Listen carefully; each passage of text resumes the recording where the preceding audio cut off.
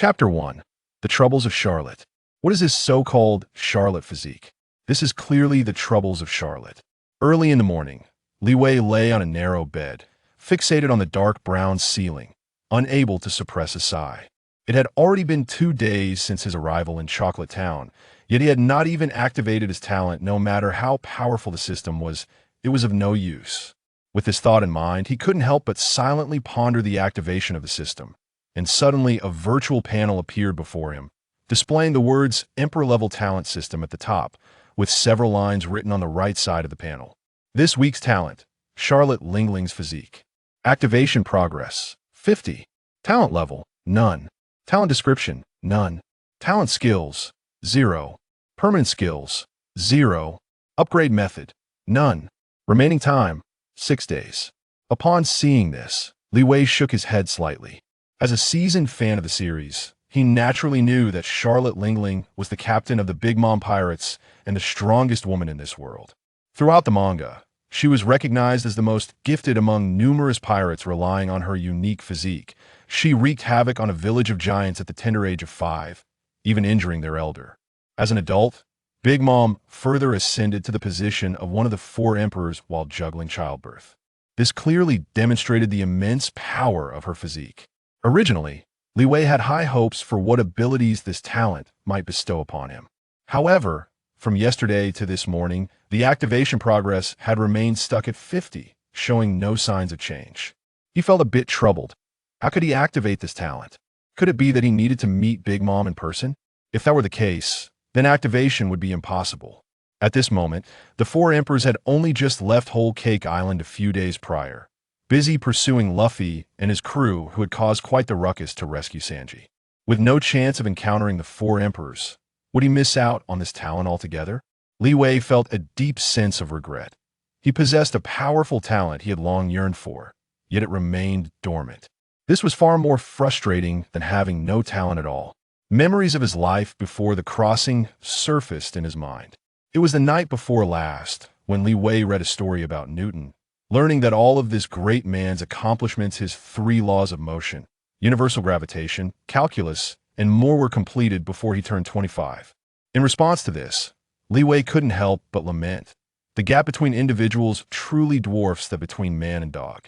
At the same age of 25, geniuses had already changed the world. Yet here he was, still achieving nothing. Before falling asleep, the despondent Li Wei muttered to himself, I truly hope to have the opportunity to experience the essence of extraordinary genius. Then, upon awakening, he found himself in the land of Wano, gifted with such a system. Upon learning the name of the system, Li Wei immediately fantasized about how he would attain emperor-level strength and subsequently transform this pirate-infested world plagued by celestial dragons. However, the system inexplicably became stuck. With these thoughts in mind, Li Wei glanced back at the system panel, his gaze lingering on the line indicating the activation progress. What was going on? Just yesterday, upon crossing over, the number had begun to increase steadily, but it halted at 50. Initially, he speculated that perhaps a maximum of 50 could be activated in one day. Yet, here it was this morning, and the activation progress had not changed at all. Clearly, it seemed that activating the talent required certain additional conditions to be met. Li Wei hurriedly recalled the plot of the original work, seeking clues within. Knock, knock, knock. At that moment, a series of urgent knocks at the door interrupted Li Wei's thoughts. He then heard an impatient voice call out, Li Wei, come out quickly. Surprised, Li Wei scrambled out of bed and opened the door, only to be greeted by a striking young girl standing before him. The girl appeared to be around 17 or 18 years old, with long green hair and a beautiful face. Although she wore a fluffy floral dress, it did nothing to conceal her remarkable figure. In the world of pirates, it was a common trait for young female characters to possess extraordinary physiques, a distinctive feature of this universe. For instance, the once chubby young Charlotte Lingling had been a great beauty in her youth.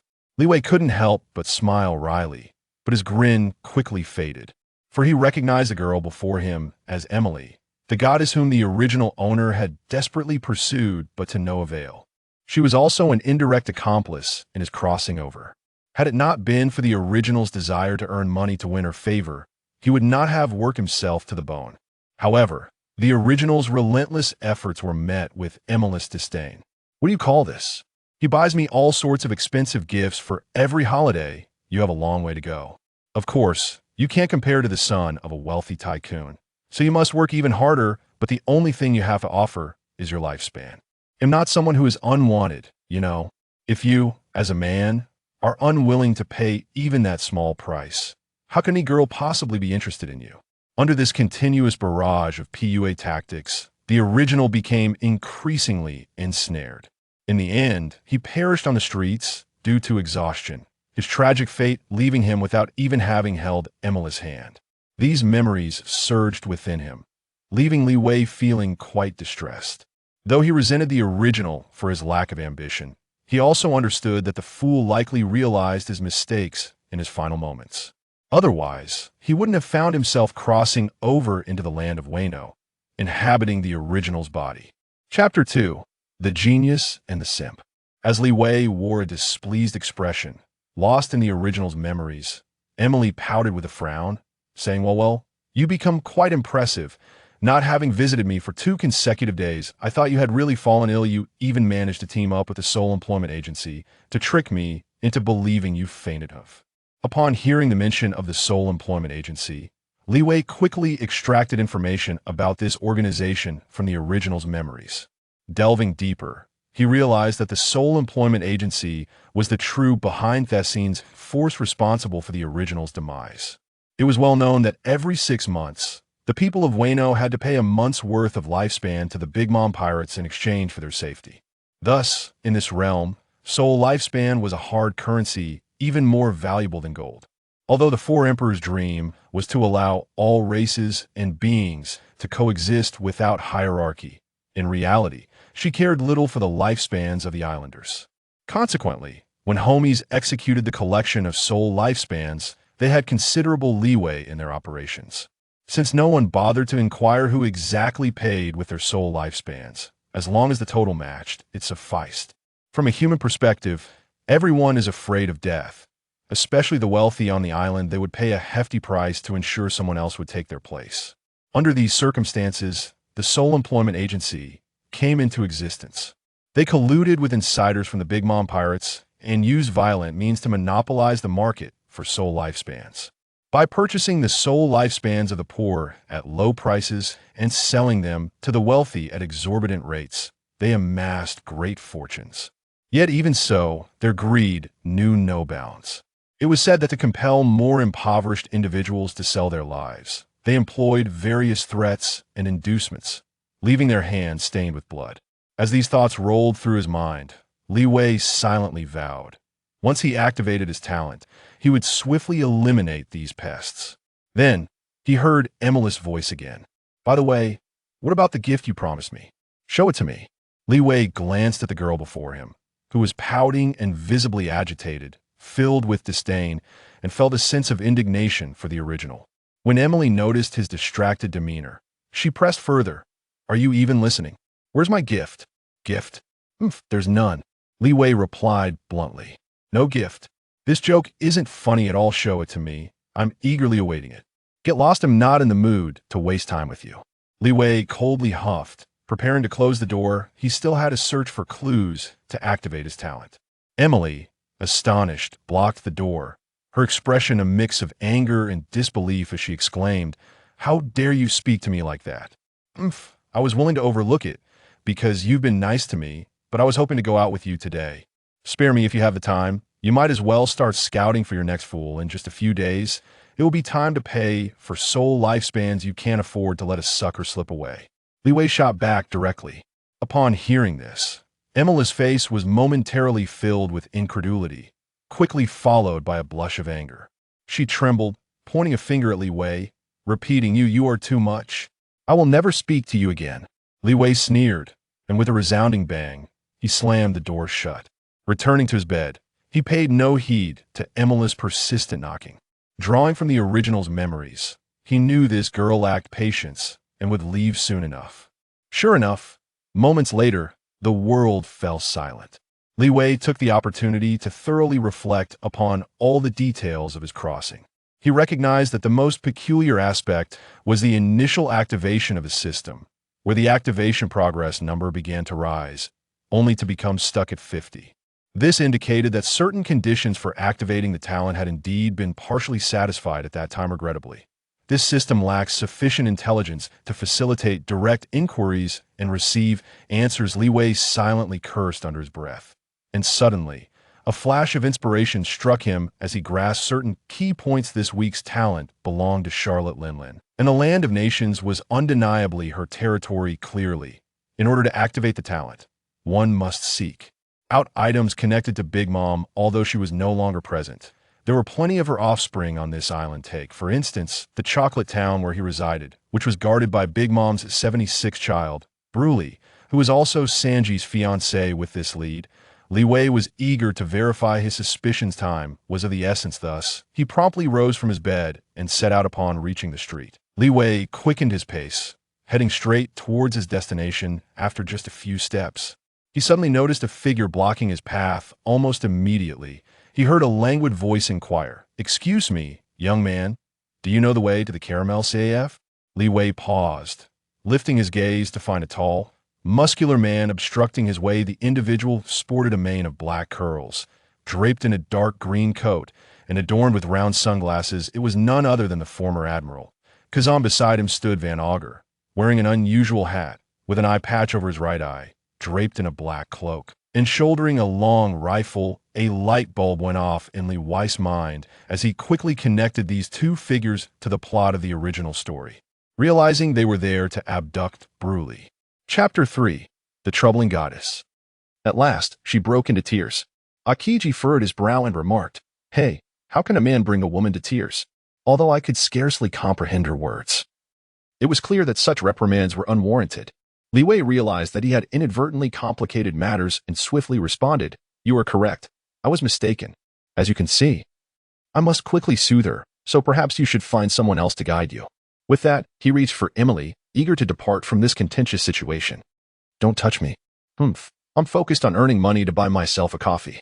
"Curly-haired man, you meant what you said earlier, didn't you? You will pay me." Seeing that Emily was about to take the initiative to lead, Li Wei became anxious, as he did not wish for her to be drawn into this conflict.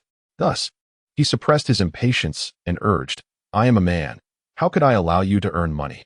"Very well then, I am going to have coffee now, and you can conveniently take them to the CAF. This seems never-ending, doesn't it?"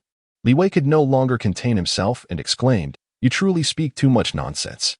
If you continue to address me in such a manner, I shall no longer engage with you. Come, allow me to lead you to the CAF." Frustrated, Emily took the lead, determined to guide the way ahead. There was no other option left. Levi could only grasp Emily's hand and pull her forcefully backward. Poor Emily stumbled and fell to the ground. Levi, mustering his courage, remarked, "You are truly Navi. Do you really believe you could be the one to earn money?" In his eagerness, he almost uttered the name of Qingji, but fortunately, he reacted swiftly and made a hasty diversion. However, the unfortunate Emily, sprawled on the ground, pointed a finger at Levi and exclaimed, You, what do you want? Do not hinder me from making money." Levi paid no further attention to Emily, gazing upwards at Kazara while gesturing towards the path ahead. Kazara frowned slightly, and beside him, Wang Oga muttered, "This is her fate. Let us proceed. Do not forget that another's destiny awaits our decision." "Then let us go," Kazara replied slowly, indicating for Levi to lead the way. "If you dare to leave, I shall truly disregard you from this point onward." That would be for the best." Levi uttered these words before departing. Just before leaving, he cast a final glance behind him and observed Emily still sitting in a daze, which brought him a sense of relief. After all, given the girl's character, she might concoct some unexpected trouble. Subsequently, Levi set aside his distractions and began to strategize in his mind on how to address the impending crisis. Firstly, considering the strength and intellect of Qingji and the others, it was nearly impossible for him to employ tricks such as deliberately leading them astray before seizing an opportunity to escape. There was no other option. He could only proceed to the CAF and await further developments. In his heart, Li Wei pondered deeply, with his thoughts weighing heavily upon him. He led Qingji and the others for quite a distance, ultimately arriving at the entrance of the Caramel CAF. Li Wei could already see Bruin through the glass door. A surge of excitement coursed through him. May his wishes come to fruition. Chapter 4. The gift has finally awakened. The goal is within reach. Li Wei unconsciously quickened his pace, hastening into the CAF. Simultaneously, he discreetly activated the system, hoping for a fortuitous event to transpire. However, the anticipated occurrence eluded him, as the numbers on the activation progress remained utterly unchanged. It appeared that he would need to seek out further clues. Li Wei sighed, gazing at the approachable Bruin, a wave of disappointment washing over him. "Thank you, young man." At that moment, Qingji pulled out several banknotes and handed them over. Li Wei was momentarily taken aback. He reached out to accept the money and cast a glance at the close-at-hand Bruin before turning to exit the CAF. Once outside, he reluctantly looked back, at which point he noticed something amiss. Before him, a virtual panel reappeared, and the figures in the activation progress line began to gradually increase. 505-15253. Li Wei felt a surge of joy in his heart. He could finally activate his innate talent. He was about to step inside and exchange a few more words to buy some time. However, he quickly halted in his tracks, realizing there was no time left. He could only hope that Bruin could hold on for just one more minute. Levi shifted his hopes, wishing that this battle would not conclude too swiftly. He observed the increasing frequency of the numbers, estimating that activating his desired outcome would require a few minutes. Suddenly, piercing screams from within interrupted Levi's contemplation. You're the former Admiral Akiji. What brings you here?" Levi discerned that the speaker was Bryn, and soon witnessed a wisp of white vapor rising, presumably from Akiji utilizing his fruit abilities to encase the staff in ice. Shortly thereafter, the CAF was enveloped in silence following the crack of a gunshot. It was evident that Bryn was the one who fired. Given her limited prowess, she scarcely required Wano to draw his weapon for confrontation. In the next moment, Levi observed the two individuals emerging once more. Akiji bore a frozen sculpture upon his shoulder, which was none other than the encased Bryn. Casting a glance at the panicked crowd dispersing in all directions, he murmured, "The task is complete. We must take our leave, lest we encounter complications with Katakuri's arrival." Wano chuckled lightly. "Are you still apprehensive of Katakuri? The rumors claim that his observation haki allows him to glimpse into the future, and I am quite eager to cross paths with him." As he spoke, he placed a hand upon Akiji's opposite shoulder, disregarding the onlookers peering from behind the windows, and prepared to depart. Upon witnessing this scene, Levi swiftly grasped the situation. Wano was an ability user of the teleportation fruit, capable of facilitating a rapid escape. However, his own talent activation progress had yet to reach even 70%. Determined not to squander this remarkable opportunity, he steeled himself and stepped forth from his hiding place, exclaiming, "Wait, do not leave just yet." Akiji recognized Levi almost immediately, his expression a mixture of surprise and curiosity. What does this peculiar lad intend to do? Are you affiliated with the Big Mom Pirates?" "No, that cannot be right. You are far too weak." Wano mirrored his confusion, as whispers circulated among the spectators. "Isn't he that individual? The one who frequents the soul trading agency, exchanging lifespans for wealth? I heard he fainted in the streets just days ago. Has he truly lost his senses, attempting to intervene against the Blackbeard pirates at such a moment?" Clearly, they surmised his mind had become quite unhinged. Listening to these murmurs, Akiji exchanged a glance with Wano, both at a loss to comprehend Levi's intentions. Li Wei was quite pleased that no one pressed him further, allowing him to feign ignorance and remain silent, thus buying himself some time. However, as Wano noticed his inaction and approached with the intention of placing a hand on Green Pheasant's shoulder, Li Wei had no choice but to speak up. "Wait a moment. For esteemed individuals like yourselves to take action against a mere young girl, it seems that this three-eyed girl, Bruin, indeed harbors significant secrets." "Oh, you possess such knowledge? It appears you are not an ordinary person," Green Pheasant responded, somewhat taken aback, furrowing his brow in inquiry. Li Wei Gang wished to respond, yet was preempted by Wano. If one possesses knowledge of too many matters, their fate is inevitably sealed in death. With that, he aimed his firearm at Li Wei, while Qingji stepped forward to restrain his companion's long gun. Li Wei secretly breathed a sigh of relief, mustering the courage to continue. "Please, do not be so hasty. You are the enemies of the Big Mom Pirates, are you not? I am taking a considerable risk to guide you, so allow me to finish my words." Akiji smiled faintly, his curiosity piqued. "What do you wish to say? Speak swiftly." "Akiji, this fellow is merely engaging in theatrics. We need not entertain his ramblings," Wano remarked, somewhat displeased. Li Wei revealed a smile that was enigmatic and profound. "Do you not perceive that my presence is the orchestration of fate?" "Indeed." Upon hearing these words, Wang Aojia fell silent. Fortunately, having read the original work, I was aware that this individual was a steadfast believer in destiny. As long as the concept of fate was mentioned, he would exhibit interest and patience to continue listening. Li Wei, in a state of anxious urgency, fixated on the increasing numbers of the system's activation progress. He pondered how he might introduce an enticing topic to buy himself some time. However, the clock was ticking too swiftly for him to conjure any suitable conversation. Meanwhile, the onlookers had initially turned their attention to Li Wei, but after observing his prolonged silence, they resumed their discussions. What is this fellow up to? I had thought he possessed some profound secret, but it appears he was merely leading us astray. It is no surprise. He is merely a soul dealer, incapable of harboring any significant secrets. Qing Ji, catching wind of the situation, chuckled and remarked, "So, you are indeed stalling for time. Unfortunately, it is futile, for there is no one left on this island to obstruct our path." Levi feigned ignorance, proclaiming, "I am not procrastinating. It is Akiji and Wano who intend to abduct Miss Bryn. We cannot allow their scheme to succeed." "Indeed. How dare they cause a ruckus in the international arena? Let them not blame us for our lack of courtesy. They are Akiji and Wano. Everyone, exercise caution and quickly inform Lord Katakuri." At that moment, Levi suddenly realized, turning towards the sound to see a throng of people approaching. Splendid. The hobbits from the island and the combatants of the Big Mom pirates had finally arrived. A fierce battle was on the brink of erupting. Seizing the opportunity while no one was paying attention, Levi hastily departed the battlefield. Moments later, he finally heard a melodious sound by his ear. Ding. This week's talent has been activated. Success. Li Wei's heart soared with joy as he observed the virtual panel, where the activation progress had reached a full 100. Moreover, a plethora of text had appeared, undoubtedly elucidating the nuances of his newfound abilities.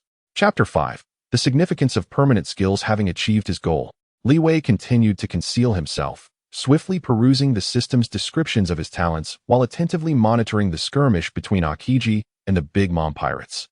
He noticed Akiji and Van Augur fighting side by side, seemingly in perfect harmony, their roles distinctly defined.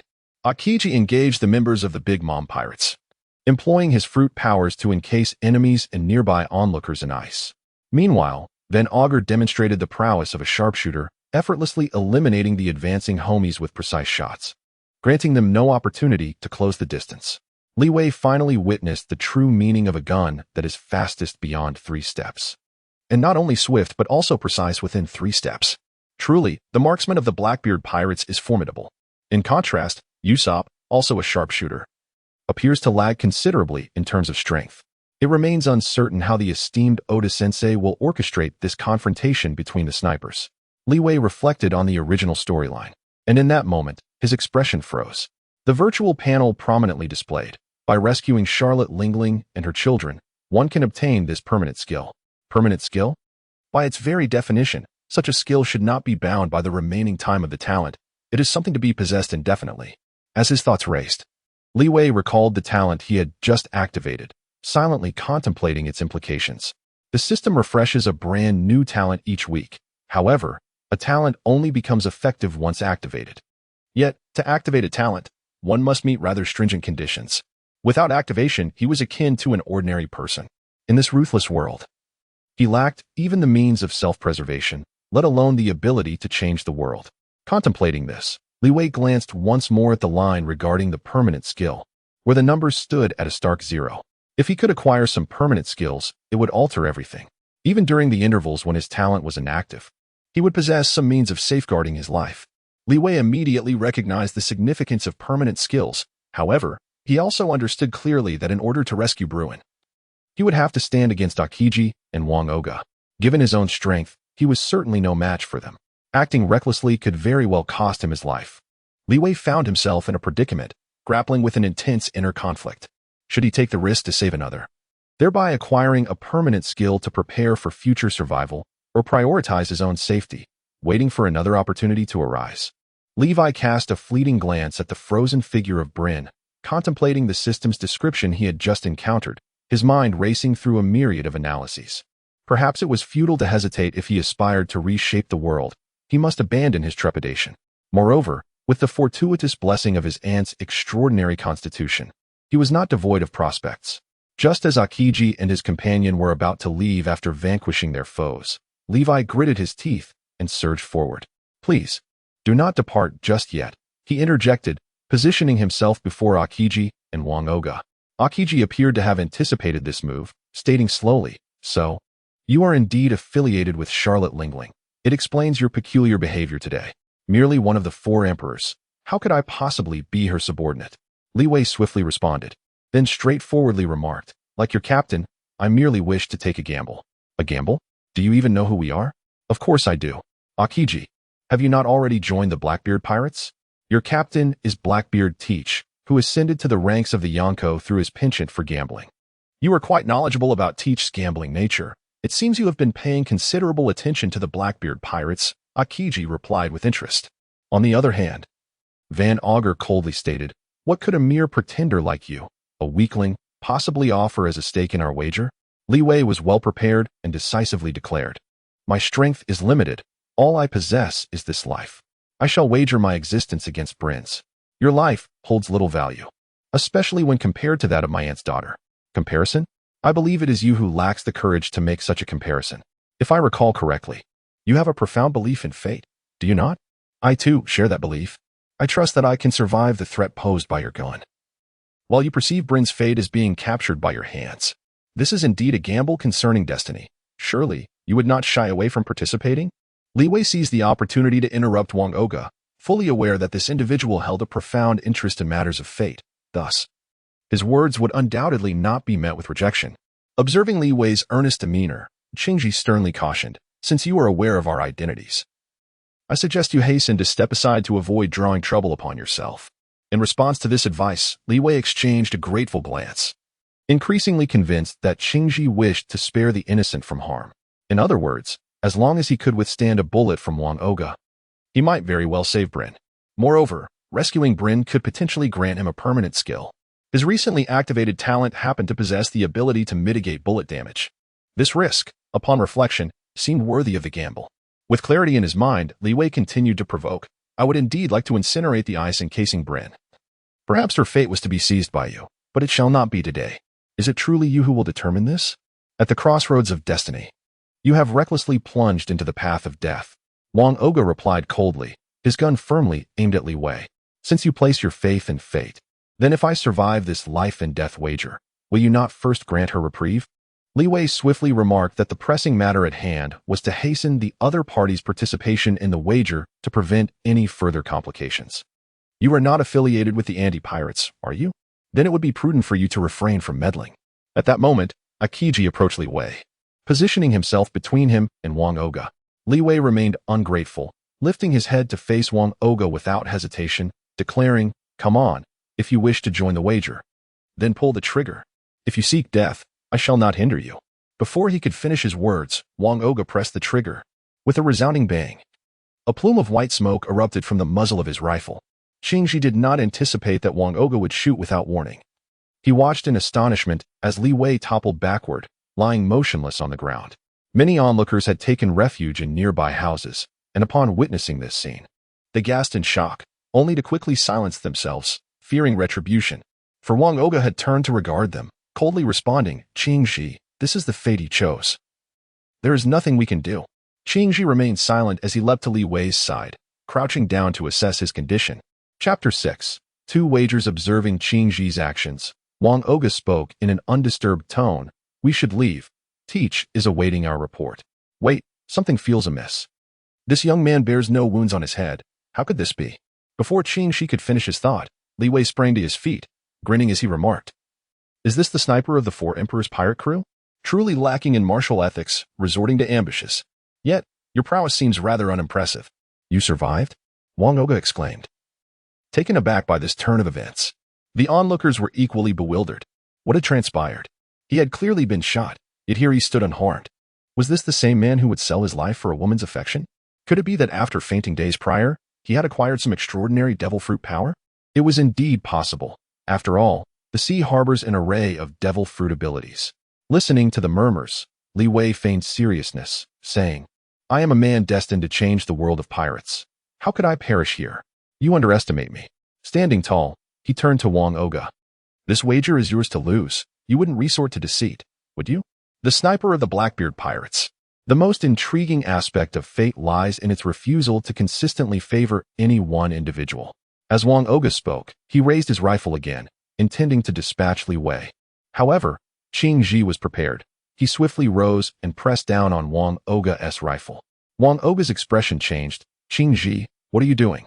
Why do you continue to impede me? Wang Oga, you have indeed lost. As a man, you must not renege on your choices. As he spoke, Qing Ji scrutinized Li Wei once more, inquiring, what devil fruit power do you possess? I wish I were a devil fruit user, but alas, they are far too expensive. Let us return to the matter at hand.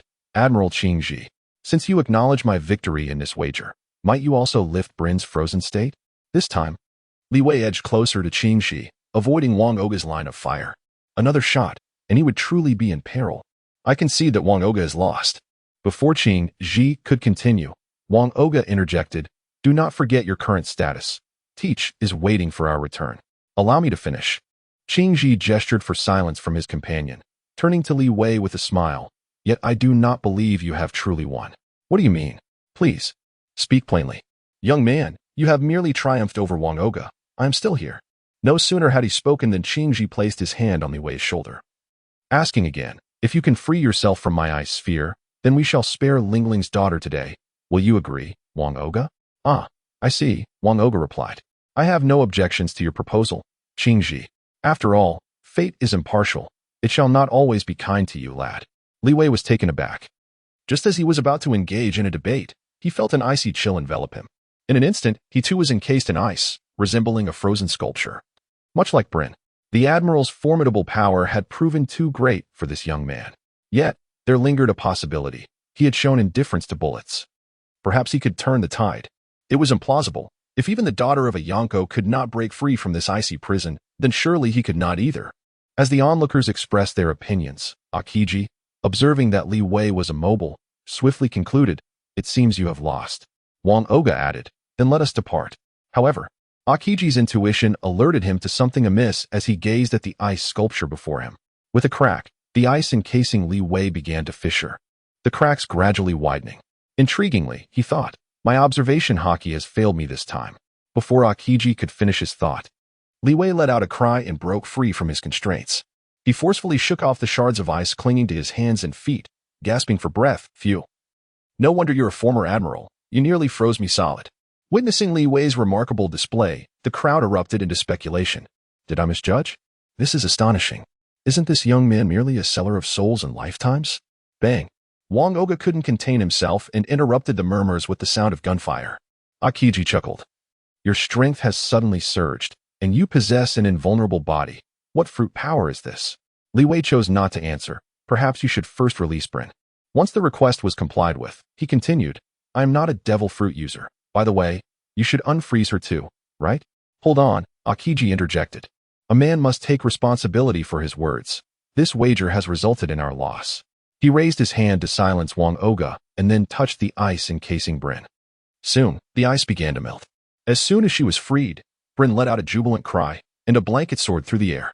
She leapt onto it, ascending into the sky, and in the blink of an eye, she vanished from sight. Upon witnessing this, Li Wei was momentarily taken aback. Has she fled so swiftly? He had not anticipated that, despite his strenuous efforts, Brin would not even offer a word of gratitude. Very well, my young friend, we have fulfilled our obligations. As for the fleeing Brin, Green Pheasant chose to disregard her entirely and turned his attention to Li Wei, inquiring, what is your name? I find your fruit abilities quite intriguing. As for myself, Li Wei replied, I am called Li Wei. Li Wei candidly revealed his name, showing little inclination to elaborate on matters concerning the devil fruit. Li Wei, is it? I shall remember this name. However, your strength is rather feeble. Relying too heavily on the abilities of the fruit may easily invite calamity upon oneself. With this remark, Akiji cast another glance at Wang Oga, who, recognizing the subtle cue, sheathed his long spear. Yet, he felt compelled to reiterate to Li Wei, one's fate cannot always be favorable. The ebb and flow of fortune is the true norm. With that, he followed Akiji away. Li Wei let out a long sigh of relief as he sank to the ground, reflecting on the recent events with a sense of quiet satisfaction. The innate abilities of Charlotte Lingling were indeed formidable. This talent had endowed her with some exceptional skills, seemingly surpassing even the original. Quite impressive. After taking a moment to rest, He intended to leave this place to thoroughly examine the skill descriptions when a voice called out from behind him. Li Wei, are you all right? Chapter 7. A talent greater than the four emperors. Without turning around, Li Wei immediately recognized the speaker. It was none other than the original's goddess, Emily. You dare to show yourself? What is it? Shouldn't you be repaying your debts? I have sacrificed quite a bit of my lifespan for this. Li Wei wished to avoid further entanglement with such a girl, and, in haste, uttered a sarcastic remark. Upon hearing this, Emily stamped her foot in frustration. Why have you suddenly changed like this? No, it was to protect me that you prevented me from coming to the CAF.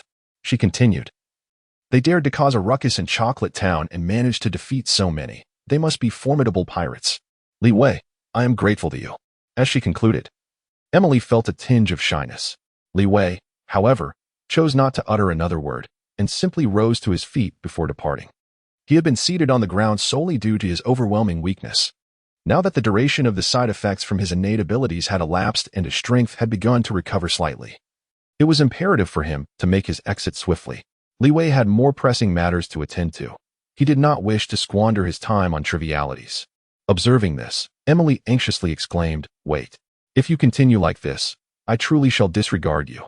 At last, Li Wei halted his steps and turned to face her. A triumphant glimmer flashed in Emily's eyes as she haughtily raised her chin, seemingly awaiting something. Aren't you afraid of being captured by the Big Mom pirates if you linger here? With that, Li Wei turned away and walked off without a backward glance. Emily stood momentarily stunned, her face once again awash with boundless astonishment and helplessness. Li Wei, however, paid her no mind and proceeded directly to his room. Once there, he reclined on his bed and activated the system, meticulously perusing the details of his abilities.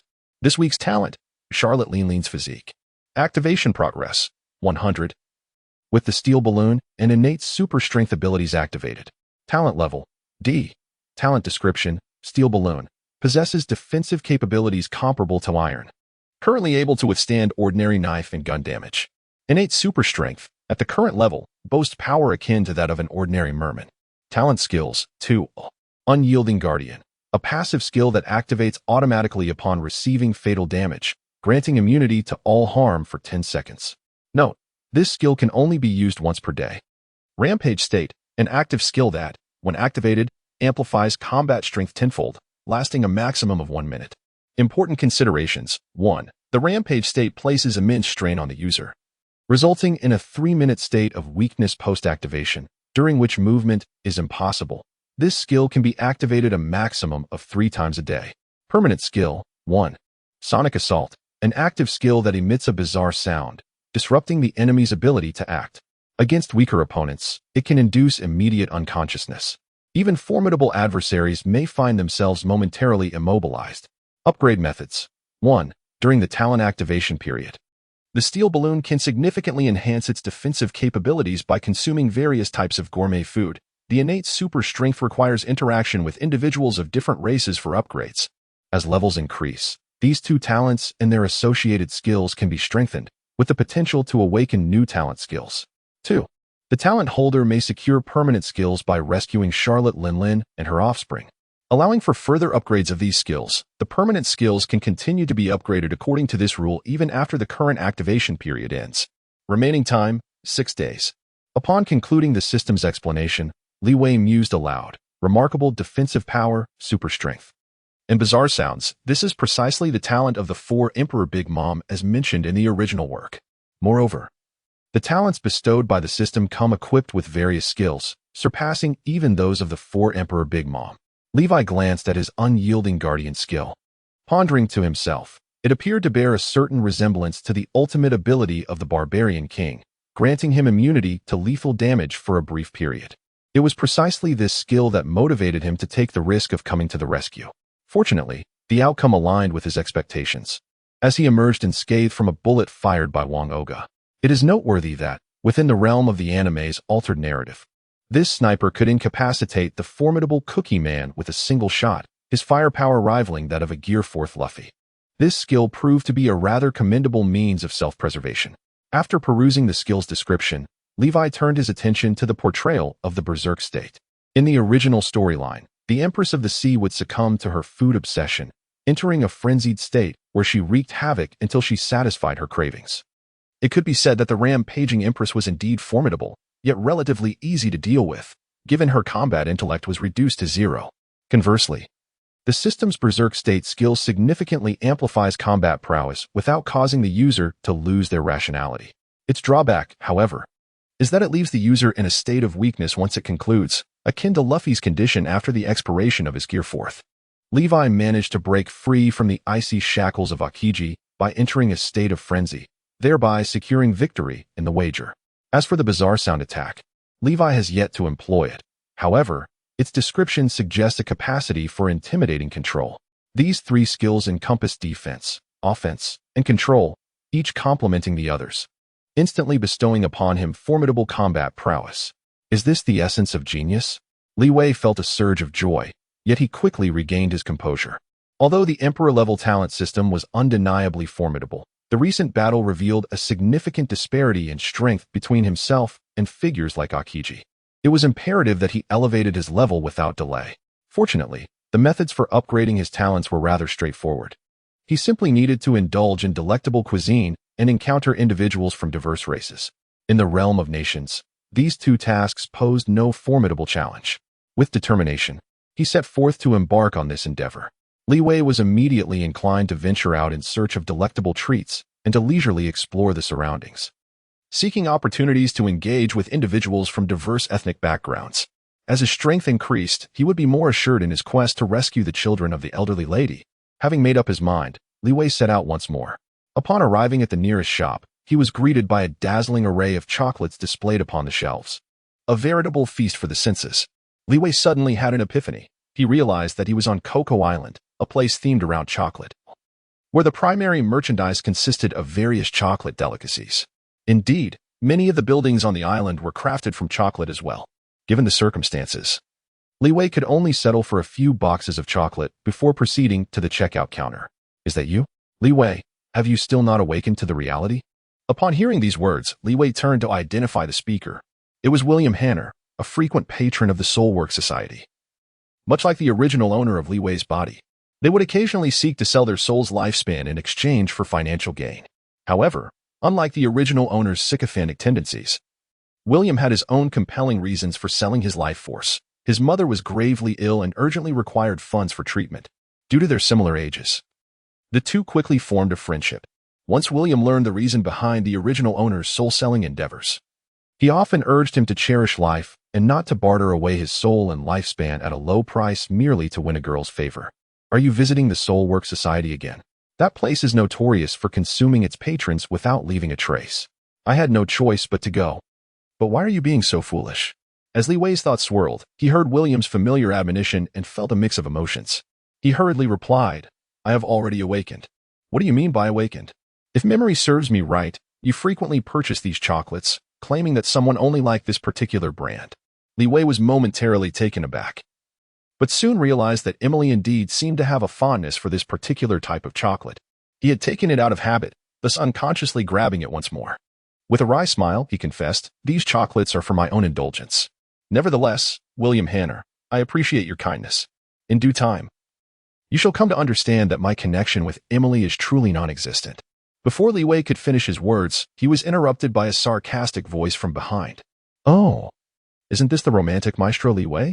This chocolate looks quite familiar. I remember now. I didn't expect Emily to still have a fondness for this flavor. Li Wei turned his head and discovered that it was Emily's affluent and handsome ex-boyfriend, Johnson. He was also the son of the wealthy island tycoon, McGiddy, who was rumored to have connections to the underworld. Chapter 8.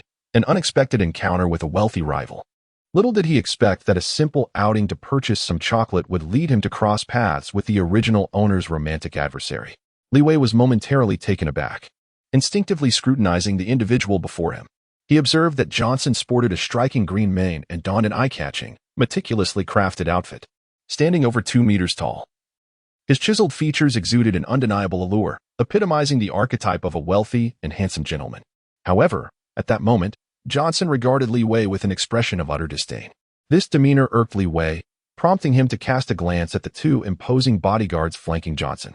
One boasted a gleaming bald head, while the other bore a prominent scar across his face. Both possessed formidable physiques, towering over 3 meters, making them appear quite formidable. One couldn't help but wonder if they were, perhaps, wielders of devil fruit powers. In his heart, Li Wei murmured to himself, aware that although he had awakened a formidable talent, it was not the opportune moment to stir up trouble. Thus, he smiled and remarked, "It has been a while. Young Master Johnson, you appear to be in fine spirits." However, this seemingly simple greeting left William Hanna utterly astonished. Johnson, too, was taken aback by Li Wei's unexpected salutation. Momentarily at a loss for words, Li Wei was momentarily taken aback, but soon comprehended the reason behind their expressions. It was all due to Emily. This woman incessantly compared the original owner to Johnson, continually belittling him in the process. "I am a girl protected by lions. Granting you the opportunity to draw near me is indeed a privilege. However, you must strive for improvement to be worthy of my affection. It's merely a matter of lifespan. You wouldn't truly lament over that, would you? You are still young, so what does it matter? I am aware that the lifespan of a soul is exceedingly precious. Yet who says you possess such a singular advantage? He is not significantly older than you, humph. I am not one to accept gifts from just anyone. I only spend the money of those I truly adore. Yet you, unable to even offer me this small token, dare to profess your affection? He has showered me with countless gifts, and you fall woefully short in comparison." Under this barrage of emotionally manipulative rhetoric, the original owner gradually succumbed to feelings of inferiority, becoming increasingly ensnared. He genuinely believed that Emily was exceptional, that she had endured much hardship and made immense sacrifices to be with him, compelling the original owner to go to great lengths to fulfill her demands. Simultaneously, he became acutely aware of the vast chasm separating him from Johnson, who loomed before him like a towering mountain, casting a profound shadow over his self-esteem. As a result, whenever the original owner spotted Johnson in the distance, he would shrink away, too intimidated to engage him in conversation. Reflecting on the original owner's behavior, Li Wei could not help but scoff. It was no wonder everyone bore such expressions. This fellow was utterly embarrassing. However, he quickly shifted his thoughts, considering that Johnson, the wealthy scion, likely had dealings with the Soulwork Society and might possess some valuable intelligence. With this in mind, Li Wei reined in his thoughts and observed Johnson and William Hanna as they emerged from their state of shock, one puzzled and the other pleasantly surprised, exclaiming, You actually spoke to me like this? Indeed, Li Wei, I never imagined you would truly awaken. I am genuinely happy for you." Li Wei found himself at a loss for words. He first offered a slight smile and addressed Johnson's inquiry, "Is there an issue with my words?" "Indeed. It has been quite some time since we last met." Noticing the other party momentarily at a loss, he continued, "Could it be that your health is failing? Upon closer inspection, it seems you might be experiencing some kidney deficiency." "You speak nonsense. I am in perfect health," Johnson retorted. "Do not rush. I am merely expressing my concern for you, dear Mr. Johnson." After saying this, Li Wei turned to William Hanna and smiled, "Rest assured. I have come to realize how foolish I once was. A sycophant ends up with nothing. Only through awakening does one glimpse a future." With a sigh, he added, "Yet, who has not experienced youth? If love were not so profound, or if it were not born out of helplessness, who would wish to play the humble fool?" Upon hearing such seemingly nonsensical words, but upon further reflection, they seemed to hold a grain of truth, Johnson felt a twinge of frustration. You seem like a completely different person all of a sudden." Suddenly, as if struck by a revelation, his eyes lit up. "Wait, almost fell for your trick. The chocolate in your hand is not from Emily's favorite brand, is it? I never imagined your words could be so resolute. I almost wish Emily would truly forget me and be with you instead. Haha." Li Wei naturally discerned that Johnson was mocking him, yet he felt no anger. Instead, he retorted directly, "My strongest asset, Master Johnson, is indeed my fist. Shall we engage in a contest?" "Li Wei, do not act recklessly. Master Johnson is merely jesting." "Please do not take offense," William Hanna interjected, concerned for his friend's well-being, as he firmly grasped Li Wei's arm, fearful of his impulsiveness. "Humph. Do you think I would fear a mere youth of 80? Perhaps your age has already surpassed a century. With a single punch, I could easily bring you down." As Li Wei grew increasingly exasperated by Johnson's incessant mockery of his past, he felt the urge to retaliate. However, William Hanna held him back firmly and whispered, "Li Wei, for my sake, please refrain. If things get out of hand, I too shall face repercussions." Upon hearing this, Li Wei paused momentarily before bursting into laughter. "Very well then. After your shift, let us indulge in some fine cuisine." William Hanna exhaled in relief, nodding repeatedly in agreement. Suddenly, Johnson erupted into laughter, pointing behind Li Wei. Following his gesture, Li Wei turned to see who had arrived. It was Emily once again. Li Wei felt that in just half a day. He had encountered her 3 times, which seemed nothing short of a fateful entanglement. Could this be the curse of the original owner upon him? He silently scoffed within, his face betraying an expression of helplessness. Emily, too, was taken aback by such serendipity, finding herself in the presence of both her former lover and her current admirer, leaving her somewhat awkward. "It's been a while, Emily. You look rather well," Johnson remarked with a mischievous grin, echoing Li Wei's earlier greeting while gesturing towards the chocolate in his hand. Emily, who had initially been flushed, was taken aback at the sight of the chocolate Li Wei held, her surprise swiftly transforming into a look of realization. Li Wei felt increasingly despondent. How deeply ingrained was the original owner's persona as a sycophant that everyone regarded him in such a manner. Chapter 9. The Unyielding Goddess. With the arrival of Emily, William Hanner unconsciously directed his gaze towards Li Wei. Without hesitation, Li Wei tore open the box of chocolates and swiftly extracted a piece, which he promptly placed in his mouth. The chocolate was quite delectable. "Ah, how could I forget? William Hanna, do have a piece." With that, Li Wei pressed a piece of chocolate into William Hanna's hand, saying, "This is the fruit of my labor, not something acquired at the expense of my soul's lifespan. So do not feel obliged." Finally, he turned to Johnson and remarked, "You, the young master, are unlikely to indulge in my offerings, so I shall refrain from further insistence." Li Wei inadvertently overlooked Emily, which left her feeling quite embarrassed. "Li Wei, are you intentionally trying to provoke me?" she asked. "I am currently quite busy. When would I have the time or inclination to deliberately upset you?" Levi shook his head, his expression devoid of emotion. Upon hearing this, Emily was on the verge of tears, her eyes reddening as she stamped her foot in frustration. Johnson gazed at Levi for a considerable time, and upon realizing his stubbornness was but a fade, he furrowed his brow in contemplation. William Hanna let out a long sigh of relief. Levi, in response to the trio's reactions, could only manage a silent, bitter smile. An awkward silence enveloped the scene, permeating the air with a palpable tension. Seeing this, Li Wei was about to leave when he was stopped by Johnson. "Hold on," Johnson said. "I recall that this chocolate is quite expensive. How could you possibly justify indulging in it for yourself? Surely your money isn't ill-gotten, is it?" "What do you mean by that?" Levi and William Hanna in unison inquired. Johnson's lips curled into a disdainful smile. "Levi, I have heard that recently many households have fallen victim to theft. I suspect you might be involved." Li Wei immediately grasped the intentions of the other party and turned to glance at Emily. However, Emily merely huffed, turning her head away, refraining from disclosing the matter of Li Wei's clandestine endeavors to earn money. A smirk of schadenfreude graced her face. "Li Wei, your petty thefts evoke nothing but disdain from me. Previously, although you were both impoverished and timid, I genuinely regarded you as a true man. Despite lacking wealth, you were willing to sacrifice your precious soul's longevity to win a woman's favor." "Silence, Johnson. Your baseless slander will lead to your regret." "Indeed, Johnson, one must not speak recklessly. Li Wei would never stoop to theft. I can assure you of that." William Hanner also stepped forward, standing in solidarity with Li Wei. "Humph. If you truly have nothing to hide, then accompany me back for an investigation." "Who do you think you are, Johnson? I even suspect that you are not McGiddy's son. Shall we conduct an inquiry into your background as well?" Li Wei retorted without reservation, his words instantly disarming the opponent. "You are courting death. Bring him here. I intend to interrogate him thoroughly."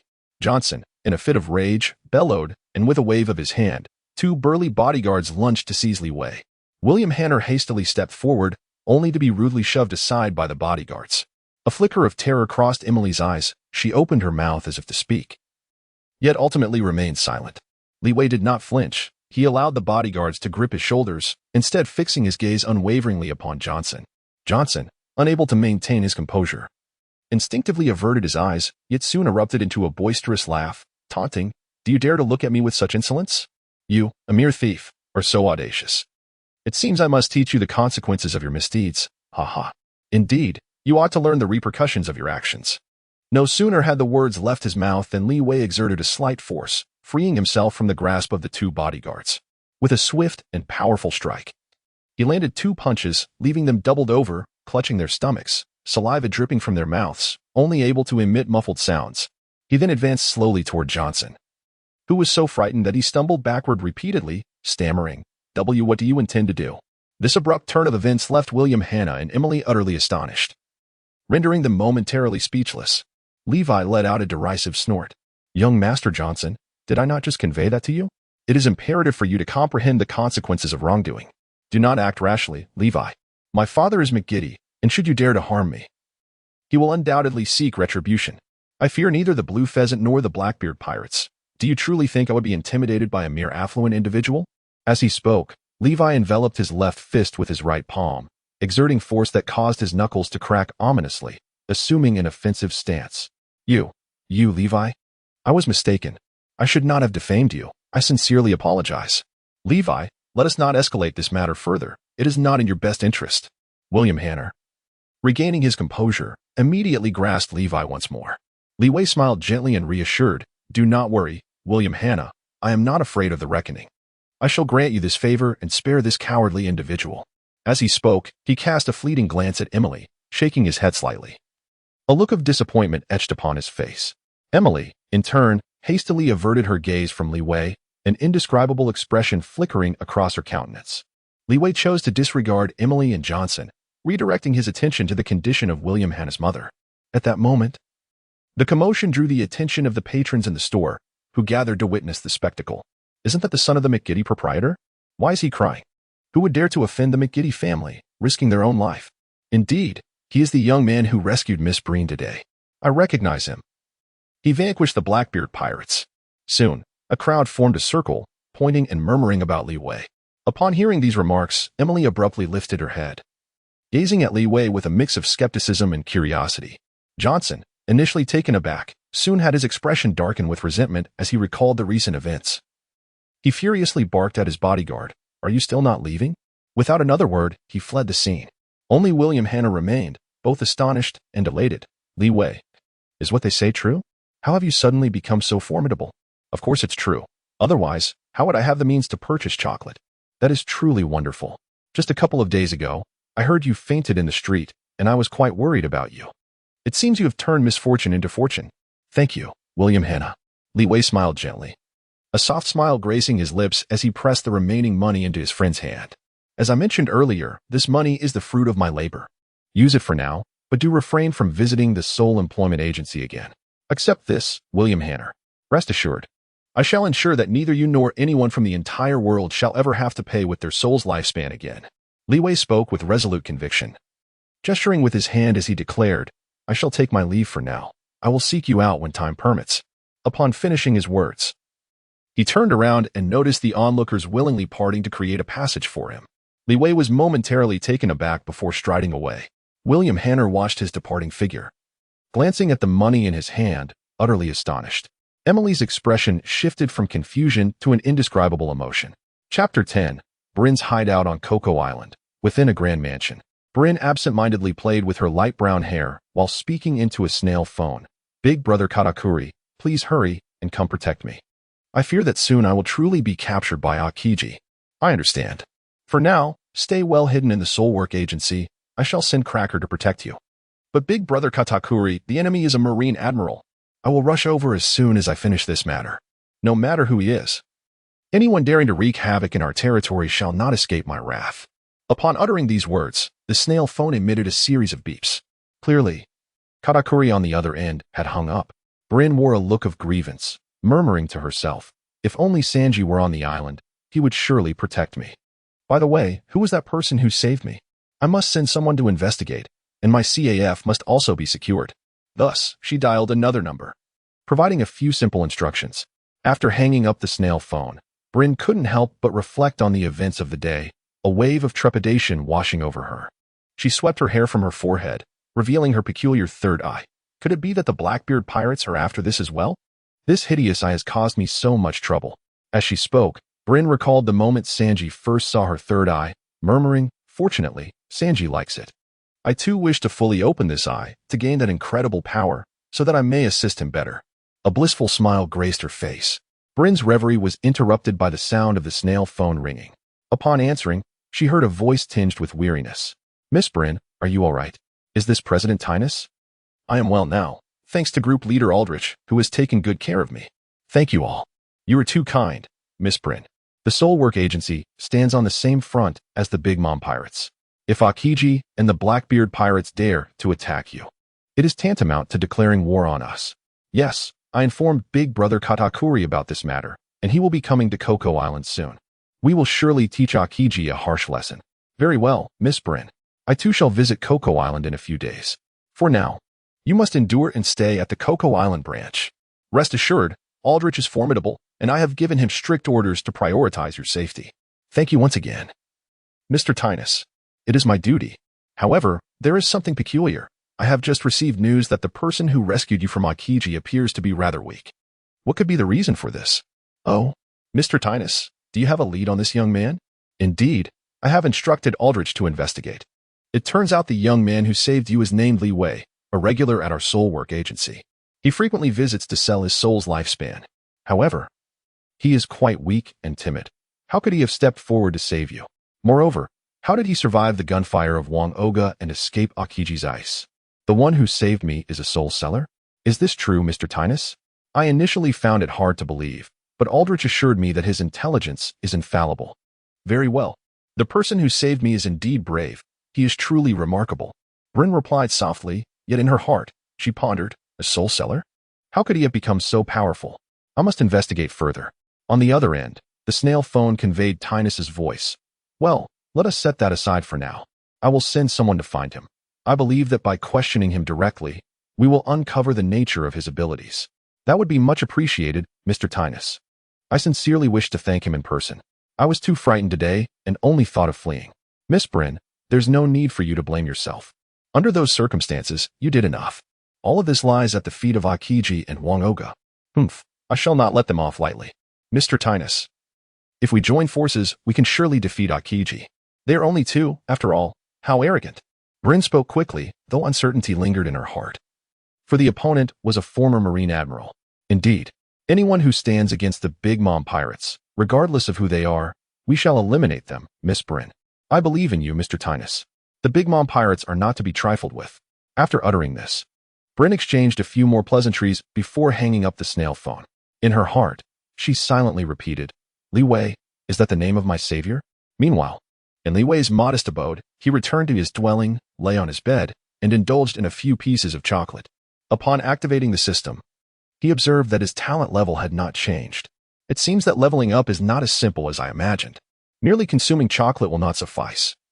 I must engage with individuals from other races. With time still on his side, Li Wei resolved to visit the Caramel CAF once more. Not only was it likely to offer other delicacies, but more importantly, it afforded him the chance to encounter Bryn. Merely seeing this rare, three-eyed hybrid girl could potentially elevate his strength. With a firm decision, Li Wei set out, making his way directly to the Caramel CAF. As he approached the CAF, he noticed a crowd gathered at the entrance, armed and vigilant, scanning their surroundings with keen attention. The Big Mom pirates were indeed a Yonko-level crew, demonstrating remarkable responsiveness. They had dispatched so many fighters in such a short time. Levi cast a sweeping glance around, discovering that the faces before him were entirely unfamiliar. It seemed that after Bryn's escape, assistance had been summoned immediately through a communication device. There was no other recourse. In the recently concluded battle, the fighters of Chocolate Town and the Homets had been vanquished. Yet, in the presence of Akiji, the sheer number of adversaries held no significance.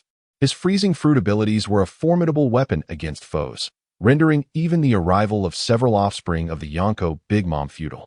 Even if Katakuri himself were to appear, it would only marginally alleviate the dire situation. The disparity in strength between the Vice Admiral and the Admiral was nothing short of astronomical. Reflecting on this, Levi observed that those who had been encased in ice by Akiji had vanished, presumably taken away to be unfrozen. The houses near the CAF were all tightly shuttered, and an atmosphere of palpable tension hung in the air. Li Wei halted his steps, hesitating for a moment. Chapter 11. The Arrival of Baron Egg. At that moment, an individual emerged from the CAF, passionately rallying the fighters with encouraging words. Everyone felt invigorated. Although Akiji was an admiral of the Navy, there was no cause for concern, for our mother was already on her way back. We merely needed to steadfastly hold our positions and await her return, after which we could vanquish him and the Blackbeard pirates. Li Wei fixed his gaze and noticed a steaming teacup perched atop the stranger's head. The individual was clad in a fitted suit on the upper half, while the lower half was adorned with egg-shaped trousers, creating an unforgettable impression. The most striking feature of this eccentric figure was his elongated legs, which made him resemble a compass, exuding an air of absurdity. The Baron of Eggs. Li Wei immediately recognized the identity of the individual before him. If memory serves correctly, he should belong to the Zuchong clan, making him an ideal candidate to enhance the innate talent of extraordinary strength. Having made up his mind, Li Wei promptly took a step forward, heading towards the CAF. Halt! Who are you? Indeed, after just a couple of strides, a voice rang out, halting him. Almost instantaneously, a crowd gathered, their vigilant gazes fixed upon Li Wei. Turning his head towards the individual of interest, he noticed Baron Egg merely glanced his way without approaching, as he continued with his pre-battle motivational speech. Alas, it seemed he had been underestimated. Li Wei smiled gently, striking the classic pose of the yellow ape. He raised both hands and, with an air of nonchalance, declared, "I am the person you seek." This revelation detonated like a bomb, instantly captivating the entire gathering. The patrons at the CAF turned their gazes toward Li Wei, engaging in fervent discussions. "You are Miss Brin's savior? How is that possible? Just look at him. He appears too frail to have vanquished the Blackbeard pirates." Yet, according to Miss Brin's account, it was indeed a young man who had rescued her, and he seemed to be dressed similarly. Amidst the chatter, a rather refined voice emerged. "Why have you not yet expelled him? Akiji and his cohorts may return for vengeance. You must remain ever vigilant." A cadre of warriors turned to see Baron Egg approaching, and one promptly explained, "My lord, we were just about to report to you. This fellow claims to be the one who defeated Akiji and Wano. We are currently inquiring and hence have refrained from taking action." With the main character present, Li Wei took the initiative to speak. "Greetings, Baron Egg. If Miss Brin is in the CAF, I believe that if you escort me to her, we shall have our answers swiftly. You know me? I am not from Chocolate Town, you know." Baron Egg's words momentarily stunned Li Wei. "Is your focus not a tad peculiar?" However, he quickly composed himself, recalling the original narrative, and replied, "Though the Big Mom pirates are numerous, few outside the Charlotte family are bestowed with the title of knight. Thus, I surmise that in Whole Cake Island, there are hardly any who do not recognize you. Is that so?" A self-satisfied smile graced Baron Egg's face, but he soon regained his composure, fixing his gaze on Li Wei. "Your attire does indeed align with Miss Brin's description. However, she also mentioned your formidable defensive capabilities, which allow you to withstand Wanoga's gunfire unscathed." As he spoke, Baron Egg drew a slender sword from his cane and added, "In that case, let us engage in combat. Should you defeat me, you shall be permitted to meet Miss Brin." Li Wei was taken aback by the proposal put forth by his opponent, quickly recalling the plot of the original work.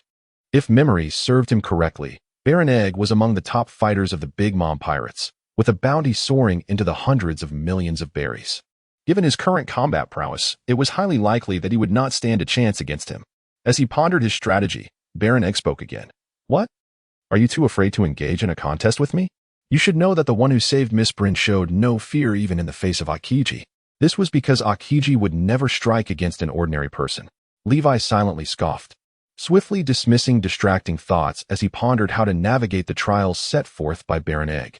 Meanwhile, those nearby, observing Levi's indecisiveness, began to engage in discussion. "Indeed, our noble knight possesses a solution. I suspected this fellow was peculiar. Certainly, anyone capable of rescuing individuals from the former admiral and the Blackbeard pirates must wield formidable strength. Indeed, individuals of such caliber would have long since allied themselves with our Big Mom pirates. That may not necessarily be the case. Our Soulwork Society is also home to numerous powerful figures. Yet, this lad does appear strikingly familiar. It's him, he is Levi, who frequently visits our society to sell souls. Just the other day, he fainted in the street." Upon hearing this, several others chimed in. "Now that you mention it, I too recognize him. Levi, you are quite audacious to dare deceive us here in the realm of Big Mom pirates." Li Wei was taken aback to find individuals from the Soulwork Society present in the vicinity. He glanced at several people who were pointing at him, yet their faces elicited no recollection. At that moment, Baron Egg frowned and inquired, "Are you certain of your claims?" "Absolutely, my lord," they replied. "While many come to trade with us, this particular individual is remarkably unforgettable, as he has sacrificed a considerable portion of his soul's lifespan in pursuit of a woman who had been toyed with by Master Johnson." Indeed, to be so manipulated by a woman is truly foolish. The group erupted into laughter, their words provoking disdainful and perplexed gazes from all present towards Li Wei. "Oh, original host, how could you put me in such a predicament?" he lamented internally. Fortunately, his daring rescue of Brin had granted him the permanent skill of sonic assault. Otherwise, this situation would have been utterly embarrassing. Li Wei patted his head, then suddenly raised it, inhaling deeply before shouting, "Silence." Instantly, the cacophony around him was silenced, and nearby, the windows of several houses shattered with a resounding crash. Subsequently, the scene descended into utter stillness. The few individuals who had mockingly derided Li Wei found their laughter and jeers abruptly cut off. Their hands pointed accusingly at him, yet their bodies swayed unsteadily. And with a sudden thud, they collapsed to the ground. Although these individuals had lost consciousness, white foam still escaped from their mouths. Li Wei ceased his shouting and lowered his gaze to the individuals sprawled on the ground. With a smile, he addressed Baron Dandin. At last, it has grown significantly quieter. Baron Dandin, do you now believe that I can rescue Miss Bryn? Chapter 12. The hidden enemy. It must be said that the disorienting effects of the strange sound attack were indeed remarkable. Even Baron Dandin could not resist the urge to probe his ears, thereafter fixating his silent gaze on Li Wei. After a considerable pause, the crowd began to regain their senses, rolling up their sleeves and vociferously declaring, "This fellow must be an adversary. We cannot allow him to escape." Indeed, he is likely affiliated with the Blackbeard pirates. Capturing him could lead us to clues about Akiji and the others. Observing this commotion, Baron Dandin furrowed his brow and bellowed, "Hold on. You are not his match, and I have questions for him as well." As a seasoned combatant, Baron Dandin commanded significant respect among the group, swiftly halting the fervent actions of his subordinates. Seeing that the others had fallen silent, he turned to Li Wei and remarked, "Your voice bears a striking resemblance to the strange sounds produced by my mother, yet the destructive capacity is vastly different." Li Wei did not respond. Instead, he turned to gaze at the CAF, from which no one emerged. He comprehended. Bryn was not inside. Indeed, this fiancée of Sanji's was the kind of person who, once freed from peril, would abandon her savior to focus solely on her own escape. Having personally witnessed the terrifying prowess of Akiji and his companion, it was only natural that she would not dare to take any further risks. What a pity. Li Wei wished to enhance his innate abilities through his association with Bryn, a member of the Three-Eyed Clan. However, fortuitously, he found himself in the company of an individual from the Long-Footed Clan. After a moment's contemplation, he responded, "Indeed, I have a slight connection with the esteemed Fourth Empress. It is precisely for this reason that I chose to intervene and rescue Bryn." "Is that so?" "Yet, Miss Bryn did not mention that her savior emitted peculiar sounds. There are too many inconsistencies surrounding you." Baron Egg, it appears Bryn recounted the details of her rescue to you? That is splendid news. I had feared she had forgotten the incident entirely. Li Wei let out a sigh of relief, reflecting inwardly that Bryn seemed to possess a modicum of gratitude, likely influenced to some extent by Sanji. Baron Egg hurriedly replied, "Miss Bryn, no. Our Big Mom pirates are individuals who repay kindness with kindness and vendettas with vengeance. However, Miss Bryn currently finds herself in a precarious situation, as she has drawn the attention of Akiji and the Blackbeard pirates, so she must exercise caution." He continued, "If I can articulate the process of rescuing Miss Bryn, that should suffice to validate my identity, correct?" Levi spoke softly. After observing Baron Egg's slight nod, he paused briefly to organize his thoughts and recounted the entire process of the rescue in meticulous detail. Upon concluding, Levi added, "Now can you trust me? The account you provided aligns perfectly with Miss Bryn's narrative. However, this does not conclusively prove that you were the one who saved her, for there were numerous witnesses to the entire event." Baron Egg gestured towards the houses with tightly shut doors and windows, stating, "Moreover, Akiji and Wangoga are well aware of these matters. They are exceedingly cunning individuals and might very well take advantage of the situation, presenting themselves as Miss Bryn's benefactor and seeking to approach her." "Well, you do have a point," Levi conceded. "Given the current circumstances, it is prudent to exercise caution." He had anticipated such a response and was not naive enough to believe that mere words could dispel the doubts of a pirate. "As long as you understand. Let us proceed to the CAF for a more in-depth discussion. By the way, I still do not know your name." "I am Levi." "Levi? What they say is true. I indeed sold my soul and lifespan for a woman at a pittance." Li Wei smiled and readily acknowledged it, but then he changed the subject. "Baron Egg, I believe that the lifespan of souls can be bought and sold, which must contradict the true intentions of the formidable four emperors. I am merely a combatant and do not possess the qualifications to intervene in such matters." "Very well, let us proceed inside." Li Wei ceased to dwell on the topic, recognizing that the pressing matter at hand was to swiftly enhance his prowess. Otherwise, all efforts would be in vain.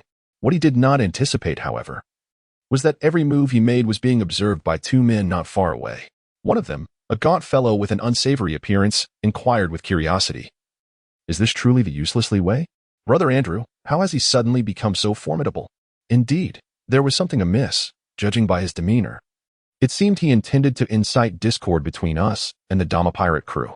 We must promptly convey this intelligence to the leader of the Aldrich branch. The responder was a rotund man adorned with an eccentric hat, who stroked the stubble on his chin as he concurred, "Brother Aldrich is correct. It appears Li Wei has undoubtedly undergone a significant transformation. There must be something unusual at play." After a brief pause, the portly man issued a directive, "Mose, you are to head to Li Wei's residence and prepare. At midnight, utilize your fruit ability to bring him here. I intend to interrogate him thoroughly."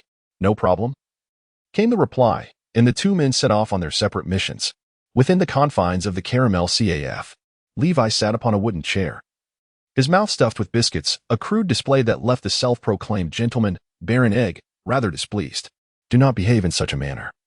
I believe the eating habits of the esteemed Four Empress might be even more uncouth than mine." Li Wei, while placing a piece of cheese into his mouth, lifted his teacup and took a sip. "Mind your words.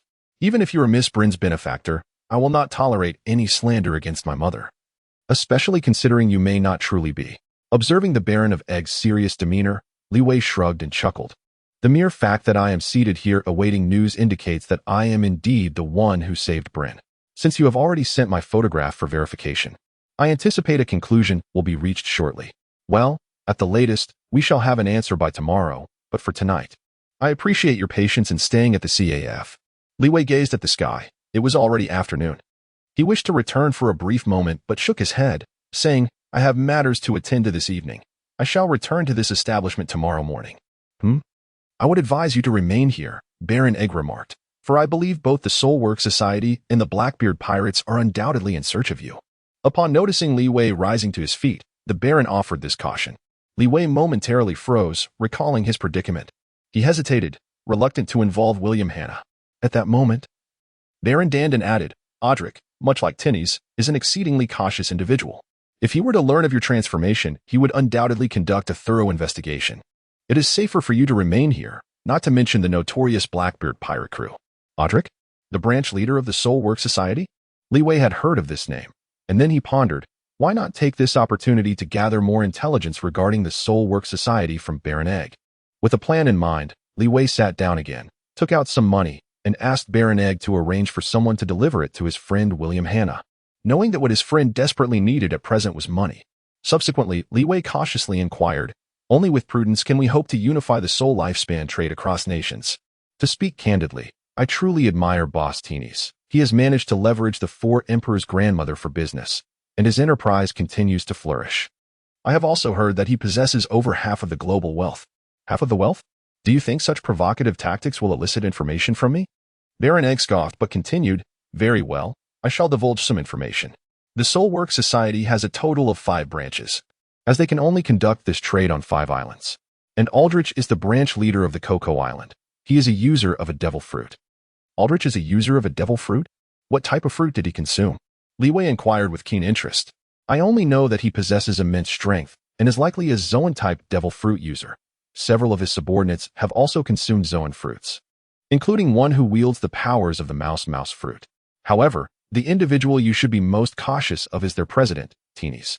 It is said that he has engaged in battle with Lord Katakuri, who himself acknowledged that Tinnies' devil fruit abilities are quite formidable, making him a worthy adversary." Upon hearing this, Li Wei nodded inwardly, his desire to elevate his talent level intensifying. With the passing of tonight, only 5 days remained for him to activate his talent for the week. Time was of the essence for him to upgrade his abilities and vanquish his foes. Chapter 13. Yet another special superhuman has arrived. Though anxious, Li Wei understood that matters must be approached incrementally. For now, he could only continue to gather intelligence. To his surprise, the world government concealed such powerful Vice-Emperor-level beings. No wonder the Soulwork Society could endure in this realm. Meanwhile, Baron Egg, perplexed, asked, "What does it mean to be a Vice-Emperor-level powerhouse?" "Nothing significant." Li Wei was momentarily taken aback. Quickly returning to the main topic, the troublesome abilities of the devil fruit. It seems that Tinnies must be a Paramecia-type user. The fruit he consumed is likely a unique Paramecia devil fruit. Of course, no one knows the nature of his abilities, for aside from Lord Katakuri, all who have battled him have perished. Lord Katakuri has stated that Tinny's powers are even more formidable than his own Machi fruit, a unique paramecia user, and even more powerful than the Machi fruit? If that is indeed the case, Tinny's may very well seize this opportunity to strike. There is no need for you to sow discord between us and the Soul Working Society. They are merely a subordinate force of our Big Mom pirates. Even in Mama's absence from the island, Tinny's would not be foolish enough to betray us. For he understands very well that Lord Katakuri's greatest strength lies not in his devil fruit abilities. Indeed, Katakuri's true power resides in his foresight granted by his observation haki. Li Wei recalled the plot of the original work and glanced at Baron Egg, inquiring, "Your egg fruit can certainly be classified as a special Zoan type, can it? You seem quite knowledgeable about our Big Mom pirates. I am increasingly suspicious of your true identity. Are you truly the person they speak of, who sold his soul at a low price for the sake of a girl? Let us not dwell on that matter. Who hasn't experienced youthful folly? I have come to realize just how naive I was in the past." Li Wei smiled faintly and redirected the conversation back to the discussion about the Soul Work Society. This time, however, Baron Dandin shook his head and remarked, "I have little dealings with them. All I can share has already been disclosed. Yet, I must caution you that the inhabitants of those 5 islands may not necessarily desire the dissolution of the Soul Work Society. You should be able to comprehend this notion. I understand that, were it not for desperation, who would willingly barter their soul's longevity? But how many among them are truly compelled by circumstance? To facilitate such a lucrative business, how many nefarious deeds have Tinny's and his ilk committed?" At this juncture, Li Wei chose to refrain from further discourse, recognizing that he was conversing with a pirate, and such dialogue held little significance. Indeed, he noticed a look of bewilderment on Baron Dandin's face, prompting him to shift the topic. "Very well, let us discuss culinary delights instead. Is this CAF limited to only these few dishes? You have already sampled the fare here. But I do have some milk tea and duck eggs." After a moment's hesitation, Baron Dandin retrieved a duck egg from his pocket and removed the cup of red tea from atop his head. Li Wei's eyes sparkled with delight as he unapologetically cracked open the eggshell, savoring its contents. "Thank you," he remarked. "I truly hope to indulge in other culinary delights this evening, perhaps some nuts. You shall have your wish tomorrow, provided you are indeed the benefactor of Miss Bruin," replied Baron Egg. He cast a penetrating glance at the young man before him, smiling as he spoke. "It seems, then, that there will be no opportunity to elevate the level of the iron balloon tonight." Li Wei muttered to himself, and suddenly, a crucial question came to mind. He hurriedly inquired, "Baron Egg, what about your partner? Where is that furry lion man now? Are you referring to Bakhmeth? That fool is imprisoned by Mama for assisting the Straw Hat crew. Why the sudden interest in him? I find great intrigue in individuals from other races. Could you take me to see him tomorrow? Of course, as long as you are a benefactor of Miss Bryn, I shall escort you." "That's splendid." Li Wei pondered for a moment, realizing he had posed all the necessary inquiries. The two exchanged an awkward glance before Baron Egg finally stood up and departed. Li Wei found himself alone in the CAF and hastily activated the system, only to discover that his talent level had not increased. To his astonishment, despite indulging in a delightful array of chocolates, cookies, cakes, cheeses, and coffee, and having engaged with the tall folk for an extensive period, he had yet to level up. What was most vexing was the absence of a progress bar for his talent level, leaving Li Wei in the dark regarding how many more delicacies he needed to sample or how many more races he had to interact with to achieve an upgrade. Although the system was formidable, it lacked the intelligence to provide clarity, which proved to be quite frustrating. Li Wei expressed his dissatisfaction with a sigh, then proceeded to summarize the intelligence he had just gathered. He mused internally that relying solely on himself would prove insufficient to contend with the Soul Work Society within a mere 5 days.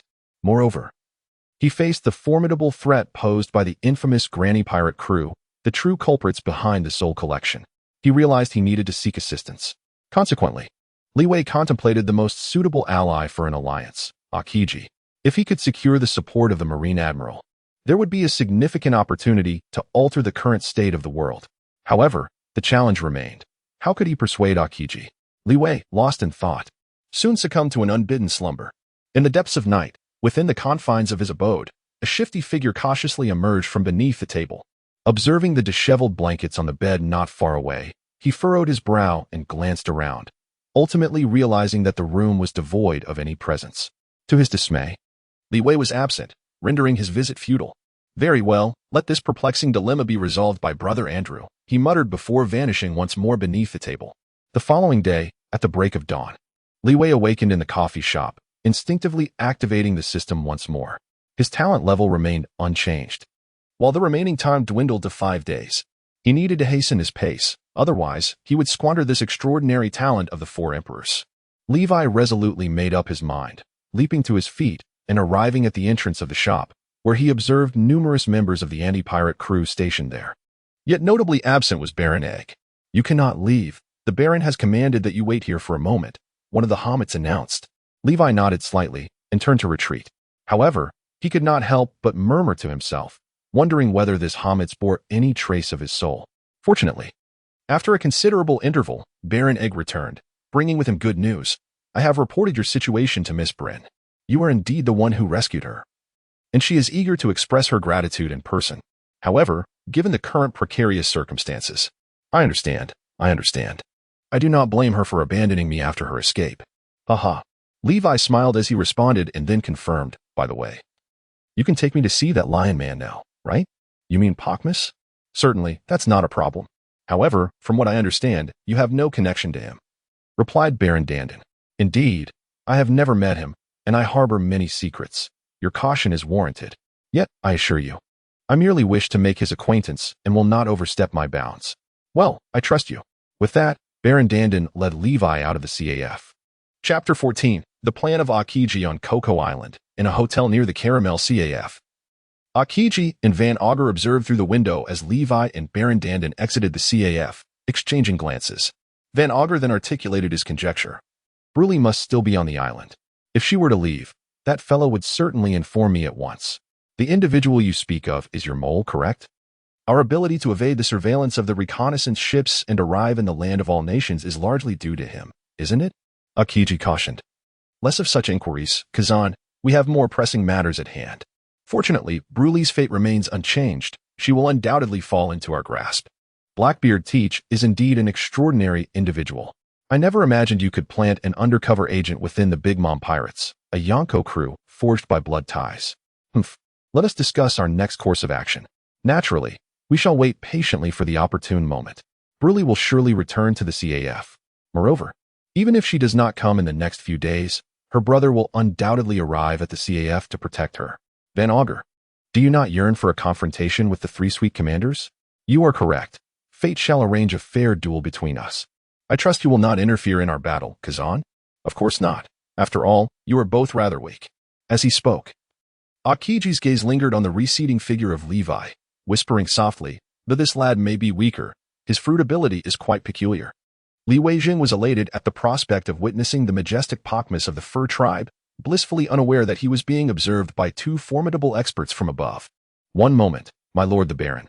We have received some crucial intelligence that requires your attention," a hurried voice called from behind him. Turning around, Li Wei saw a regular combatant from the Dama pirate crew approaching swiftly. The Egg Baron cast a glance at Li Wei and whispered, "Please wait here. I shall return shortly." "Very well, no problem," Li Wei replied. Li Wei watched as the other party departed, contemplating inwardly. Is it Kureha who has come to the rescue? It seems that the original narrative follows a similar trajectory. However, how could this 3-star commander, who was vanquished by Luffy, possibly contend with Akiji? In mere moments, he was frozen solid. Regarding this segment of the plot, the anime's alterations are even more egregious. Kureha's biscuit warriors were effortlessly dispatched by Wang Ogo with a single shot, rendering them utterly feeble. Li Wei, while reminiscing about the original storyline, could not help but critique the animation team's blatant disregard for power dynamics. After all, it was only after Luffy unleashed his Bound Man technique that he managed to shatter Cracker's formidable biscuit armor. Just then, a triumphant voice interrupted Li Wei's thoughts. He turned towards the sound and was met with the familiar face of Johnson, the rival of the original protagonist. Accompanying him were 2 bodyguards he had encountered before, along with a man and a woman, both scrutinizing Li Wei with keen, discerning eyes. Li Wei shot a disdainful glare at Johnson, then coldly remarked, "Ah, it's you. Johnson, your appearance yesterday resembled that of a stray dog, leaving quite an impression on me. However, compared to your current behavior of overwhelming the few with the many, I must admit I preferred the version of you that had the courage to acknowledge your own inferiority." Silence. Humph. You made me lose face in front of others last time, and now I must reclaim my dignity. Uncle Snake, this fellow has been bullying me. Johnson pointed a finger at Li Wei, beginning to complain. Is it you who rescued Bryn from the hands of the Big Mom pirates? Surely, that cannot be true. My observation hockey informs me of your feeble strength. It was a woman who interjected first, knowing that I am a benefactor of the Big Mom pirates. Do you still dare to strike at me? Li Wei, while responding, took the opportunity to scrutinize the girl before him. He observed her striking crimson hair, which seemed to suggest a fiery temperament, and noted that she was clad in a red coat. However, the attire beneath was rather revealing, accentuating a deep and enticing décolletage. This ensemble caught Li Wei's attention, compelling him to gaze a moment longer, seemingly aware of his scrutiny. The girl's expression shifted to one of displeasure, prompting her to draw her coat tighter around herself. Miss Christina, it might be time for a change in your wardrobe. Otherwise, such unwelcome stares may frequently linger upon you, remarked the man, stepping forward to shield Christina from view. Li Wei smiled faintly, retracting his gaze before raising his eyes once more to the imposing figure before him. The man stood over 4 meters tall, his well-defined muscles accentuated by a peculiar serpentine tattoo, exuding an aura that was decidedly formidable. I was admiring the beauty of the scenery, yet you, the spoilsport, have disrupted the moment. A seemingly casual remark from Li Wei provoked intense dissatisfaction from the other party. Johnson, in a fit of rage, exclaimed, Uncle Snake, this fellow is utterly audacious. You must swiftly show him the extent of your prowess. Li Wei, however, remained utterly unfazed. He had already spotted Baron Egg approaching and smiled as he remarked, Johnson, do you not fear the repercussions from Big Mom's pirates should you dare to lay a hand on me? As he spoke, he gestured behind them. Johnson and the others turned to glance back. At that moment, a woman named Christina softly exclaimed, It is Baron Egg, an officer of Big Mom's pirates. How could he be here? HM? It seems the rumors hold truth. You truly rescued Bryn from Akiji's grasp. Snake commented, casting a penetrating glance at Li Wei. His words left Johnson feeling rather disheartened. Li Wei laughed heartily. Hasn't this matter already spread far and wide? So, Johnson, are you still intent on making things difficult for me? Upon witnessing the original rival's flushed face, he added with disdain, Young Master Johnson, I regret to inform you that your good days are numbered. You are from the McGiddy family, aren't you? Is there a conflict with Li Wei? Baron Dandon noticed the unusual tension and hurriedly stepped forward to inquire. Johnson hastily denied it, yet his words dripped with sarcasm. No. I share a unique bond with Li Wei. You may not be aware, but the girl he is pursuing is my ex-girlfriend. Li Wei found himself somewhat speechless, yet could only shake his head with a wry smile. Who among us has not encountered a few scoundrels in their youth? Alas, such is the price of growth. How amusing. Since there is nothing else at hand, it is time for us to take our leave. Baron Egg, amused, certainly did not wish for Li Wei, the benefactor of the Big Mom pirates, to encounter any trouble. However, just as the two were about to depart, the red-haired woman, Christina, furrowed her brow and interjected, Wait a moment, do you intend to leave so easily? As she spoke, she began to crack her knuckles. Chapter 15. The conflict between two major organizations. Oh, do you wish to stand against the Big Mom pirates? Baron Egg had not anticipated that a mere subordinate of a wealthy individual would dare to obstruct his path so brazenly. Sneck, sensing the tension in the air, quickly interjected, Christina, apologize at once. He then pulled his companion behind him, wearing a broad smile. It's a misunderstanding, Baron Egg. It's all a misunderstanding. Is that so? Yet I cannot shake the feeling that she genuinely intends to strike at us, Baron Egg remarked, his gaze fixed on the furious Christina, appearing quite relaxed. Christina, unabashed in her indignation, retorted, Of course. That fellow's gaze just now was utterly detestable. As she spoke, she pointed an accusing finger at Li Wei. Li Wei found himself in a rather perplexing situation. He never anticipated encountering a fairy so concerned about being unseen by the wealthy yet visible to the impoverished in the world of pirates. However, he retorted without hesitation, If you dress like that, you should not fear being seen. Although Boss Magidi is affluent, this vast thoroughfare does not belong to him. Have you forgotten that the Big Mom pirates are the true rulers of this land? You unreasonable individual. Today, I shall demonstrate my prowess. Once again, Christina emerged, seething with indignation and intent on confronting Li Wei. Enough, Christina. Have you not caused enough chaos? The leader, Sneck, interjected sternly. While I understand you wish to better harness your devil fruit abilities through your attire, your actions have placed us all in grave danger. With a subtle gesture, The other bodyguards comprehended his intent and swiftly restrained the irate woman. Upon hearing this, Li Wei was taken aback. Is this revealing attire truly meant to enhance her abilities? Could it be that this wicked woman has consumed a fruit akin to Hancock's sweet fruit? Yet, he had no time for further contemplation, for Christina was struggling fiercely, muttering, "In this current predicament, the Big Mom pirates are barely holding their ground. I refuse to believe they would risk creating a formidable enemy for the sake of this insufferable brat." Sneck, incensed by her insolence, bellowed, "Are you all fools? Hurry and cover her mouth." The bodyguard scrambled to silence her, but despite her seemingly frail physique, Christina possessed considerable strength and quickly broke free from their grasp. Fortunately, under Sneck's icy gaze, she reluctantly relented and allowed her companions to escort her away. Seizing the opportunity, Johnson, the son of the wealthy magnate, followed suit.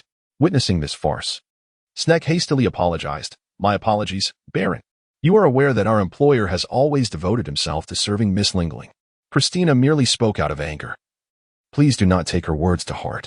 Sneck, as one of Magidai's 3 chief guardians, I am well aware that you speak the truth. Moreover, if we delve deeper, your devil fruit ability is my natural nemesis. Baron, we both understand that there is no hierarchy among Zoan-type devil fruits. Your egg fruit ability, with its 3 transformative forms, far surpasses my own capabilities. Let us set aside our differences, for I shall trust that Boss Magidi will not betray us. However, I hope to avoid such incidents in the future. Thank you for your understanding, Baron. To express our apologies, we will mobilize all our resources to apprehend Akiji and his companion. Rest assured, Baron Egg, you will be the first to know as soon as we acquire any information. You truly are a clever individual, and thus, I extend my gratitude on behalf of the Big Mom Pirates for your cooperation. It is our duty. We shall swiftly locate their hideout, for there are indeed numerous establishments on Cocoa Island that belong to Boss Magidi," Sneck replied humbly. During their exchange, Li Wei gleaned crucial information. Sneck was indeed a user of a devil fruit, possessing an animal-type ability. He resolved to extract this information from Baron Egg shortly. Meanwhile, Baron Egg glanced at Sneck before turning to leave.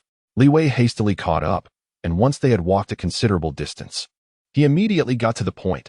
"What are the abilities of Sneck, or rather, the 3 formidable guardians of Boss McGiddy?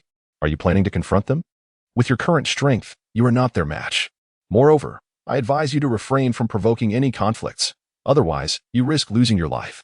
This is not a dispute I wish to initiate. As you have seen, Boss McGiddy's son and that woman both regard me as a thorn in their side. The Soulwork Society, you certainly seem fond of making enemies, McGiddy. I find your intentions somewhat perplexing. Nonetheless, I can certainly inform you of Sneck's abilities. He is a user of the snake fruit, having consumed the variant that grants him the form of a rattlesnake." Li Weiming came to a realization. No wonder you remarked that his fruit ability remains your nemesis. Indeed, serpents are the natural predators of fowl. What about the abilities of the other 2 guardians? You must be referring to Thompson, I presume? My apologies, he seldom intervenes, and I am unaware of his fruit ability. Baron Egg, are there not 3 formidable guardians under the employ of the esteemed Magidi? One guardian perished 2 years ago. I believe his name was O'Neill, and it is rumored that his demise was linked to the Soulwork Society. Previously, these 2 factions clashed fiercely over the lucrative trade of soul longevity. It appears that Magidi has a history intertwined with the Soulwork Society. Upon hearing this, a thought emerged in Li Wei's mind. The enemy of my enemy is my ally. Magidi could prove to be an invaluable ally. With this contemplation, he paused momentarily before shifting the subject. Never mind, I shall first seek the legendary fur tribe. Baron Egg cast a fleeting glance at Li Wei and remained silent. After a spell, the 2 arrived before a towering edifice. Upon seeing the imposing black door, Li Wei couldn't help but muse. Could Bryn possibly be hiding within? At that moment, the guards at the entrance recognized Baron Egg and hurried to greet him. He elaborated. "This is Li Wei, the one who rescued Miss Bryn from Akiji. He wishes to meet with Bachmus." After explaining the situation, the guards scrutinized Li Wei carefully, ensuring that he bore no weapons, before they swung the door open. "Let us proceed inside. If you have any inquiries, please pose them swiftly. I do not have the luxury of time to linger." In response to Baron Egg's words, Li Wei smiled subtly. "Rest assured, I merely wish for a brief encounter with the fur tribe. It will not consume much of our time." With that, they stepped into the dungeon. Chapter 16. The upgrade of innate skills. Upon entering the dungeon, Li Wei followed Baron Egg's lead, traversing a long, dark corridor. and then descending a staircase into the depths below. It seems that prisons in the pirate world are often constructed underground. As Li Wei surveyed his surroundings with a keen eye, he murmured to himself, urging haste, for the guardians within were formidable, and he must refrain from any unnecessary actions. In response to Baron Dandin's caution, Li Wei chuckled and replied, "You ought to understand that I am merely an ordinary individual, albeit one with a fascination for beings of other races. Your peculiar predilection is indeed unique. However, the world is certainly not lacking in such individuals. Indeed, for the matriarch is a master philatelist of diverse races."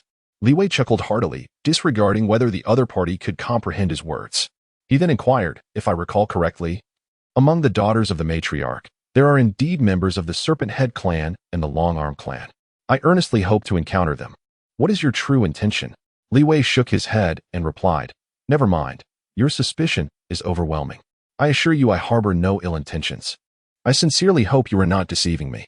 We are nearing our destination." Baron Egg remained silent, choosing not to pursue the conversation further.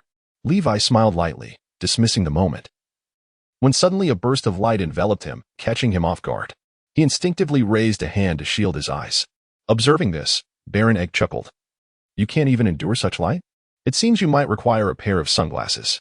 At that moment, Levi adjusted to the brightness, his vision clearing to reveal the scene before him.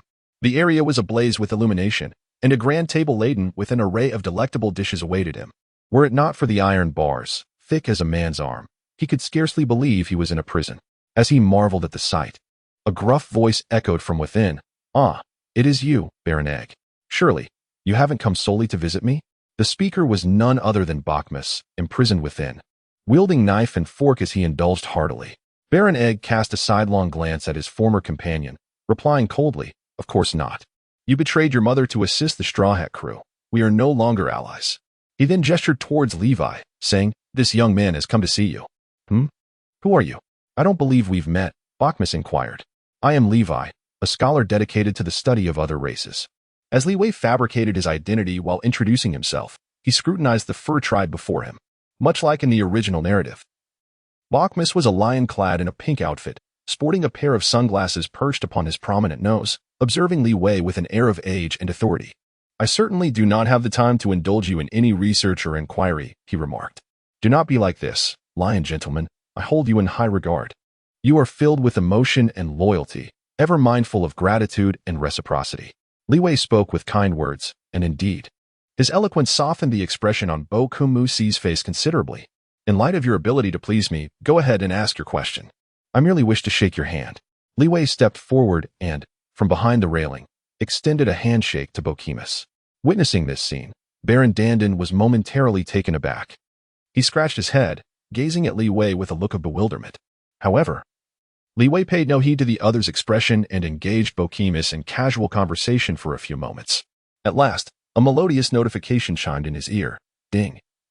You have interacted with 3 different races of humanity, and your innate strength skill has been upgraded to level C." Li Wei felt a surge of joy, only to be engulfed by a wave of confusion. He had only interacted with the Egg Baron of the Footlong clan and the Bachmus of the Fur tribe. Could it be that during this time, individuals from other races had stealthily tracked him, leading the system to erroneously conclude that they had engaged with him? As these thoughts crossed his mind, the elation that had filled him dissipated, replaced by a recollection of the experiences of the past few days. At that moment, he suddenly felt a sharp pain in his hand, and upon regaining his senses, he realized he was still grasping Bachmus's hand. The latter was gripping his hand tightly.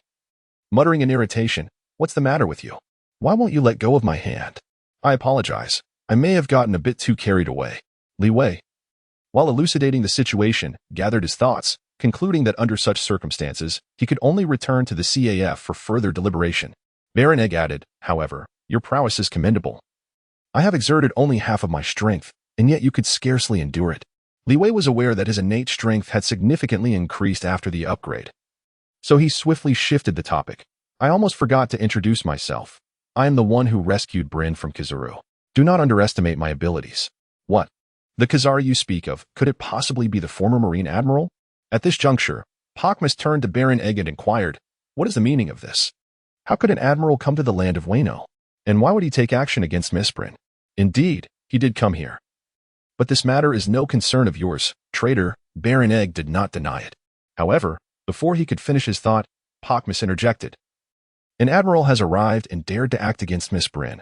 I must intervene, or how could I face Sanji? You have indeed forgotten your allegiance to the Big Mom pirates. Humph. Pakmus, you should remain confined here. I will ensure that the guards revoke your special privileges. The expression on Baron Egg's face was one of utter dismay as he glared at his former comrade, shook his head, and turned to walk away. Li Wei assured. Rest assured, I shall safeguard Miss Bruin. As he spoke, his gaze fell upon a table nearby laden with delectable dishes, and he felt a surge of joy. He eagerly inquired, May I partake in those delicacies? Certainly, you may. I cannot leave this place, so Miss Bruin's well-being rests upon you, came the reply. No worries. I shall also protect the other children of Andy. Li Wei shouted towards Baron Egg, and then he accepted the delicacies handed to him by Pakmus, savoring them with great enthusiasm. As he indulged, he remarked, It is unnecessary to have so much of each dish. The essence lies in the variety. You are indeed an eccentric. Although Pakmus did not fully comprehend Li Wei's behavior, he complied nonetheless. After a considerable time, Li Wei patted his round belly, and once again, the system notification chimed in his ears. You have consumed 10 different delicacies. The iron balloon skill has been upgraded to level C. Success. A glimmer of surprise flickered in Li Wei's eyes, yet his expression remained composed. He smiled and remarked, This prison visit has proven quite rewarding. It is time for us to depart. At that moment, Baron Dandid spoke up and then walked away without hesitation. Levi hastily caught up and turned back to speak to Pakmus. Farewell, Lion Man. After departing from the confines of the great Ant Pirate Crew's prison, Levi returned to the CAF. Seizing the opportunity while Baron Egg was away, he finally had the chance to thoroughly study his newly upgraded talent skills. Chapter 17. A Reunion with Akiji. Li Wei activated the system, and before him appeared a virtual panel, prompting him to focus on the critical information. Talent level, C. Talent description, 1. Steel Balloon. Possesses the primary ability of armament hockey, which envelopes and hardens for defensive capabilities and can initiate a protective area effect. The user can absorb damage on behalf of others by mere touch. At the current level, this skill's defense can withstand cannon fire and damage from ordinary mid-level personnel. 2. Innate Strength. At the current level, it grants the formidable strength of a 5-year-old ant. Talent skills. 3. Unyielding Guardian. A passive skill that automatically activates upon receiving lethal damage, granting immunity to all harm for 10 seconds. Note, this skill can be utilized only once per day. Soul Pact. An active skill that establishes a contract with others, allowing them to share the damage received. The maximum number of individuals with whom a pact can be formed is 4. Berserk State. An active skill that, once activated, can amplify one's combat prowess tenfold, lasting a maximum of 3 minutes. Caution. 1. The Berserk State imposes tremendous strain on oneself, leading to a 5-minute state of weakness post-activation, during which one is immobile. This skill may be activated a maximum of 3 times per day. After reviewing the system's description, Li Wei began to contemplate. Clearly, the upgrade in talent level has significantly enhanced his defensive capabilities, with the crucial aspect being the unlocking of the area protection effect. In other words, Li Wei now possesses the ability to safeguard others. Furthermore, he has acquired the new skill of Soul Pact, enabling him to share damage with others. Coupled with his already impressive defense, it can be said that few in the entire realm can inflict harm upon Li Wei. In addition to the enhancement in defense, his strength has also seen substantial improvement. Li Wei once again cast his gaze upon the formidable power of his aunt when she was merely 5 years old, and memories of the original tale featuring little Ling Ling surfaced in his mind. If memory serves, at that tender age, she possessed the terrifying strength to slay a giant bear with a single punch. What was even more alarming was that, almost inadvertently, she had severely injured the elder of the giant clan, Yola Lu, ultimately leading to his demise due to his grievous wounds. It is likely that the elder underestimated Ling Ling, considering her youth, which resulted in his tragic end. Nevertheless, her formidable prowess is unmistakably evident. Such immense power, coupled with her rage-fueled state, could amplify Li Wei's own strength tenfold. He felt it was time to undertake the tasks he was meant to fulfill, such as confronting the Soul Workshop. Without hesitation, Li Wei disregarded the objections of Hamitz and the pirates, resolutely determined to leave the CF. His destination was the Cocoa Island branch of the Soul Workshop, a place the original owner had frequented numerous times. However, not long into his journey, a woman's voice halted him. Li Wei, you finally emerged. I have been waiting for you all day. You again? Emily, why are you still following me? Li Wei found himself at a loss for words as he bluntly remarked. Shortly thereafter, he observed Emily displaying a look of grievance. Her lips pursed as she retorted, "What do you mean by you? I have lost all interest in you, so please do not hinder me from attending to my important matters." With that, Li Wei intended to move forward, aware that time waits for no one. He needed to eliminate the Soul Work Society before the talent refresh. "Hey, your attitude towards women remains as unpleasant as ever. It truly makes you hard to like." A languid voice drifted from behind him. Startled, Li Wei turned to find none other than Akiji, the former Marine Admiral, standing there. Levi glanced around but failed to spot Wang Oga. A surge of joy filling his heart. What a splendid opportunity, indeed. He began to devise a strategy to harness the formidable power of Green Pheasant. "Oh, so it seems your lack of courtesy extends beyond women. You also neglect to respond when others engage you in conversation? How exceedingly rude," he retorted. "Firstly, I do not go by hey, my name is Levi. How can you claim others lack manners when you cannot even remember a person's name? Secondly, my demeanor is not unfriendly. I simply wish to sever any ties with this woman. Yet you, without knowledge of our circumstances, hastily judge others. Now that is truly a display of poor character." Li Wei spoke fervently, leaving Qingji momentarily flabbergasted.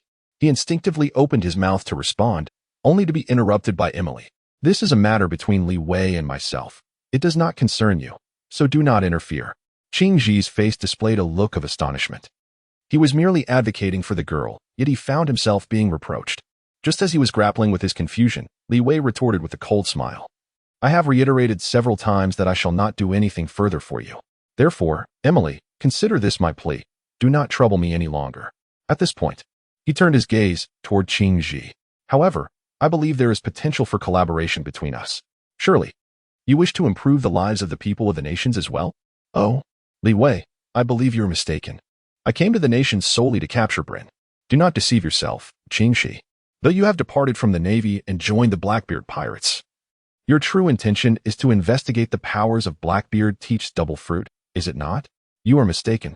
My discontent with the Celestial Dragons prompted my alliance with the Blackbeard pirates. My interest in you is solely to gather intelligence on Bryn." "Intelligence on Bryn, you say? I may possess knowledge of her whereabouts. Would you care to join me?"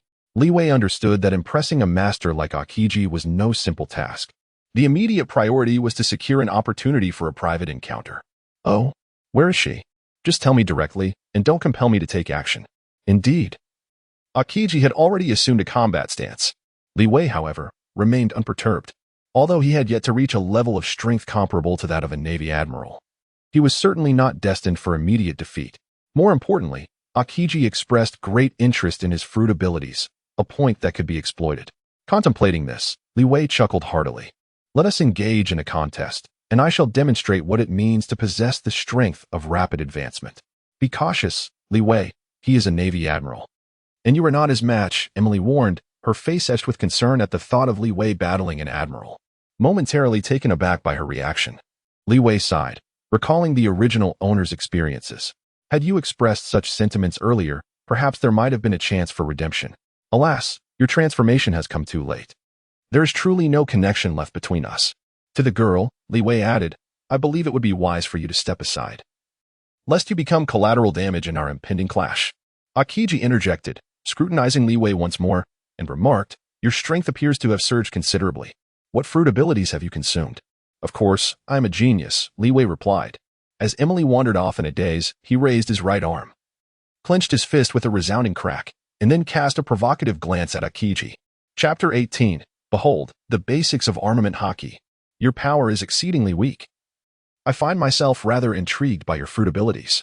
Akiji observed Li Wei, his expression betraying no emotion. Li Wei felt a surge of indignation at being belittled once again. He swiftly retorted, "What if that were the case?" As he spoke, a rustling sound emanated from his body, and his skin took on a gray hue, a clear indication of his utilization of basic hockey. The observation of hockey. As Li Wei had anticipated, a look of surprise crossed Akiji's face, though it was soon replaced by a shake of his head. "However, you are still far from my level. At this moment, I cannot compare to you. But give me 2 or 3 days, and I shall undoubtedly astonish you." At this juncture, Li Wei paused briefly, noting the skepticism in Akiji's eyes, and added, "Do you doubt me? Then come, test my strength." No sooner had the words left his lips than Li Wei bellowed, "Everyone, stand clear, lest I inadvertently harm you." Since mastering the unique sound attack skill, His voice had grown considerably louder. Indeed, upon hearing his shout, those around turned to glance, and upon grasping the situation, began to murmur among themselves. He is the notorious pirate who abducted the daughter of the four emperors. Not just any pirate, he is the former Marine Admiral Akiji. Are these individuals about to engage in battle once more? Akiji's opponent is Li Wei. The rumors appear to be true. He saved Miss Bryn from Akiji. Is it truly Li Wei? Has he grown this formidable? I heard he sold his soul and lifespan to please a girl. Who knows? As long as there's entertainment. That's all that matters. The onlookers chattered incessantly, instinctively distancing themselves from the two. Meanwhile, Emily, regaining her composure, cast a complex look at Li Wei upon hearing the gossip. In contrast, Li Wei, observing the area around him devoid of anyone, turned his gaze back to Akiji. Shall we commence? Very well. Noticing Akiji's somewhat resigned expression, Li Wei smiled faintly, clenched his right fist, and leaped forward, aiming a punch directly at his opponent's face. Bang! Akiji bent his left arm, effortlessly shielding his forehead from the blow, and countered by pushing Li Wei back. Yet, during this exchange, he pondered quietly. How has this young man grown so powerful? Unable to suppress his curiosity, he inquired. Li Wei detected a glimmer of surprise in Akiji's eyes. He understood that the moment was ripe for action. With a smile playing on his lips, he remarked, truly worthy of an admiral. Let us attempt this maneuver once more. This time, he activated his berserk state skill, instantly amplifying his strength severfold. He then executed a sweeping kick with his right leg aimed at Akiji's abdomen. As Li Wei had anticipated, Akiji did not evade, instead opting to block the strike with his left arm. Witnessing this, Li Wei felt a surge of joy, realizing that his strategy had succeeded. Indeed, Akiji's expression shifted abruptly, and he involuntarily took a step back. Taking advantage of the moment, Li Wei shouted, "Come again." He retracted his right leg and forcefully pushed off the ground, leaping into the air, and then aimed a kick with his left foot at his opponent's head. Naturally, Akiji would not allow himself to be struck so easily. He slightly tilted his body to evade the attack.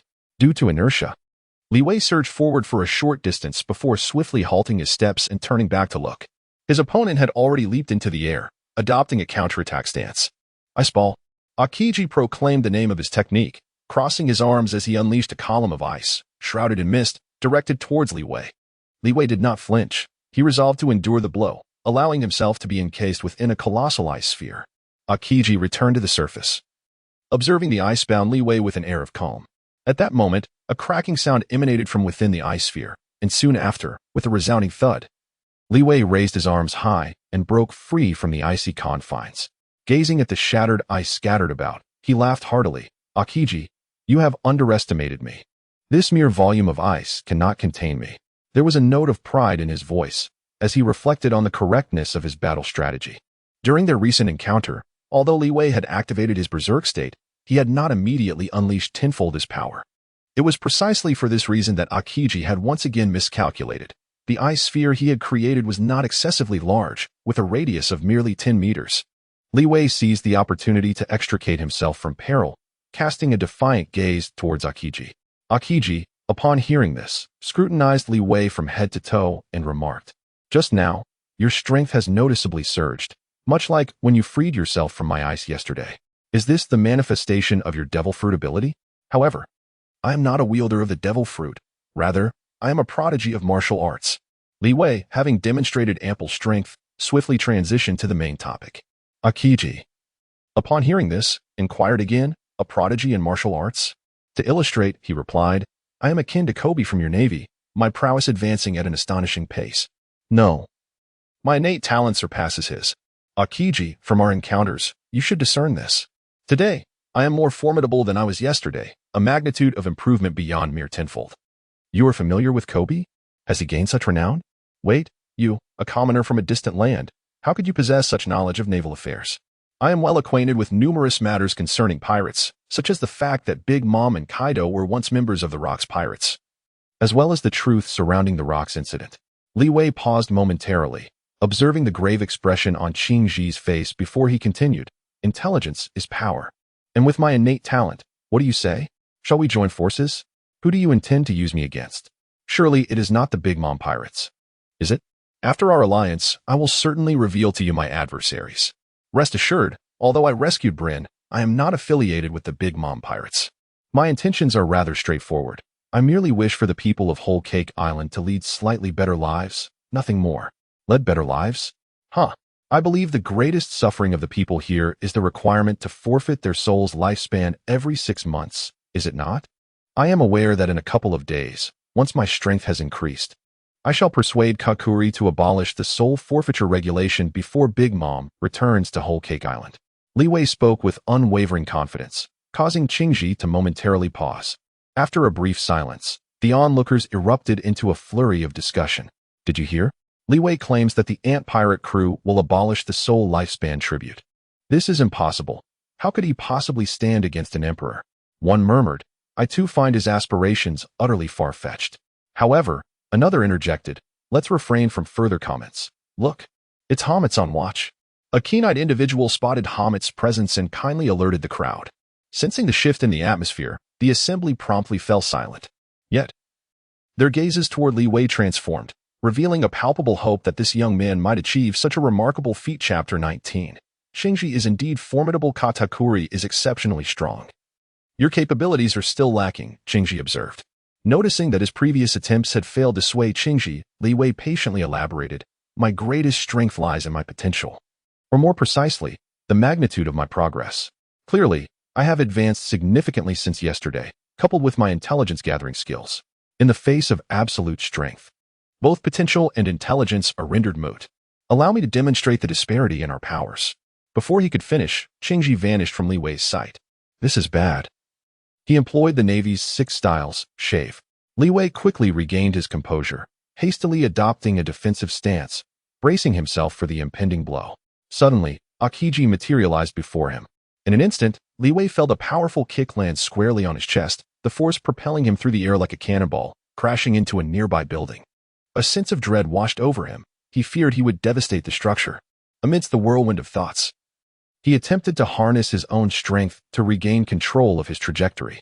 However, Akiji reappeared before him, executing a downward kick that altered Li Wei's flight path. With a resounding thud, he crashed to the ground, sending plumes of dust and debris into the air. Onlookers were taken aback, unable to fathom how the friendly sparring had escalated into a life-or-death confrontation. As the dust settled, they beheld Li Wei sprawled in the street, his body forming a large crater, with cracks spreading around its edges. He appeared to be embedded in the ground, his eyes tightly shut, utterly motionless. Could this young man be dead? If not, he must be gravely injured, for his adversary was a Marine admiral. Li Wei was still too young. Amidst the murmurs of concern, Li Wei remained silent, unresponsive. No need to feign, your acting is commendable. But I have already discerned that you have just released your haki, Akiji remarked. At these words, Li Wei abruptly opened his eyes and slowly rose, a sense of trepidation filling him. Fortunately, Akiji had shown restraint, and his upgraded iron balloon indeed possessed remarkable defensive capabilities. As Li Wei stood up seemingly unfazed, the crowd erupted in astonishment. One acquaintance of Li Wei incredulously exclaimed, he has truly become formidable. Is this still the timid individual we once knew? Akiji paid no heed to the spectators' murmurs, his gaze fixed on Li Wei as he slowly declared, it seems I may have underestimated you. Let me test this technique. With that, Akiji assumed an attacking posture, and a blade of ice materialized in his hand. Li Wei, of course, would not show any signs of weakness. He yearned to further enhance his combat experience. After this encounter with Akiji, he realized that the talents bestowed upon him by the system were indeed extraordinarily powerful, enabling him to rapidly attain immense strength. However, this also laid bare a significant flaw in his lack of combat experience. There was no remedy. As Li Wei had been an ordinary person before his transference, and the original owner of his body was even more timid. Both could be described as utterly incapable of defending themselves. Li Weigang sought to launch an offensive, but alas, his berserk state could only be sustained for a fleeting 5 minutes. A wave of intense weakness washed over him, and with a resounding thud, he collapsed back into the very pit from which he had just emerged. This sudden turn of events left everyone present in a state of shock. Qingji, equally perplexed, stood with his mouth slightly agape, gazing at Li Wei, and then cautiously inquired, is this the price you pay for your recent surge in power? Indeed. For the next 5 minutes, I shall be in a remarkably weakened condition. You must ensure my protection, Qingji, Li Wei replied feebly. Upon hearing this, Kazara stroked his chin and approached Li Wei to assess his condition. Upon discovering that the young man was merely fatigued, he remarked with curiosity, Your technique bears a striking resemblance to a certain pirate. The pirate you refer to must be Monkey D. Luffy, Li Wei responded. After employing his Gear 4th technique, he finds himself in a state of vulnerability, unable to utilize haki for a duration of 10 minutes. Li Wei seized the opportunity to speak, recalling how Luffy later managed to circumvent the state of weakness by employing a localized version of Gear 4th. He added, in a couple of days, I should be able to resolve this issue of side effects. Indeed, you must address this conundrum. Otherwise, when you utilize this technique, your adversaries could simply wait for you to enter a state of vulnerability and then deliver a fatal blow. Aokiji offered this prudent advice. But then a thought appeared to cross his mind, prompting him to inquire, are you so certain that I would not seize this opportunity to eliminate you? Is it because I was once part of the Righteous Navy? Righteous Navy? If the Navy were truly just, why did you depart from it? I trust my own judgment. Despite your affiliation with the Blackbeard pirates, I am convinced that you would never descend to the same depths as Blackbeard himself. I believe even he is aware of this fact. You are indeed an intriguing young man. Though your strength may still be lacking, your heart is not devoid of goodness. Just moments ago, when I had sent you flying, you were concerned about the potential destruction of the surrounding structures, striving to stabilize your fall. Levi was taken aback that Aokiji had discerned this aspect. A flicker of joy ignited within him. Could we collaborate then? If you can ascertain Brin's whereabouts, I might consider partnering with you. Aokiji, please propose an alternative condition. While I am eager to harness your abilities for certain objectives, I shall not act against my principles. I harbor a distaste for some of the Big Mom Pirates' actions, yet I still possess a modicum of affection for Brin. I regret to inform you otherwise, Aokiji replied, preparing to turn away. Suddenly, he felt a presence and paused, glancing aside. Not far off, amidst the crowd of onlookers, a portly figure donning a peculiar hat abruptly lowered his head, evading Aokiji's gaze. After a moment of silence, he murmured, truly, as expected of an admiral. Your observation haki is remarkably keen. Beside him stood a wiry, furtive individual, who also bowed his head and replied in hushed tones, what a pity. Otherwise, this would have been a splendid opportunity to eliminate Levi. Moss, do not rush. We have gleaned one of Levi's significant weaknesses. The stout man patted the thin man's shoulder in encouragement. Although he can unleash formidable power, your fruit ability is ideally suited for concealment, effectively countering him. You are right, Brother Andrew. Moreover, while Levi possesses greater defense and strength than I, he is exceedingly slow. Should I confront him, even without evasion, I could certainly emerge unscathed. Indeed, you make a valid point, but I believe he harbors one more substantial weakness that we must exploit. Moss, this time you should return with success. Upon uttering this, the stout man raised his gaze to Aokiji and Levi, revealing a cruel smile before declaring, let us depart. Chapter 20. Bruley and Armand thank you, Aokiji. After a considerable interval, Levi felt his strength restored and sprang to his feet with a sudden motion. Now that you have recovered, I must take my leave. Farewell. As Aokiji prepared to depart, Levi seized the opportunity to plead. I suspect that Blackbeard's pirates are hastily seeking to capture Brin to decipher the true history. Am I correct? Aokiji's expression shifted to one of surprise, yet he quickly regained his composure and shook his head. I am indifferent to Blackbeard's motives for abducting Brin. After all, they are pirates, and I almost forgot that I too am a pirate now. Pirates differ from one another. For instance, Luffy is a pirate. Yet he has defeated numerous pirates and performed many noble deeds. It is inescapable. After all, he is the protagonist. Luffy is the protagonist? Li Wei was momentarily taken aback and hastily shifted the topic. This is of little importance. What I wish to convey is that, while the majority of pirates are indeed heinous villains, there exists a small faction of noble souls among them. I believe that even if you were to find yourself within the Blackbeard pirates, you would undoubtedly emerge as a commendable pirate. He chuckled. I never imagined there could be good-hearted individuals among pirates. Alas, I must take my leave. Wait a moment, he continued, though we have not reached a consensus for collaboration. I shall reveal to you my adversaries. With that, Li Wei approached Aokiji and lowered his voice. I intend to eradicate the Soul Working Society on this island. Their unscrupulous practices in acquiring souls at a meager price are truly abominable. The Soul Working Society? I have heard whispers of your tale. Your desire for power is fueled by a wish for vengeance against this organization, is it not? Otherwise, I would presume your focus should be on the Big Mom Pirates, for they are the principal architects behind the atrocities committed by the Soul Working Society. Indeed, I am well aware that it is the Big Mom Pirates, Li Wei replied. As I mentioned earlier, I too shall bring about change on this island. Perhaps we shall discuss this further once you have dismantled the soul-working society, Akiji remarked, before walking away without another word. Watching the former Marine Admiral depart, Li Wei let out a deep sigh. Indeed, it is quite challenging to sway the hearts of formidable beings. He then glanced at the onlookers nearby, who wore expressions of astonishment and confusion. They instinctively yearned to engage in discussion, yet the presence of the Big Mom pirates' surveillance, particularly that of Hamet's, kept them silent. It seemed as if they had reached a silent consensus, and one by one, they began to disperse. Li Wei did not linger for long. His courage to confide his aspirations to Akiji stemmed from his faith in the latter's character. Moreover, he harbored no fear of the Soul Work Society discovering his intentions. After all, he had but 5 days remaining of his talent's duration this week. Contemplating this, he lifted his gaze towards the imposing structure that stood a short distance away, the headquarters established by the Soul Work Society on Coco Island. It was time to create a significant upheaval. Li Wei strode purposefully towards the towering edifice, oblivious to the fact that several individuals within a nearby building were scrutinizing him from above. One of them, a woman with crimson hair, chuckled and remarked, "This young man is gravely mistaken. With such meager abilities, does he truly believe he can vanquish the members of the Soul Work Society?"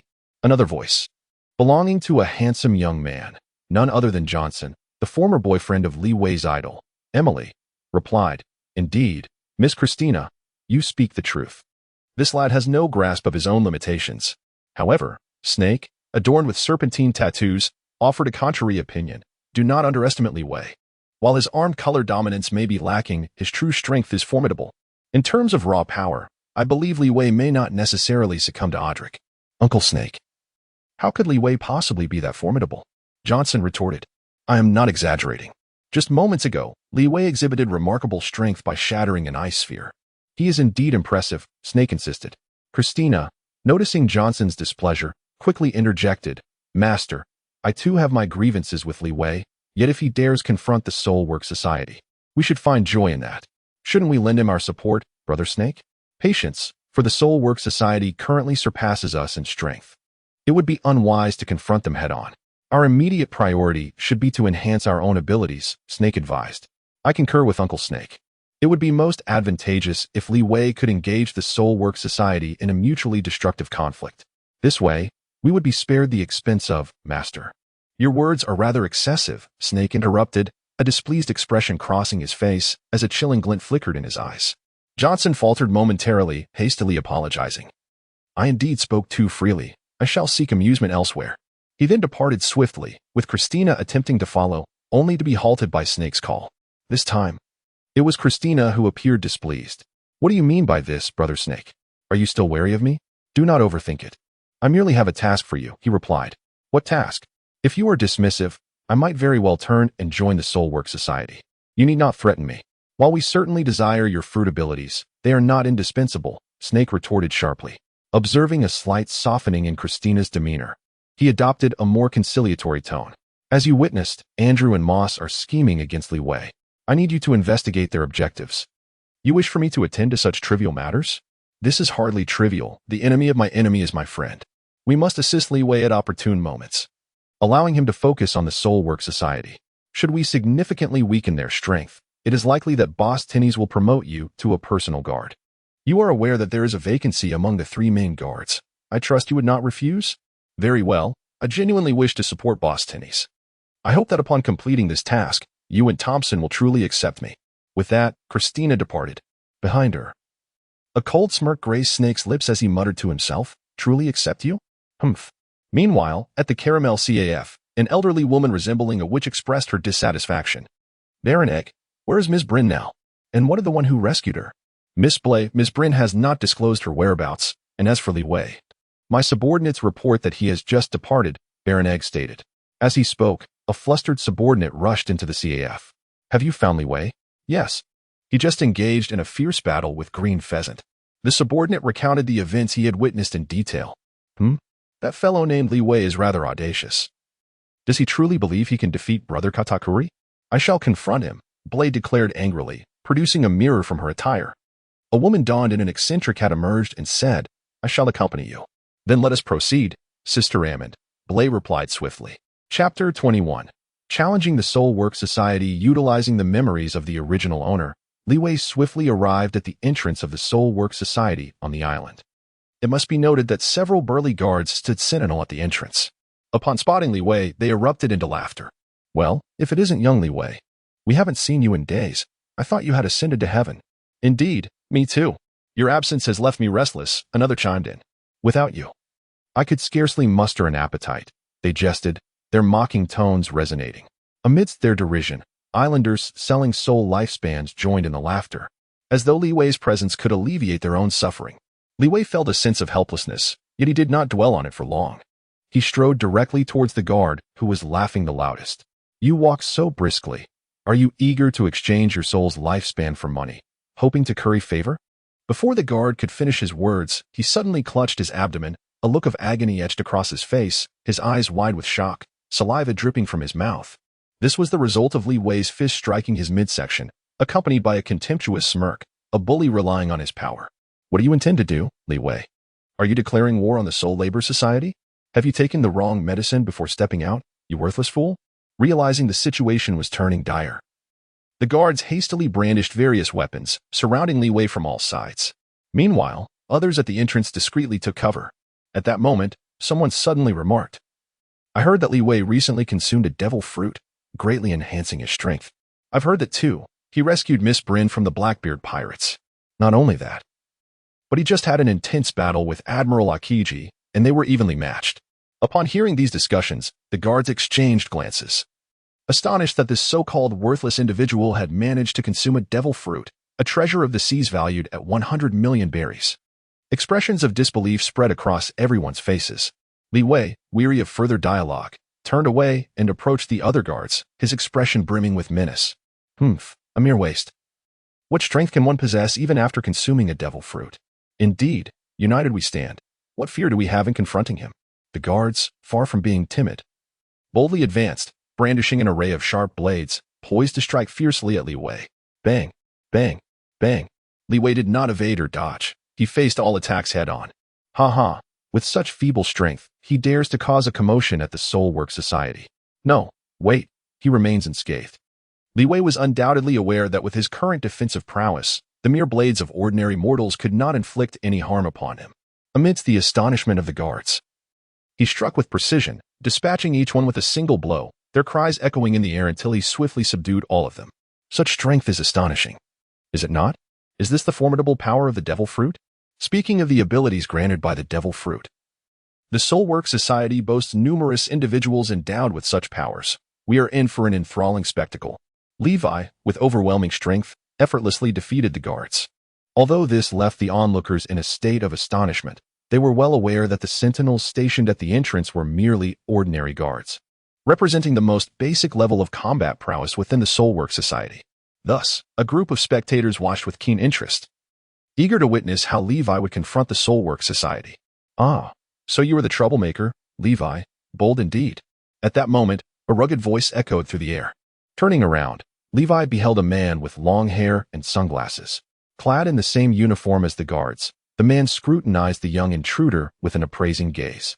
Li Wei nonchalantly returned a glance. You must be the captain of the guards, correct? Where are Tinnies and Aldrich? I suggest you summon them. You are far too feeble to be my adversary. Witnessing Li Wei's audacity, the captain of the guards felt a surge of anger but refrained from acting impulsively. He instructed his subordinates to report inside, while keeping a watchful eye on Li Wei.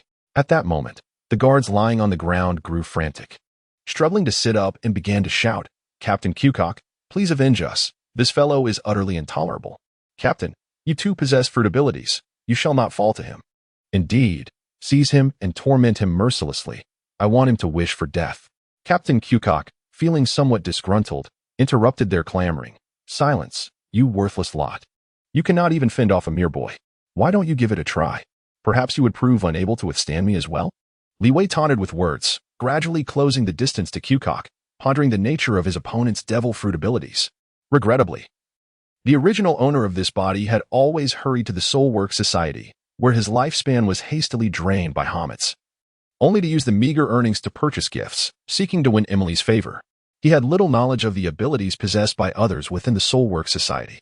However, Li Wei was acutely aware that he currently wielded power surpassing even that of the formidable Big Mom at the tender age of 5.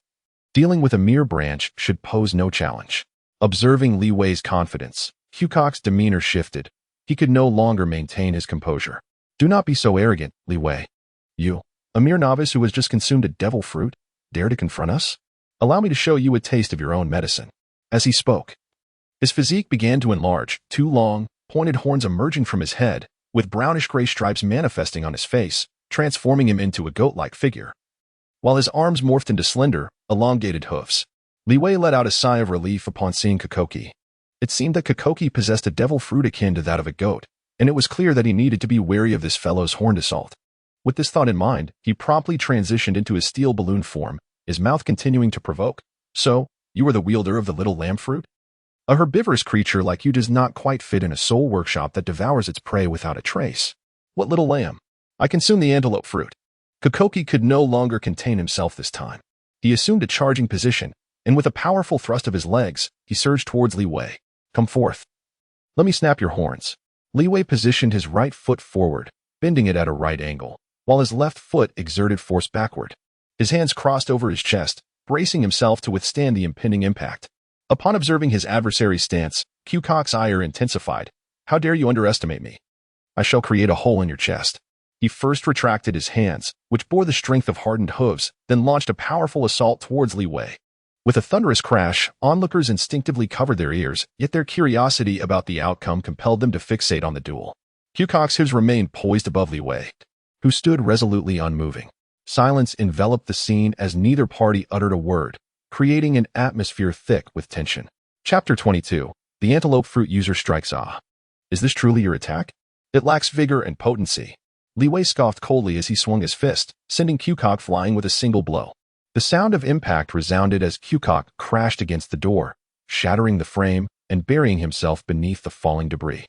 It took a considerable moment for the onlookers to comprehend the scene before them. Astonishingly, Li Wei had defeated Captain Qcock. He had indeed become formidable. The wounded guards, disregarding their injuries, struggled to rise, eager to distance themselves from this perilous individual. Unforgivable!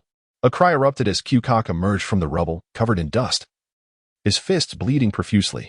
With his horned head, he presented a rather fearsome visage. As guards, how shameful it is for you to abandon your posts. Upon his emergence, Qcock spotted the guards attempting to flee the battlefield. In a fit of rage, he charged towards the one who had run the farthest, lifting his head to impale him with his sharp horn. Thud!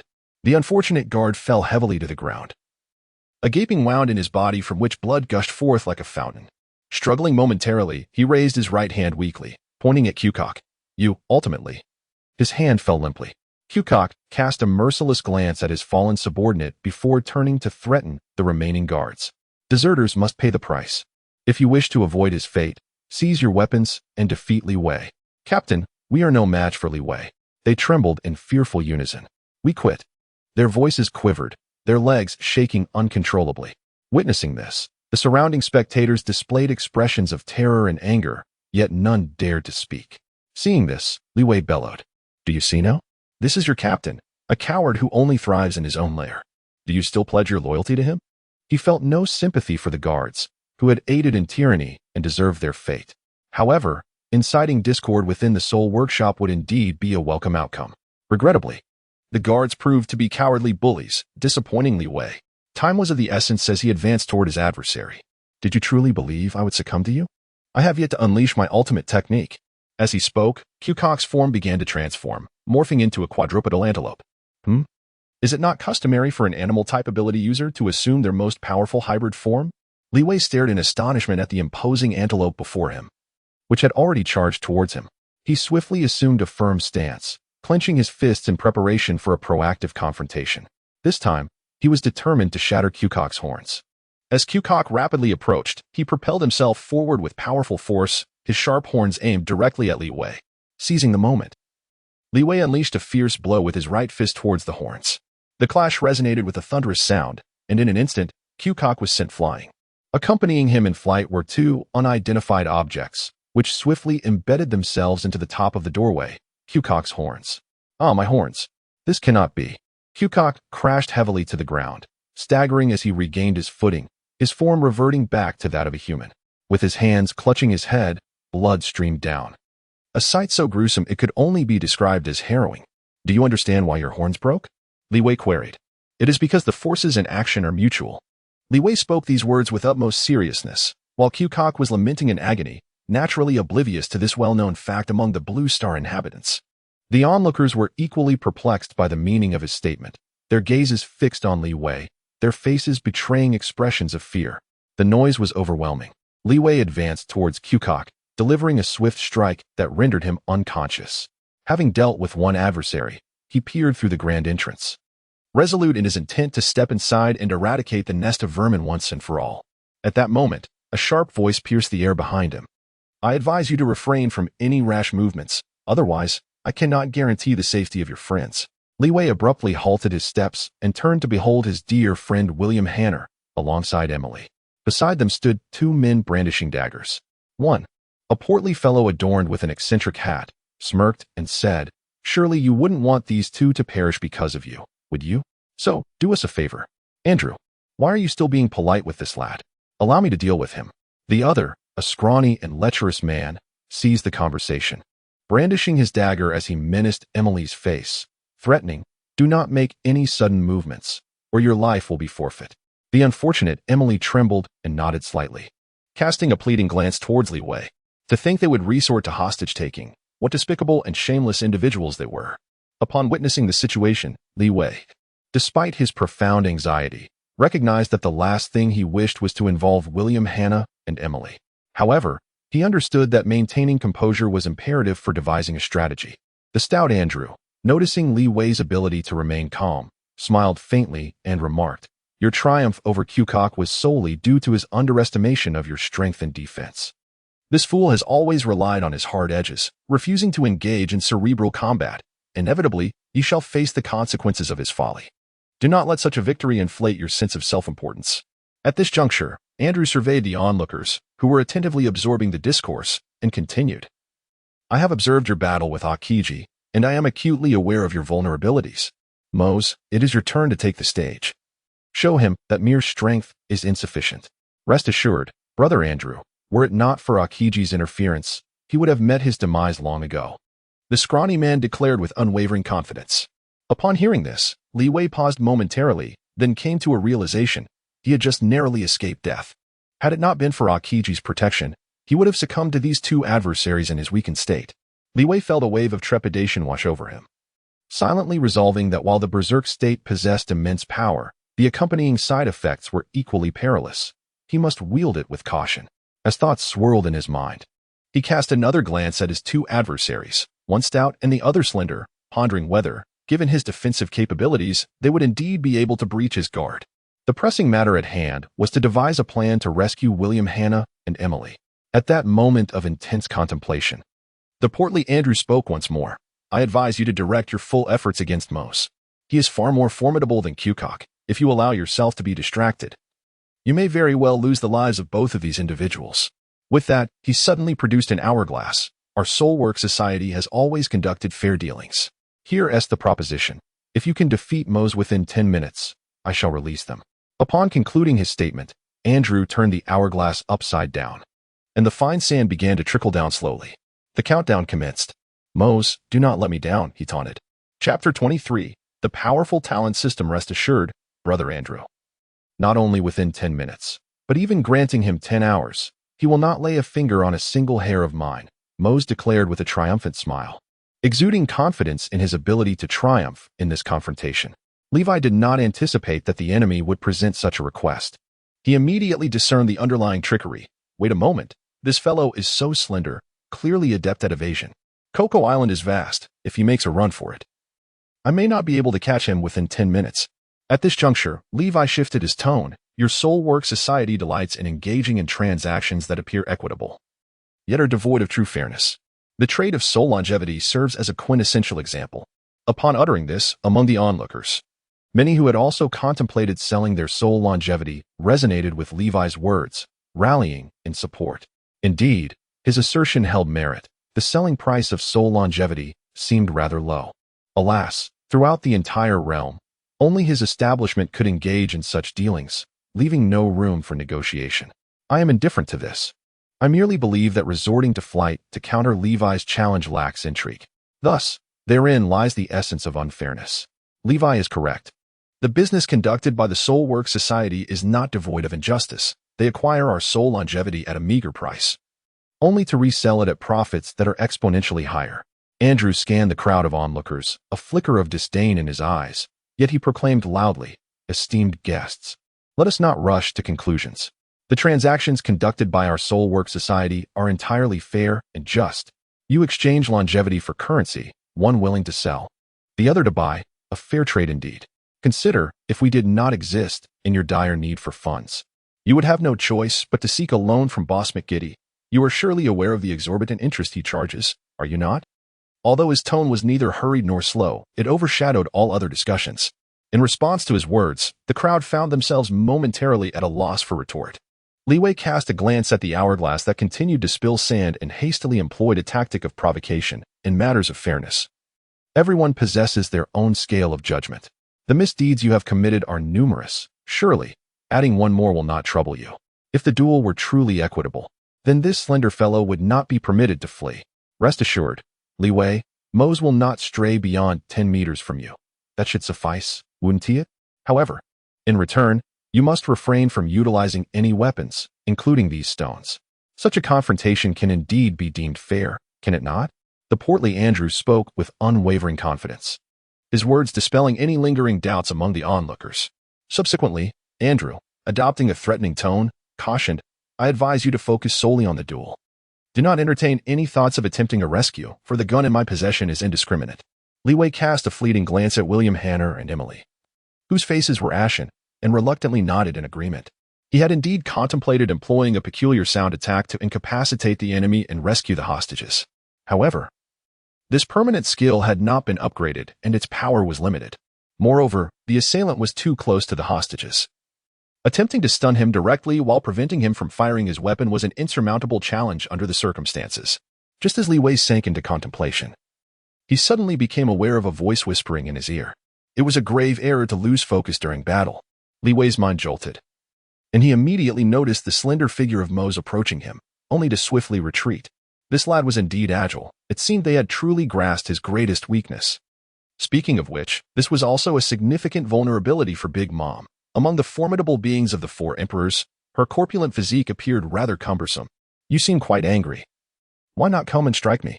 Mose sneered, gesturing dismissively at Li Wei. In response to this provocation, Li Wei merely smiled faintly. "I shall tentatively place my faith in your society of soul work and its integrity. While I may lack agility, I am fortunate to possess great strength.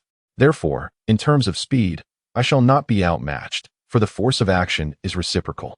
As soon as the words left his lips, he propelled himself forward with immense force, akin to a cannonball, charging straight at Mose.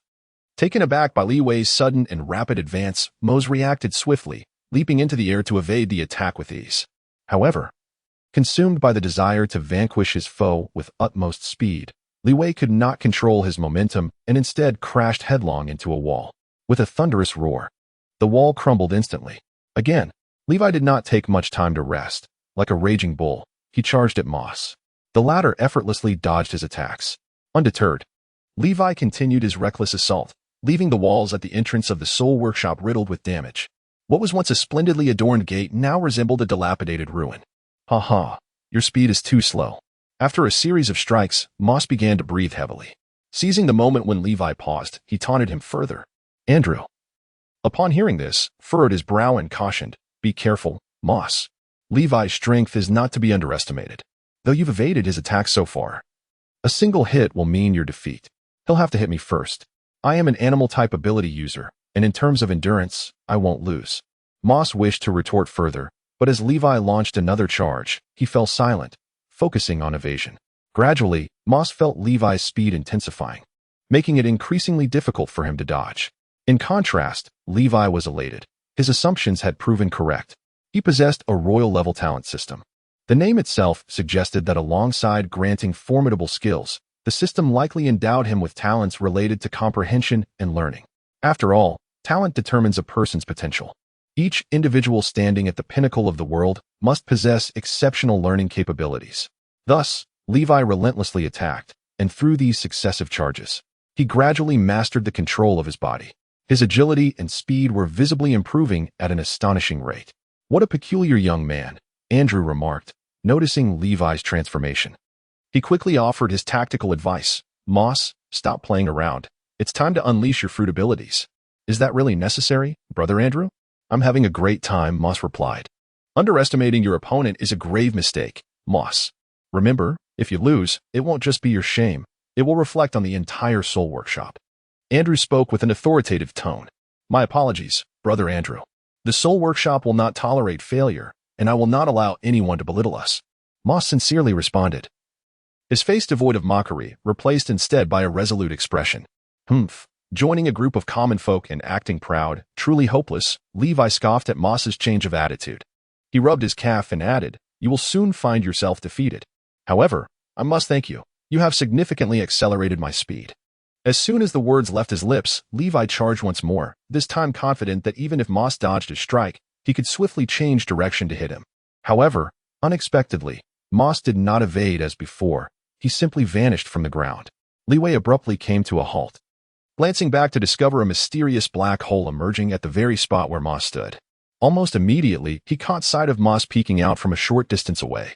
Haha, this is the power of my fruit ability. I have consumed the mouse fruit. As a mole-shaped adept, my specialty lies in burrowing. Upon hearing this explanation from Moss, Leeway comprehended that the mouse fruit user referred to by Baron Egg was none other than him. However, this burrowing ability posed quite a challenge. Leeway hesitated momentarily before dashing forward. Although his speed had significantly increased, Moses' ability to burrow was equally swift, causing him to vanish in an instant. Moments later, he re-emerged behind Leeway, laughing heartily as he proclaimed, No matter how fast you are, you cannot surpass my skill in digging to evade you. Before Mose could finish his sentence, Leeway turned once more and sprinted away, but alas, he was still a step too slow. The onlookers watched in bemusement as Leeway flitted about like a headless fly, yet he still failed to land a blow on Mose. Leeway did not anticipate that what began as a straightforward confrontation would devolve into a game of whack-a-mole. He felt somewhat speechless, but refrained from acting impulsively. He understood that his current priority was to contemplate a strategic response. Leeway, you must exert yourself. There are merely 2 minutes remaining. Andrew raised the hourglass in his hand, indicating the dwindling time. Leeway, is this truly your strength? Even if your power surpasses mine, what difference does it make? Mose appeared at an opportune moment to mock him once again. The onlookers began to murmur among themselves, noting that Leeway's sheer strength was rendered futile as he struggled to strike his adversary, a significant flaw indeed. It seemed that his ability to contend against Admiral Akiji was greatly exaggerated. With such agility, how could Leeway ever hope to touch him? That makes sense. But these two young individuals are in dire straits. Having befriended Leeway, they have become hostages. If this situation continues to escalate, they may very well suffer injuries or even worse, they commented. Amidst this chatter, Emily's complexion grew increasingly pale as she began to plead for mercy. Please, kind sir. I am merely acquainted with Leeway. Have mercy and spare me. Upon hearing this, William Hanner scoffed derisively, his expression one of disdain. He has spent a considerable sum on your behalf, and you dare to claim that you are merely acquainted? I don't want to die, Emily cried, tears streaming down her face. Cease your weeping, even that consumes precious time. If you are to blame anyone, let it be Leeway, who instructed him to overestimate his own capabilities and challenge our soulwork society. Andrew remarked slowly, casting a confident glance at Leeway. Mose, equally convinced of his impending victory, leaned against the opening, half his body protruding. Come on, strike me if you dare, he taunted while remaining vigilant against Leeway's sudden approach.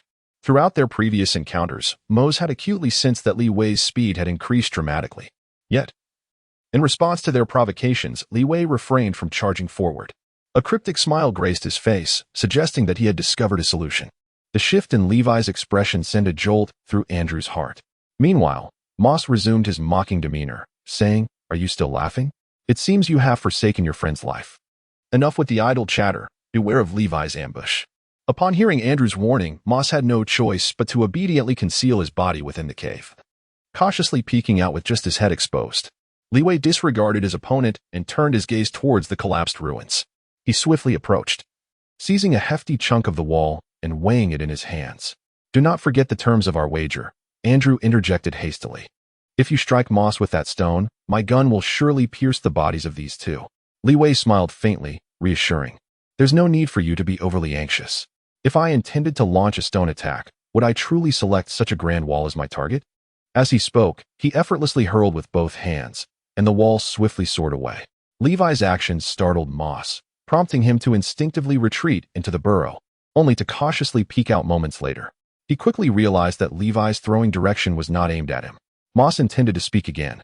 Yet Levi's relentless movements persisted as he hurled debris against the wall, swiftly obstructing the very entrance Moss had just excavated. The onlookers, bewildered by Levi's actions, exchanged confused glances. Yet this did not deter them from engaging in speculation. What could his intention be? Was he attempting to seal the entrance? But would that prove effective? The adept digger would surely find a way through. Who could say? Perhaps Levi was merely grasping at straws in a desperate bid. Andrew, too, discerned Levi's intent. Moss, be wary, he has blocked the entrance you excavated with the wall. To seal the entrance with mere walls underestimated my prowess as a digger. Although Moss hesitated to emerge, he felt a sense of relief. After all, a wall may not be more formidable than the ground itself and would not impede his digging abilities. Indeed, you excavate with remarkable speed, but alas, these very holes will become the key to your defeat. You have effectively dug your own grave. Levi spoke softly, gently clapping his hands as if to rid them of dust. Observing Levi's calm demeanor, Moss paused for a moment before scoffing. What a pretentious fellow. You are about to lose. In just 30 seconds, you shall be collecting the remains of your 2 companions. 30 seconds? Defeating you will take but 3. Li Wei approached as he spoke, and all present fixated their gaze upon his every movement.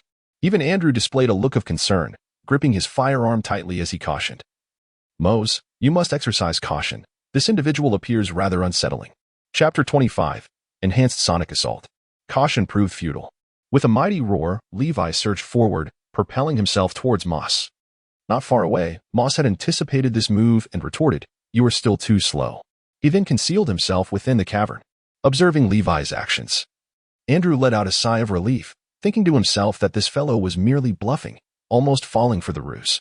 However, he did not foresee Levi suddenly crouching down, taking a deep breath, and then unleashing a thunderous shout into the abyss. What Li Wei unleashed was none other than the bizarre sonic assault. Andrew had no time to react. He was suddenly engulfed by a deafening sound, leaving him momentarily disoriented. However, the dizziness quickly dissipated, and he instinctively covered his ears. Yet an ominous foreboding stirred within him. Does Levi possess such a sonic assault? Is it merely his loud voice? Mo seems to be on the verge of collapse. Andrew hurriedly searched for his companion's whereabouts, silently praying that he would not emerge. However, not far away, a slender figure sprang from the hole like a mouse struck by electricity, heedless of the danger. This is bad. A sense of dread enveloped Andrew as he witnessed Levi, without uttering a word, charge forward and deliver a powerful punch to Mose. The impact was tremendous. Poor Mose was sent flying, crashing to the ground and bouncing like a rubber ball, rolling several times before finally coming to a halt. Strangely enough, throughout this ordeal, Mose emitted no sound. As if Levi's assault was entirely insipid and inconsequential to him, Levi leapt forward, arriving beside Moss, who had already succumbed to unconsciousness. With the ease of a hunter lifting his prey, he hoisted the frail figure into his grasp and remarked to Andrew, a feeble opponent indeed. I had presumed you had mastered formidable defenses. Yet, no one responded to his proclamation, for many onlookers had fainted, and those with slightly better physical resilience were left slumped on the ground. As for Andrew, the strongest among them, he had regained his composure and was now pressing his firearm against William Hanner's temple. Observing this scenario, Levi furrowed his brow and declared, "This wager is lost on you. According to our agreement, it is time for you to release the hostages. What kind of technique is this? Its power seems modest, yet it managed to force Moss out of hiding." Upon hearing this question, Levi could not suppress a smile. Did I not mention earlier? The hole dug by that rodent has proven immensely beneficial. Indeed, knowledge is power. He felt a surge of gratitude for having studied Newton's principles before his journey, which had reminded him of the physics of sound propagation. The burrow created by the mouse functioned like a grand trumpet, amplifying the effects of the bizarre sound attack. Prior to the assault, Levi had taken care to seal other openings, aiming for an echo-like effect. More importantly, the mouse's abilities far surpassed those of an ordinary person. When directly subjected to the strange sound, it did not immediately succumb to dizziness. However, its heightened auditory sensitivity exacerbated the disorientation, compelling it to flee the opening. In a flash of thought, Levi glanced back at Andrew, who still clutched his firearm. Thus, he hastily exclaimed, "Is this what your soul work society deems a fair exchange?"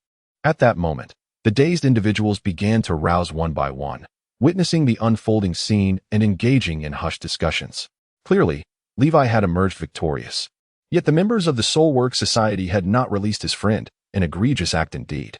The most outrageous part was that this individual had initially presented himself with the facade of a fair duel.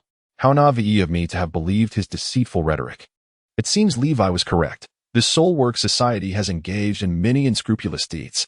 Levi remained silent, his mind consumed with thoughts on how to ensure his friend's safe escape. In truth, he had long been mentally prepared for the current predicament. After all, how could one expect the members of the Soul Work Society to be trustworthy? Yet, his heart ached for Emily, tears streaming down her face, rendered speechless by fear that Andrew might end her life with a single bullet.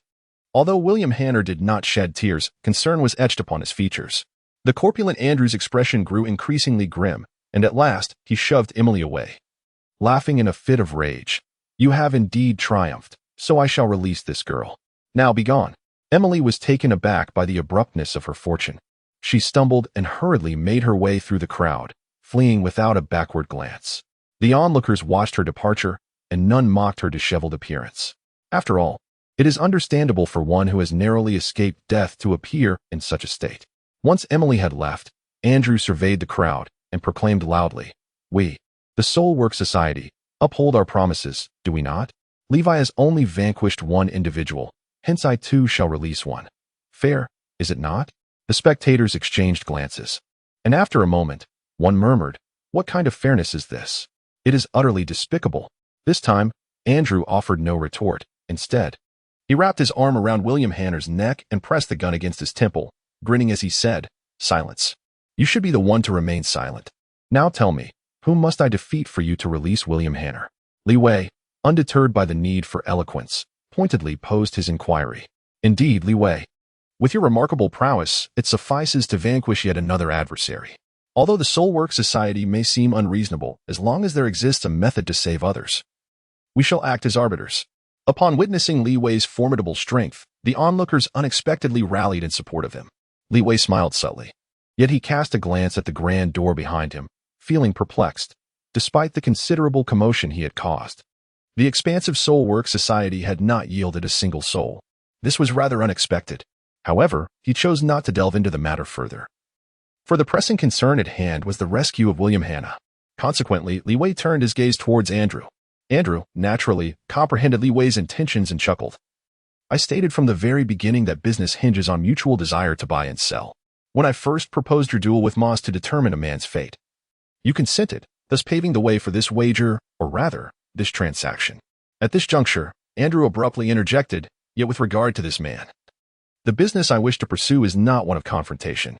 I am willing to release him, but you must ensure the freedom of myself and my companions." "Are you pleading for mercy?" Yet such an approach. Levi spoke with a tone of disdain, but was abruptly interrupted by Andrew, who was truly begging for mercy here. "Your arrogance may very well frighten me. What if my hand trembles and the bullet?" Just as Andrew was speaking, he suddenly noticed Levi lunging forward, prompting him to swiftly pull the trigger. Bang! The bullet was fired. Chapter 26. The power of the steel balloon. It must be said that Levi's speed had indeed increased significantly. Before Andrew's gun had even discharged, his hand had already made contact with his friend William Hanner's shoulder. Alas, it was still a moment too late. After pulling the trigger, Andrew immediately shoved William aside and took a step back, attempting to distance himself from Levi. He shouted, "This is all you're doing, Levi. You are the one who has doomed your friend." Meanwhile, Andrew continued to fire bullets, employing every means at his disposal to thwart Levi's relentless pursuit. Witnesses to the scene could not help but gasp. They had not anticipated Levi's sudden impulsiveness. Was he not endangering the hostage's life? Yet Levi refrained from pursuing further. Instead, he embraced the wounded William Hanner, mirroring Andrew's retreating motion. The observer's expressions transitioned from sorrowful astonishment to bewilderment. After a moment of tense uncertainty, Andrew failed to comprehend Levi's intentions. He knew that mere bullets could not harm the remarkably resilient Levi. However, his friend was but an ordinary man. A direct hit to his head would undoubtedly be fatal. Yet, why did the hostage not utter a single cry of anguish? A sinking feeling gripped Andrew's heart as he witnessed William turn his head. Though his face displayed signs of pain, there were no marks of a bullet wound on his head, nor did a single drop of blood escape. Before long, the onlookers began to discern the truth. After a moment of stunned silence, the scene erupted into fervent discussion. Levi, has he truly saved his friend? What is happening? I clearly saw the Soulwork Society's members fire the bullet. At such close range, evasion seemed impossible. Indeed, how did he manage that? Amidst the clamor, Andrew wore an expression of confusion, warily regarding Levi, and directly inquired, "My bullet should have struck your friend. Is this your fruitability?" Li Wei smiled enigmatically and said, "I owe much to all of you. Without your assistance, my speed would not have improved so dramatically, and I would not have been able to save William Hanna." At this point, he glanced at the virtual panel before him, feeling a sense of gratitude. Fortunately, after the enhancement of my talent, the iron balloon acquired a defensive capability over a wide area. With the increase in my speed, I was able to protect William Hanna at the critical moment. Li Wei acknowledged that there was indeed an element of chance in his actions, yet fortuitously, he had wagered wisely. Naturally, he would not divulge the intricacies of his abilities to his adversaries. Instead, he attributed his success in rescuing others solely to his swiftness. Upon hearing this explanation, Andrew, somewhat skeptical, remarked, "Are you faster than a bullet?" "No, you did not even attempt to intercept the bullet. There must be some hidden secret. Perhaps you should contemplate how to extricate yourself from this predicament. It is utterly excessive for you to have harmed my friend, and I shall not let you evade justice." Li Wei slowly approached, while Andrew raised his gun, intent on firing a shot. Alas, he had forgotten that he had just emptied the magazine. "You must also be a fruit user, correct? Showcase your abilities." Li Wei approached Andrew with a relaxed demeanor, yet his mind remained vigilant against any potential ambush from his adversary. After all, as the captain of the Rat Man, Andrew's prowess could scarcely be inferior to that of his subordinate. My fruit ability? Allow me to demonstrate, he thought. With a sudden leap, Andrew took to the air, prompting Li Wei to pursue him immediately, sensing his intent to flee. However, as wings sprouted from Andrew's back, he ascended higher and higher, leaving Li Wei in stunned disbelief. Could it be that this portly figure possessed the powers of the bird fruit? No one could have anticipated such a revelation. The onlookers were equally flabbergasted, exchanging bewildered glances as they grappled with the incongruity of a rotund individual taking flight. Meanwhile, suspended in midair, Andrew gazed down at the crowd and declared, "I never imagined I would be compelled to demonstrate my abilities in front of someone like you. This is, indeed, my first time showcasing my strength before such an audience. Who would have thought that even a hefty man could soar?" Li Wei responded without reservation. A scene from Stephen Chow's film The God of Cookery suddenly flashing in his mind, Tang Nio soaring gracefully through the air. He quickly shook his head vigorously and inquired, "The bird fruit ability user is indeed formidable. However, you must be consuming a form with limited offensive capability, correct? Whether I am strong or not, I managed to escape your grasp. Although your power is considerable, you could not capture me. If you possess any skill, perhaps you should focus on protecting your friends. Otherwise, our Soulwork Society will not spare them." Hovering in midair, Andrew shifted to a menacing tone, his words inciting discontent among the onlookers below. Yet, he paid them no mind and continued, "Silence. Li Wei intends to dismantle the Soulwork Society. You should ponder the future where you can no longer exchange your meager soul lifespan for riches." Upon hearing this, the crowd fell silent. One middle-aged man turning to Li Wei, saying, "I believe the existence of the Soulwork Society SNT entirely detrimental, right? Although they are despicable, they do not engage in coercion. We willingly sell our soul lifespans." "Li Wei, I understand your intentions are good, but we have our own predicaments." Even William Hanna murmured. "Li Wei, I am genuinely happy for your awakening and newfound strength, yet you know the circumstances of my family." Li Wei had long anticipated their reactions. He addressed Andrew, still suspended in the air. "Revolution cannot be accomplished in a day. My first step will be to establish a new Soulwork Society, and the price for souls will be tenfold what you currently offer. I believe many affluent individuals would be eager to engage in commerce with us. Do you possess such wealth?" Andrew laughed derisively. "You sustain yourself by selling souls, and in the international arena, can you defeat the likes of Big Mom? Can you best Katakuri?" Andrew had not expected Li Wei to devise such a strategy, but he quickly pinpointed the crux of the matter and posed a question. "Indeed, the Big Mom pirates are supporters of the Soulwork Society. While your approach is commendable, it may not be feasible. In fact, it is likely doomed to fail. Numerous organizations have attempted to establish such a business, yet only Teeny's Soulwork Society has succeeded, and even with his power, he could only operate in 5 islands. At Andrew's prompting, expressions of reluctance resurfaced on the faces of the crowd. That may not be the case. Our employer will support us financially. At that moment, a young woman with red hair stepped forth from the crowd. Upon seeing her, Li Wei immediately recognized the discontented Christina. Chapter 27. He intends to establish a new soul work society. It is you, the subordinate of McGiddy, is it not? Otherwise, you would never utter such words. Andrew remarked condescendingly, swiftly identifying Christina. He spoke with a hint of menace. I suggest you return and inquire with McGiddy. He is more aware of the nature of our relationship. Humph, you merely rely on the power of the ant pirate crew. Otherwise, in this vast world, where would you find refuge? Christina retorted sharply. I offer you a piece of advice. You should swiftly depart. Upon hearing this, Andrew noticed the crowd below displaying expressions of delight, aware that they relished the prospect of a clash between the two organizations. They even began to whisper among themselves. Li Wei joined in the cheer. Well said. The Soul Work Society should vacate this realm. Don't you agree? However, no one responded, leaving him somewhat disheartened. Andrew then called out to Christina. You young ones must not be so impetuous. Red-haired girl, it would be wise for you to return. Inquire with McGiddy and Snake. They should know the appropriate course of action. I stand here, boldly declaring war against you, having accepted the orders of Boss McGiddy. Your demise is imminent. Unable to contain himself any longer, Andrew continued, You foolish woman. Do you not realize that we in the Soul Work Society do not fear a gang that engages in usury? Speaking of which, do you remember Edwards? He was one of McGiddy's 3 guardians, and yet we ultimately vanquished him. Do you dare invoke the name of Edwards? Boss McGiddy has not forgotten our grievances. We will surely avenge Edwards. Christina declared. You are but a lowly minion. I shall not hold you accountable. However, should you dare oppose the Soul Work Society, I shall show no mercy, regardless of who you are. Li Wei, you are no exception. Andrew issued his final warning. Upon hearing this, Li Wei finally seized the opportunity to interject. I have long been at odds with the Soul Work Society. Yet I do not see how they have managed to thwart me. With that, he turned to the red-haired girl, Christina, and continued. Since Boss McGiddy also seeks to challenge the Soul Work Society, we are allies now. Once we vanquish them, we can monopolize the trade of soul lifespans. As he spoke, Li Wei noticed a flicker of disdain in her eyes. Recalling their previous misunderstandings, he merely chuckled nonchalantly. Christina quickly regained her composure and replied with a smile, Indeed. United we shall surely eradicate the Soul Work Society. At this juncture, a cold voice interjected. Christina, you are merely an ordinary officer. You lack the authority to make such decisions for us. Li Wei did not need to turn around to recognize that the speaker was Snake, one of Tinny's 3 elite guards.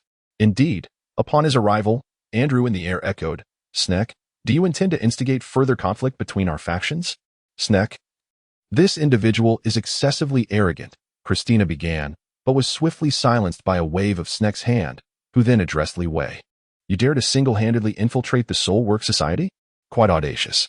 I have long disapproved of their methods. For a mere 100,000 berries, they can purchase another's lifespan for half a year, only to resell it for several million berries.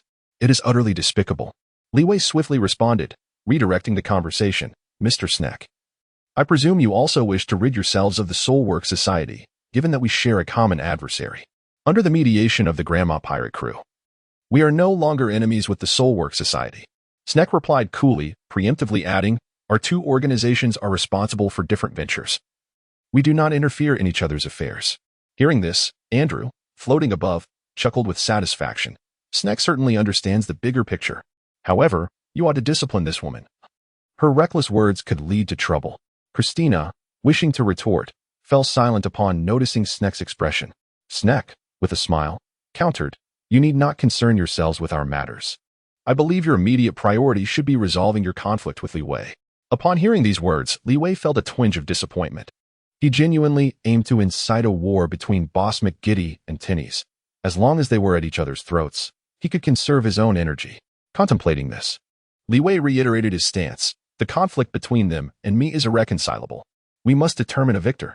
However, Snake, have you truly no interest in collaborating with me? Just look at the state I've left the Soul Work Society in. No one has emerged to stop me, suggesting they're in dire straits. Cease your slander. Leader Aldridge is merely attending a report meeting at headquarters. Otherwise, would you still have the opportunity to stir up trouble here? Li Wei clearly disagreed with this explanation. Ah, so you have so few people on Cocoa West Island. I find that reassuring. But shouldn't you hasten to request reinforcements? Humph. Your arrogance will not last long. Andrew disregarded Li Wei's provocation, focusing instead on the McGiddy gang. He continued, Sneck, if you could assist us in dealing with Li Wei, the Soulwork Society would generously reward you. I have already stated that our boss McGiddy is a businessman. Violence is not our intent. Moreover, you, Andrew, are merely an ordinary officer. If assistance is required, it should at least come from someone of Aldrich's stature. Hearing Sneck's unflinching words, Li Wei's spirits lifted. It seems there may still be a chance. Seizing the opportunity, he stoked the flames. I can discern Andrew's intentions. Though he is a mere officer of the Soulwork Society, he ranks alongside your second-in-command, Boss McGiddy. Haha. With that, he erupted into laughter, casting a sidelong glance at Sneck. Li Wei, your incitement is too overt. I must reiterate, our boss McGiddy is a businessman. We will not become enemies with you or the Soulwork Society unless absolutely necessary, Sneck replied with a hint of a smile. Then, shifting his tone, he continued, however. From your recent dialogue, it appears you, Li Wei, might have a significant venture in mind that you wish to discuss with us. Chapter 28. Allies have emerged. Li Wei was momentarily taken aback, but he quickly grasped the situation and nodded earnestly. Indeed, I am very eager to engage in business with Boss McGiddy. Snake.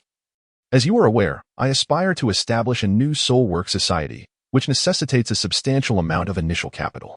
Ah, well, at McGiddy. We are quite fond of lending money to resolve others' dilemmas, replied the other. Li Wei, this soul trade is a remarkably lucrative venture. I will take the initiative. Whatever amount you require, we shall lend it to you, and we can certainly negotiate the terms of interest. Then I must extend my heartfelt gratitude to Boss McGiddy and Big Snake, Li Wei chuckled. With a smile, Levi extended his right hand toward the other party. Sneck hesitated for a moment, but reciprocated with a smile, grasping Levi's hand. Their handshake seemed to herald the successful culmination of their business dealings. This sudden turn of events left Christina momentarily speechless. Conversely, it was the onlookers who swiftly recognized the significance of this development. Buzzing with excitement like ants around a boiling pot, fervently discussing the implications. How splendid! With the sponsorship of McGiddy, Levi might indeed establish a new Soulwork Society. Indeed, Levi had just mentioned a substantial increase in the price of soul longevity. Our good days are approaching. However, the Soulwork Society of Tinnies enjoys the backing of the Big Mom Pirates, which complicates matters. After all, Levi saved the daughter of the formidable Big Mom, and her crew may offer even greater support to him. Hearing these remarks, Levi felt a sense of helplessness. His true intention was to eradicate the very existence of the trade in soul longevity. Yet, judging by the demeanor of these individuals, it seemed they would rather sell their soul's longevity than strive for a meaningful existence. He could not help but envision Lu soon. It appeared that altering the public's mindset was essential for the world to truly improve. The road ahead is indeed arduous and long. This challenge cannot be resolved merely through the imperial-level talents bestowed by the system. Li Wei was deep in thought, and Andrew, suspended in midair, also discerned Snake's intentions. He hastily interjected with a warning. Snake, your financial support for Li Wei signifies a declaration of war against us. I advise you to reconsider. To which Snake retorted, I suggest you refrain from making suggestions, Andrew. Alternatively, if you possess the courage, come down so we can discuss this matter thoroughly. Li Wei interrupted the conversation and turned to Snake, saying, this fellow is exceedingly noisy, relying on his ability to fly. Sparrows are indeed this boisterous. Sparrows? Andrew is actually consuming the sparrow fruit, a bird-type devil fruit. The sight of that plump little sparrow is rather amusing. Oh, it makes sense why Andrew enjoys accompanying Moss so much. One soars through the skies while the other digs beneath the earth, a match made in heaven. However, their powers are rather feeble, relegating them to petty thievery. Upon realizing that Sneck was aware of his fruit abilities, Andrew's expression shifted momentarily, before he chuckled. So, you have long desired to be our adversaries? Indeed, 2 years ago, after your hasty retreat, I suggested we eradicate you completely. Yet, Lord Katakuri deemed you of some use, and spared your lives. Then we must express our gratitude to Lord Katakuri.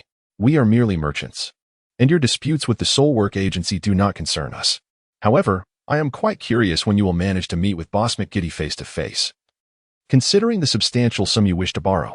In response to Sneck's words, Li Wei confidently thumped his chest, declaring, once I eliminate the branch on Cocoa Island, I shall immediately seek out Boss McGiddy. I reckon he would hesitate to lend me such a large amount without witnessing my strength first. Then I wish you swift success. Sneck remarked before exchanging a glance with Christina, and the two departed. Levi gazed at their retreating figures, contemplating his next course of action. He certainly had no intention of truly confronting Boss McGiddy before the festival, as he would not be establishing a new Soul Workers Guild. However, after today's events, it was conceivable that he could instigate a conflict between McGiddy and Tinnies. With this thought in mind, he lifted his gaze towards Andrew in the sky and remarked with a smile, "Now that McGiddy's people have departed, are you not going to call for reinforcements?" "Humph. If you are so eager to meet your demise, I shall gladly oblige." Andrew produced a telephone bug and dialed out. Below, Levi refrained from seizing the opportunity to attack. Although he possessed considerable strength and defensive capabilities, and had improved his agility, his aim unfortunately left much to be desired, rendering any effort a waste of energy. In this interval, Levi finally found the time to comfort William Hanna. William, having been a part of their conversation, recognized that Levi was not jesting. His expression clouded with concern, he inquired, "Levi, are you truly going to confront the Soul Workers Guild?" "Rest assured, I shall eliminate them. Moreover, you need not worry for your personal safety. I will suggest to the Dread Pirate crew that you temporarily reside with Emily at Bryn CAF. I doubt the Soul Workers Guild will have the audacity to strike at you." Upon seeing William nod in agreement, Levi scanned the crowd in search of Emily. But upon finding nothing, he turned his attention back to Andrew in the sky. At that moment, Andrew had stowed away the telephone bug, expressing his annoyance as he said, "Consider yourself fortunate. Leader Aldrich will not return until tomorrow." "Humph. Then I shall return tomorrow to deal with you." Leeway refrained from idle chatter and promptly took William Hanna away, as he needed to find Emily quickly to avert potential trouble. Nearby, in a lavishly decorated room of a hotel, Akiji and Wang Oga were intently observing Li Wei's every move. With his extraordinary strength, peculiar sounds, and a defense akin to steel, Li Wei resembled a carbon copy of Charlotte Lingling. "Akiji, we must exercise caution," Wang Oga advised. "Are you truly concerned that Li Wei might become our adversary? I believe you are overreacting." Nevertheless, his rapid increase in power is indeed alarming. After a single skirmish, Li Wei's speed had escalated significantly, confirming that he was not deceiving them. His talent was astonishing. "Let us remain prudent, Akiji. Bryn is of great importance to us. If it is crucial, we should act swiftly." No sooner had he spoken than Akiji turned to leave. Wang Oga, somewhat perplexed, soon heard Li Wei declare, "The Soul Work Agency has something amiss. There is clearly a formidable individual within that establishment, yet he allowed me to wreak havoc without intervening." "I see," Wang Oga responded. Following closely behind. Chapter 29, Brown Bear Fruit User vs. Akiji at the Cocoa Island branch of the Soul Work Agency. A robust man with short brown hair and a scruffy beard spoke into a snail phone. "President Tinnies, we are facing an emergency situation." "Odric, you cannot mean that Bryn has been located?" "Not at all. She is currently safe. As long as Bryn is unharmed." "What transpired?" "I just received a call from Andrew, who confirmed that Li Wei is indeed the young man who rescued Miss Bryn from you, Akiji. He caused quite a ruckus. And not only that, he intends to establish a new Soul Work Agency to rival ours." "What? Is this young man truly that powerful? Just yesterday you informed me he was merely an odd devil fruit user, and that both you and Akiji underestimated him, allowing him to rescue Bryn." "I did investigate Li Wei. Prior to yesterday, he was a mere waste, often trading his soul's lifespan for money to buy gifts for girls." "Then how did he defeat Kikochi?" "According to Andrew, Li Wei's power has surged at an alarming rate. In just one day, he seems to have transformed entirely. And it appears he may not even be a devil fruit user. A prodigious talent blossoming from a waste." "Odric, do you truly believe this assertion?" "Continue to investigate this matter thoroughly. I feel there may be others backing Li Wei." "President, you are correct. Just now, Snake publicly offered to fund Li Wei's establishment of a new Soul Work Agency. McAdee, it seems he genuinely believes that his previous defeat at our hands was due to our alliance with the Big Mom Pirates." "President, should we strike first?" "McAdee is but an inconsequential figure.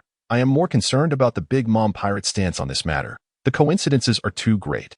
"Are you suggesting that Li Wei is acting on behalf of the Yonko Big Mom, or rather, Katakuri? That does not seem plausible, as the Big Mom Pirates are currently in a precarious situation, and we have not betrayed them." "Indeed, that is precisely the aspect that eludes me." "Very well, Odric. I will send Elgis to assist you." "Understood, President. I will keep a close watch on Li Wei and ensure Miss Bryn's safety." "Yes, investigate thoroughly. and seek opportunities to glean Brin's thoughts on the Big Mom Pirate's attitude.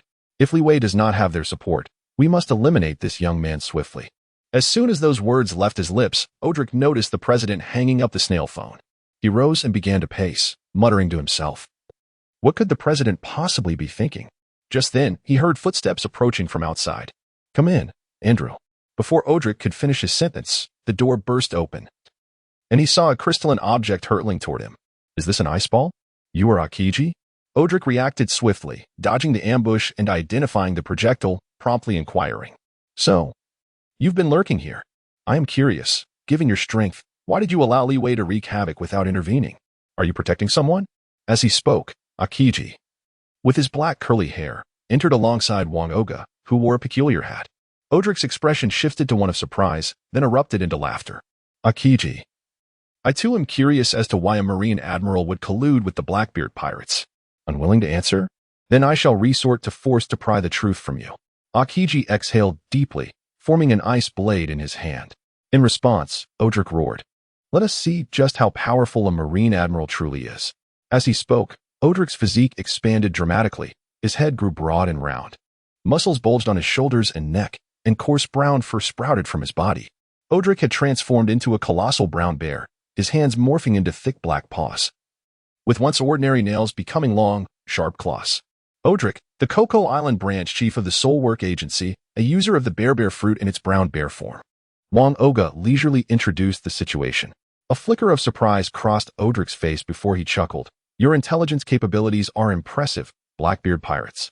It is no wonder you have risen so swiftly. As he spoke, he lunged forward, his massive paw slamming down toward Wang Oga. A tremendous crash resonated as Odric sensed something amiss and turned to glance back, only to find Wang Oga had already appeared behind him. Your opponent is Akiji. Fate has foretold that you will meet the same end as your subordinate. Wang Oga declared casually, reclining on a chair upholstered in beast fur. Odric, noticing Wang Oga seated in his place, seethed with anger. You should worry about your own fate. You still have the leisure to chat while battling me. Akiji utilized his shave technique, instantly appearing beside Odric, his ice blade aimed directly at his chest. With a piercing sound, Odric was caught off guard. The blade penetrated his chest, blood gushing forth. Yet, he seemed impervious to pain, retaliating with a powerful swipe of his paw.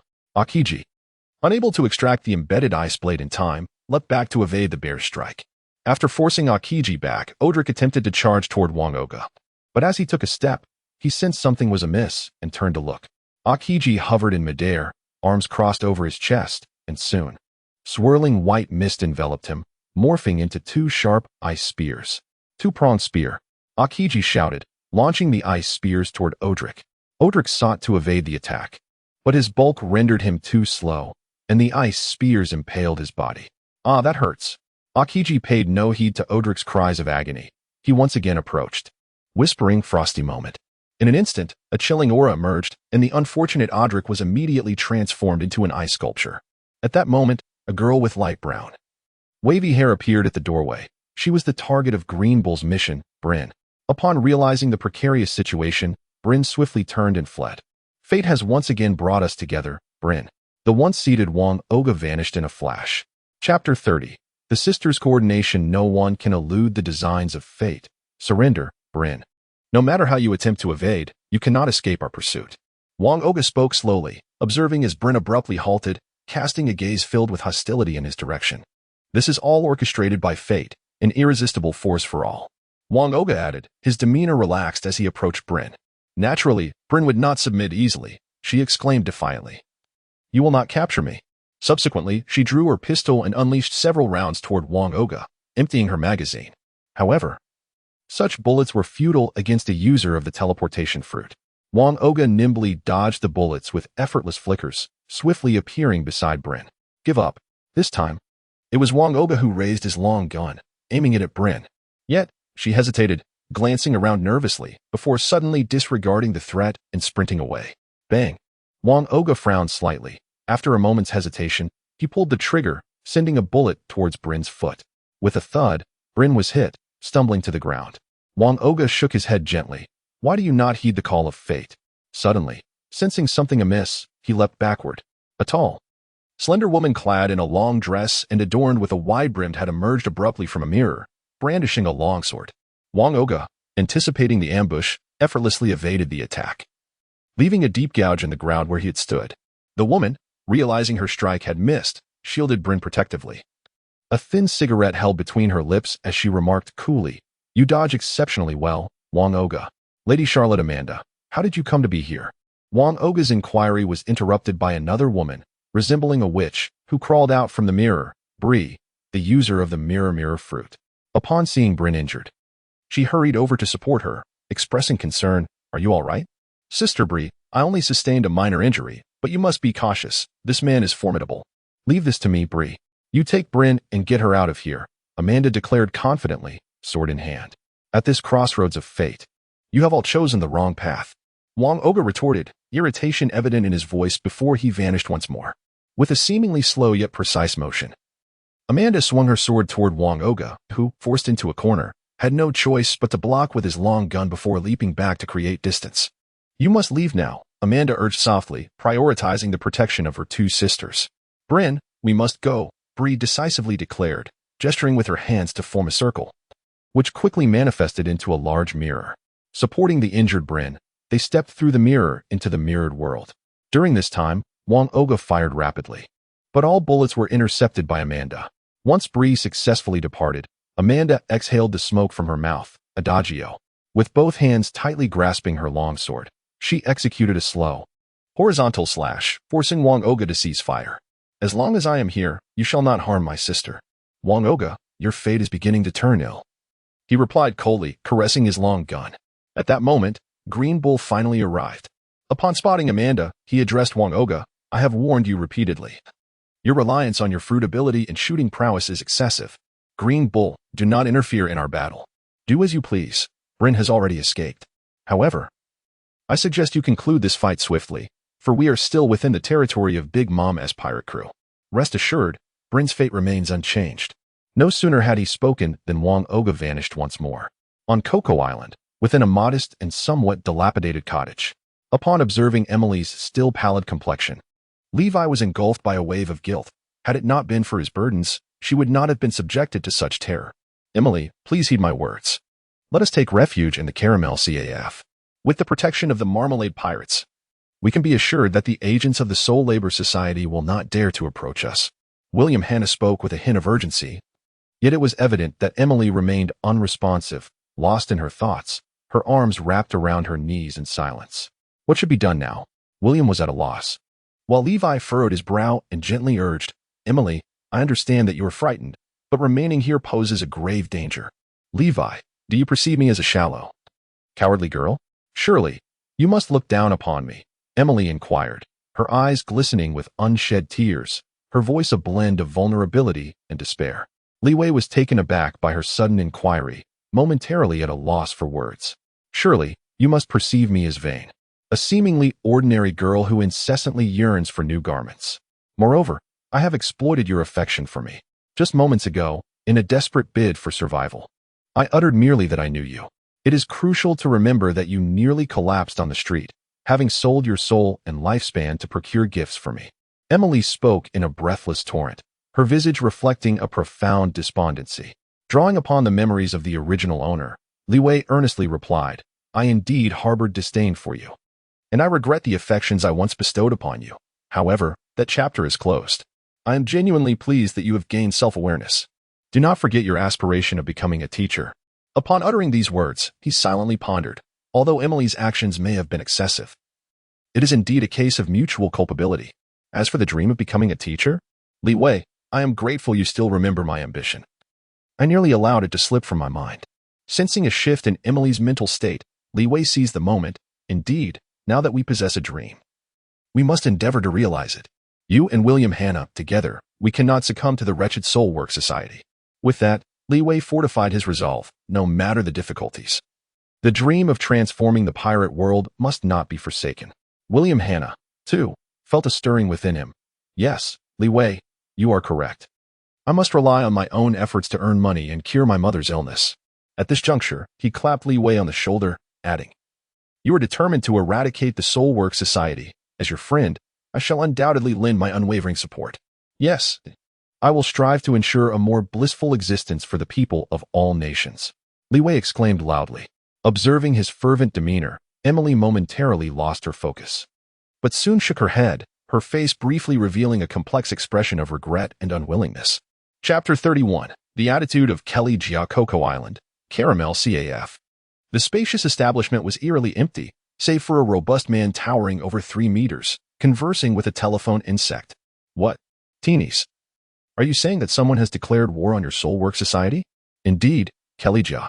Just now, I received a call from Audric, who informed me that Li Wei has caused quite a disturbance, and our branch here on Coco Island is in utter disarray. Who is Li Wei?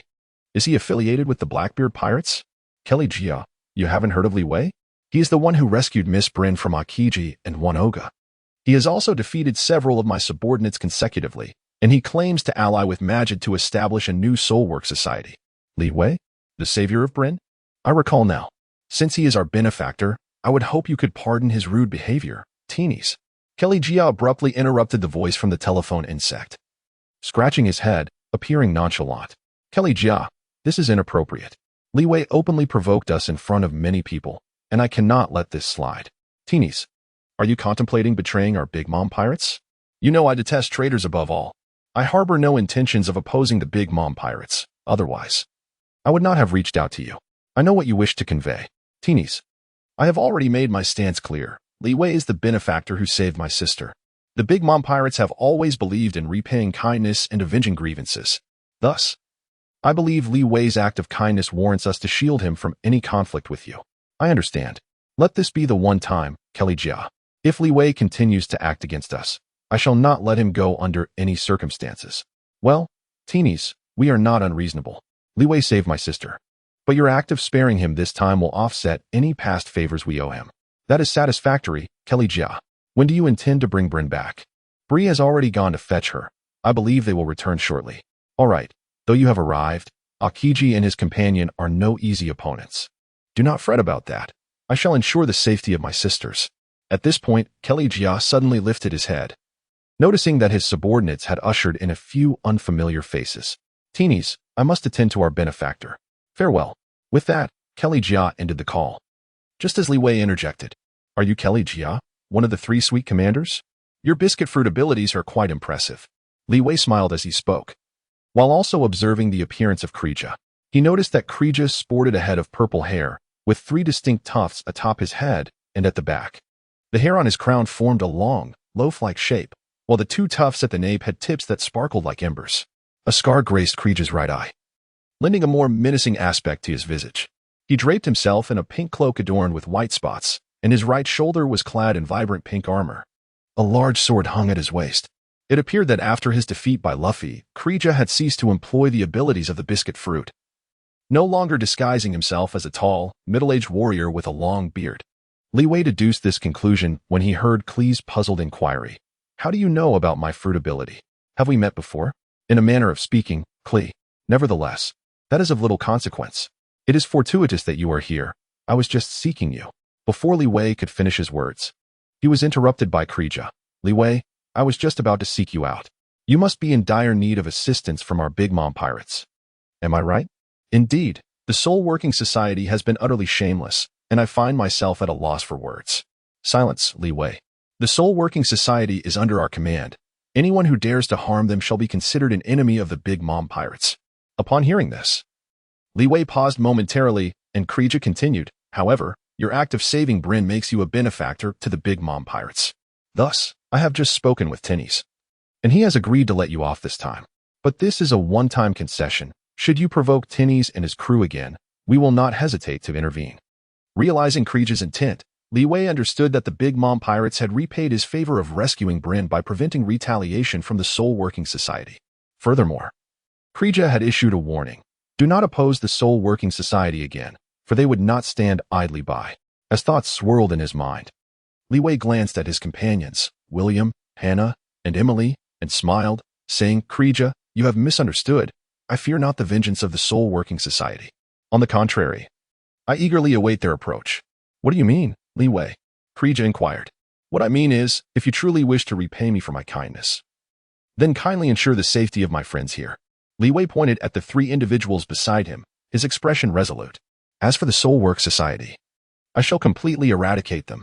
Li Wei, do not act impulsively. We must find a way to conceal ourselves, William Hanna interjected urgently.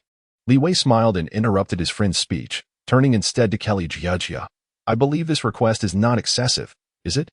You have come here merely to seek our protection for these 3 individuals in exchange for your favor in saving Bruin. Indeed. I wish to prevent my conflict with the Soul Work Society from endangering these 3. It is utterly shameless of the Soul Work Society to attempt to exploit them as leverage against me, leaving me with no choice. I advise you to consider this carefully. Our anti-pirate crew is known for its clear sense of justice. Since you have made a request and we have acquiesced, we are no longer indebted to you. In other words, the actions you took against the Soul Work Society are now my concern. There is no need for further contemplation, of course. It would be even better if you could provide some additional funds. As you can see, my friend's mother is in poor health and urgently needs financial assistance. Li Wei, are you certain you wish to proceed in this manner? Kelly Jiajia reiterated emphatically. Li Wei answered without hesitation, I am absolutely certain. His resounding reply momentarily stunned Emily, who cast a lingering glance at her backup choice. No problem, I will make the arrangements. Now that our grievances have been settled, do not be surprised if we take action against you as well. Are you prepared? With that, Clea drew the knife from his waist and pointed it threateningly at Li Wei. Chapter 32. Fighting for culinary delights upon witnessing Clea's aggressive stance. A horde of pirates armed with sharp weapons surged into the CAF, including the hastily arriving Baron Egg.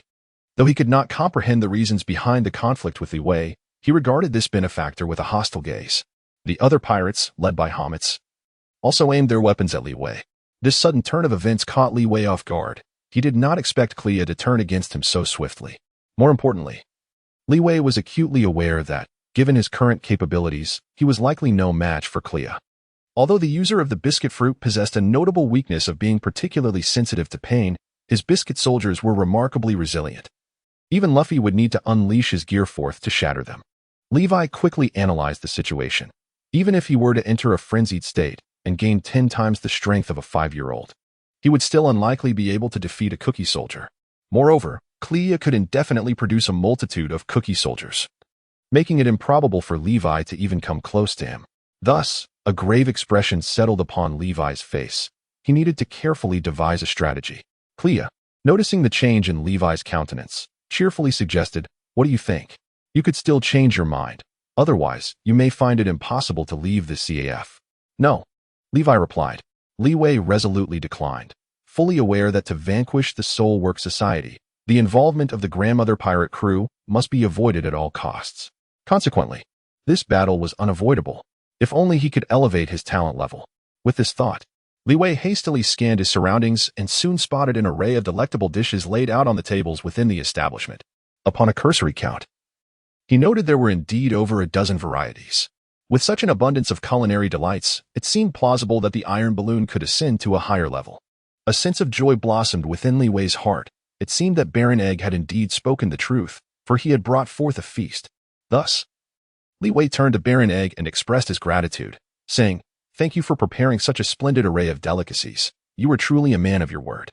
He then addressed Kelly Jia, stating, "Before we engage in battle, I wish to indulge in some of this exquisite cuisine. You see, I recently battled the Soul Work Society and am quite famished.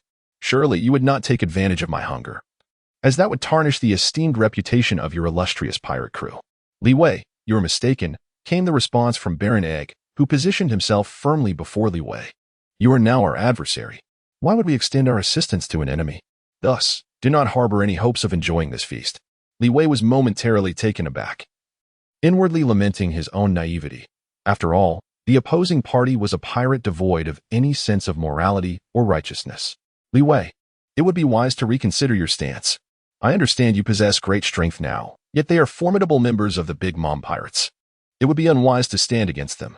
Do not worry about us. We will safeguard ourselves." William Hanna expressed his concern once more for his friend's safety. Li Wei shook his head and reassured, "Rest assured, I shall handle this matter." "How intriguing. Are you willing to sacrifice yourself to protect a friend?" "I find myself beginning to like you, hence, I shall ensure your wishes are fulfilled." Krija sheathed his longsword and assumed a battle stance. Observing this, the surrounding pirates and Hamets turned their gazes towards Li Wei. To them, he was already perceived as a dead man. "Hold on," Krija, my affairs with your Big Mom pirates must be settled one by one, in order. As he spoke, Li Wei turned to Baron Egg. Let us first address our grievances. What do you mean? I have no personal animosity towards you, do I? In response to Baron Egg's confusion, Li Wei could only argue weakly. Who says there isn't? You promised to bring me delicious food, yet now you go back on your word. Therefore, you wish to battle me? Baron Egg scoffed. I have indeed heard of your victories over Kokosi and others, but they were merely ordinary members of the Soulwork Society. Enough of this idle chatter, let us wager. He added, it was through betting that I once saved Bryn from the clutches of Akiji and the Blackbeard pirates. Levi hurriedly articulated his intentions, fully aware that his words would leave the other party no room for refusal. Indeed, Baron Egg promptly acquiesced, remarking, are you wagering on those delicacies? It appears you are quite the glutton. At this juncture, he sought approval from his superior, Lord Claygar. May I engage in a duel with this fellow first? Very well. Baron Egg, but exercise caution. Levi is no feeble opponent. Rest assured, Lord Claygar, I shall give it my utmost effort. With his cane in hand, Baron Egg approached Levi, further advising, you still have time to reconsider. The members of the Grandma pirate crew are indeed peculiar. Why are they also overly cautious? No sooner had he spoken than Levi took the initiative to attack. Drawing upon the techniques he had recently acquired through combat, he propelled himself forward with a powerful thrust, darting towards Baron Egg with the swiftness of lightning. Come then, taste my Benedetti kick. Baron Egg, centering his upper body, spun his legs in rapid succession, delivering a fierce kick aimed directly at Levi's face. Bang!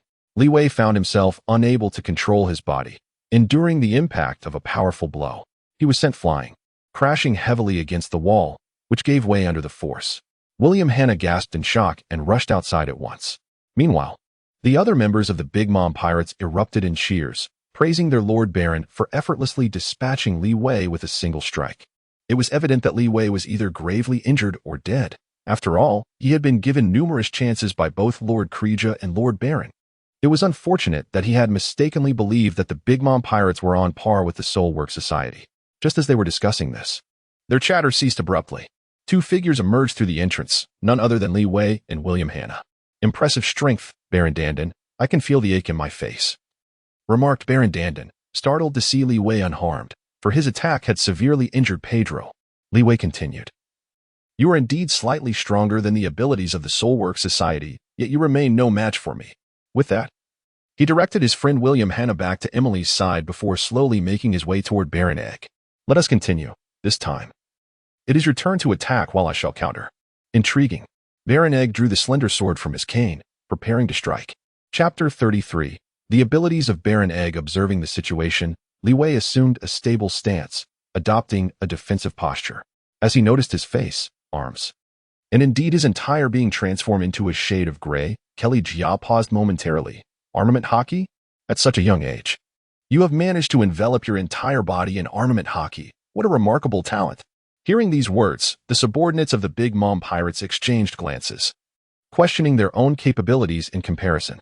However, Baron Egg scoffed. Though you have covered your entire body, such rudimentary armament hockey cannot possibly withstand my sword strikes. With that, he lunged forward, thrusting his sword directly at Li Wei.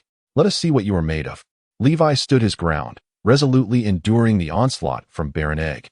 The delicate blade of the Baron pierced Levi's arm, prompting Emily and William's mother to shut their eyes in terror, unable to bear the sight of blood spattering. However, to everyone's astonishment, Levi's arm remained unscathed, despite the fact that the blade had bent at an exaggerated angle, resembling a crescent moon. It still failed to breach his skin. Baron Egg momentarily froze, gazing incredulously at Levi, pondering how this individual possessed such formidable defenses akin to a mother's protection. Yet, Baron Egg was not one to concede easily. He prepared to exert himself further, determined to penetrate Levi's defenses. At that moment, Levi initiated his counterattack. Clenching his fist tightly, aligning his body with unwavering resolve, and unleashed a powerful punch directed at Baron Egg's face. With a resounding thud, it was now Baron Egg who was sent sprawling, rolling several times across the ground and crashing into numerous tables and chairs before finally coming to a halt. In the midst of his flight, Levi observed an egg-shaped object emerge from the Baron's abdomen, realizing that Baron Egg was about to transform. The onlookers were taken aback by the sheer might of Levi's strike, their mouths agape in astonishment, rendered speechless by the unexpected display of power. Moments later, Baron Egg emerged from the rubble, having transformed from his humanoid form into that of a chick. His skin had taken on a yellow hue reminiscent of a chick. His arms had morphed into wings, and his attire had shifted to a yellow suit paired with white trousers. "Well done, Levi. I never anticipated you would push me to this extent," he remarked. Yet, before he could finish, Levi interjected. "Is there really a need for so much chatter during a battle? Are you aspiring to rap, you little chick?" Li Wei exerted himself once more, harnessing the formidable force of his momentum as he charged towards Baron Egg. This tactic proved ineffective against me. Baron Egg leapt gracefully into the air, effortlessly evading Li Wei's assault, before retracting his right leg and delivering a powerful kick towards his opponent. Li Wei was already well prepared, raising his arm to block and successfully pushing Baron Egg away. Your strength has increased significantly. I have even transformed into the form of Viscount Chicks. Yet you still managed to withstand my kick?" Baron Egg pondered, perplexed. Just moments ago, in his Baron Egg form, he could easily send Li Wei flying. Logically, considering his boosted power now, the same kicking technique should possess even greater lethality. Yet, he found his attack thwarted. "Baron Egg, be cautious. My observation hockey indicates that this fellow's strength has grown considerably." Upon hearing Kelly's warning, Baron Egg suddenly realized. It seemed Li Wei could instantly acquire immense power. He wanted to speak further, but confronted with Li Wei's massive fist, he had no choice but to evade once more. Simultaneously, Baron Egg felt a twinge of frustration. This lad appeared to be quite the talkative individual, yet now he was utterly silent. Levi was certainly eager for a swift resolution. He had already unleashed his berserk state. If he could not defeat Baron Egg within 3 minutes, his defeat was inevitable. Fortunately, the enhancement of his strength not only granted him greater speed, but also improved his control over his own body upon striking his opponent. Li Wei immediately launched a relentless barrage of attacks, determined to vanquish Baron Egg in one fell swoop. Regrettably, his aspirations were not realized. "Now, Li Wei, prepare to experience my ultimate Beniti kick." Upon hearing this phrase, a sense of foreboding washed over Li Wei. The onomatopoeic expression indicated that Baron Egg had transformed into his most formidable form, the Rooster Count. Without hesitation, he fortified his defenses, bracing himself to endure the impending damage. However, this time, Baron Egg unleashed a downward kick, forcefully propelling Li Wei's head towards the ground. Bang! Li Wei felt as though a heavy hammer had struck his face, nearly causing him to lose consciousness from the pain. Immediately afterward, he sensed a constriction in his chest, followed by another blow to his back. Li Wei could no longer contain himself and spat out a mouthful of blood. "You have finally been wounded, Li Wei. You ultimately lack your mother's fortitude." Upon hearing these words, Li Wei rose from the ground, only to behold the final form of Baron Egg. His appearance had transformed into that of a white rooster. Clad in a pale pink suit, his muscles exaggerated to convey an imposing strength. Baron Egg, indeed a senior officer of the Sea Ant Pirates, possessed formidable power. "Let us engage in a contest of strength," he declared resolutely. As he spoke, Li Wei had already regained his composure and rushed toward Baron Egg once more. However, this time, Baron Egg evaded him again, refraining from counterattacking. Li Wei was momentarily taken aback, yet he pressed on with his assault, only to have each strike deftly evaded. Reluctantly, he ceased his offensive and, with a tone laced with disdain, remarked, "What's the matter, Baron Egg? Have you reached your utmost form, yet still lack the courage to engage me in battle? I have a suspicion. The formidable power you possess is bound by a temporal limitation, is it not? Furthermore, I surmise that it is accompanied by considerable side effects, which is why you so recklessly attacked me moments ago." Baron Egg's words ignited a fervor among those present, with Emily and William Hanna displaying expressions of concern. They had witnessed Li Wei in a state of vulnerability before.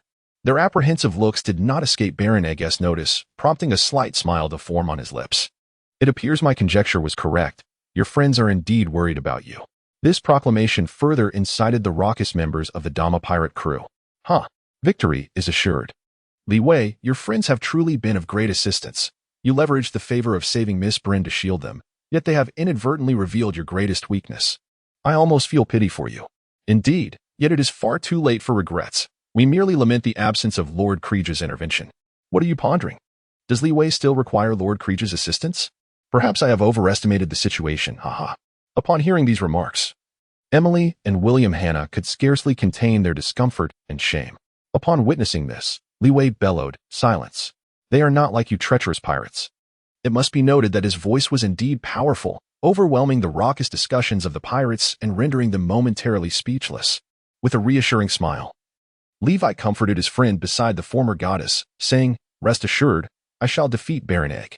You are aware that I still possess a hidden trump card." Chapter 34.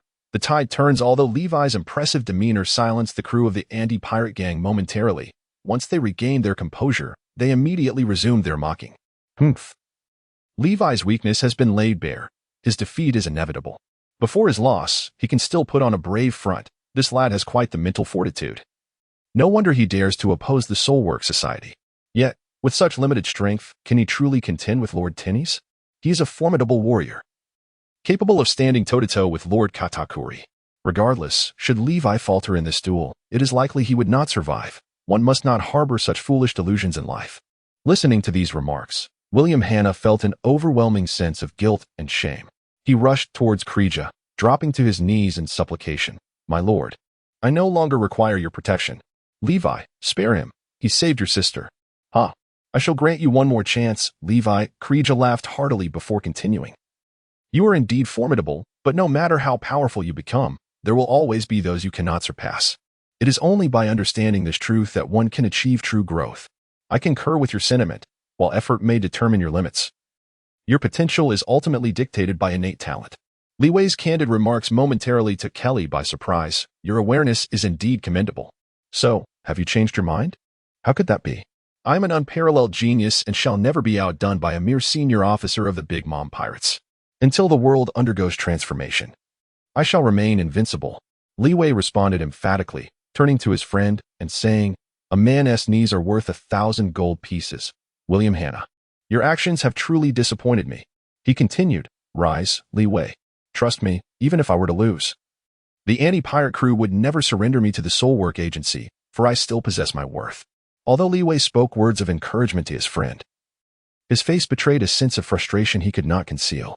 He sighed, choosing not to hide his feelings any longer. "You have seen through my weaknesses so swiftly. Your combat intelligence is indeed remarkable. I underestimated you, Baron Egg. Your strength is undeniably formidable. If it were not for the unique abilities of the egg fruit, which allow me to recover and even gain greater power through evolution after sustaining certain damage, I would have already been defeated. However, your current agility leaves much to be desired, rendering you incapable of striking me. No matter how great your power may be, it is of no avail in this instance. Thus, you have lost." Levi observed Baron Egg speaking at a leisurely pace, unusually refraining from interruption or launching a surprise attack, seemingly conceding defeat. In truth, he awaited the perfect moment, a decisive opportunity for a fatal strike. The commendable performance of his subordinate greatly pleased Cracker. "Well done, Baron Egg. You have not brought shame upon our Big Mom Pirates. Once we have vanquished Levi, you shall escort him to Teeny's." "Understood, Lord Cracker." No sooner had the words left his lips than Baron Egg noticed Levi crumpled on the ground, resembling a deflated balloon. He weakly raised his right hand, attempting to speak. Yet no words emerged. Witnessing this scene, Emily could not suppress her gasp. "Levi." She yearned to assist the fallen former sycophant, but was thwarted by the crew of the Big Mom Pirates, who erupted into laughter. "Ah, this is the price you pay. Now that you are immobile, you might as well await your demise." One could only remark that only a madman, no, a fool, would adopt such techniques, for if one cannot defeat their enemy, they are destined to be vanquished instead. Indeed, who would?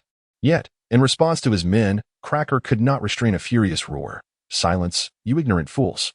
Noticing their leader's ire, the pirate lackeys fell silent, their bravado extinguished. Cracker then cast a glance at Levi and issued a command. "Baron Egg, swiftly finish off Levi. We have more pressing matters at hand. Bruley has yet to return, and I fear she may be in peril with Pudding." "Understood." Baron Egg, wary of Levi's potential treachery, remained on guard for any surprise attacks. However, upon hearing Cracker's insistence, he cautiously approached, ever ready to retreat. He believed that with his current agility, as long as he remained vigilant, he would evade any traps. Yet, Baron Egg misjudged the situation, despite his caution. He failed to anticipate that Levi still held a hidden card. Appearing to feign weakness, Levi awaited the precise moment for Baron Egg to enter his striking range. He inhaled deeply and then bellowed, "Ah!" Baron Egg felt as though he had been struck with a blunt force, stars dancing before his eyes, plunging him into a brief stupor. Realizing the danger, he instinctively began to retreat. However, though his momentary daze was fleeting and his reflexes prompt. He was ultimately a beat too slow. Soon, he would be engulfed by a wave of excruciating pain. Boom. Li Wei's fist struck Baron Egghead's abdomen directly, causing him to clutch his belly in agony, drooling profusely, utterly devoid of any semblance of gentlemanly composure. Levi furrowed his brow, and while the group of pirates remained in a state of daze, he refrained from further assault. Instead, he gently wiped the drool from the corner of Baron Egg's mouth. Subsequently, Levi truly exhausted the duration of his berserk state, and with a thud, he collapsed onto the ground. This scene was entirely witnessed by Clea, who appeared somewhat perplexed, yet bore a look of astonishment and admiration. As the surrounding pirates regained their senses, they beheld Baron Egg standing tall, while Levi lay prostrate on the ground. Momentarily taken aback, they erupted into a chorus of cheers. Marvelous! Baron has triumphed. I almost thought he would lose. This lad is indeed cunning, but ultimately, he lacks the strength. Preposterous. Baron Egg is a seasoned combatant. How could a mere Levi possibly contend with him? William and Emily, upon hearing these exclamations, turned pale, just as they were about to plead once more. They were preempted by the voice of Baron Egg. You are a true gentleman, Levi. In this contest, I have been bested. These words rendered the previously jubilant pirates speechless. They were bewildered, unsure of what had transpired. Just as they were about to inquire, Clea chuckled and added, Baron Egg, you performed admirably. I bear significant responsibility for your defeat. Had it not been for my underestimation, perhaps you would not have lost. The pirates were left even more confounded. What is going on? Li Wei has emerged victorious? Is he not lying on the ground? Chapter 35, The Upgraded Steel Balloon. Upon hearing the words of Baron Egg and Kelly, Li Wei finally breathed a sigh of relief. The ant pirate crew still possesses its own dignity. Otherwise, he would not have acted as he did moments ago. Observing the smile that graced Li Wei's lips, yet noticing he remained on the ground, Baron Egg was momentarily taken aback. I have already declared you the winner, and yet you continue to feign? I am not pretending. This berserk form of mine can only be sustained for a brief period before I succumb to a state of weakness. Li Wei couldn't help but smile wryly as he cast a glance at the nearby Kelly. Just as he had anticipated, Kelly's expression shifted, as if he had recalled some unpleasant memories. Upon witnessing the situation, Li Wei pondered to himself. Fortunately, he was well acquainted with the original plot, aware of Klee's tendency to underestimate his opponents. Moreover, his recent display of feigned weakness bore a striking resemblance to Luffy's appearance after utilizing his third gear, inevitably stirring Klee's recollection of the recent encounter where Luffy had triumphed over him. Consequently, Klee would undoubtedly urge Baron Egg to expedite the conclusion of this battle. In such a scenario, regardless of how cautious Baron Egg might be, he would find it impossible to defend against the peculiar sound attack, all while remaining unaware of the impending danger. This exemplifies the advantage of possessing an insightful perspective on the narrative.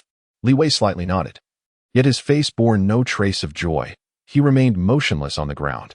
At that moment, William Hanna hurriedly approached and helped him up, inquiring, Are you all right? I am fine. I shall recover in just a few minutes. William, sincerely impressed, remarked, You have truly astonished me, Li Wei. The transformation in you is as stark as night and day. Turning to Emily, he sought her opinion. Isn't that right? Li Wei has changed immensely. Yes, indeed. It seems as though Li Wei has become an entirely different person, Emily replied, momentarily taken aback, her expression a blend of bittersweetness and joy. Meanwhile, the bewildered pirates remained oblivious to the unfolding scene. Why are you not hastening to assist Li Wei to that table over there? Baron Dandon said with a hint of irritation.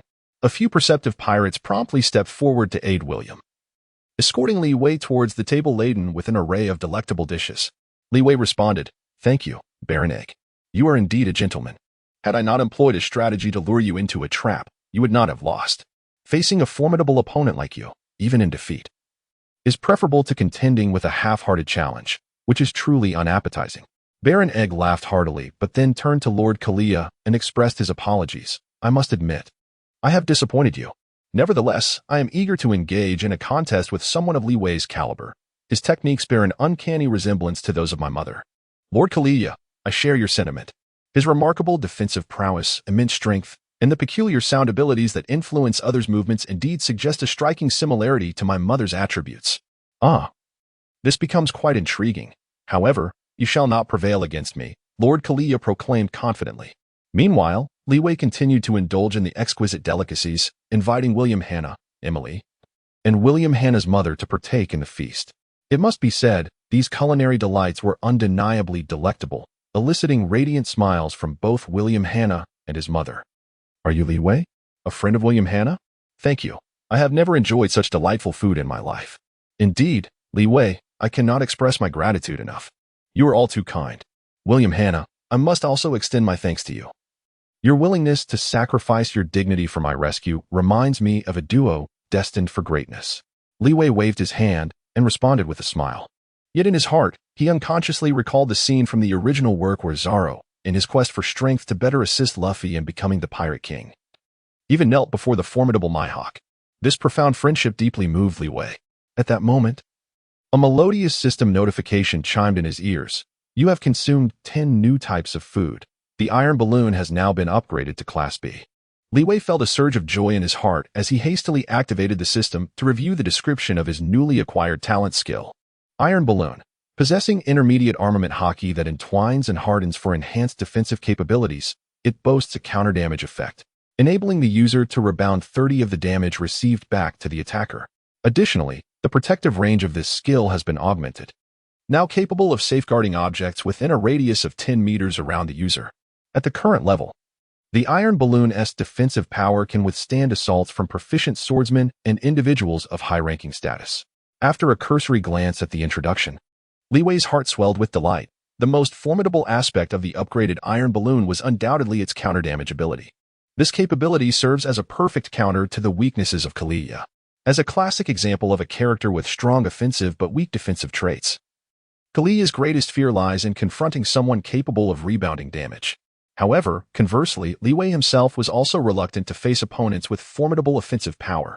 He was not so arrogant as to believe that he could endure the attacks of individuals at the 3-star general level solely relying on the defensive strength of intermediate armament haki. This represented a direct confrontation between spear and shield. A single misstep could lead to his prideful defense being pierced. At that moment, he would either face death or grievous injury.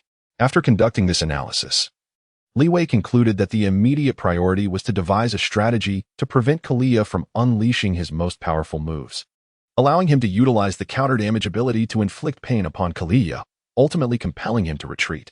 After all, this fellow was most afraid of pain. Yet, how should he proceed? Li Wei fell into deep contemplation, unable to suppress the actions of his hands. "It seems you have recovered, Li Wei. Now it is time for our duel," declared Kelly Jia, once again drawing forth the long sword from his waist, a smile gracing his lips. His words ignited yet another wave of cheers from the crew of the Big Mom Pirates. "Master Kelly Jia is about to make his move, Li Wei. Your streak of good fortune is coming to an end. Indeed, although I cannot quite fathom why Lord Baron would concede. I absolutely do not believe he can triumph over Kelly Jia. Of course, Master Kelly Jia is one of the 3 commanders, second only to Lord Katakuri and Lord Smoothie. I reckon it would take merely 3 moves for him to vanquish a mere lad like Li Wei." 3 moves? You underestimate Master Kelly Jia far too much. I believe a single exchange would suffice to eliminate Li Wei. As these pirates continued to belittle him, a thought crossed Li Wei's mind. Given Kelly Jia's tendency to underestimate his opponents, perhaps he could exploit this to his advantage. Just as he was about to voice his strategy, Baron Dandan interjected, "Master Kelly Jia, Li Wei's abilities are quite peculiar. You must not underestimate him." "Do I really need your reminder? I am not foolish enough to fall for the same trick twice," Kelly Jia replied with a serious expression, fixing his gaze upon Li Wei. "I will give it my all. Do not think you can rely on cunning tactics as you did before." Li Wei found himself in a predicament, lamenting the loss of what little opportunity remained. What should he do now? Chapter 36, A Reunion with Bryn. Li Wei could only reconsider his combat strategy.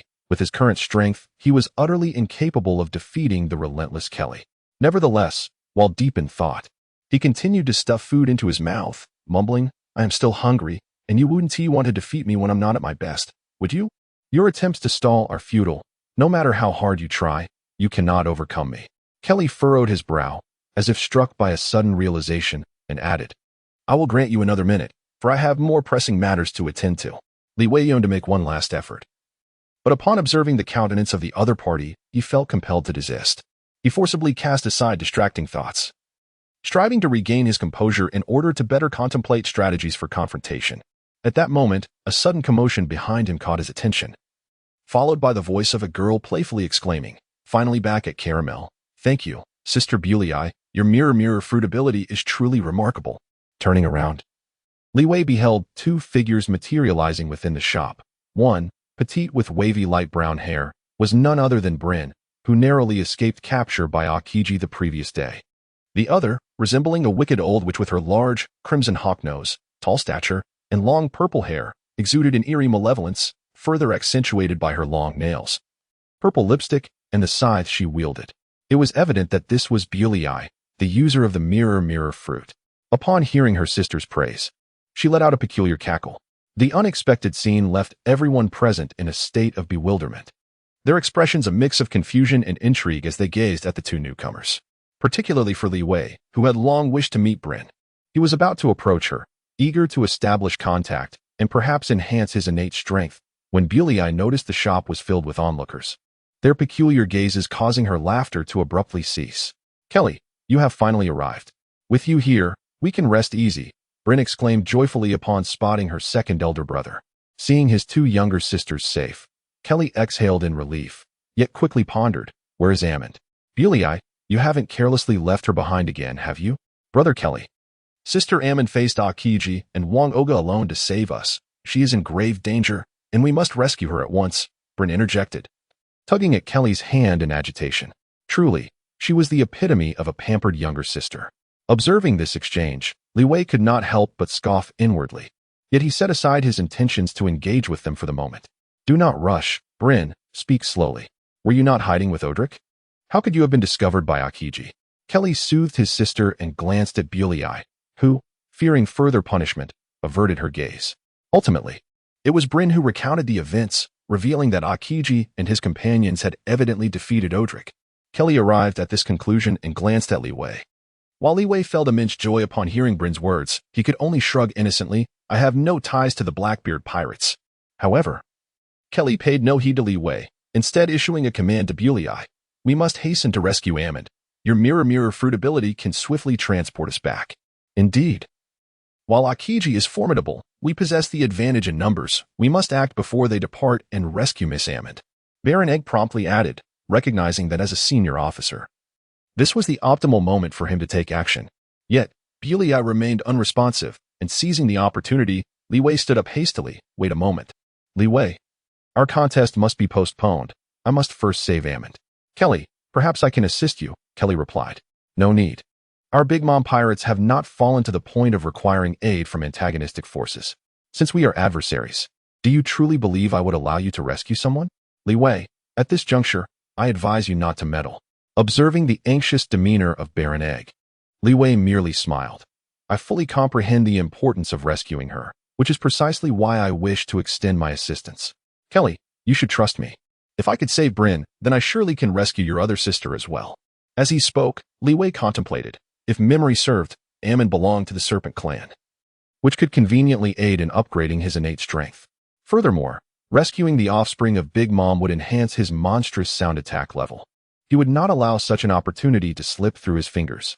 Suddenly, sensing something, he turned around to find Bryn gazing at him with curiosity in her eyes. Li Wei seized the opportunity, stepped forward, and spoke. "Miss Bryn, I am truly delighted to see you safe and sound. I must express my gratitude. I knew at that moment that your swift escape was crucial, for otherwise, my efforts would have been in vain. Your quick reaction is commendable, indeed. You are worthy of being Sanji's fiancée. Had it been me, upon breaking free from the frozen state, I might have collapsed onto the ground." Li Wei responded swiftly. Indeed, the mere mention of Sanji brought a bashful smile to Brulei's face. Observing the self-conscious girl before him, he began to contemplate. This encounter could be considered a connection with the Three-Eyed Tribe. However, during the previous encounters with the Long-Leg Tribe, the Fur Tribe, and an unidentified species, his innate strength had only ascended to level C. Thus, merely connecting with the Three-Eyed Tribe should not be sufficient to elevate his innate strength to level B. Yet, setting aside Akiji for the moment, the sharpshooter of the Blackbeard pirates was no trifling adversary. Faced with him, Li Wei's current defensive capabilities might not withstand the onslaught of gunfire. He needed to devise a strategy. In the midst of his thoughts, he was interrupted by Kureha's voice. "All right, it's time for us to depart, Brulee. How long will you remain lost in thought?" Kureha admonished his careless and timid sister. "Okay, I will activate the mirror world now." As she spoke, Bruli conjured a gigantic mirror with her hands, but Li Wei stepped in front of her, reiterating his request to join the battle. Lord Kureha, Li Wei means well. Let us not squander time on such matters. He can indeed be of some assistance, Baron Tamago hastily interjected. Kureha's expression softened slightly. Very well. He then addressed his subordinates. You must protect Bruli and Bryn well. Let us proceed. With that, Kureha took the lead and stepped into Bruli's mirror. Levi and Baron Egg exchanged glances. He waved his hand towards William Hanna and the others before stepping into the mirror. Chapter 37. The Cautious Blue Pheasant. Upon entering the mirror realm, Levi found himself in an alternate space filled with mirrors, his feet shackled with iron cuffs and balls. Looking around, he noticed that besides Bulei, Kelly and Baron Egg were similarly burdened with iron balls on their feet. He recalled the original setting. In the mirror world, only the ability users could move freely, while others would be restricted in their actions. However, the mere presence of shackles and iron balls was only a minor hindrance. They could not truly confine the three of them. Bulei promptly inquired about Armin's whereabouts. Kelly reminded her again. Bulei quickly addressed a mirror, describing Armin's appearance, and soon, a mirror in the distance began to shimmer with light. She pointed, saying, "Let us go to that mirror." Following Bulei's direction, Levi and the others swiftly approached the glowing mirror. At this moment, Bulei shyly spoke up, "Brother Kelly, I suppose I should stay behind, right?" "Yes. You shall remain in the mirror world. Once we rescue Armand, you can immediately assist us in our departure," Kelly replied without reproach. He took the lead and stepped into the mirror, leaving the mirror realm behind. Li Wei, emulating others, traversed through the mirror and returned to the realm of reality. Upon his emergence, he immediately became vigilant, scanning his surroundings and discerning that he had arrived within a building. Judging by the design aesthetic of the room, it appeared to be the edifice of the Soul Work Society. Li Wei immediately made a judgment. What Bryn had said was indeed true. He expressed his thoughts aloud, and Krija nodded in agreement. "Let us search separately. Akiji and the others may leave at any moment, so we must locate them swiftly. If either of you catches sight of the enemy, sound the alarm, and I shall rush to your side at once." "Understood, Lord Krija. Our primary objective here is to rescue those in peril," Baron Egg also interjected. Thus, the three of them set off on their respective missions. After parting ways with Krija and Baron Egg, Li Wei surmised that the enemy might have already sensed their arrival through observation haki, yet he proceeded with a calm demeanor, advancing slowly. After all, Li Wei possessed the indomitable skill of protection, which granted him immunity from all damage for 10 seconds, even if struck once more by the snipers of the Blackbeard pirates. Before long, Li Wei found himself before an exquisitely adorned door. He hesitated momentarily before attempting to push it open. However, the door only swung halfway before becoming lodged, seemingly obstructed by some unseen object. Li Wei hesitated not for a moment. He forcefully yanked the door outward, dislodging it entirely from its hinges. What met his gaze next was an immense ice sphere. Encased within this frozen orb lay a colossal bear, its massive form pierced by numerous long, sharp ice spears, blood oozing profusely from its wounds, presenting a truly horrifying sight. Li Wei cast a cursory glance and, from the attire, discerned the identity of the imposing figure before him. He was none other than Audric, the president of the Soul Work Society's Coco Island branch. "Ha ha, Green Pheasant has indeed rendered great assistance, thus sparing me considerable effort." Li Wei smiled joyfully, but suddenly, a sense of recognition washed over him as he turned around to behold a familiar figure. It was Kizaru, adorned with black-rimmed glasses, his curly hair framing his face, and a bandana resting on his forehead. Clearly, Kizaru had not anticipated Li Wei's presence here, and after a moment of surprise, he greeted him.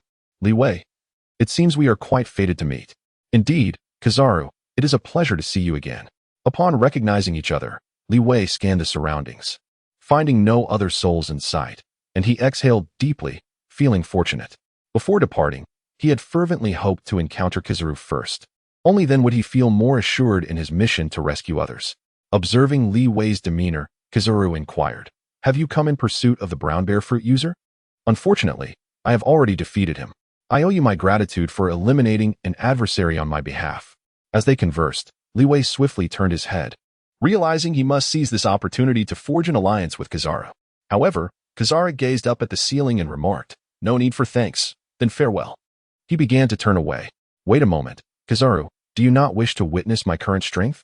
Li Wei hurriedly stepped forward, obstructing the opponent's path. Qingji cast a glance and shook his head, stating, "Your strength has not increased. I have no interest. Indeed, my strength has not augmented. But my defensive capabilities have significantly improved.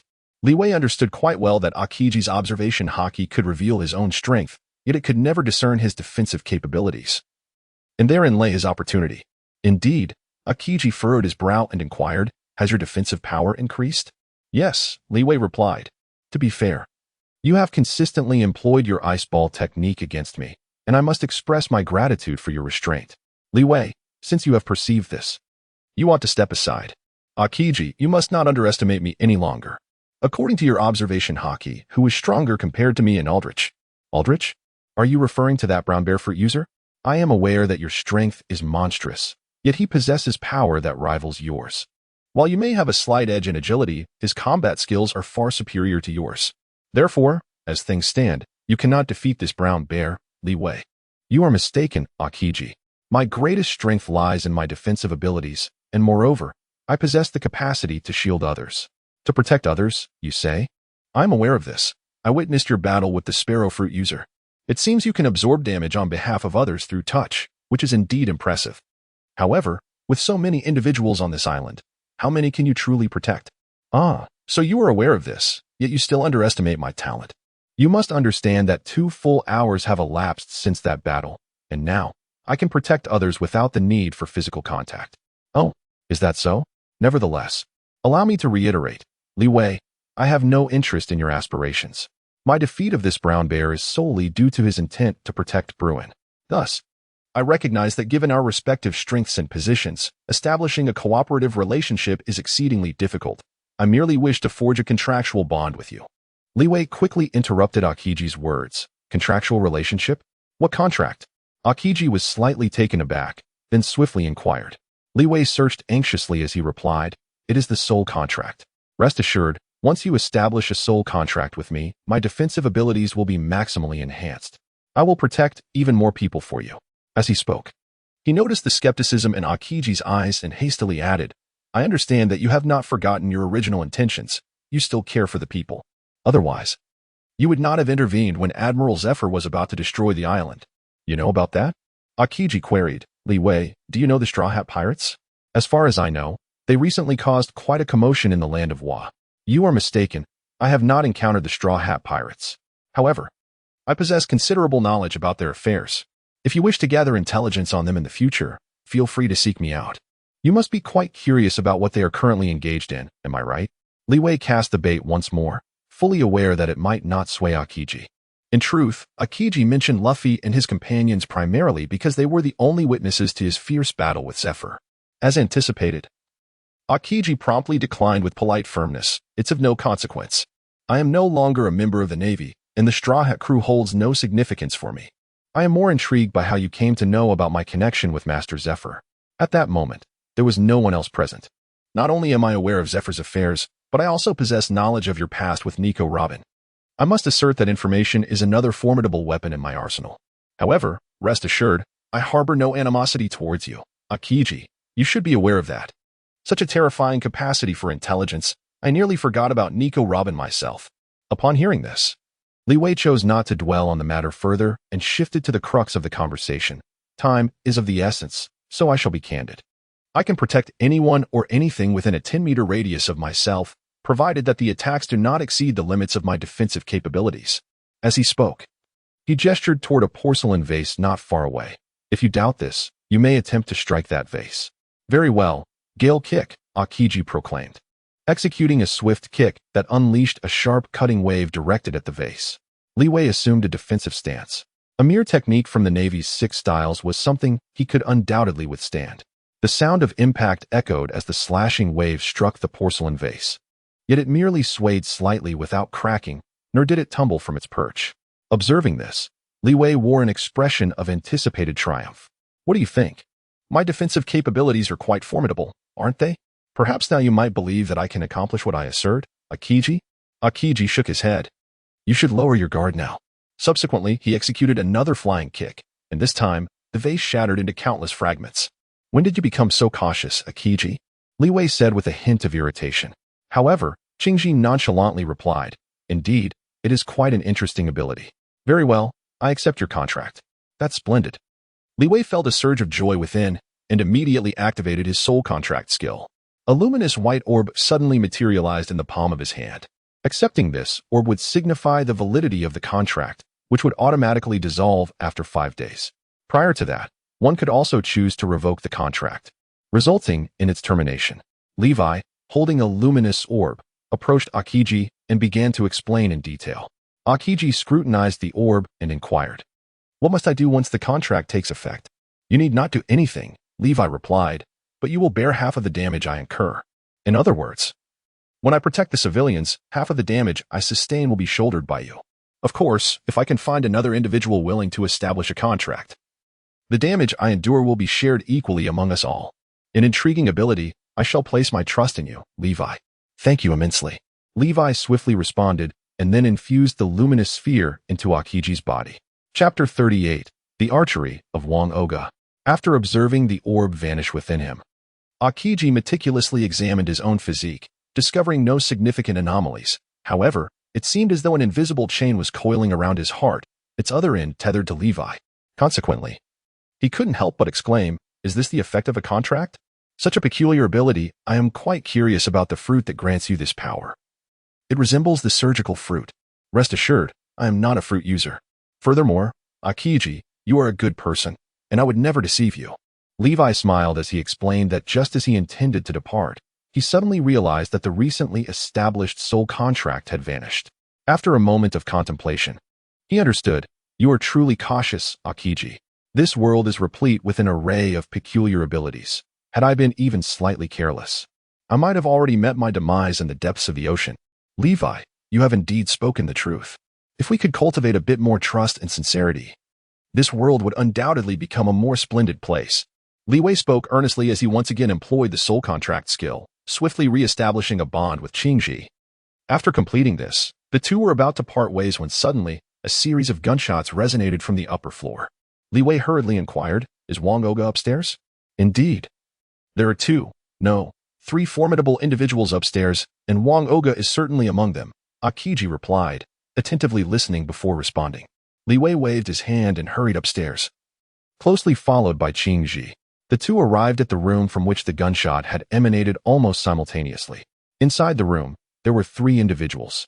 Among them, Wang Oga held the front of a long gun with his left hand, while his right hand grasped the butt, resting the stock against his shoulder in a poised stance for attack. The barrel still emitted wisps of smoke, aimed directly at Kelly Jia. Surrounding Kelly Jia on the floor was a scattering of cookie crumbs, suggesting he had recently attempted to fend off the gunfire with the hard biscuits. Behind Kelly Jia stood Baron Dan Dan, clutching his left chest with his hand, appearing to have been shot. Blood continued to drip from his body onto the ground, indicating that his injuries were grave. Li Wei stepped forward, positioning himself in front of Baron Egg. "Li Wei, fate has brought us together once more. But this time, will you thwart our endeavors?" "Of course," replied the sharpshooter of the Blackbeard pirates. Before Li Wei could finish speaking, he was interrupted by Kelly Jia. "Your opponent is me, Wang Oga." As he spoke, he clapped his hands with great force, and in an instant, a multitude of cookie fragments filled the air. These fragments quickly assembled into tall, middle-aged warriors, each wielding a large sword and sporting long beards.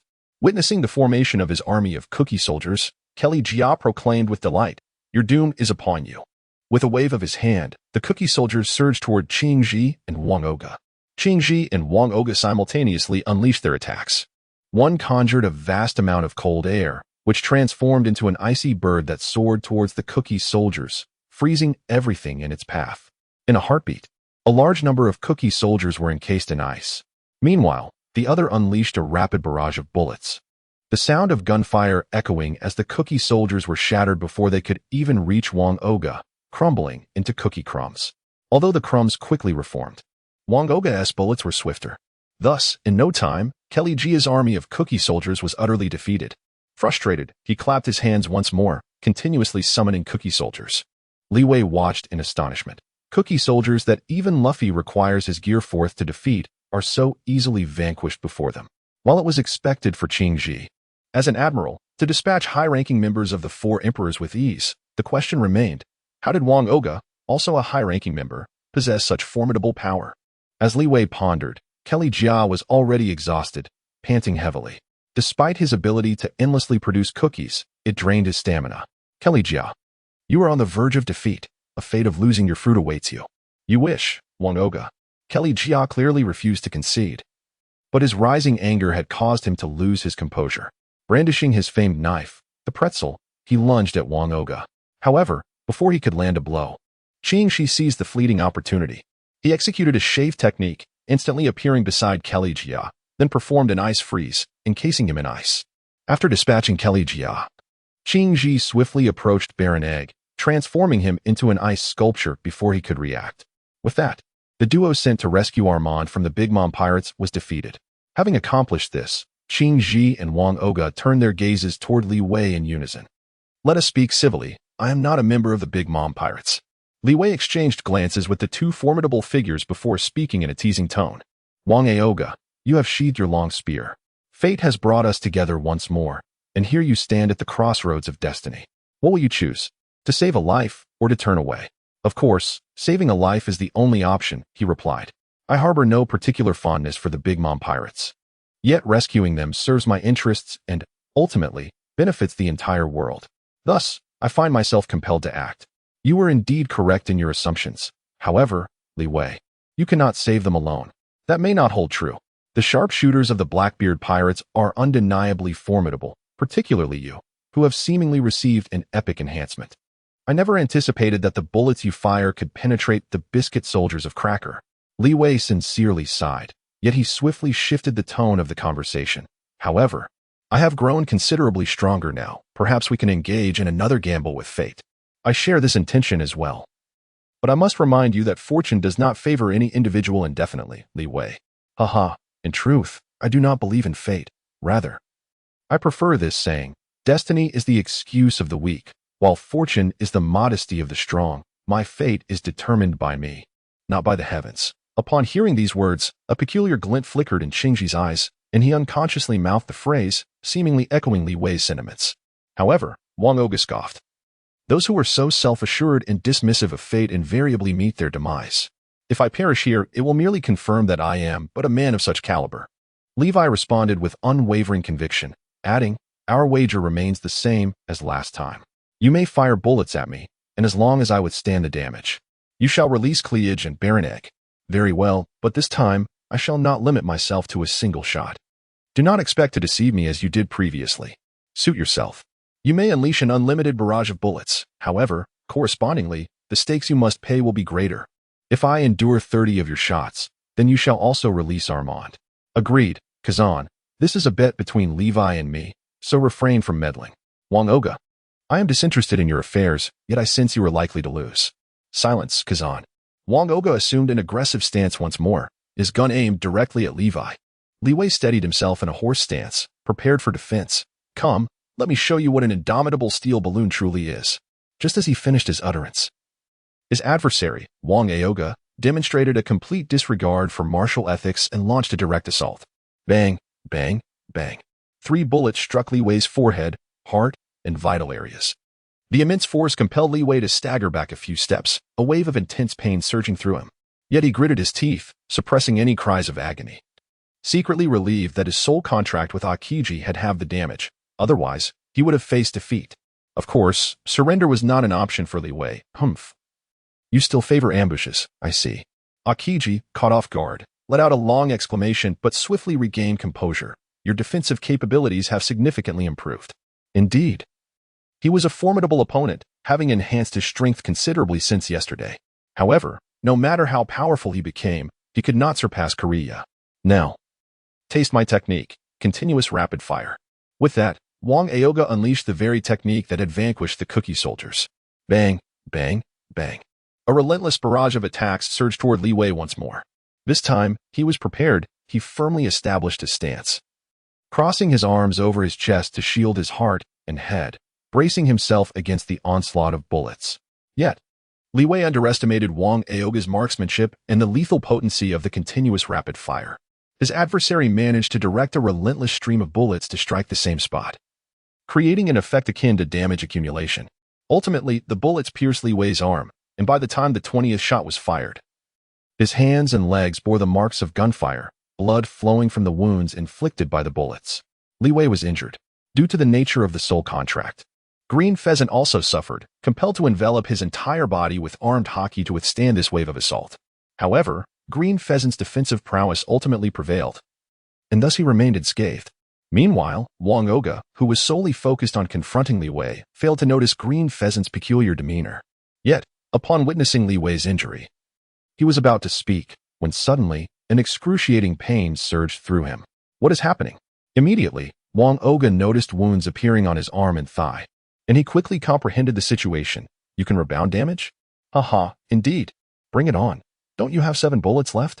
Aim for my head or heart, and let us see who perishes first. Li Weiqiang stood tall, his gaze fixed coldly on Wang Aoga as he smiled and spoke. Chapter 39. Another weakness of the maternal physique. In the mirror world, Bulei leaned closer to a glowing mirror, straining to listen intently for any sounds emanating from within. However, all she could discern were a few gunshots. She silently prayed for Brother Kelly to rescue Sister Ammon swiftly. Although her heart was heavy with worry, she lacked the courage to venture outside to investigate. Finally, she added, "Mirror, oh mirror, how I wish to see the mirror closest to Sister Ammon." No sooner had she spoken than she noticed that the mirror before her ceased to shimmer, while not far away, another mirror sparkled brilliantly. Her heart leaped with joy, and she hurried over, peering through the mirror to discern the scene within. It revealed a room in utter disarray. Soon, Bulei spotted Kelly, frozen like an ice sculpture, alongside Ammon and Baron Egg, as well as Li Wei, who was covered in blood. Opposite them stood Wang Aoga, leaning casually against his weapon, with Qingji wearing an expression of calm. What should I do? Bulei felt a surge of anxiety, yet faced with formidable foes, she hesitated to step forward. Her changing expressions were mirrored in Li Wei's eyes, for the mirror Bulei faced was the one he had brought just moments earlier. While enduring the onslaught of bullets and keeping the attention of Qingji and his companion focused on himself, Li Wei had discreetly extracted the mirror from his pocket, blending it among the similarly glimmering shards of ice. Levi's intention in this endeavor was to illuminate the current state of affairs for Bruley, for she, ensconced in the shadows, might yet play a pivotal role at a critical juncture. However, Levi was acutely aware of the original narrative, fully cognizant of Bruley's character, careless and cowardly, prone to inadvertently assisting the enemy. Fortunately, she remained steadfastly loyal to Big Mom and her family. Naturally, Levi harbored no illusions that Bruley would miraculously appear to rescue their 3 comrades, now encased in ice. Thus, he raised his gaze towards Van Augur, grinning as he inquired, "Why haven't you pulled the trigger yet? Are you perhaps afraid?" "The sniper of the Blackbeard pirates," Van Augur abruptly replied, having recovered from his excruciating pain. He retracted his long rifle and, taking aim at Levi, began to elucidate, "I still possess 7 unfired bullets. You must concede that under the assault of these 7 bullets, your life would be forfeit, would it not? Of course, your unique ability could deflect the damage, potentially resulting in mutual destruction. Therefore, I shall refrain from firing, and our wager shall remain a draw, or perhaps it has yet to reach its conclusion." Upon hearing this convoluted reasoning, Levi pondered and realized he indeed had no counterargument. However, he was indifferent to the outcome of the wager, and instead contemplated the question that truly concerned him. A draw? Is there such a thing as a stalemate in the gamble of fate? If you are willing to release Krija and the others, that would be another matter. Levi, since it is a draw, you cannot claim all the stakes for yourself. Among these 3, aside from that worthless egg fruit user, you may only choose to liberate one of the 2 remaining individuals. That seems fair, does it not? It appeared to be quite equitable. Yet considering that you and Krija's group are all pirates, I suspect what you truly desire is freedom rather than fairness. Therefore, I shall rescue all 3 of them. Li Wei spoke with a stern tone, asserting that he was still wagering on the belief that Wang Oga would not fight to the death. Their purpose for visiting the myriad nations was to capture Bruin, who possessed the unique abilities of the 3-eyed tribe. As for the others, they held no value in their eyes. Indeed, Wang Oga fell into deep contemplation, waging an intense internal struggle. "Hey, Li Wei, I'm still here. Even if you manage to defeat Wang Oga, you must consult with me before releasing Charlotte Lingling's family," Akiji suddenly interjected, prompting Wang Oga to react instantly. Haha. Li Wei, what sort of wager do you wish to engage in with Akiji this time? Naturally, it shall be a contest between spear and shield, Akiji. You may employ the technique you used to vanquish Audric against me. Li Wei had anticipated Akiji's intervention while rescuing Bruin and having just forged a soul contract with him. They would share the damage, hence he promptly proposed his plan. However, Akiji shook his head. Are you referring to my two-pronged spear? Yet, I believe we must devise a different and fair wager. It cannot be dictated solely by you. You, Akiji, you seek to capture Bruin, do you not? Surely, you do not intend to reveal her hiding place to me? If so, I could release these 3 individuals immediately. Akiji, you are well aware that I shall not. Li Wei, allow me to present my wager, Akiji interrupted, waving his hand dismissively. In truth, have you not realized that you possess a rather fatal flaw? In comparison, your lack of agility is merely a trivial defect. What flaw? Li Wei cast a fleeting glance at the ice sculptures behind him, and a vague understanding began to dawn upon him. However, Akiji refrained from providing a direct answer. Your power, characterized by its reflective damage defense and the ability to induce dizziness through an eerie sound, is indeed impressive. Consequently, you possess considerable strength. Yet, if one can circumvent these advantages, you would resemble a beast ensnared within a cage. No matter how great your power or how sharp your teeth and claws, you would be incapable of inflicting harm upon others. At that moment, Li Wei comprehended fully.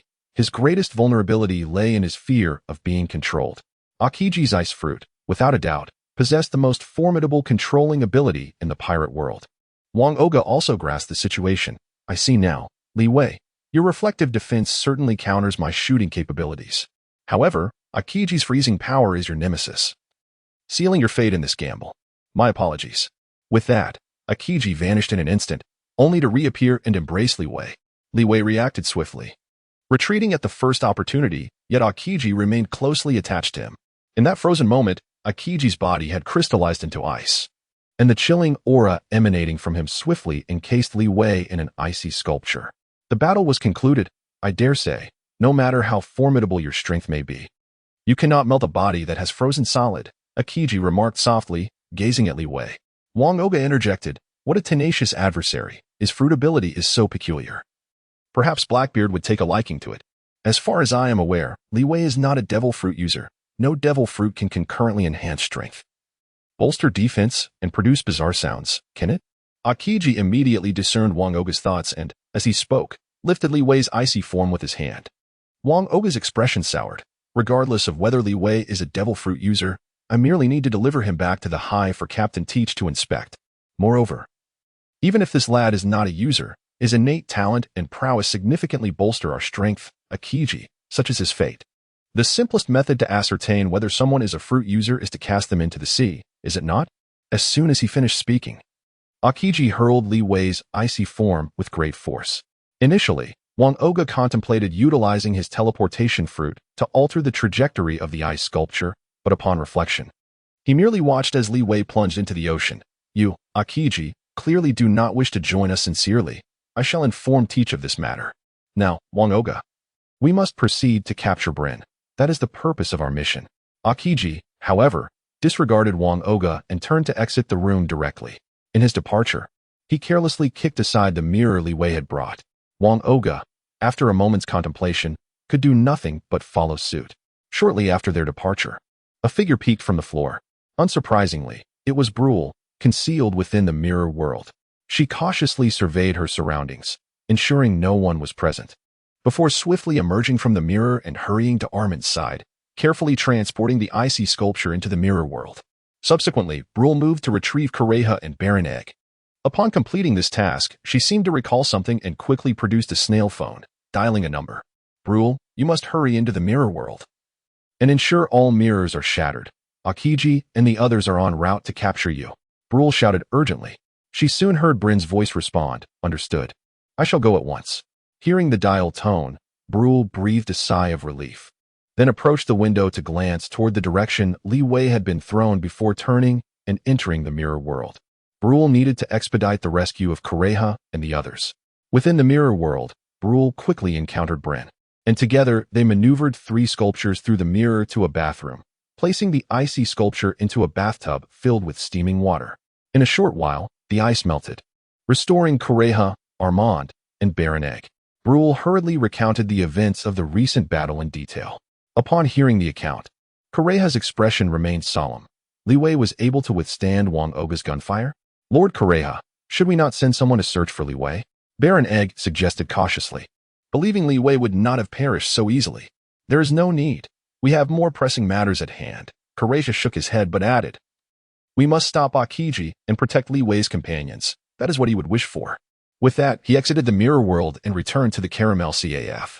Chapter 40. The gang in action in the mirror world, as Kureha, Brule, and others busied themselves. 2 more individuals arrived at the Cocoa Island branch of the Soulwork Society. Leading them was a middle-aged man with short yellow hair and sharp, eagle-like eyes, complemented by a pronounced hawk-like nose, giving him a striking appearance. At that moment, he spoke into a snail phone. President Tinnies, the Cocoa Island branch has been completely decimated. He then relayed the events concerning Odric and his subordinates being encased in ice by Akiji. I never expected the rumors to be true. I had heard that McGiddy was collaborating with the Blackbeard pirates. Were it not for their interference, Akiji and Wang Oga could not have evaded the surveillance of the sea slugs and stealthily arrived at Wano. Tinnies on the other end replied affirmatively before adding, Algas, you must remain vigilant. Our adversary is not merely Li Wei. Rest assured, I will promptly inform Katakuri of this situation. At this juncture, Tinnies seemed to recall something significant. Algas, how many individuals did you bring to Cocoa Island? I am concerned that McGiddy's group may take advantage of the situation to launch an assault on the Soft Island branch. Fear not, President Tinnies. I only brought Dagger with me. Soft Island is under the watch of Rambiel and Dumas, so I believe all should be well. They are far superior to those under Kukaka's command. Moreover, with my fruit ability, I can return to provide them support within 2 hours. Well done, Algas. It appears fortune still favors us. We underestimated the enemy's strength and, in doing so, avoided providing them an opportunity. Indeed, I am determined to capture Li Wei on this visit to Cocoa Island. Regardless, he bears primary responsibility for the current dire state of Cocoa Island. Yes, we shall not let that individual named Li Wei escape. However, Algas, should you encounter the Blackbeard pirates, do your utmost to evade them, while you are strong. You are still no match for Akiji, and we need not engage this formidable foe on Katakuri's behalf. Understood, President Tinnies. I am fully aware that our enemy is Li Wei and that rogue McGiddy. It is splendid that you grasp this. Do your utmost. And relay any news to me at once.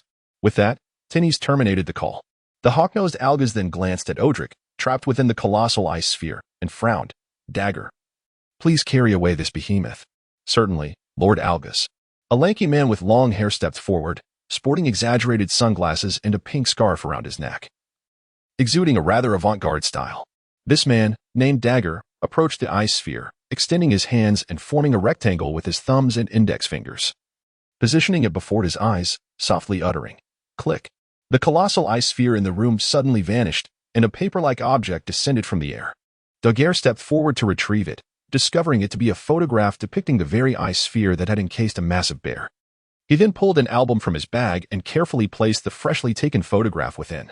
Witnessing this scene, Elgis could not help but exclaim, your fruit ability is truly remarkable. I personally believe it rivals Charlotte Mondor's book fruit. However, Dagger, you must dedicate time to training. Overly relying on your fruit ability could be detrimental. Brother Elgis, I have no desire to squander time on training. I simply wish to capture more beautiful photographs. Enough of that. Surely, you haven't forgotten our primary objective? Of course not. I have prepared an ample supply of bombs. Brother Elgis, as long as we join forces, no adversary can withstand us. Indeed, our fruit abilities make for an exceptional partnership. As they conversed, Elgis and Dagger arrived in an upper room, the very site where Levi and others had battled. There are still so many shards of ice and fragments of biscuits here. Could it be that Krija and Akiji have already clashed? Elgis quickly deduced. He approached the shattered window. Peering down at the scene below, it seemed the Big Mom pirates were in dire straits. Meanwhile, in a lavishly adorned room on Cocoa Island, Snake, adorned with serpentine tattoos, the red-haired woman Christina, and a young man sporting a pair of mustaches, donning a red hat and blue overalls, stood in a line before a grand table. Behind the table sat a man clad in a sharply tailored suit, his hair slicked back, puffing on a cigar, the notorious international magnate, McGiddy, with ties to the underworld. McGiddy inhaled from his cigar, exhaling a plume of white smoke before speaking in a steady tone. Akiji and Wano Oga have efficiently dealt with that unfortunate Aldrich, and now that Elgis has arrived on Cocoa Island, this presents a splendid opportunity for us. Master McGiddy, do you mean for us to eliminate the Soulwork Society's stronghold on Soft Island? Precisely, Snake. You shall lead this operation. If you effectively utilize Force Fruit ability, You will eliminate the soft island branch before Eldris can react. McGiddy extinguished his cigar and addressed the young man in overalls. Force. The success of this mission rests upon your shoulders. Rest assured, Master McGiddy, you are my savior, and I will exert my utmost effort. Once we eliminate the Soulwork Society, the people of the world will no longer have to sell their soul's lifespan at a pittance. The young man replied swiftly, I can hardly wait to set forth, Uncle Snake. Let us depart. Make haste and return swiftly. I shall await your favorable news here. Tinus offered a warm smile. Force. You have once again rendered us a great service. I believe the world will be grateful to you. Upon hearing this, Christina's eyes flashed with disdain. Yet she patted Force on the shoulder, offering a slight smile. Let us go. Finally, Snake led the way, bowing to McGiddy before departing the room with several others. After watching them leave, McGiddy muttered to himself, Christina Chapter 41. The arrival of the Sun Pirates the following noon, in a dilapidated old factory on Cocoa Island. A wave of intense hunger jolted Levi awake. He surveyed his surroundings and quickly recalled the events of the previous day, feeling a tinge of confusion. After a brief contemplation, he realized he had seemingly been rescued. Although he was unaware of his savior's identity, he was grateful to have been granted a second chance at life. More importantly, the wounds inflicted by Wanoga's gunfire had miraculously healed. Li Wei was somewhat astonished, merely after a single night. The grievous wound that had penetrated to the bone had healed. Truly, such is the prowess of an Imperial-level talent. Li Wei mused to himself, gently caressing his growling stomach, and remarked, such digestive prowess must surely be a perfect inheritance from my aunt's constitution. Subsequently, he activated the system and found that the remaining time for his talent this week had dwindled to a mere 4 days. Time was of the essence. He needed to swiftly enhance his abilities. Thus, Li Wei sprang to his feet and exited his room, eager to procure some sustenance. Young Li Wei, you've awakened. Upon hearing a voice, Li Wei looked up, his heart swelling with joy, for he recognized the one who had rescued him from the depths of the sea. It was none other than the Sun Pirates, a formidable crew composed of merfolk and fishmen. In Levi's mind, the narrative of the original work swiftly resurfaced. Ever since the first captain, Fisher Tiger, succumbed to his aversion to human blood and, despite sustaining grave injuries, resolutely refused a transfusion, ultimately perishing from excessive blood loss. The Sun Pirates welcomed their second captain, Jinbei. In his quest to protect Fishman Island, Jinbei led the Sun Pirates into an alliance with the Big Mom Pirates, seeking sanctuary. However, following the commotion caused by Luffy and his companions in Whole Cake Island, Jinbei officially joined the Straw Hat Pirates. Reflecting on this, Levi scanned the gathering of fishmen but failed to locate the current captain of the Sun Pirates, Aladdin, who was also Big Mom's son-in-law. Just as Levi fell into contemplation, a fishman with 2 small braids, an oval face, and notably thick lips approached him, adorned with a sun emblem on his chest and clad in a black karate uniform. The individual inquired, Your recovery is quite remarkable. The wound is already scabbed over. Fortunately, a mere bullet wound is nothing to fret over. I truly owe you my gratitude. Otherwise, I would have drowned in the depths of the sea. Levi regained his composure and promptly expressed his gratitude. After a moment, he inquired, By the way, did you not leave the Land of Nations? If my memory serves me right, Luffy and his crew had already retreated safely. What are you still doing here? This is of little consequence, Barnes replied, but I must ask, how did you manage to attract the attention of Akiji and the Blackbeard pirates? Upon hearing Barnes' question, Levi did not conceal the truth. He briefly recounted his encounters with the Soulwork Society, the Big Mom Pirates, and the Blackbeard pirates. As Barnes listened, he exchanged glances with his companions and ultimately concluded, You are a forthright young man. The island has been abuzz with tales of your exploits. There are whispers that you intend to dismantle the Soulwork Society and liberate the citizens of the Land of Nations from their soul tax? Indeed, that is correct. However, my time is limited, Levi replied, shifting the topic. I truly did not expect you to remain here. And it surprises me that Jinbei is not present. We have unfinished business, Barnes interjected. Allow me to introduce myself. I am Barnes, a fishman of the group Reverberated, and the ship's doctor of the Sun Pirates. He patted his chest and gestured towards his comrades, introducing each of them in turn. Li Wei once again greeted his savior and then inquired, What of your captain Aladdin and his wife? They are currently engaged in important discussions with Mr. McGiddy. Barnes candidly replied, though he refrained from elaborating further. Li Wei, oblivious to these matters, had already heard the system notification chime ringing in his ears after just a few minutes of conversation. Ding. You have encountered 3 new human races. and your innate strength skill has been upgraded to grade B. A wave of joy surged within him. His talent had finally ascended. However, as fate would have it, his stomach grumbled once more. Barnes quickly noticed this and, with a smile, remarked, "It seems your stomach is growling. We just happen to have some food. Please, satisfy your hunger." "Thank you. I truly hope to savor some delicacies from the Fishman Island." Li Wei spoke with a heart full of hope, yearning to once again enhance the talents of the steel balloon through the enjoyment of exquisite cuisine. Meanwhile, Barnes, while instructing his companions to prepare a feast, chuckled and remarked, "Regrettably, we are unable to assist you further. By the time the captain returns, we shall be preparing to depart from the myriad nations and return to Fishman Island. You have already saved my life. That is a tremendous favor." Li Wei earnestly stated that he had also activated the system to examine the talent description. Innate super strength. At the current level, he possessed the formidable strength of a 15-year-old Big Mom. After reading the description, Li Wei hastily analyzed his own capabilities in conjunction with the original storyline. Even at the age of 5, Big Mom could severely injure the elder of the giant clan, suggesting that by the age of 15, her strength was at least that of a vice admiral. He felt confident that with his current power, a full-force strike should be sufficient to repel Akiji. More importantly, the enhancement of his strength had significantly accelerated his speed. In other words, Li Wei's abilities had once again undergone a substantial improvement.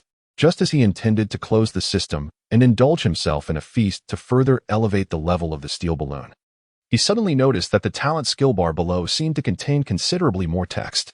Li Wei swiftly scrolled down, and indeed, with the elevation of his talent level, a new skill was activated, increasing his total from 3 to 4. Before Li Wei could contain his excitement, he swiftly examined the description of his new skill. Power borrowing. This ability allows the user to harness the strength of others to enhance their own prowess. The prerequisite for borrowing strength is the consent of the other party. This skill enables the user to borrow the power of up to 10 individuals at once, with a maximum duration of 5 minutes. It is important to note that during the period of power borrowing, the individuals relinquishing their strength will experience extreme fatigue. This is truly formidable. While the soul contract, which allows one to share damage with others, is already quite impressive, it pales slightly in comparison to the sheer potency of power borrowing. Li Wei once again marveled at the formidable prowess of the royal-level talent system. This newly acquired skill bore a resemblance to the spirit bomb from Dragon Ball, albeit in a more impoverished form. He believed that if he could harness the power of some top-tier warriors, he could dominate the entire realm. As his thoughts raced, he was abruptly interrupted by a voice. "Why do you bear such a peculiar smile on your face? Have you lost your mind from hunger?" Levi regained his senses just in time to witness the fishfolk approaching with an abundance of delectable dishes. He shook his head vigorously, proclaiming, "In the presence of such culinary delights, I cannot help but feel a profound sense of happiness." With that, he began to eat heartily. Chapter 42. The sinister gang observing Levi's voracious appetite, the assembly of fishfolk and mermaids erupted into hearty laughter. Barnes even jested. "I once heard the esteemed McGiddy speak of you. You truly resemble Big Mom of the 4 emperors, particularly in your manner of eating. It's almost identical." Upon hearing this, Levi seized upon a crucial piece of information and tentatively inquired, "Have you had dealings with McGiddy?" "According to my understanding, humans in the pirate world often harbor a considerable disdain for the merfolk. Indeed, this is the case. However, McGiddy stands apart from other humans. As it happens, our ability to hide here is indeed owing to his benevolence. Barnes, your captain hasn't he gone to meet them, has he?" "Young Levi, you are quite astute. We shall speak candidly. Our evasion of the Big Mom pirates has been made possible through his protection. The place we currently inhabit was once an abandoned factory belonging to McGiddy from years past." "Ah, I see." Li Wei began to comprehend the situation. Aside from engaging in the lending business, the esteemed McGiddy owned numerous hotels and inns throughout the entirety of the land of Wa, particularly on Coco Island. However, with the rise of the Soul Work Society, McGiddy's enterprises had been significantly impacted, which explained his opposition to Teeny's. As this realization dawned upon him, a bold thought emerged. McGiddy daring to save the Sun Pirates might indicate that his ambitions extended beyond merely confronting Teeny's Soul Work Society. This tycoon, with his underworld connections, likely harbored intentions to overthrow the Big Mom pirates. After all, it was under the aegis of the Big Mom pirates that the Soul Work Society had swiftly unified the market for soul lifespan transactions 2 years prior, ascending to become the second most powerful force in Wa. If this line of reasoning held true, It was plausible that Akiji and Wanoga's seamless arrival at Wa was also facilitated by McGiddy. Given that Wanoga had not yet fully mastered the capabilities of his teleportation fruit, he should still be incapable of traversing between islands. Contemplating this, Li Wei inquired, "Is McGiddy seeking to ally with you against the Big Mom pirates?" Indeed, he harbored such intentions, yet Captain Aladdin had politely declined, as they preferred to return to Fishman Island as swiftly as possible. "I see. But Barnes, did you not just mention that McGiddy had rendered you significant assistance? He certainly aided us greatly, yet we have already repaid that favor." Aladdin is aware that although Praline has decided to distance herself from the Big Mom pirates, she does not wish for us to confront her mother directly. It is for this reason that they personally visited McGiddy to clarify their situation. I believe that given McGiddy's character, he would surely understand our predicament. Upon hearing Praline's name, Li Wei immediately recalled that she was Aladdin's wife and the daughter of the formidable Big Mom, renowned for her enchanting singing voice. In the original tale, Praline had used her melodious voice to lure away all the sea slugs, thereby aiding the Straw Hat Pirates in evading surveillance and successfully escaping Wa. Consequently, Li Wei surmised that Akiji and his companions' infiltration of Wa might also have been a request from McGiddy to the Sun Pirates to address the issue of the sea slugs' watchfulness. With these thoughts crystallizing in his mind, Li Wei reflected on the words spoken to him by Snake the previous day, contemplating that collaborating with McGiddy might indeed be a prudent strategy. As these two malevolent forces engaged in mutual destruction, he could seize the opportunity to eliminate them both. Just as Li Wei was lost in contemplation, a familiar voice resonated from outside the door. "Barnes, are you still comfortable residing here?" Turning towards the sound, Li Wei beheld McGiddy's son, Johnson, accompanied by two unfamiliar hulking figures. One bore an explosive hairstyle, a narrow face, and piercing eyes adorned with a nose ring and earrings. Dressed in an eclectic ensemble, the other was a bald man, corpulent and gnawing on a large chicken leg, his arms protruding from his sleeves, riddled with unsightly wrinkles that evoked a sense of discomfort. At that moment, Johnson spotted Li Wei and paused momentarily, then greeted him with a smile. "Li Wei, you have become quite the figure of notoriety on Coco Island. Who would have imagined that just a few days ago you were an ignorant youth on the brink of demise due to the sale of Soul Lifespan? Master Johnson, it seems we are indeed fated to cross paths. You two have made remarkable strides in these past few days. Your current bodyguard appears significantly more formidable than the previous ones." Li Wei, armed with both words and determination, responded in kind, rendering Johnson momentarily speechless. At this juncture, Barnes stepped in to mediate. "So, you are acquainted with each other? That is splendid. By the way, Mr. Johnson, where is our captain? Why did they not return with you?" "Aladdin and Praline? They have changed their minds at my father's urging," Barnes explained. "I came to convey this news to you. Captain Aladdin has resolved to unite with us and declare war on the Soulwork Society." "Are you suggesting that Captain Aladdin does not intend to return to Fishman Island?" Barnes inquired incredulously, while Li Wei, sensing the peculiarity of the situation, cast a questioning glance at Johnson. Johnson, however, merely smiled and replied, "Indeed, we eliminated the Soulwork Society's branch on Soft Fluffy Island yesterday. And with Green Bull having dispatched the Coco Island branch, Teenies is left with only 3 branches remaining. We possess a significant advantage." He paused before continuing. "Now is the opportune moment to dominate the entire world. If we eradicate the Soulwork Society, and considering that the Big Mom Pirates no longer have the 4 Emperors stronghold, with our combined strength alongside the Blackbeard Pirates, seizing control of the world would be a mere formality. Given this favorable situation, Aladdin has decided to join us.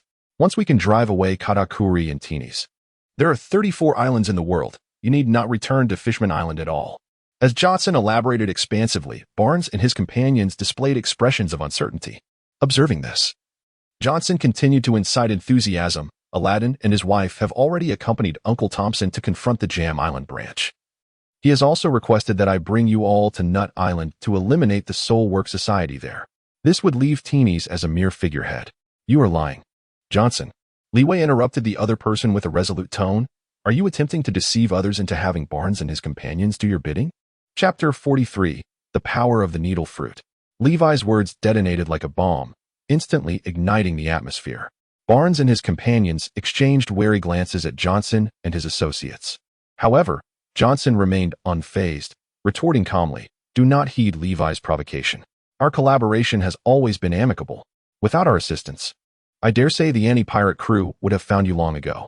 Upon hearing this, The tension on Barnes's face eased slightly as he inquired, Levi, how did you discern that Master Johnson was lying?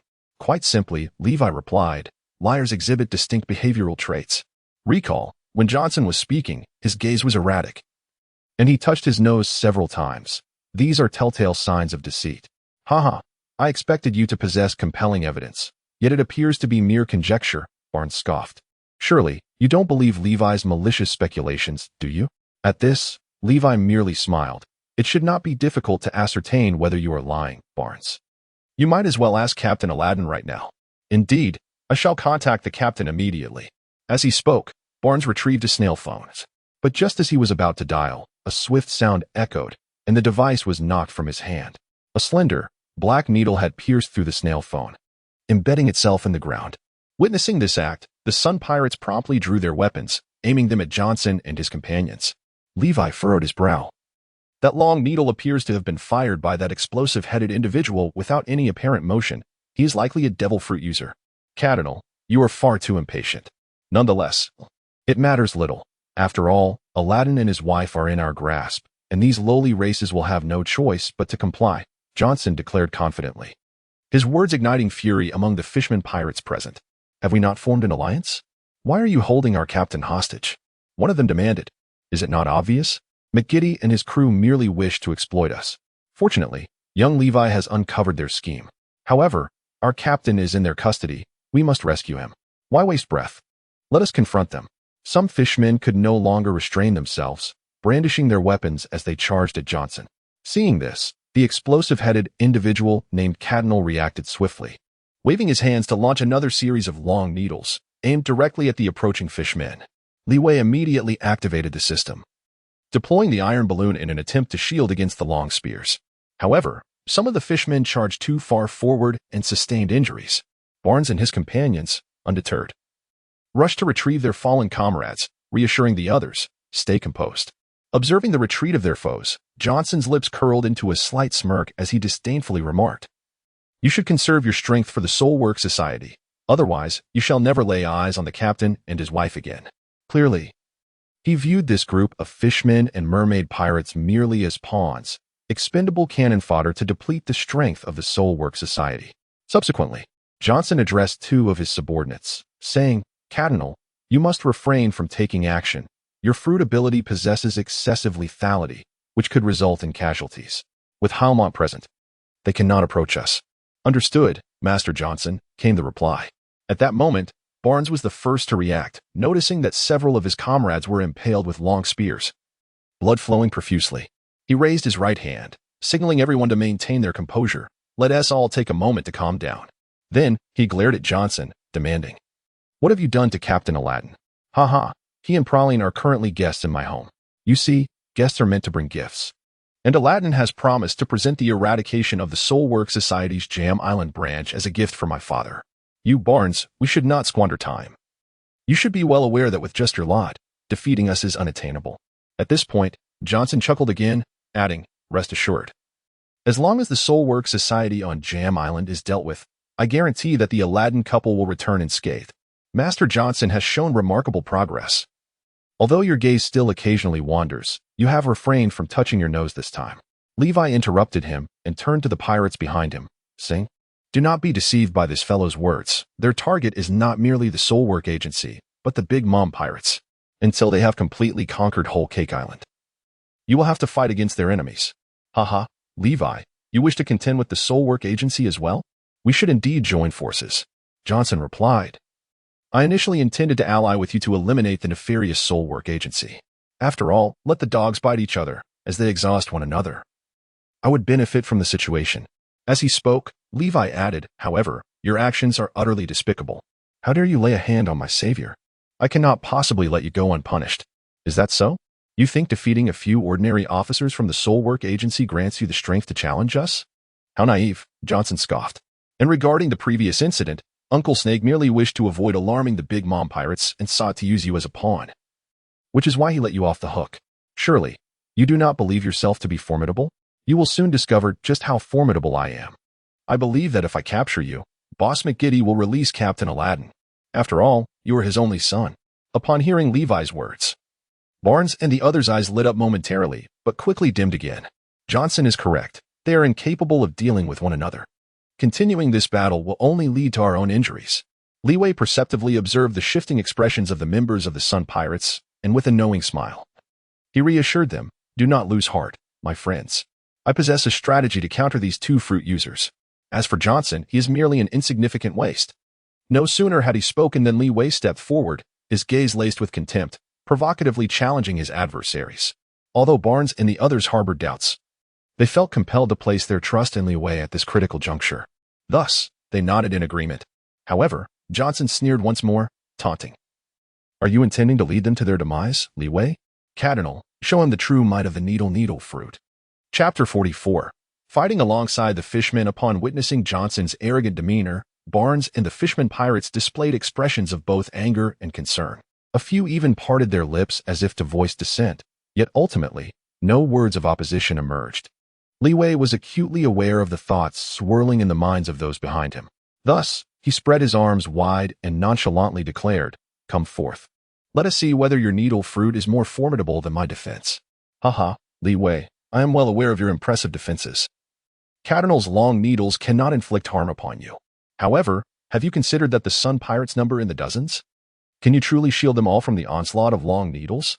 As soon as Johnson finished speaking, Cardinal stepped forward, raising his hands in a dramatic manner, and called out the name of his technique, Storm of Needles. In an instant, Cardinal's hands unleashed a barrage of slender black needles, firing forth like a machine gun. He deftly maneuvered his arms, directing the lethal projectile straight toward Li Wei and the Fishmen behind him. "Everyone, remain calm. I shall intercept these black needles." Li Wei was well prepared. With a resounding shout, he activated the system and unleashed the steel balloon skill. Thanks to the protective capabilities of this skill, the black needles seemed to strike against an impenetrable shield, producing a series of resounding thuds before shattering into fragments that fell to the ground. Witnessing this spectacle, Johnson and the others were left in stunned silence, while Barnes and his companions were filled with elation, engaging in animated discussion. What extraordinary ability is this that can deflect so many black needles from a distance? Li Wei, you are truly remarkable. These lethal needles shattered without even grazing your body. I had previously doubted how you could possibly rescue Miss Bryn from the hands of Qingji. It appears I was mistaken. I too was wrong. I had just considered retreating. Amidst their chatter, Li Wei merely smiled, his primary focus remaining on guarding against a potential ambush, for Johnson still wore an expression of arrogant indifference. Clearly, this group had more tricks up their sleeves. Indeed, Cardinal hesitated momentarily, ceasing his barrage of long needles, and glanced at Li Wei. "Your defensive prowess is impressive.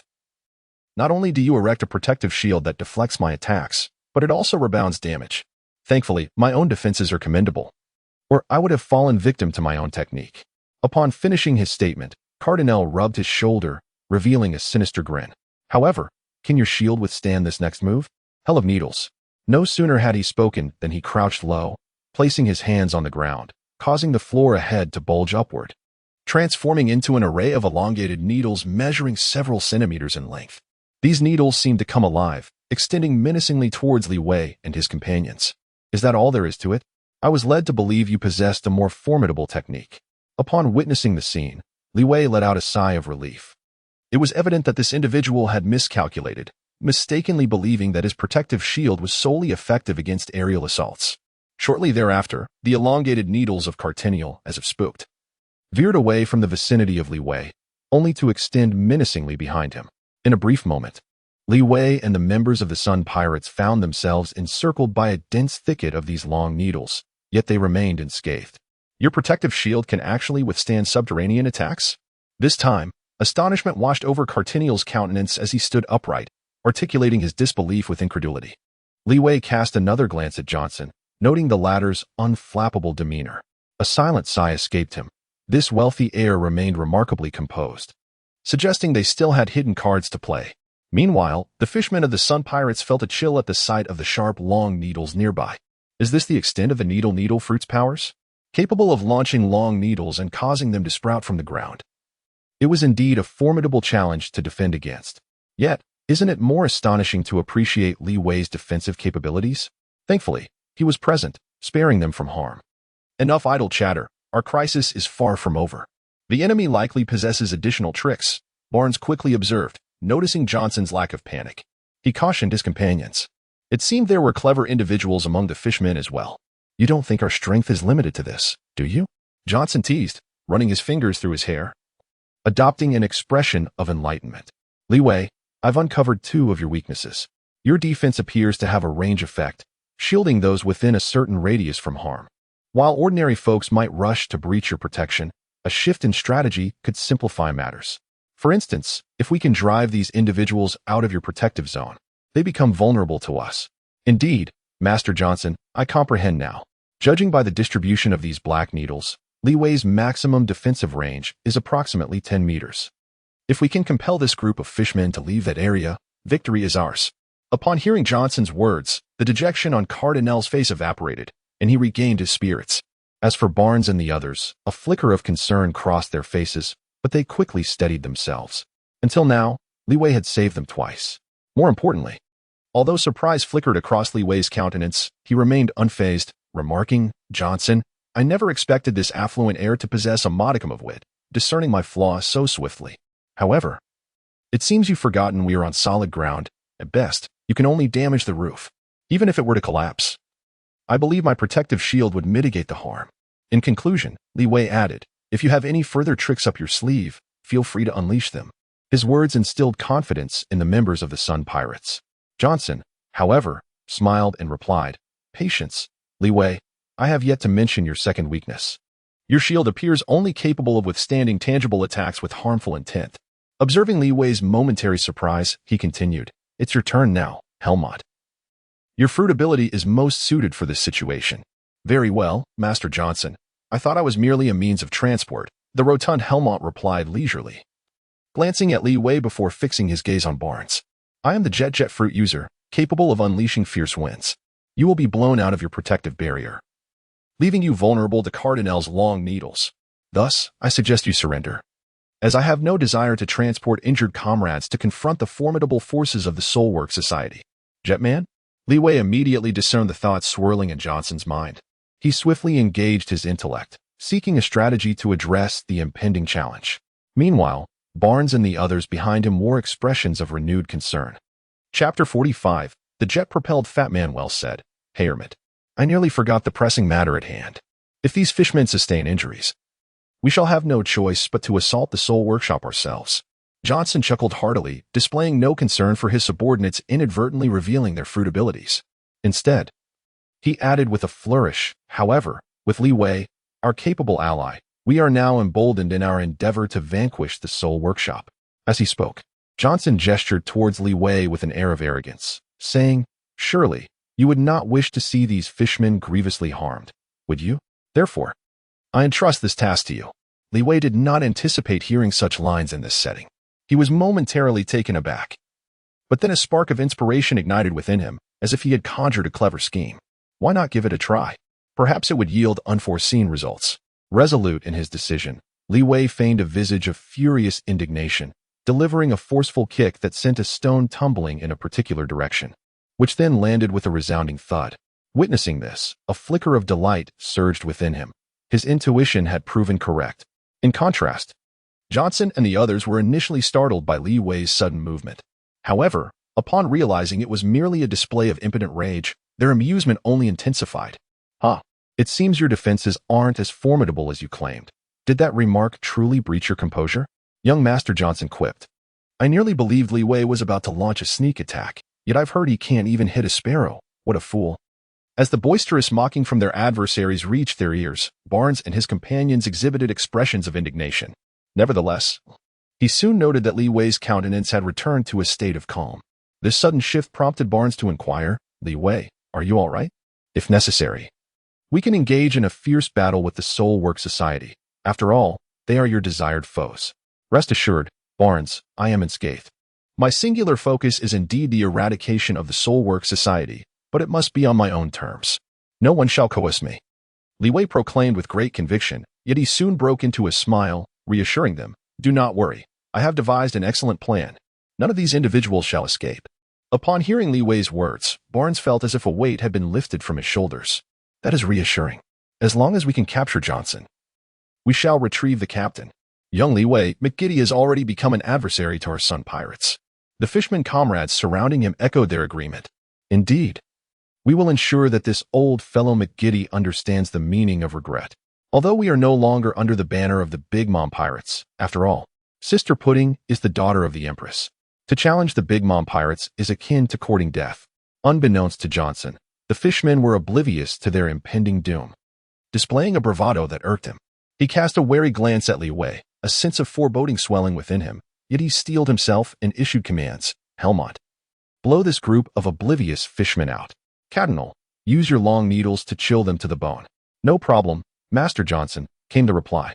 In the meantime, the corpulent Helmont took a deep breath, his body swelling rapidly like an inflated balloon, yet he continued to inhale, growing ever larger.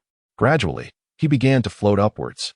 Throughout this process, Cardinal remained vigilant, keeping a watchful eye on Li Wei and his companions, ready to thwart any potential attack. Johnson, meanwhile, held on to Helmont to prevent him from drifting away. Witnessing this entire spectacle, Li Wei could not help but comment. This fellow's lung capacity is truly astonishing. It feels as though he has been inhaling for several minutes. At that moment, he finally understood the reason behind Helmont's numerous folds of flesh. It was evidently a side effect of deflation and weight loss. As Johnson observed that Helmont was nearly ready, he issued a final ultimatum. Li Wei, Barnes, I shall grant you one last opportunity. Surrender now while you still can. Oh, I almost forgot the pressing matter at hand. Barnes, your fishmen possess tenfold the strength of humans, do they not? Are they also resilient to falls? I mean, if you were to plummet from several meters high onto this bed of long needles, would you sustain injuries? Huh? Young Li Wei, what exactly are you trying to inquire? Barnes responded, perplexed. Sensing the shift in tone, Johnson interjected, Li Wei, do you still not grasp the situation? Helmont will blow this rabble of lowly fishmen out of your protective range, rendering them mere targets for Cardinal's long needles to pierce their bodies. Barnes, you may as well answer my question directly. Li Wei interrupted Johnson's words, turning to ask once more in a serious tone. We are all armed. Even if we were to fall from the sky, we could brace ourselves with our weapons. However, that is well. I shall deal with the long needles shot by that explosive-haired individual. Li Wei spoke with assurance, gesturing towards Johnson. Come, let us demonstrate what constitutes the strongest defense. With a scoff, he added, Helmont, Cardinal, unleash your might. With Johnson's command, Helmont bellowed the name of his technique, and then he forcefully blew towards Barnes and his companions. A fierce gale surged forth, compelling the fishmen led by Barnes to shield their eyes with their hands. They bent their bodies, bracing themselves with their feet firmly planted, attempting to withstand the onslaught of wind. However, the force was overwhelming, and the fishmen were driven back in succession. This is bad. We can't hold on much longer. Li Wei, it's all up to you now, they exclaimed. In the midst of this, the fishmen of the Sun Pirates were swept up, caught in the air filled with sharp needles. The opportunity has arrived. Needle storm. Cardinal had already raised his hands, fingers splayed, unleashing a barrage of long needles. These needles descended like a tempest upon those unable to maintain their balance in the air. Haha, you fishmen shall become hedgehogs. Johnson laughed heartily, initially believing Li Wei would unveil some countermeasure. Yet, seeing no action from the adversary at this critical juncture, he felt a weight lift from his heart, his laughter becoming almost maniacal. Wait, my needles are being blocked? Johnson suddenly sensed something amiss as Cardinal's needles failed to launch and instead snapped in half. What is happening? Barnes and his band of fishmen have clearly been blown beyond Li Wei's protective range. He and his two subordinates wore bewildered expressions. Meanwhile, Li Wei, bracing against the tempest, softly murmured, when the wind ceases, it shall be my turn to counterattack. Chapter 46, a defense like a birdcage before long, Helmont ceased his windy onslaught, reverting to his original, somewhat portly form. Cardinal, panting, halted the barrage of needles, leaving the ground strewn with broken remnants nearby. As for Barnes and his comrades, as he had predicted, some agile fishmen propped their weapons against the ground, avoiding the grim fate of being pierced by needles. However, many fishmen took a more direct approach, clearing a safe spot with their weapons before landing safely. Consequently, no injuries were sustained. Seeing that everyone was safe, Li Wei breathed a sigh of relief and cast a glance at the dazed Johnson, a flicker of joy igniting within him. To capture the thief, one must first seize the king. Thus, Li Wei sprang forth, charging swiftly towards Johnson. Needle battle gear. Unfortunately, the explosive-headed Cardinal reacted swiftly, shielding his head with his hands as sharp needles sprouted from his body, forming a defensive barrier in front of Johnson. "Be careful, Master Johnson." The portly Haumont urgently pulled Johnson aside, deftly utilizing the powers of his jet fruit to evade the impending threat. Seeing that his ambush had failed, Levi was unperturbed by the long needles.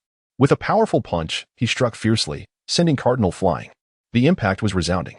Due to the long needles, Cardinal was firmly pinned against the wall. However, the needles embedded in his arms and chest were shattered by Levi's blow, rendering him unconscious.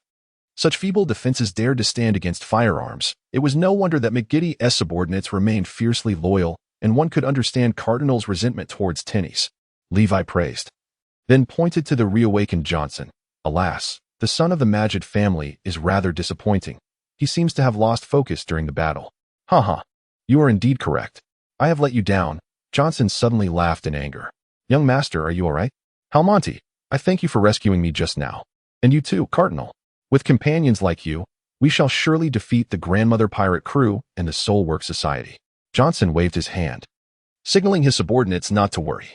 At that moment, Levi was astonished to notice a subtle change in the demeanor of this wealthy heir. He paused, contemplating. Could it be this fellow is about to unleash his true potential? Lost in thought, Levi was interrupted by the murmurs of the Fishman pirates behind him. "Humph. Has this fool lost his mind? Even now, he dreams of conquering all nations?" Setting aside those thoughts, he recalled how he had nearly been injured. Capturing Johnson could provide leverage to rescue Aladdin and Praline. Before that, he intended to teach him a lesson.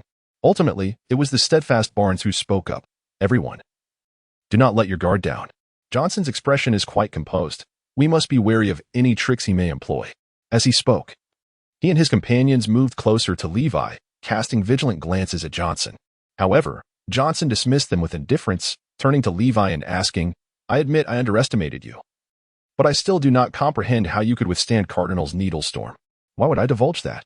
I am not the portly fellow beside you, eager to reveal my devil fruit abilities. Of course, once you become a hostage in exchange for Aladdin and his wife, perhaps I might consider sharing the reason." Li shrugged and replied with a smile, yet inwardly, he could not help but murmur to himself. He had not anticipated that the defensive capabilities of the iron balloon could be utilized in such an unconventional manner.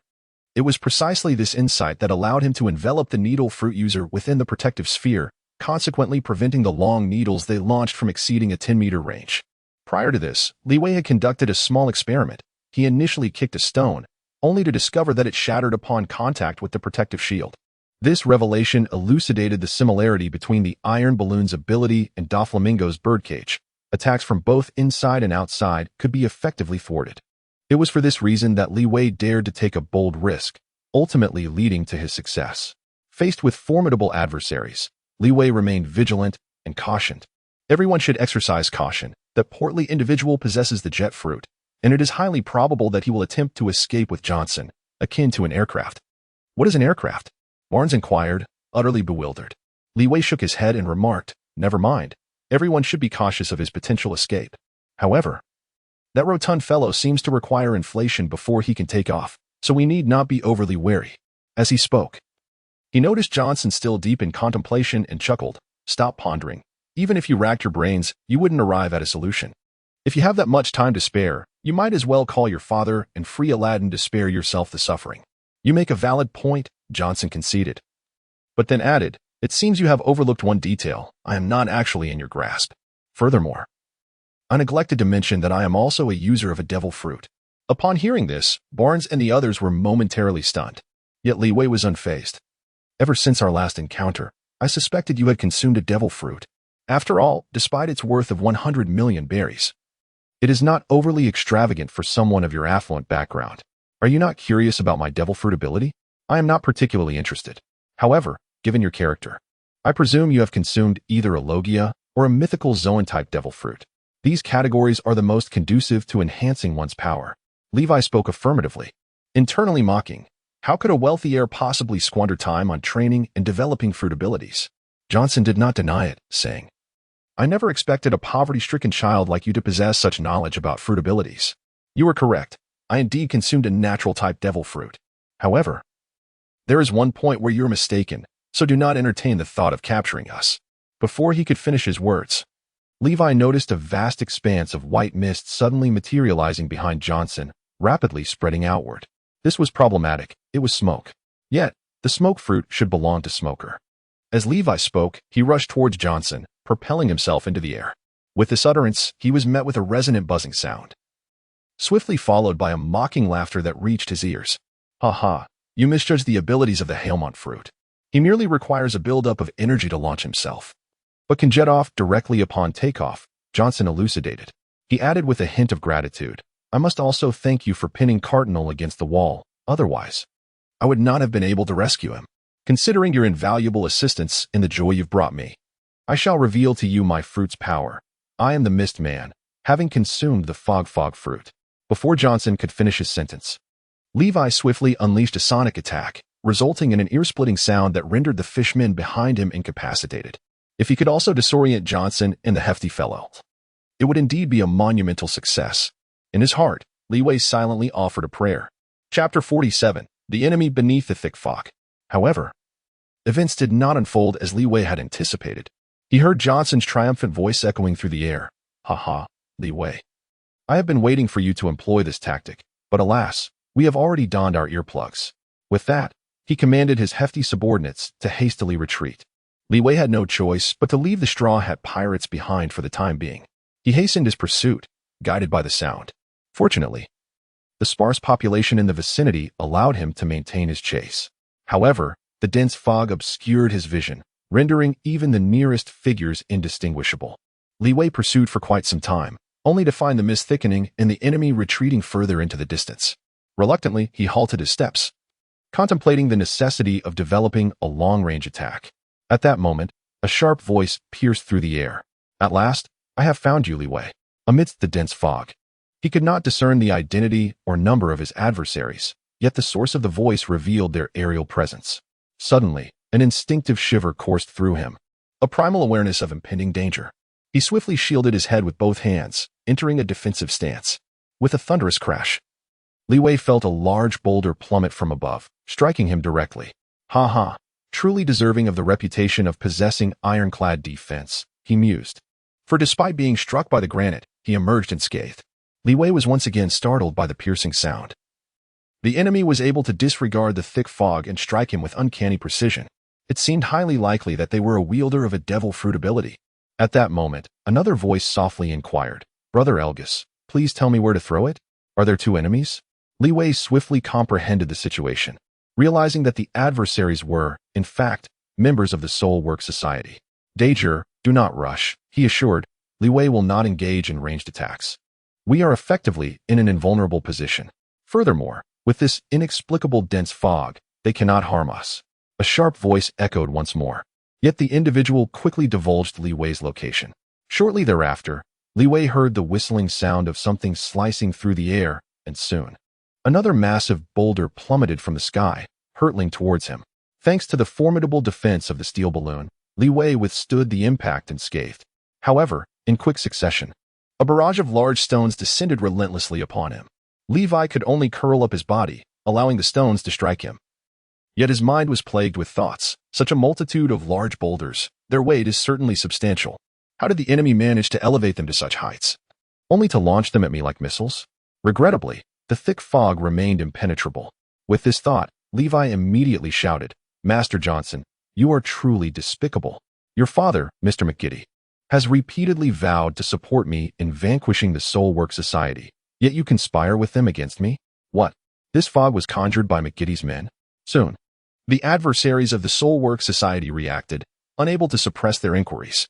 Meanwhile, Johnson seemed to have heard Levi's voice. He merely snorted coldly, offering no reply. Li could only ponder how to launch a ranged attack while simultaneously provoking Johnson with his words. Johnson, I am well aware of your envy towards my talents and gifts, yet I never anticipated you would resort to such despicable and shameless actions. You approached me today, claiming that we should ally with the Sun Pirates to eliminate the Soul Work Agency and the Big Mom Pirates. I hesitated for but a moment.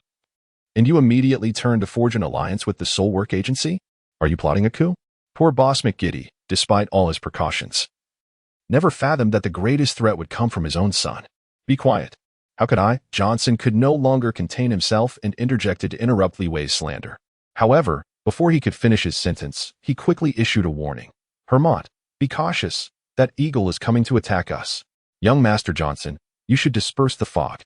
I can see nothing clearly, Hermont replied while ascending into the air. Yet, moments later, he cried out, "Ah, I am injured." Upon hearing these cries, Li Wei felt a surge of joy. Not only did he ascertain that the enemy sent by the Soul Work Agency possessed the abilities of the eagle fruit, but more significantly, they had clashed directly with Johnson and his allies. The sight of two flying adversaries entangled in combat was, without a doubt, good news for Li Wei. Hermont, are you all right? I can barely hold on.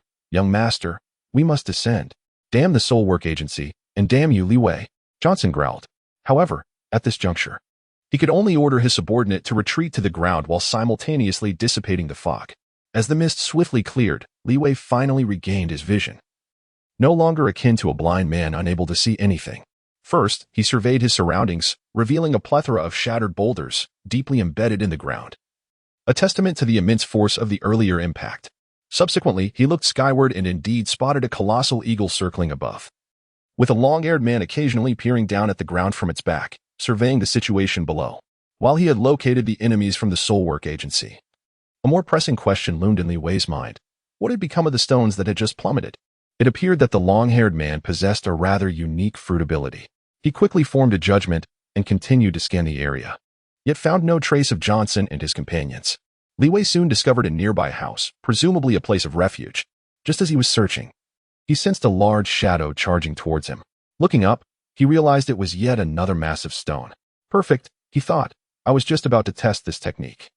This time, instead of evading, he rapidly shook his right foot and delivered a powerful kick. Suddenly, a crescent-shaped wave of white energy, radiating a blue glow, emanated from his foot, striking the boulder directly. With a resounding crash, the stone did not shatter, but the force of the wave altered its trajectory, causing it to land beside Li Wei. Success. Li Wei couldn't help but nod. Although he had just recalled the plot of the original work, he understood that in order to execute the gale kick, he needed to effectively utilize the muscles in his legs, rapidly contracting and extending them to generate kinetic energy, followed by an explosive extension of his leg to exceed the speed of sound, creating air compression in front of his leg, resulting in a sharp slicing wave. Logically speaking, possessing the strength of a 15-year-old, he should have no trouble performing the gale kick. Nonetheless, Li Wei was quite pleased that he successfully executed it on his first attempt. Meanwhile, the eagle and its companion, witnessing this spectacle in midair, couldn't help but inquire, is this the Navy's 6 styles? How could Li Wei possibly know techniques from the Navy? Levi smiled faintly and proclaimed with a loud voice, I have always said, I am a genius. The mere Navy 6 styles? It is a skill I can master in no time. Chapter 48. The might of the Navy 6 styles nearby, in an abandoned building. Johnson gazed at Levi from a distance, perplexed. Could he truly be a genius? He pondered, but soon shook his head in disbelief. Impossible. A person willing to barter their soul for the favor of a girl could never be a genius. I refuse to be outdone by such a worthless individual. Having uttered these words, Johnson took a deep breath, allowing the anger and resentment to dissipate from his face before re-entering the room. There, he found Cardinal still in a state of unconsciousness, while Helmont clutched his abdomen, blood seeping relentlessly from the wound. Clearly, long-distance flight was no longer an option. However, disappointment did not mar Johnson's expression. Instead, he inquired with concern, I have already contacted my father via the communication snail. He will soon send reinforcements. My apologies, Master Johnson. It is my weakness that has caused this, Helmont interjected. Do not speak just yet, Helmont. This situation is beyond our control, but fret not. The battle between Levi and the Soul Work Association will not conclude anytime soon, providing us with an opportune moment. I have devised a brilliant hiding place that Levi, in his foolishness, would never suspect.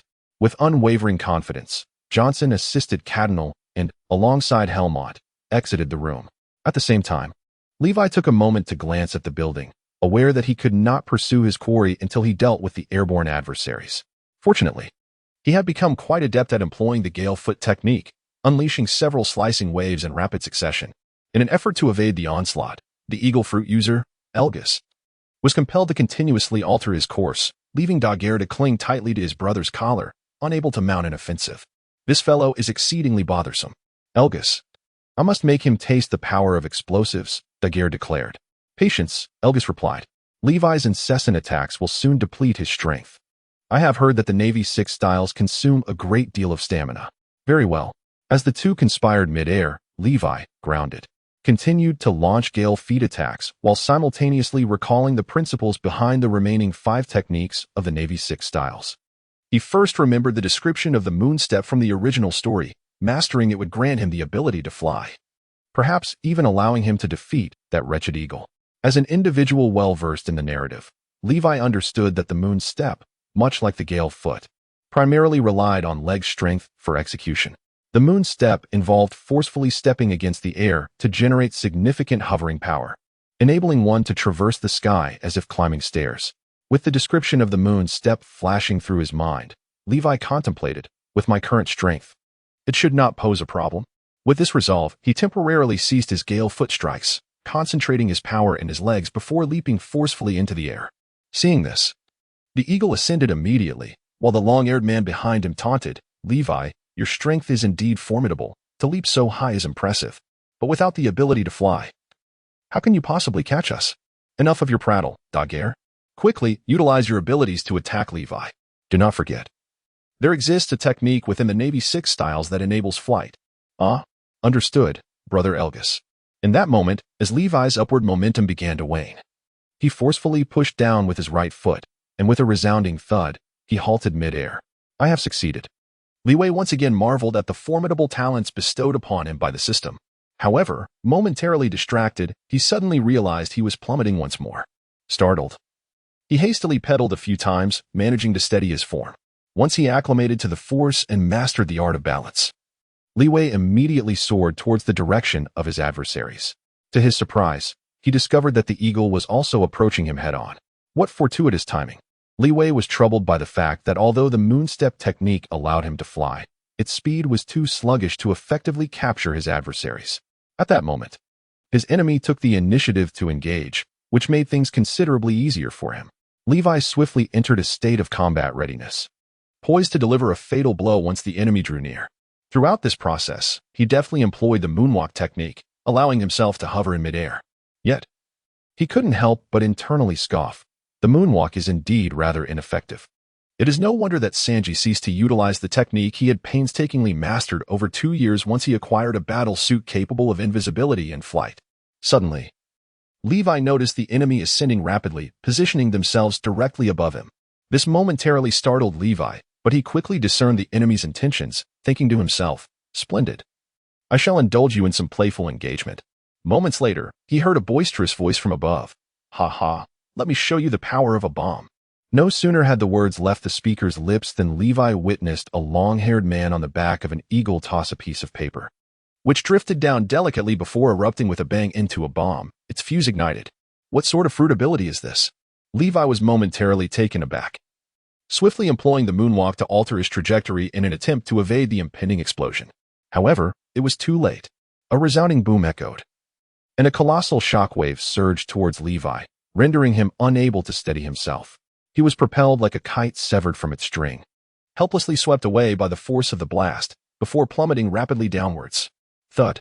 Levi struck down fiercely, creating a deep crater in the ground and stirring up clouds of dust. Aha! I believe Levi must be quite injured this time, right, Brother Elgus? As long as we unite, no one can stand against us. Do not let your pride cloud your judgment, Daguerre. Levi possesses formidable defenses. It is said that even the sharpshooter Van Oga from the Blackbeard pirates could not breach them. The great eagle spoke, circling around the vast hole left by Levi's descent. After a prolonged wait, he failed to catch sight of Levi. A fall from over 1,000 meters, compounded by a bomb attack. I surmised that even the Emperor Big Mom would sustain serious injuries. Brother Elgus, you greatly overestimate Levi's strength. It would be wise for us to proceed cautiously. Daguerre, unleash another boulder, or, better yet, use bombs to strike at Levi's landing point. Very well, but I have limited photographs remaining, the long-haired young man Daguerre murmured, scattering the remaining photos. In mid-air, these images transformed into massive rocks, large timber, and bombs. Boom, rumble. Following a series of thunderous explosions, a cloud of dust engulfed the ground. Once the dust settled, the eagle surveyed the scene, observing that the crater Levi had made had expanded, surrounded by shattered stones and splintered wood, a scene of utter devastation. The battle has concluded, Brother Elgus. We should descend to retrieve Levi's remains and then capture McGiddy's son. There is no rush, Daguerre. Let us wait a while longer. Levi is cunning. Alas, if only your photographic fruit could capture seawater. We could ascertain whether Levi is indeed luring us back to the ground. Brother Elges, enough of this. I shall remain silent. The long-haired man to Gale sighed in resignation. Thus, the eagle soared for a while longer, and upon observing the stillness of the ground below, he finally descended, returning to his human form. The two men approached the great pit and began a meticulous search. Suddenly, Elges shouted, "Be cautious," to Gale. Before he could finish his warning, a figure leaped from the pit, hurtling towards them. Bang, bang. It was Levi. He had waited patiently for this opportunity to launch a surprise attack, and he unleashed his full power. The long-haired man was struck directly, sent flying and rolling several times before coming to a halt. Although Elges sensed the impending danger, Levi's speed was overwhelming, forcing him to block with his hands. However, he underestimated Levi's strength. With that single strike, Elges was engulfed in excruciating pain, realizing that his right arm had been shattered. Hanging limply at his side. Seizing the moment after his successful ambush, Levi pressed the attack, having painstakingly lured his adversaries to the ground. He would not grant them another chance to ascend into the skies. With the opportunity lost and his injury, Elges could only adopt a defensive posture. Li Wei, undeterred, grew increasingly formidable as he pressed on. He needed to swiftly vanquish these two adversaries and then capture Johnson, employing a hostage exchange to rescue Aladdin and his wife from the Sun Pirates. In a swift turn of events, Li Wei delivered a powerful blow that struck Elges squarely in the face. Staggering back, he barely had time to react before Li Wei landed a kick that sent him sprawling to the ground. Li Wei, undeterred, continued to advance, unleashing a flurry of punches upon his adversary, rendering him bloodied and unconscious on the ground. Satisfied with vanquishing this foe, Li Wei then dragged the long-haired man from a short distance and arranged their bodies neatly. After completing these tasks, he mentally reviewed the recent combat, aware that his victory over the two enemies stemmed not only from the formidable defense granted by the system, but also significantly from his cunning strategy. From the outset, Li Wei understood that only on solid ground could he hope to topple the soaring eagle. The long-haired youth, capable of hurling massive objects, sparked a brilliant idea within him, leading to a reasonable rationale. Thus, Li Wei resolved to temporarily master the moonwalk, ascending into the air to provoke the long-haired man into launching various large items, creating the illusion of his own defeat to lure both adversaries back to the ground. Lost in thought, Li Wei was suddenly interrupted by a familiar voice. "Are you all right?" Levi turned to see the newcomers. It was Barnes, accompanied by several companions. He quickly shook his head and succinctly recounted the recent battle. So it was Elgers and his crew. Elgers is the president of the Soft Island branch of the Soul Work Society. To think you could defeat him is truly remarkable.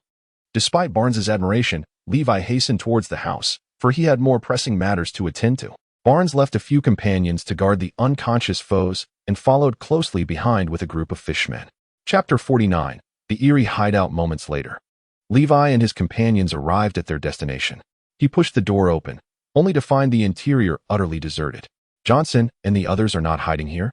Levi frowned at Barnes's words. "I must not have been mistaken. Johnson did not leave from the air. I suspect that the rotund fellow was injured by the eagle fruit user and can no longer fly. However, this area contained only this one house. Levi, you see for yourself, the surroundings are merely beach with no place to conceal oneself." "I understand your point, Barnes. Nevertheless, before the fog lifted, I distinctly heard the fat man's screams. Shortly thereafter, Johnson dissipated the mist, and since then, I have not witnessed anyone flying away. They must be hiding nearby." Li Wei spoke with unwavering certainty, approaching the wall where a considerable amount of sand had accumulated. "Look, these bloodstains must belong to the fat man." "Indeed. Johnson and the others have lingered in this room for a while. To evade our detection, he covered the blood with sand, attempting to obscure the evidence." "Indeed. Your reasoning is sound," Barnes interjected, as he joined Li Wei to sift through the sand. It became evident that the grains were interspersed with crimson liquid. He concurred with Li Wei's assessment, but raised a pertinent question. "Where, then, is Johnson hiding?" "It is important to note that he is not particularly strong, and it is unlikely he could escape far with two injured companions. Let us put that aside for now and split up to continue our search. Once we locate them, be sure to issue a warning at the earliest opportunity." Although Johnson lacks strength, his mist fruit ability is particularly suited for concealment. Levi, acting decisively, issued commands to the Sun Pirates. Several fishmen exchanged glances, forming pairs as they dispersed to scour the surroundings for any signs of the enemy. Meanwhile, Levi emerged from the dwelling, gazing out at the undulating, phosphorescent surface of the sea. Due to its proximity to the shore, numerous rocks jutted out in the distance. Johnson and his two subordinates, all possessing the abilities of devil fruits, were incapable of swimming and could not conceal themselves beneath the waves. Barnes followed Levi, aligning his gaze with his, and offered his own perspective on the vast ocean before them. Levi nodded slightly, unable to swim, and fearful of the sea cliffs. These are the only two vulnerabilities of a power wielder.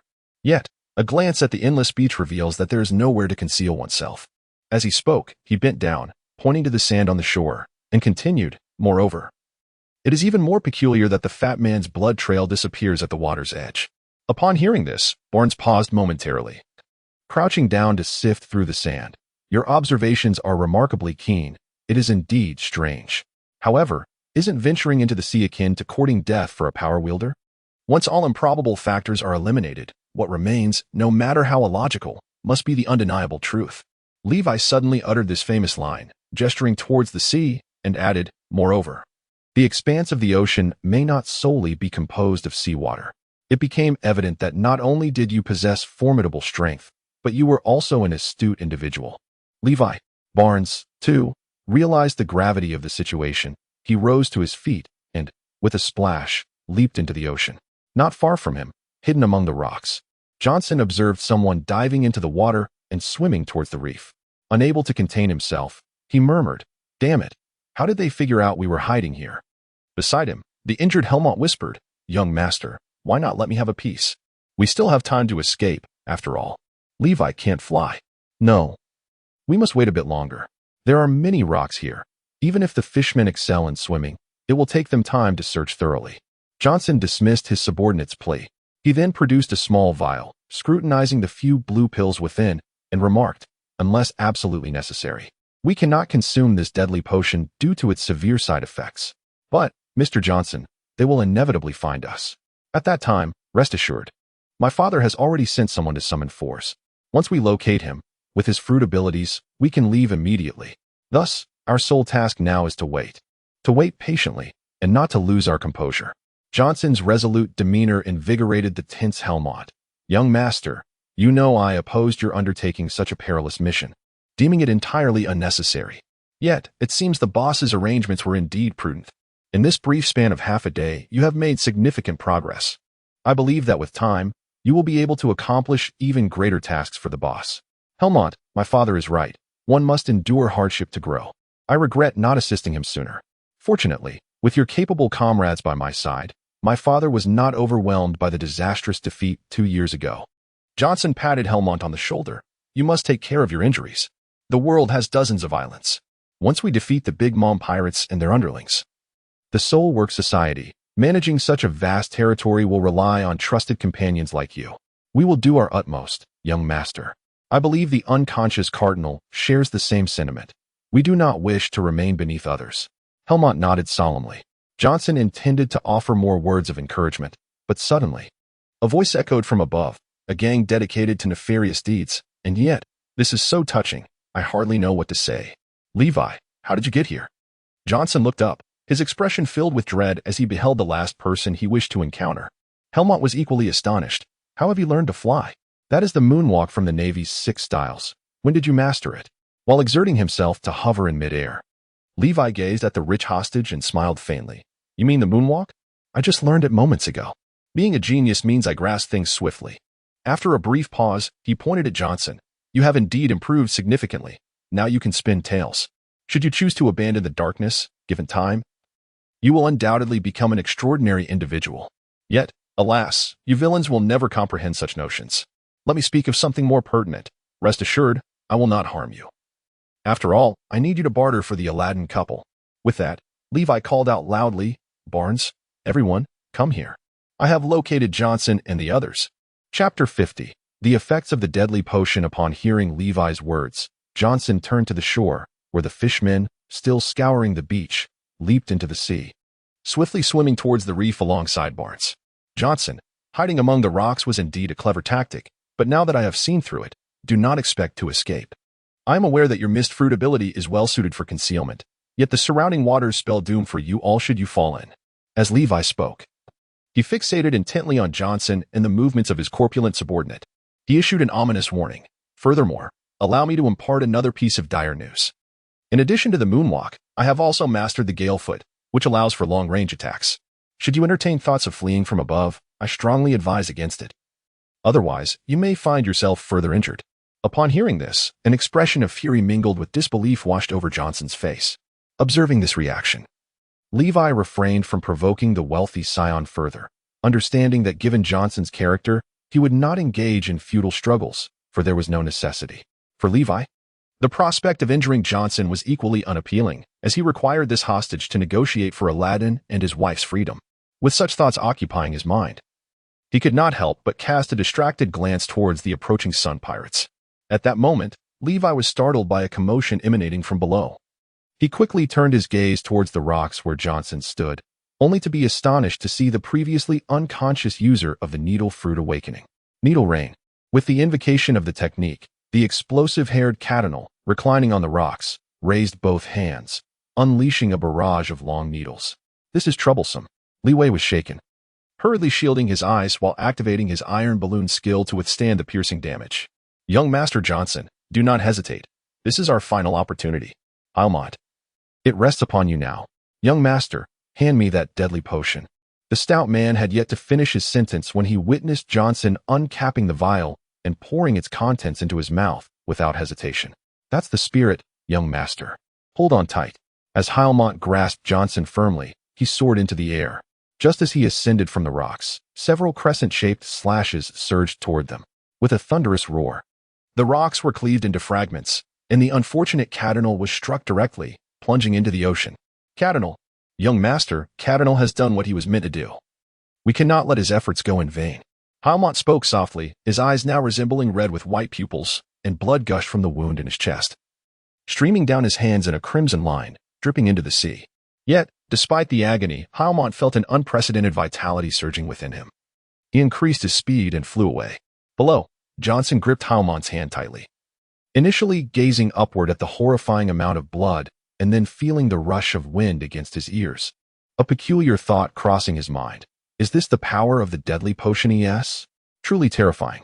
However, he worried that Almont might not endure, prompting him to ask, "Are you all right? Do not fret. Like Cardinal, I will ensure your safe escape, even at the cost of my life." As he spoke, Almont glanced back, seeing Li Wei left behind, yet still pursuing him with extraordinary agility. Johnson, recognizing this, clenched his teeth in frustration. Damn it, this is all Li Wei's fault. I will not let him escape. Indeed, young master, Li Wei is the murderer of Cardinal, just as he was the one who claimed the soul of O'Neill. He is our foe. I know, I will not forgive him.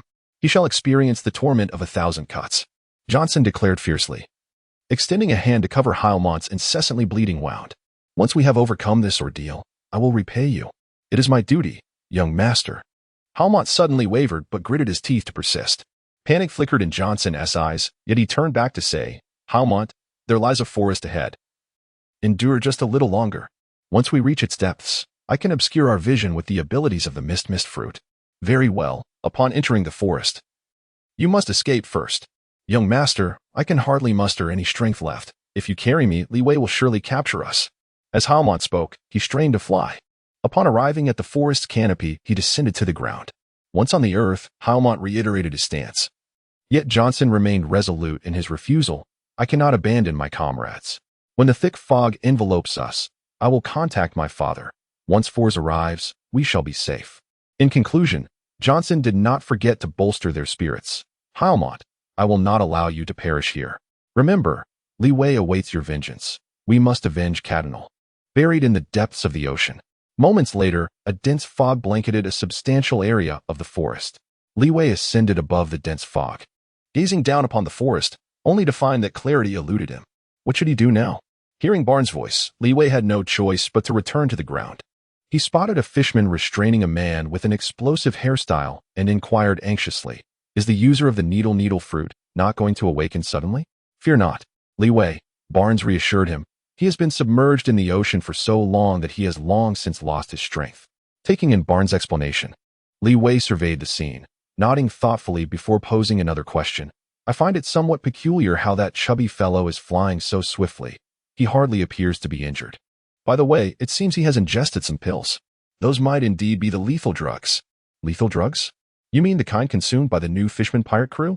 Li Wei, you seem quite knowledgeable. It is likely that those drugs were confiscated from Captain Aladdin, who was our ship's doctor, after Jean Bei and Luffy defeated Hody Jones. They took those drugs with them. Upon hearing this, Li Wei grasped the situation. If he had consumed the lethal drugs, it meant that the chubby man was genuinely incapable of flying any longer.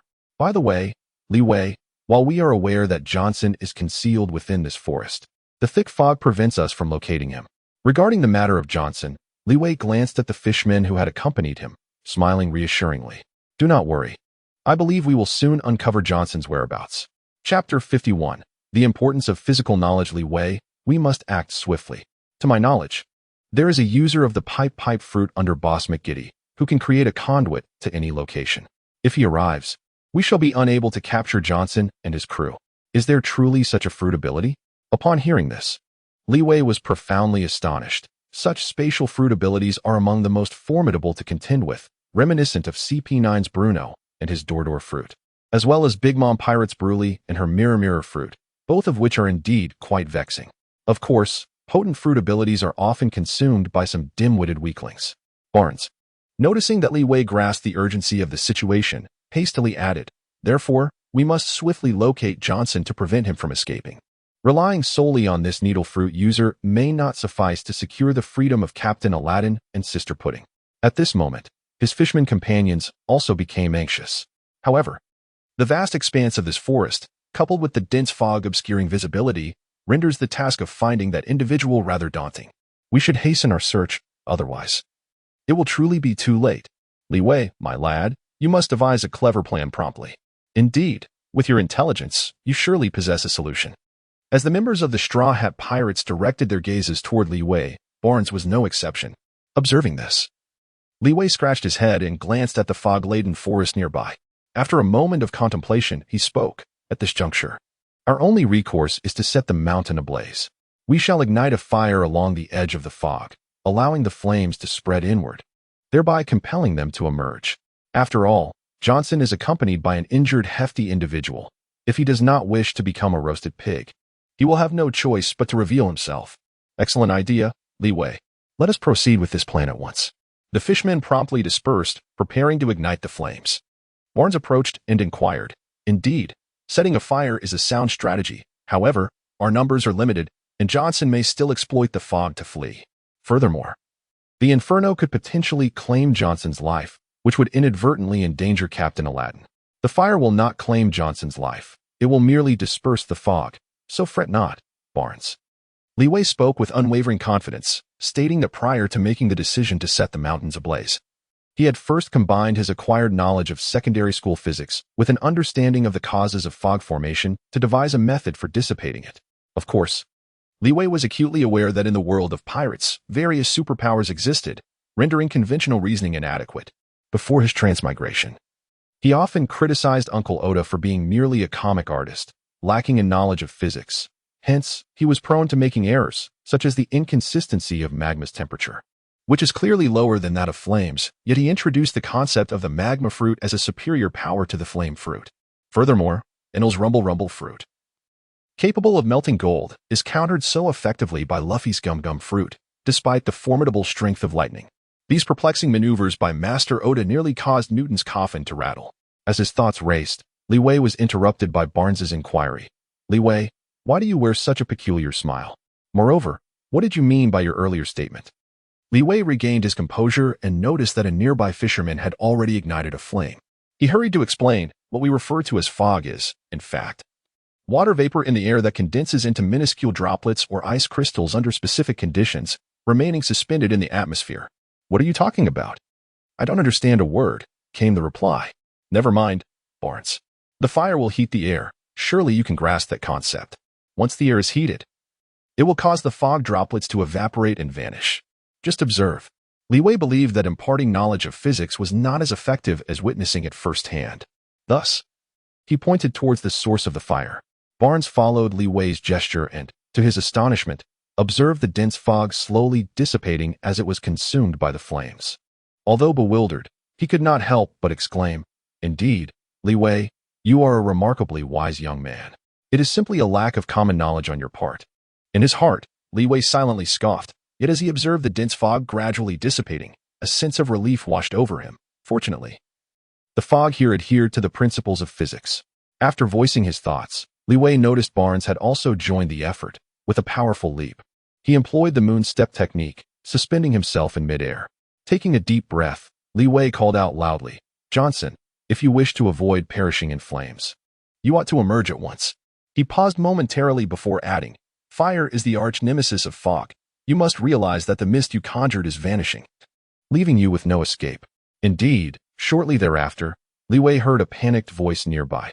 "You've got me this time. Li Wei, we're here. Please come and rescue me." Li Wei felt a surge of joy in his heart and swiftly descended, arriving at the location where Johnson had called for help.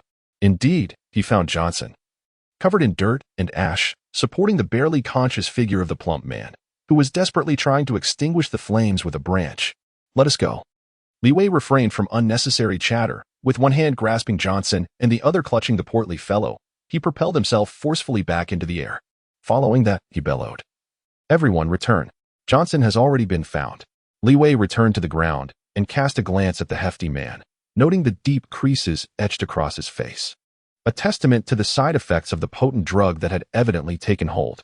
He couldn't help but shake his head, lamenting, "What a futile endeavor this is. Young Master Johnson, this predicament is of your own making." With a scoff, he added, "Do not parade around here as if you were the victor. The outcome between us has yet to be determined." In response to Johnson's words, Li Wei merely offered a cold smile. "Is that so? Then you should consider yourself fortunate that you still possess some semblance of value, for otherwise, our fate would have already been sealed. What of me? We ought to pay a visit to your gangster father." Upon witnessing that the members of the Sun Pirates had gathered, Levi promptly interrupted his discourse.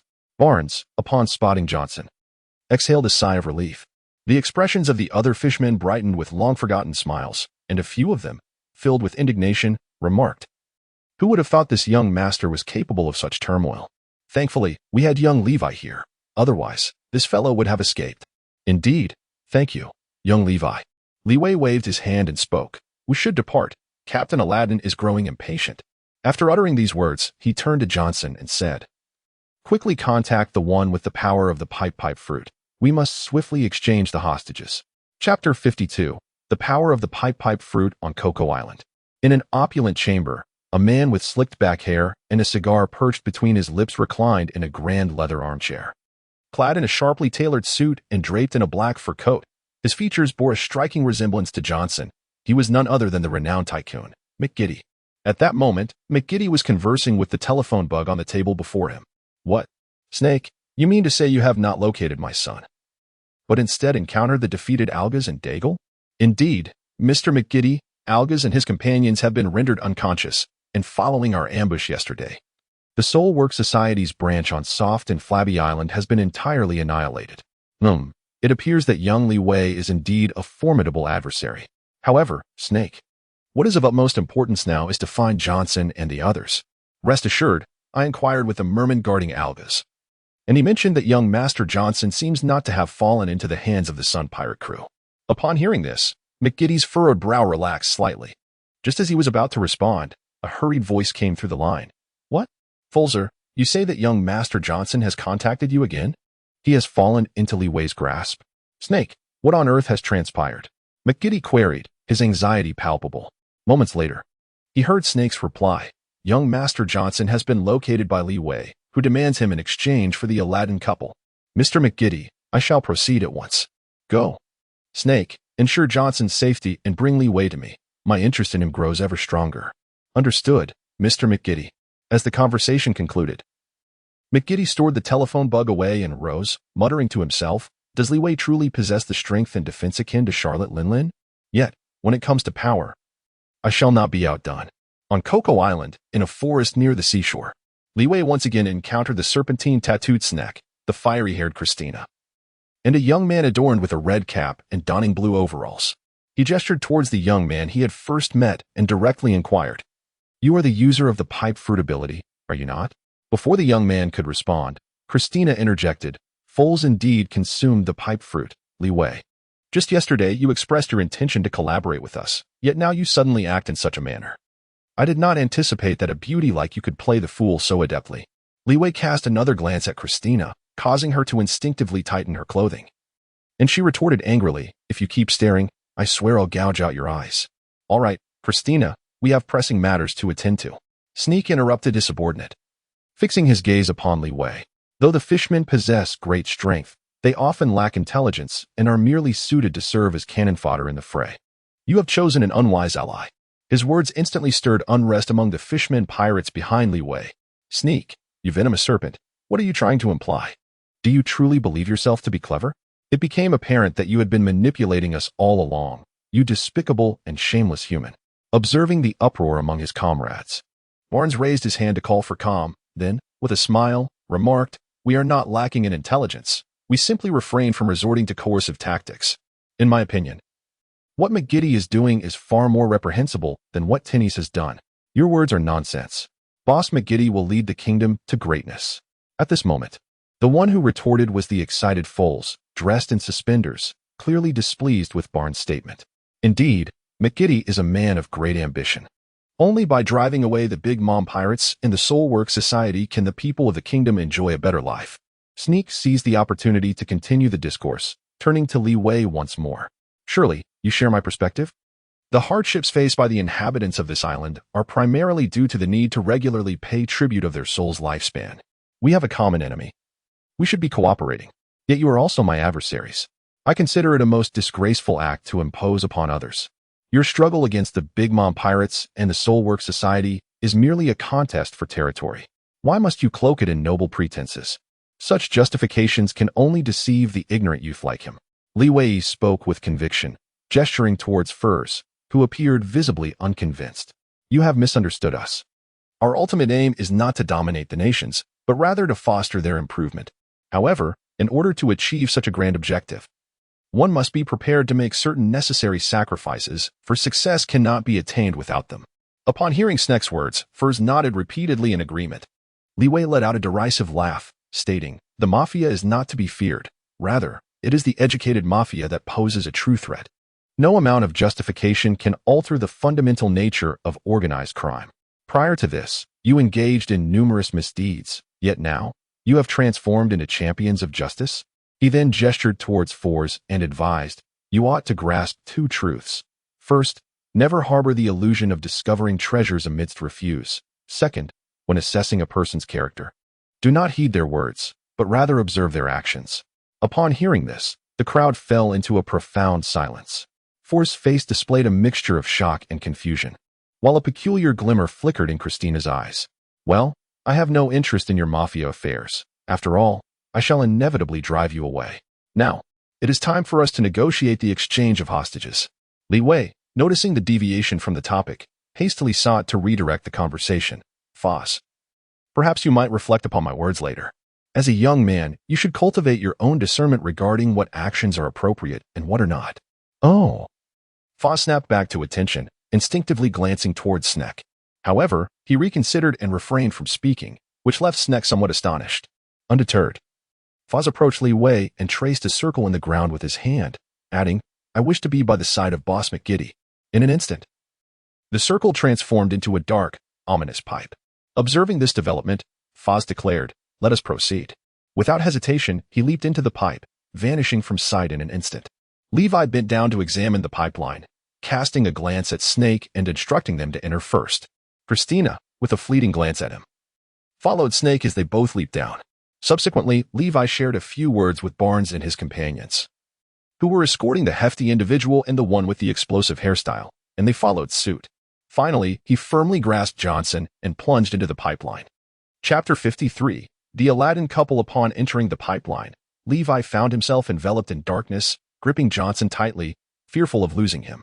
As the sound of rushing wind filled his ears, he was suddenly met with a brilliant light, emerging into a lavishly decorated room. Inside, two distinct groups stood clearly defined, the Sun Pirates, who had arrived first, and the well-prepared McGiddy faction. After emerging from the pipeline, Li Wei observed Fors bending down, diligently wiping the dark, murky surface of the pipe with his sleeve, reminiscent of erasing a chalkboard. Such a remarkable ability to manipulate objects is truly akin to the convenience of Doryman's anywhere door. Levi marveled for a moment, then gathered his thoughts and stood beside Barnes. At that moment, a figure rose from the armchair across from them and spoke. "Are you the Levi who vanquished Algas? I must express my gratitude for your contributions to the people of the world." As he spoke, he approached and extended his hand with sincerity. However, Liwei refrained from shaking the other's hand and instead remarked, "You must be the esteemed McGiddy, am I correct? I had initially considered collaborating with you to confront the Soulwork Society, but it appears that will not be necessary. My primary purpose for visiting is to negotiate the exchange of Captain Aladdin of the Sun Pirates, along with his wife, Johnson." "Liwei, you have misunderstood. In truth, the Aladdin couple is our esteemed guests." "Guests? Then why did Master Johnson state that if we wish for Aladdin to remain alive, we must obediently accompany him to assault the Soulwork Society? It is a misunderstanding. We merely seek to eliminate this pestilence with greater efficiency. I had anticipated that the Sun Pirates would ally with us, considering their enmity with the Big Mom Pirates. But alas." McGiddy shook his head in regret.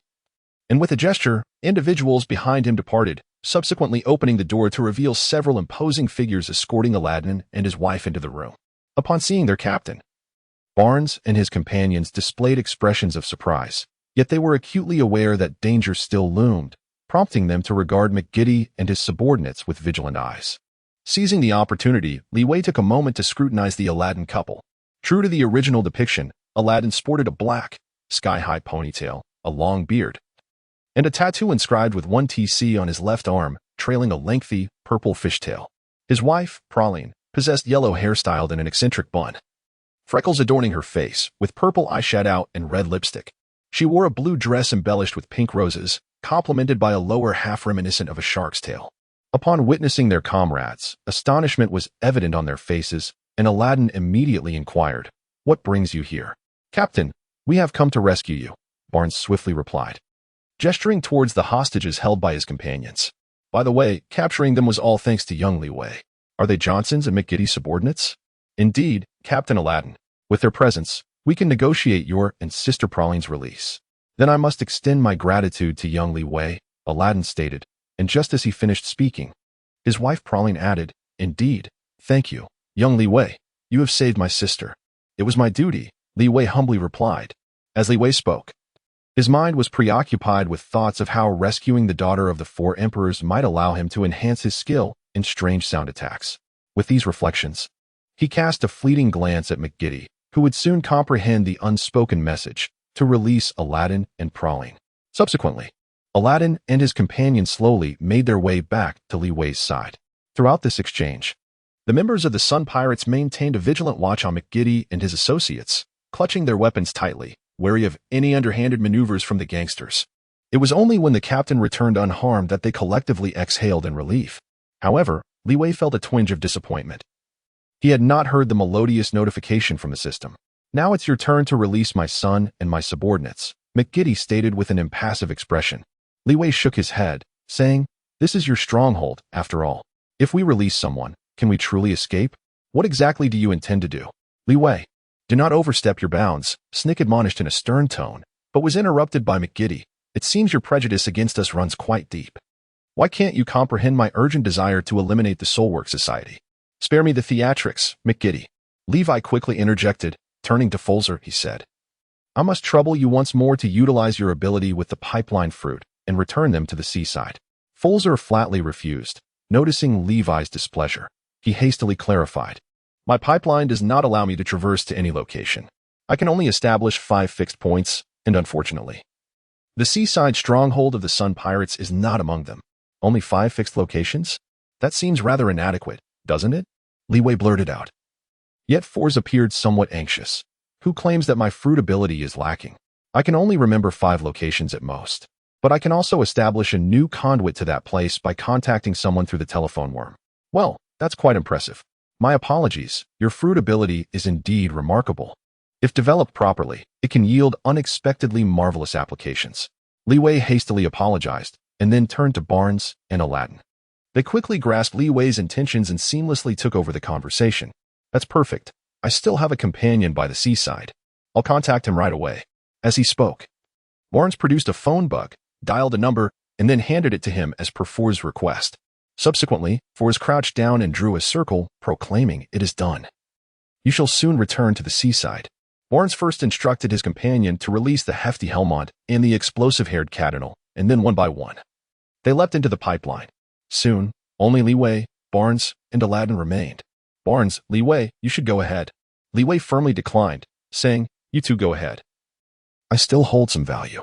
McGiddy will not impose excessively upon me, as he does not wish to create another formidable adversary." After this exchange, Barnes left with a cautionary remark, "Take care of yourself." Levi nodded and watched as he and Aladdin leapt into the pipe. The members of the Sun Pirates were safe now.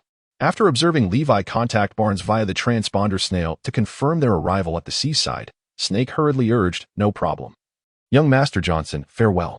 Levi released Johnson and turned to leap into the pipe. "Wait a moment, Levi," a languid voice drifted from behind McGiddy.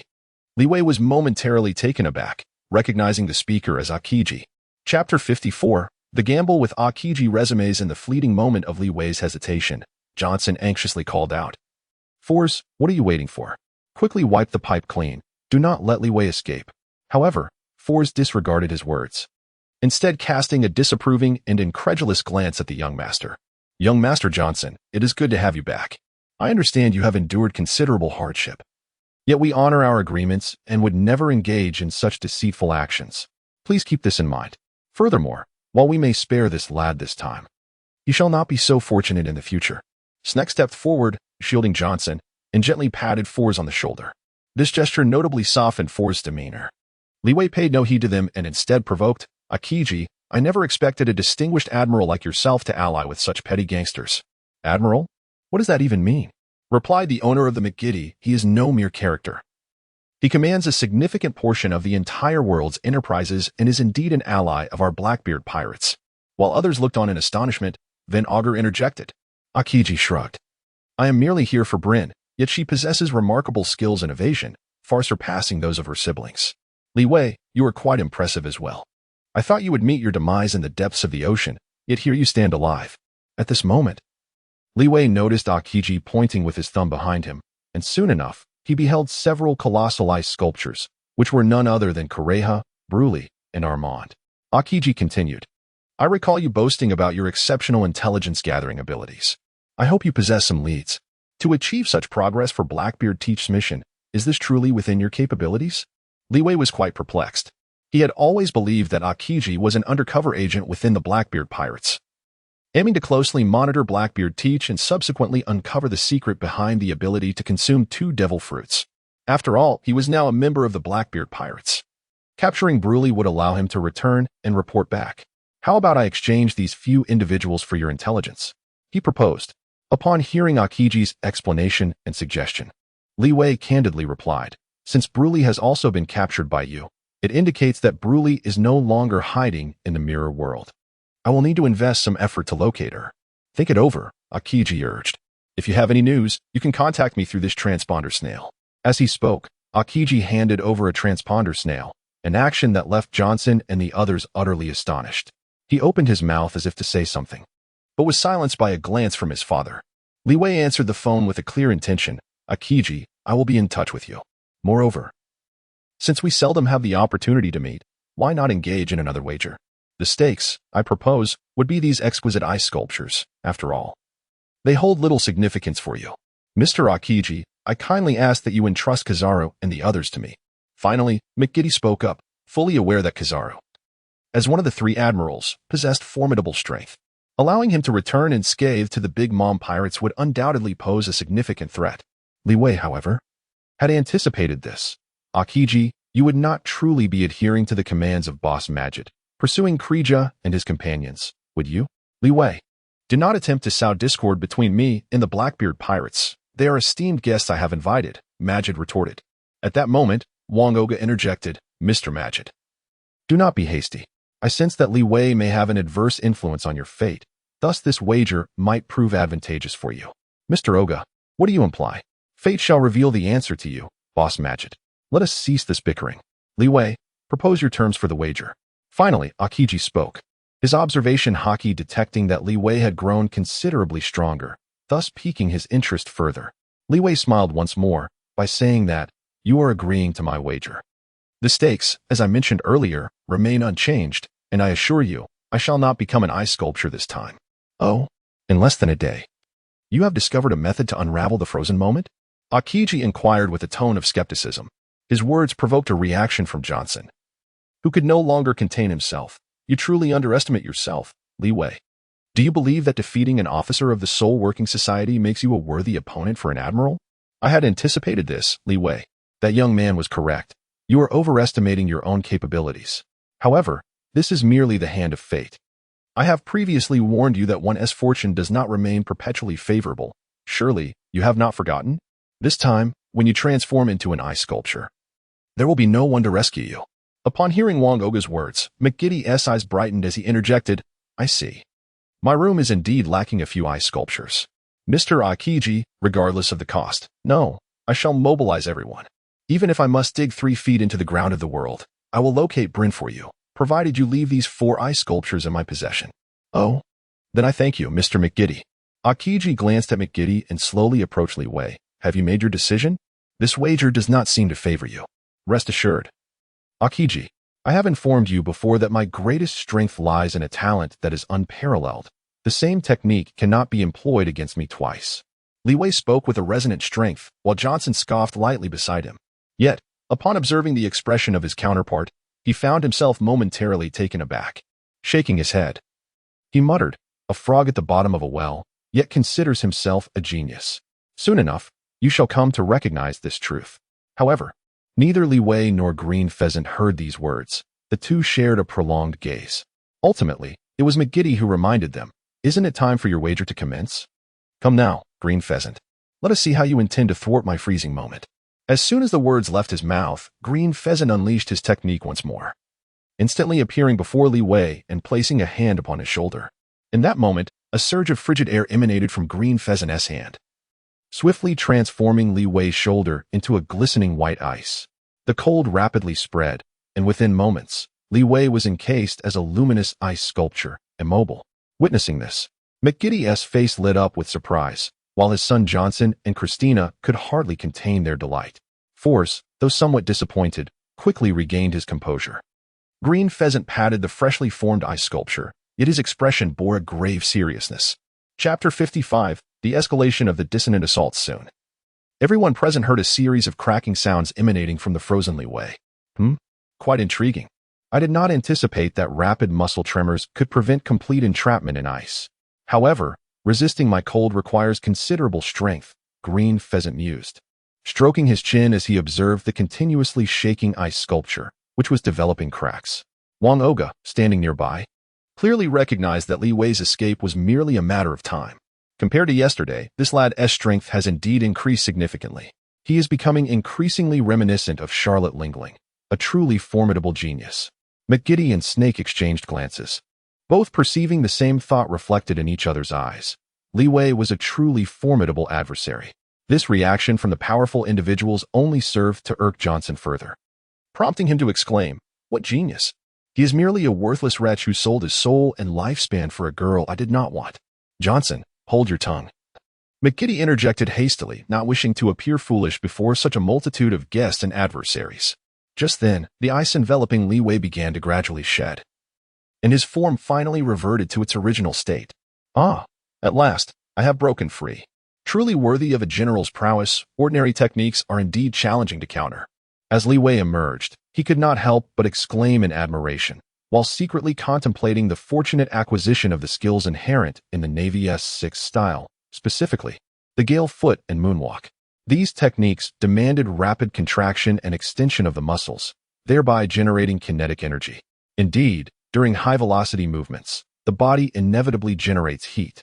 And with sufficient warmth, one could recover even from the state of being frozen like a statue. This realization underpinned Li Wei's audacity in proposing the wager. Amidst the swirling thoughts, he gathered his focus, preparing to claim his prize, Akiji. With this gamble now in his favor, he declared his intent to take possession of the 3 frozen statues. After articulating his words, he could not resist a taunt directed at McGiddy. Apologies. But some sculptures are far too precious to be displayed in just any room. Unfazed, McGiddy retorted, I have a penchant for valuable things. Li Wei, name your price. Li Wei Gang was about to retort, but was interrupted by Wang Ao. Hold on, I am still here. Don't you wish to have a round with me? Humph.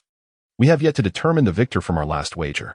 I have no desire to engage in a game with someone who resorts to underhanded tactics when the odds are against them. Li Wei had long anticipated this moment and thus smirked coldly. However, Wang Oga remained unfazed. Are you not willing to wager with me? Then these 3 ice sculptures shall be entrusted to the collection of Boss McGiddy. I sincerely appreciate Mr. Wang Oga and Mr. Kazan, haha. Upon hearing McGiddy's boisterous laughter, Li Wei turned his attention to Kazan, who had just participated in the wager as a former naval admiral. Surely you wouldn't resort to underhanded tactics, would you? A man must take responsibility for his choices. Kazan shook his head vigorously but then shifted his tone. Nevertheless, these 3 ice sculptures owe their existence to Wang Oga's efforts. How about this, Li Wei? You may select one. I suggest you choose Bruli, Li Wei. I imagine you would find her mirror fruit, a spatial type ability, quite intriguing. Snack immediately offered his recommendation. To this, Li Wei scoffed. Are you attempting to have me select the weakest of the lot? It is truly laughable how you fear the children of Big Mom yet dare to confront the Big Mom pirates. Upon hearing this, McGiddy and the others appeared as if their innermost thoughts had been laid bare, their expressions shifting immediately. Li Wei, however, chose to disregard the matter at hand. Calculating within his mind, given the current circumstances, it was impossible to depart with the 3 individuals unless he vanquished Wang Oga. At present, he had already rescued Aladdin's wife, Praline, who was also the daughter of the formidable 4 emperors. If he could manage to save another, it might elevate the level of his unique skill. The dreadful sound attack. After all, previously, merely rescuing Bryn had activated the permanent innate skill, dreadful sound attack. Resolute in his decision, Li Wei pointed to the ice sculpture and declared, Very well, I shall take this most powerful one. It is now yours. Akiji readily acquiesced, gesturing for Li Wei to come and retrieve it. Levi unceremoniously seized the ice sculpture crafted by Krija, yet a fleeting glimmer of disappointment flickered in his eyes. The melodious system notification he longed for still eluded him. Seizing the moment of his distraction, McGiddy exchanged a knowing glance with Sneck, who promptly approached Wang Oga. Gentlemen, we kindly request that you allow our boss to acquire these ice sculptures. Before Kizaru and Wang Oga could respond, Levi regained his composure and decisively inquired, Wang Oga, are you not eager to place a wager with me? The words hung in the air, momentarily stunning Kizaru and the others. Until Wang Oga adjusted his eye patch and replied, Certainly, the stakes need not be mentioned. However, I believe it is my prerogative to determine the terms of this wager. No objections. I accept your terms, and the wager will be dictated by you. Li Wei spoke without hesitation. Having just analyzed in his mind that Wang Oga understood that bullets would not only fail to harm him but would also result in his own injury. Given this, it was evident that this individual would propose an alternative method of contest. However, this was of little consequence. What truly mattered was that by agreeing to this wager, there would be justification to continue the previous one. Before long, Li Wei remarked, This time, the terms of the wager shall be set by you. Nevertheless, you should recall that our previous contest remains unresolved, and I believe we ought to determine a victor before proceeding further. It appears you still wish to rescue a child of Charlotte Lingling. I find myself questioning whether you are indeed a member of the Big Mom Pirates. None of this concerns you now. So what do you say, sniper of the Blackbeard Pirates?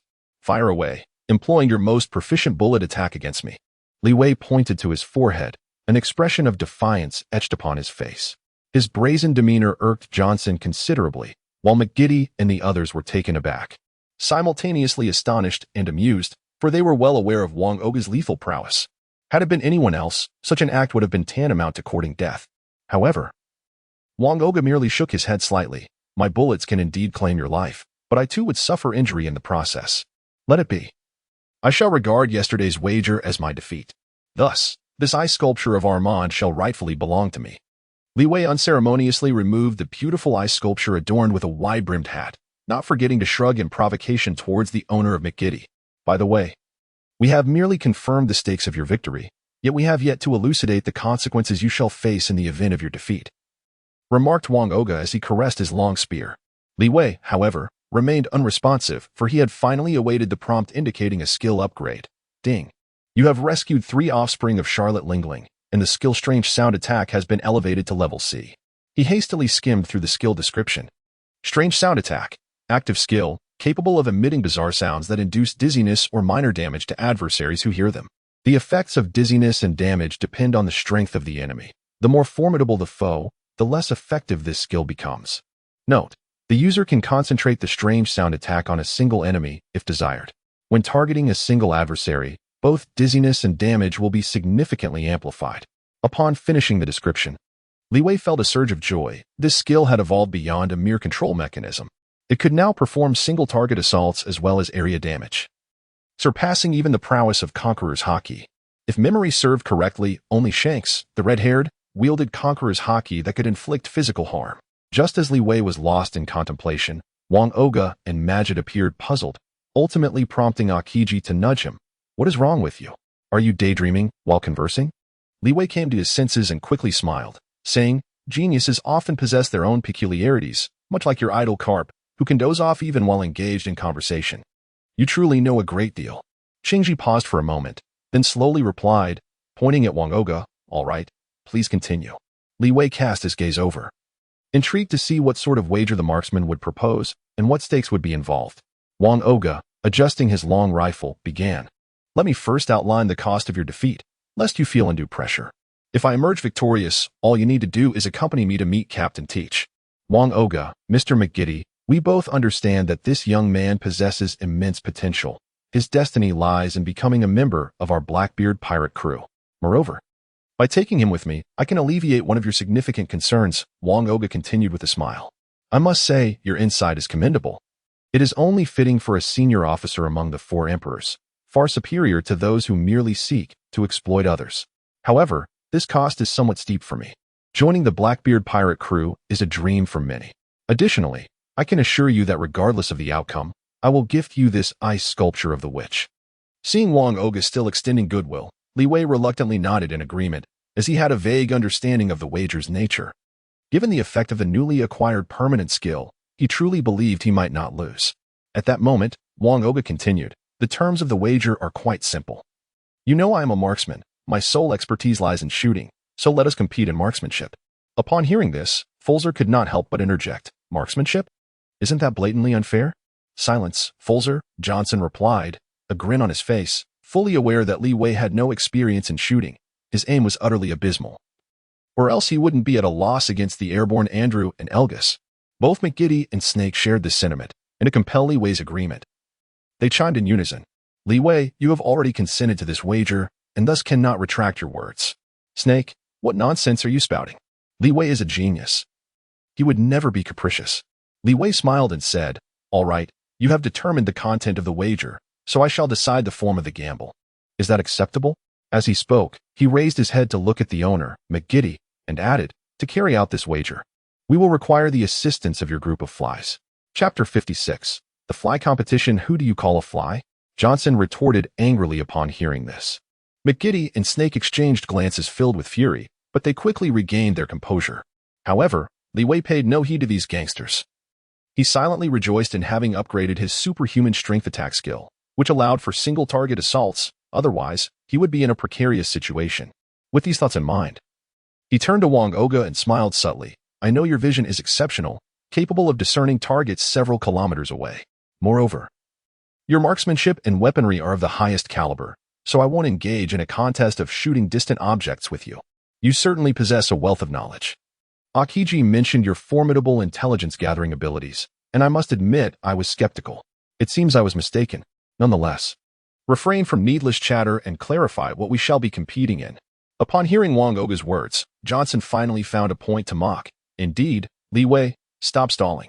If it pertains to marksmanship, you are bound to lose. What an annoying swarm of flies. I truly despise flies the most." Li Wei retorted without hesitation, quickly adding, "Let us engage in a contest of fly swatting." "Fly swatting? Indeed, as the sharpshooter of the Blackbeard pirates. Do you not think that striking a fly demands a remarkable level of marksmanship? It is well known that flies, being diminutive and swift in their flight, are quite challenging to hit. Moreover, flies are among the most detestable creatures. Eliminating them serves to rid the world of a nuisance, achieving the dual purpose of both sport and public service." Li Wei responded with a hint of implication, causing all present to momentarily pause in astonishment at his suggestion. Wang Oga furrowed his brow and remarked, "Are we to determine victory and defeat by mere numbers? Yet, there are no flies in this room. Indeed, While the room may be devoid of actual flies, there are several individuals who resemble them in nature. At this juncture, Li Wei's words remained unfinished as Johnson erupted in a furious outburst. Who do you dare to call a fly, you worthless creature who only sells souls and lifespans? I shall see to your demise. McGiddy interjected loudly, cutting off his son.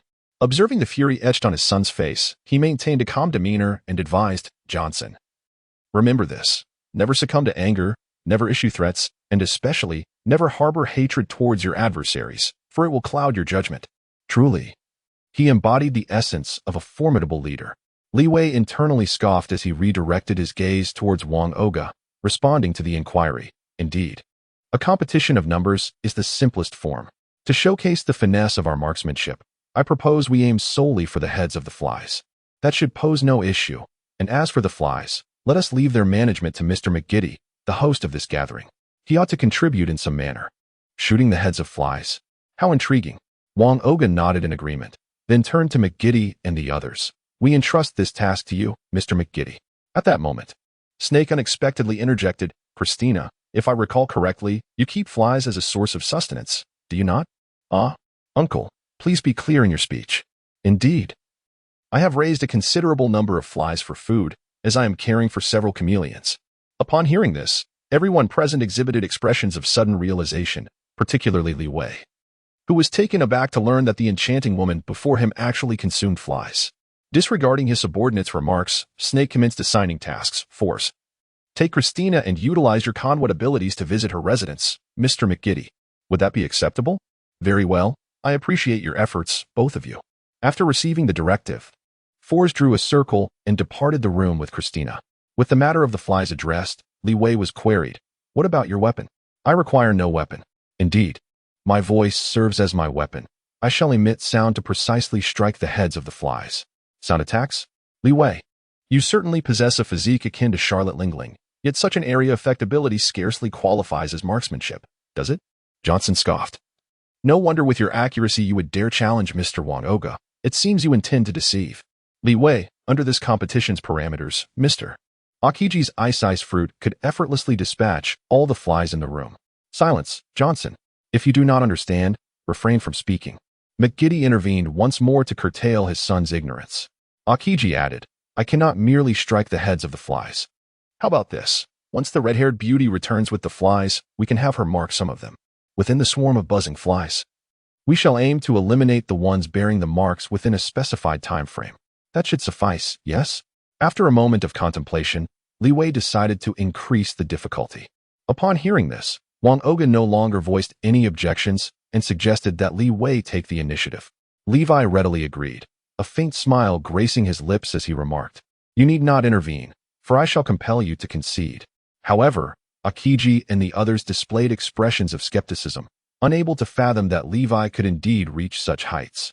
Moments later, Force and Christina returned, bearing a glass container filled with a considerable number of flies. Upon observing these insects, Snake elaborated on the format of the competition between Levi and the others. After listening, Christina cast a disbelieving glance at Levi and responded, there is no need for markings. As I happen to have some red-headed flies here, let us proceed this way. I will count 10 red-headed flies amidst this swarm, and we shall see which of you can eliminate those 10 flies in the shortest time. It is a fair method. Li Wei acquiesced, signaling to Wang Oga with his gaze. Upon receiving a nod in return, he added, then allow me to go first.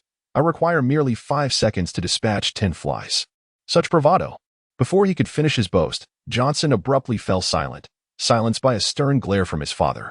Yet, even so, the privileged heir continued to mumble under his breath, clearly unable to restrain himself.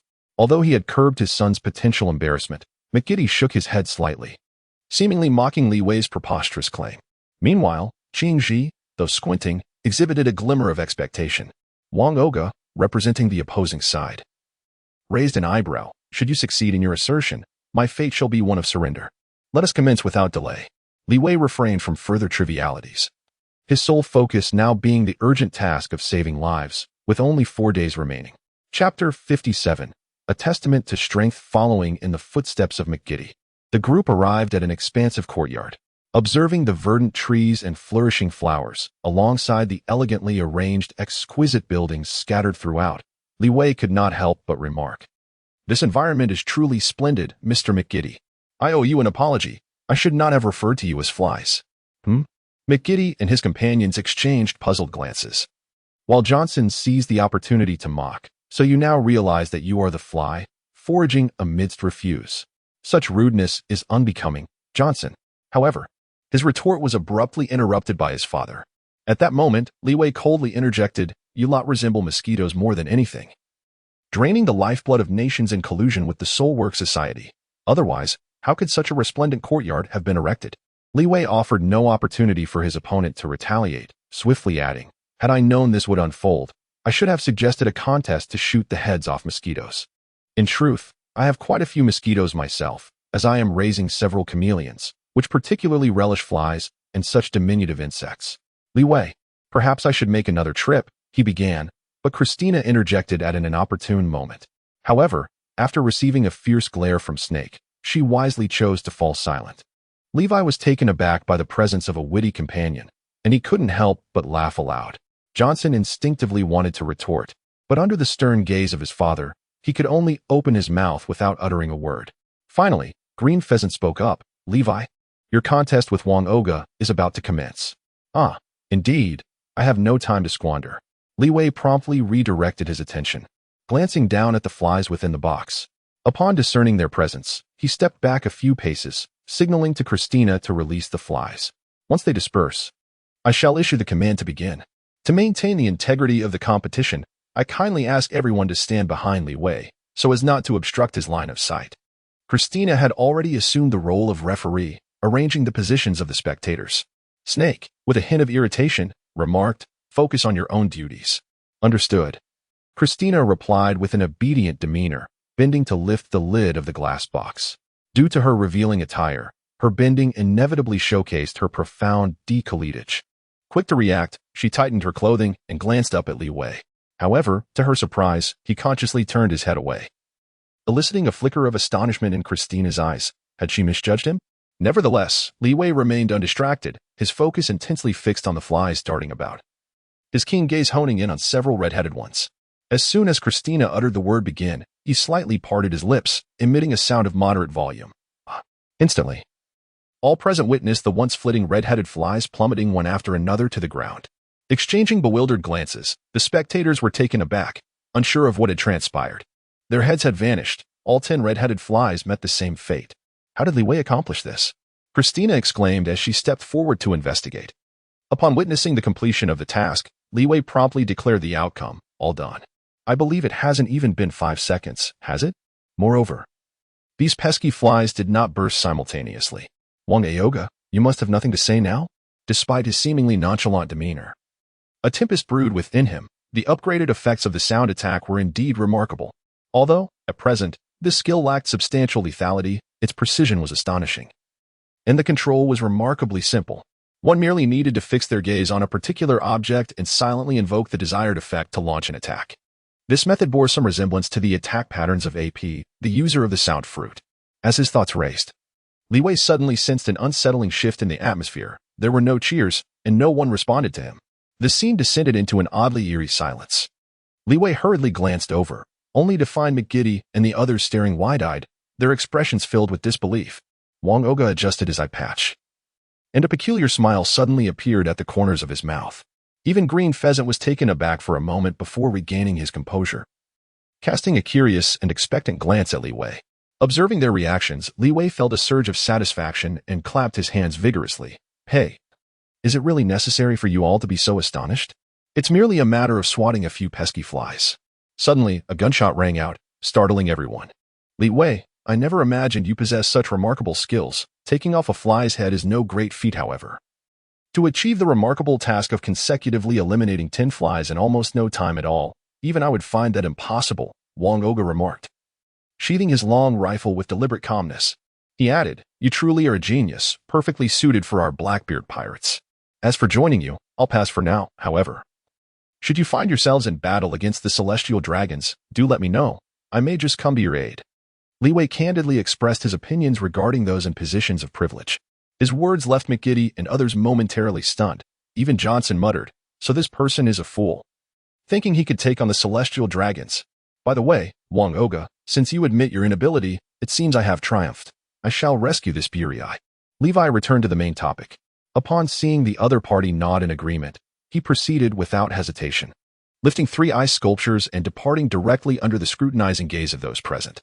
After watching Levi leave, Akiji slowly remarked, "We should attend to our own matters now," and led Wang Oga away. The vast courtyard was left to the group of McGiddy. Suddenly, Snake inquired, "Christina, you must be able to hit a flying fly with precision, right? Your eyesight is 10 times that of an ordinary person." "Me? Indeed, I can accomplish that, much like Wang Oga. However, Levi has managed to hit flies consecutively. A feat I have yet to achieve," Christina replied thoughtfully. The image of Levi turning his head resurfaced in her mind, coupled with the series of unexpected remarks and actions from the young man, leading her to perceive him as extraordinary. Upon hearing this, Snake intended to ask more. But McGiddy interjected, "Let us not provoke Levi for now. He is currently under the keen interest of the Blackbeard pirates. Our adversaries are the Big Mom pirates and the Soul Work Agency. We really should not create another formidable enemy." "Understood, Mr. McGiddy." Snake readily concurred with his superior's suggestion and exchanged a glance with Johnson, indicating, "We can conveniently utilize him to eliminate the members of the Soul Work Agency. But there are no buts, Johnson. We must prioritize our tasks and avoid acting on impulse." "Never mind, Snake. You must strictly guide my son. I believe Thompson should return soon. Let us hope he brings good news," McGiddy concluded, turning to leave. Chapter 58. The Soy Sauce Star arrives at Cocoa Island, in the Caramel CAF. A somewhat anxious female voice rang out. "Are you saying that Cracker, Amanda, and Bruley have been captured by Akiji again?" "Indeed, Miss Smuggy. We attempted to fiercely protect their escape, but unfortunately, Akiji proved too powerful. We were all frozen by his fruitability. Apologies for my late arrival. By the way, what about Bruley? Was she also captured?" "Only Miss Bruley managed to escape safely, which is a small blessing amid the misfortune."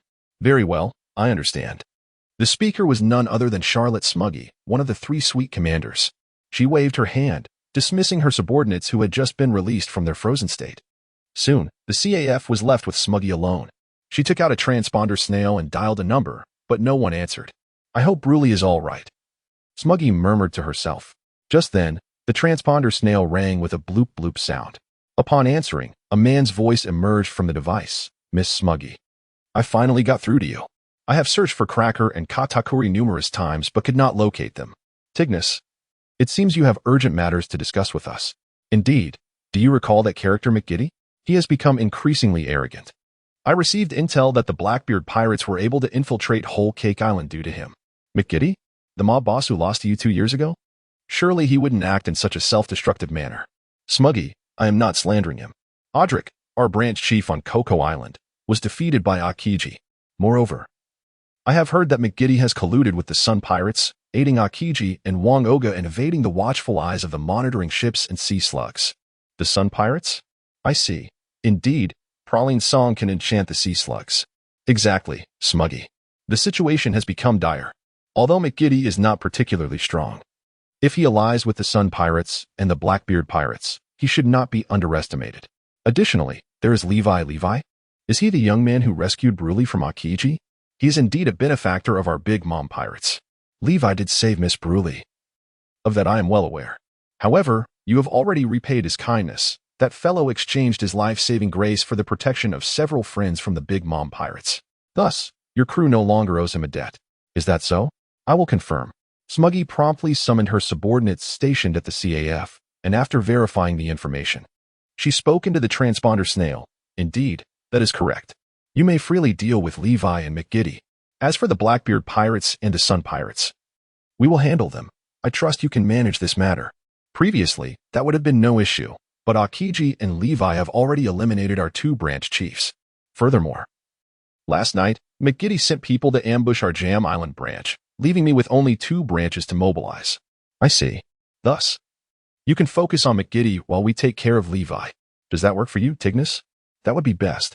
I will ensure McGiddy learns the consequences of provoking me. I hope to hear of your victory soon." As their conversation progressed, Smuggy noticed a subordinate rushing over.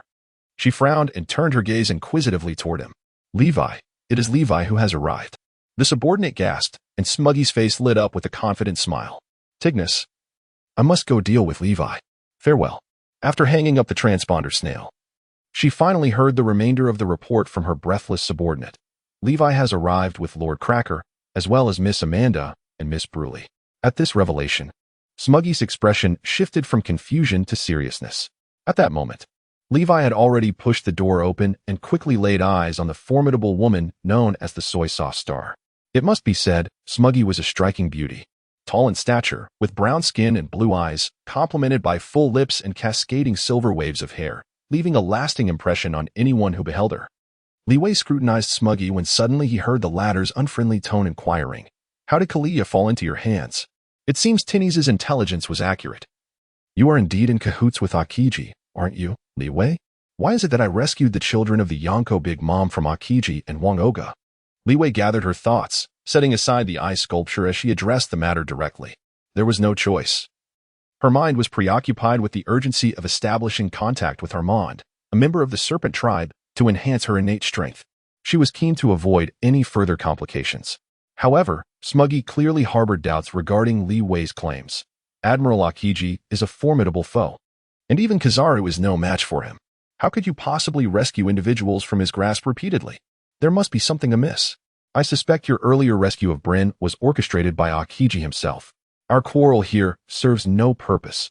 Once we liberate Kizaru, the truth will be revealed. If memory serves, those encased in Akiji's ice retain their consciousness, which means Kizaru should witness my wager with Wang Oga. This was indeed a splendid idea.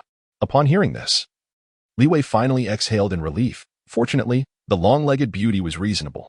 Soon after, several members of the Grandmother Pirates rushed into the CAF, clumsily bringing in large buckets of steaming water and submerging Kizaru and the others within. Thanks to the warmth of the water, Kizaru was the first to be freed from his icy prison. He leaped from the wooden tub and approached Li Wei. Gazing intently at her as he spoke, "You were able to withstand Akiji's freezing powers?"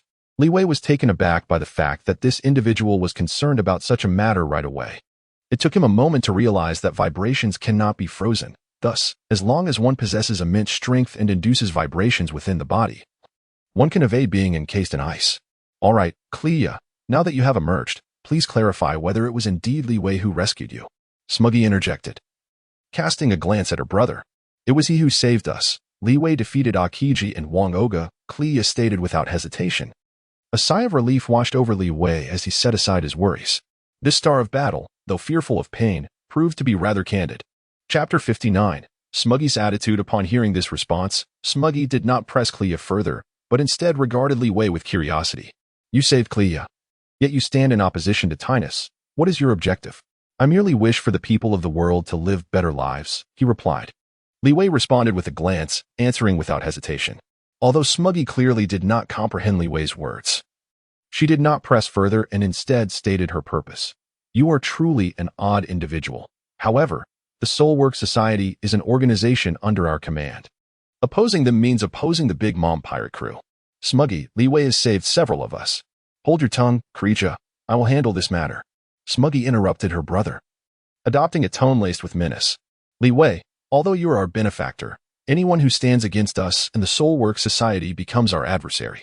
If you could refrain from opposing them, I might consider overlooking past grievances. That is not an option. I intend to eliminate the Soulwork Society.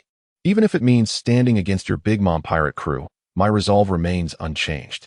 Li Wei, I advise you against acting impulsively. Kreecha seized the opportunity to interject. If you wish for the people here to lead better lives, why not join us? Your abilities are quite similar to Mother S. The Big Mom pirate crew would be your perfect haven. Similar to Mother's abilities? Indeed, Smuggy. Li Wei possesses a formidable defense, immense strength, and a bewildering, peculiar sound. I have never encountered anyone who resembles Mother more closely. Kreecha replied swiftly, casting an expectant glance at Li Wei. However, Li Wei waved his hand and smiled, stating, I will not be joining the Big Mom pirate crew. Kreecha, do you not see? This fellow seeks to ally with Majid and usurp our position. Smuggy. Do not be hasty. Li Wei will never ally with Majid, for he too perceives Majid as an enemy. Kreecha speaks true. Majid is also my foe. As I have just mentioned, my goal is to ensure a better life for the people of Whole Cake Island. Both the Soulwork Society and Majid are pests that harm the populace, and I shall not spare them. Are you not aligned with Majid? Smuggy. It is indeed correct that Li Wei stands against Majid. How should I put it? He is an eccentric individual peculiar in nature, yet possessing traits reminiscent of mother. Krija concluded his statement, casting another glance at Li Wei. Upon hearing this, Smuggy pondered briefly before responding. Very well, in light of your non-alliance with Majid, we will, under the pretense of gratitude, refrain from pursuing the matters concerning your dealings with the Soulwork Society. Merely refraining is insufficient. I hope the Big Mom pirate crew will not meddle in my affairs with the Soulwork Society and Majid.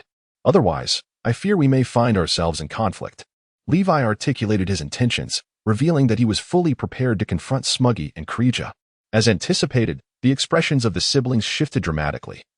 They had not expected Levi to engage in such a provocative act. At last, he emerged, accompanied by a cacophony of sounds. Bree, you are exceedingly loud. Just then, Bree and Ammon were also freed from their confinement, emerging from the wooden barrel, and quickly realized that all eyes were upon them. You have finally made your appearance. Li Wei reacted swiftly, hastening to greet him with warmth. Armand, clearly aware that it was Li Wei who had rescued him, responded slowly, Thank you for saving me. It was my pleasure. I am truly relieved that you are safe.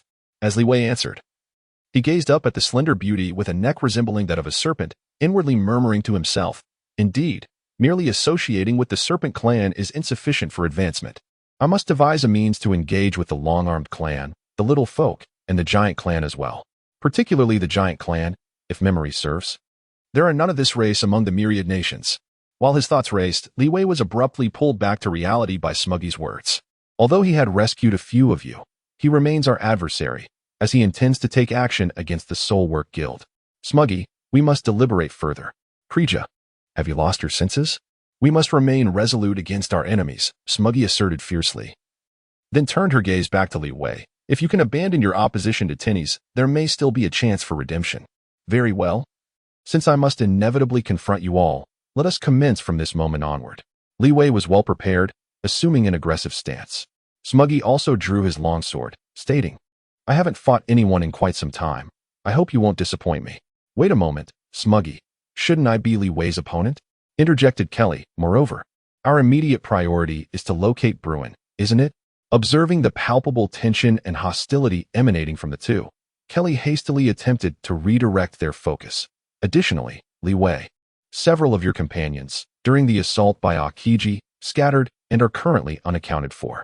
If the adversary is indeed Aokiji, then William and Hannah should be safe from harm.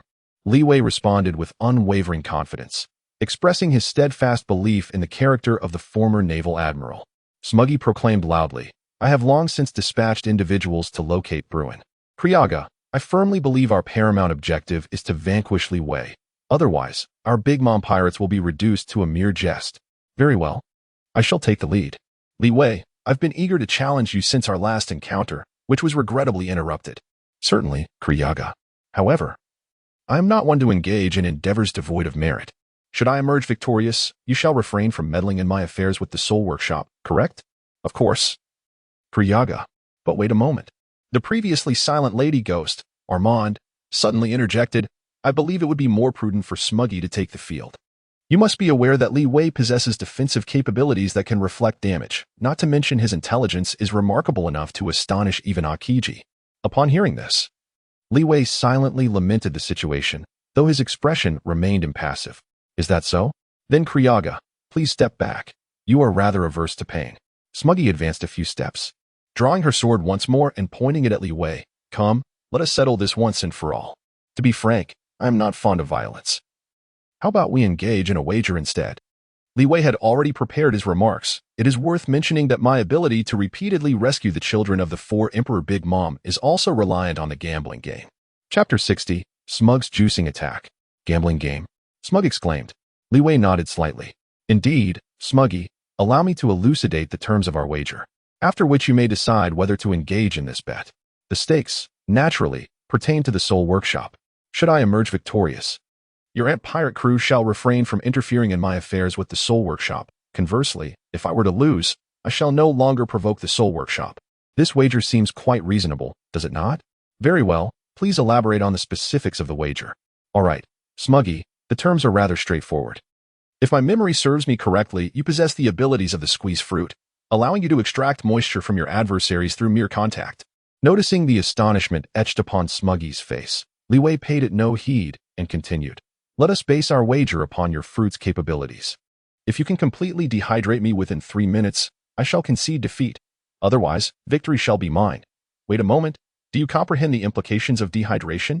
If I were to extract all the liquid from your body, you would perish. I am acutely aware of that fact, which is precisely why I must prevail in this confrontation. Otherwise, I would prefer to embrace death. Li Wei spoke with resolute conviction. I desire a better existence for the people of the world, and it is not merely idle talk. Without embracing a mindset of unwavering determination, how can one ever hope to succeed? If you are resigned to your demise, do not blame me. As soon as these words left his lips, Smoochie observed a look of sudden realization on the faces of Kalia and others, prompting her to inquire about her lingering doubts. What is it? Does this fellow possess a method to withstand my juice extraction technique? It was hard to say. Li Wei had previously resisted Akiji's Ice Age ability. Perhaps he could achieve it again. Armand, is what you say true? Smoochie pressed. Indeed, it is true, Kalia confirmed. I have emphasized several times that Li Wei possesses a physique akin to that of my mother. His physical resilience rivals that of steel. Not only can he withstand Akiji's Ice Age, but he can also endure Van Augur's rapid-fire barrage. It is worth noting that these two techniques are beyond the capacity of even my biscuit soldiers to withstand. Ultimately, Kalia used himself as an example to illustrate Li Wei's prowess. Upon hearing the words of her older siblings, a grave expression finally graced Smoochie's face as she gazed intently at the man, who stood shorter than herself. In truth, Kalia's words were somewhat exaggerated. My defensive capabilities are indeed commendable, yet I possess a significant weakness. In Akiji's terms, this weakness pertains to my vulnerability to control-type abilities. To expedite Smoochie's agreement to the wager, Li Wei decided to reveal his own shortcoming, especially against control abilities stemming from fruit powers. As for my ability to withstand Akiji's Ice Age, it is because I once fell victim to this very move. After much contemplation, I finally devised a countermeasure. Li Wei, do not feign weakness. Your objective is merely to coax Smoochie into accepting the wager, so you can secure a victory. Kalia, do you also believe that Smoochie would lose to me? It seems that after consecutive defeats to Akiji and Van Augur, your confidence has taken a severe blow. Li Wei gently shook his head. In the world of pirates, losing faith is tantamount to succumbing to death. Surely your mental fortitude is rather lacking. It is merely a few defeats in battle, yet you have lost the courage to confront your adversaries? Krija, Li Wei speaks the truth. Although you previously tended to underestimate your foes, such behavior is also a manifestation of confidence. I have pledged myself to this wager. Smuggy readily consented, fully aware that even if she were to lose the match, it would merely mean severing her ties with Li Wei and the Soul Workshop. However, Krija, should you continue to languish in despair, you would squander a significant source of strength, particularly now when the nations find themselves in perilous straits. With no mother to provide support, while the Blackbeard pirates lurk menacingly and internal threats such as Majid and his ilk wait for the opportune moment to strike. The situation is undeniably dire. Contemplating these matters, Smuggy involuntarily cast a glance at Li Wei, grateful for his candid acknowledgement of Krija's inner turmoil. Li Wei, oblivious to the psychological maneuvers of the Sauce Star, merely nodded and said, "That's good. Please proceed." "Then you should be cautious," Smuggy replied, as she approached with deliberate grace. Leveraging her height, she placed her hand upon Li Wei's shoulder and proclaimed the name of her technique, juicing. Following this, she activated her fruit-based ability, intent on extracting every drop of liquid from her opponent's body. In that moment, Li Wei simultaneously unleashed two of his innate skills, Steel Balloon and Natural Strength, reflecting the damage from the juicing technique while employing intermediate armament hockey to withstand the assault, although he only managed to deflect 30 points of damage. The carefree expression on Smuggy's face swiftly vanished, replaced by a frown and a look of distress. All around, onlookers were captivated by the duel, and soon whispers began to circulate. "Look, Miss Smuggy's juicing skill appears ineffective. This is the first time I've witnessed such a phenomenon. Indeed, Li Wei is truly formidable. I've heard he is not even a fruit user. Such is the nature of genius. The awakened form of talent is terrifying." Hearing his subordinates' murmurs, Kriya angrily interjected, "Silence. You lot." He then turned to Smuggy, shouting, "Give it your all. If you hold back any longer, you will suffer a most humiliating defeat. Let it go, Smuggy. Continuing this battle will lead to mutual destruction. You must have sensed that Li Wei's techniques possess a rebound effect. The greater your attack, the greater the damage you endure. We have no significant conflict with him. There is no need for a fight to the death." However, Armand held a differing opinion. She glanced at Kriya and smiled. Brother, I appreciate what you just said, but our current foes are the Blackbeard pirates and Magid. Let us set aside the matter of Li Wei for now.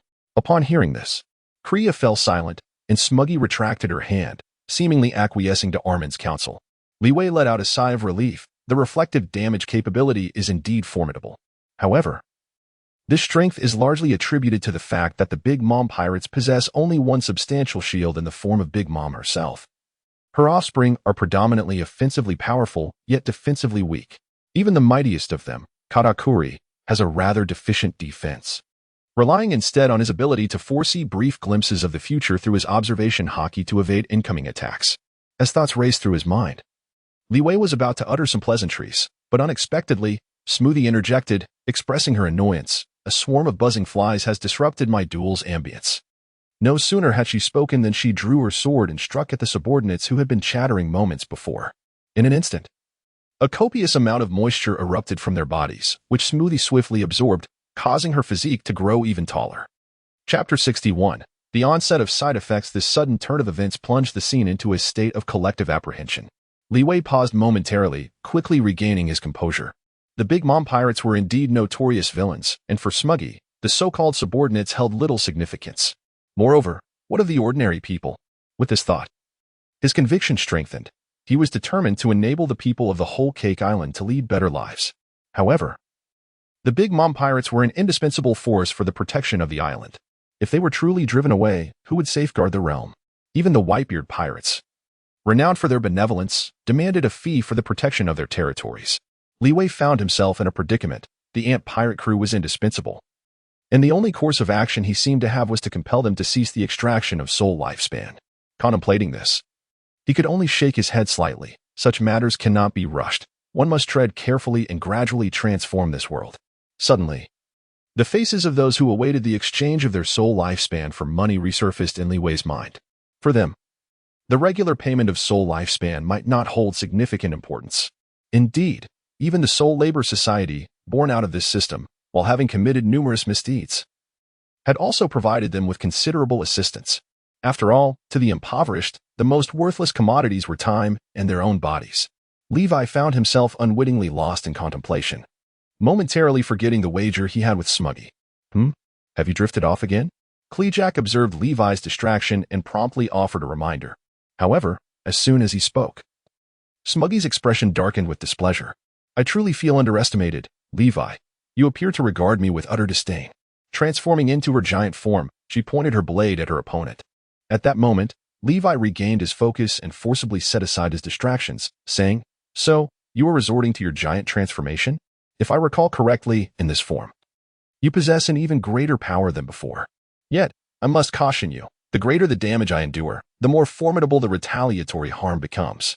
It is precisely this fear that prompted Wang Oga to concede. Do not underestimate me. My juice fruit ability will undoubtedly prevail against you. With those words, Smuggy leaped beside Levi, placing her hands on his shoulders and exerting upward pressure. Levi offered a faint smile as he summoned his innate strength, standing firm upon the ground to engage in a contest of might. Smudge exerted every ounce of his energy, only to discover that Levi resembled an immovable mountain. Unwavering in his stance. Futile effort. If this is a test of strength, you shall not prevail against me.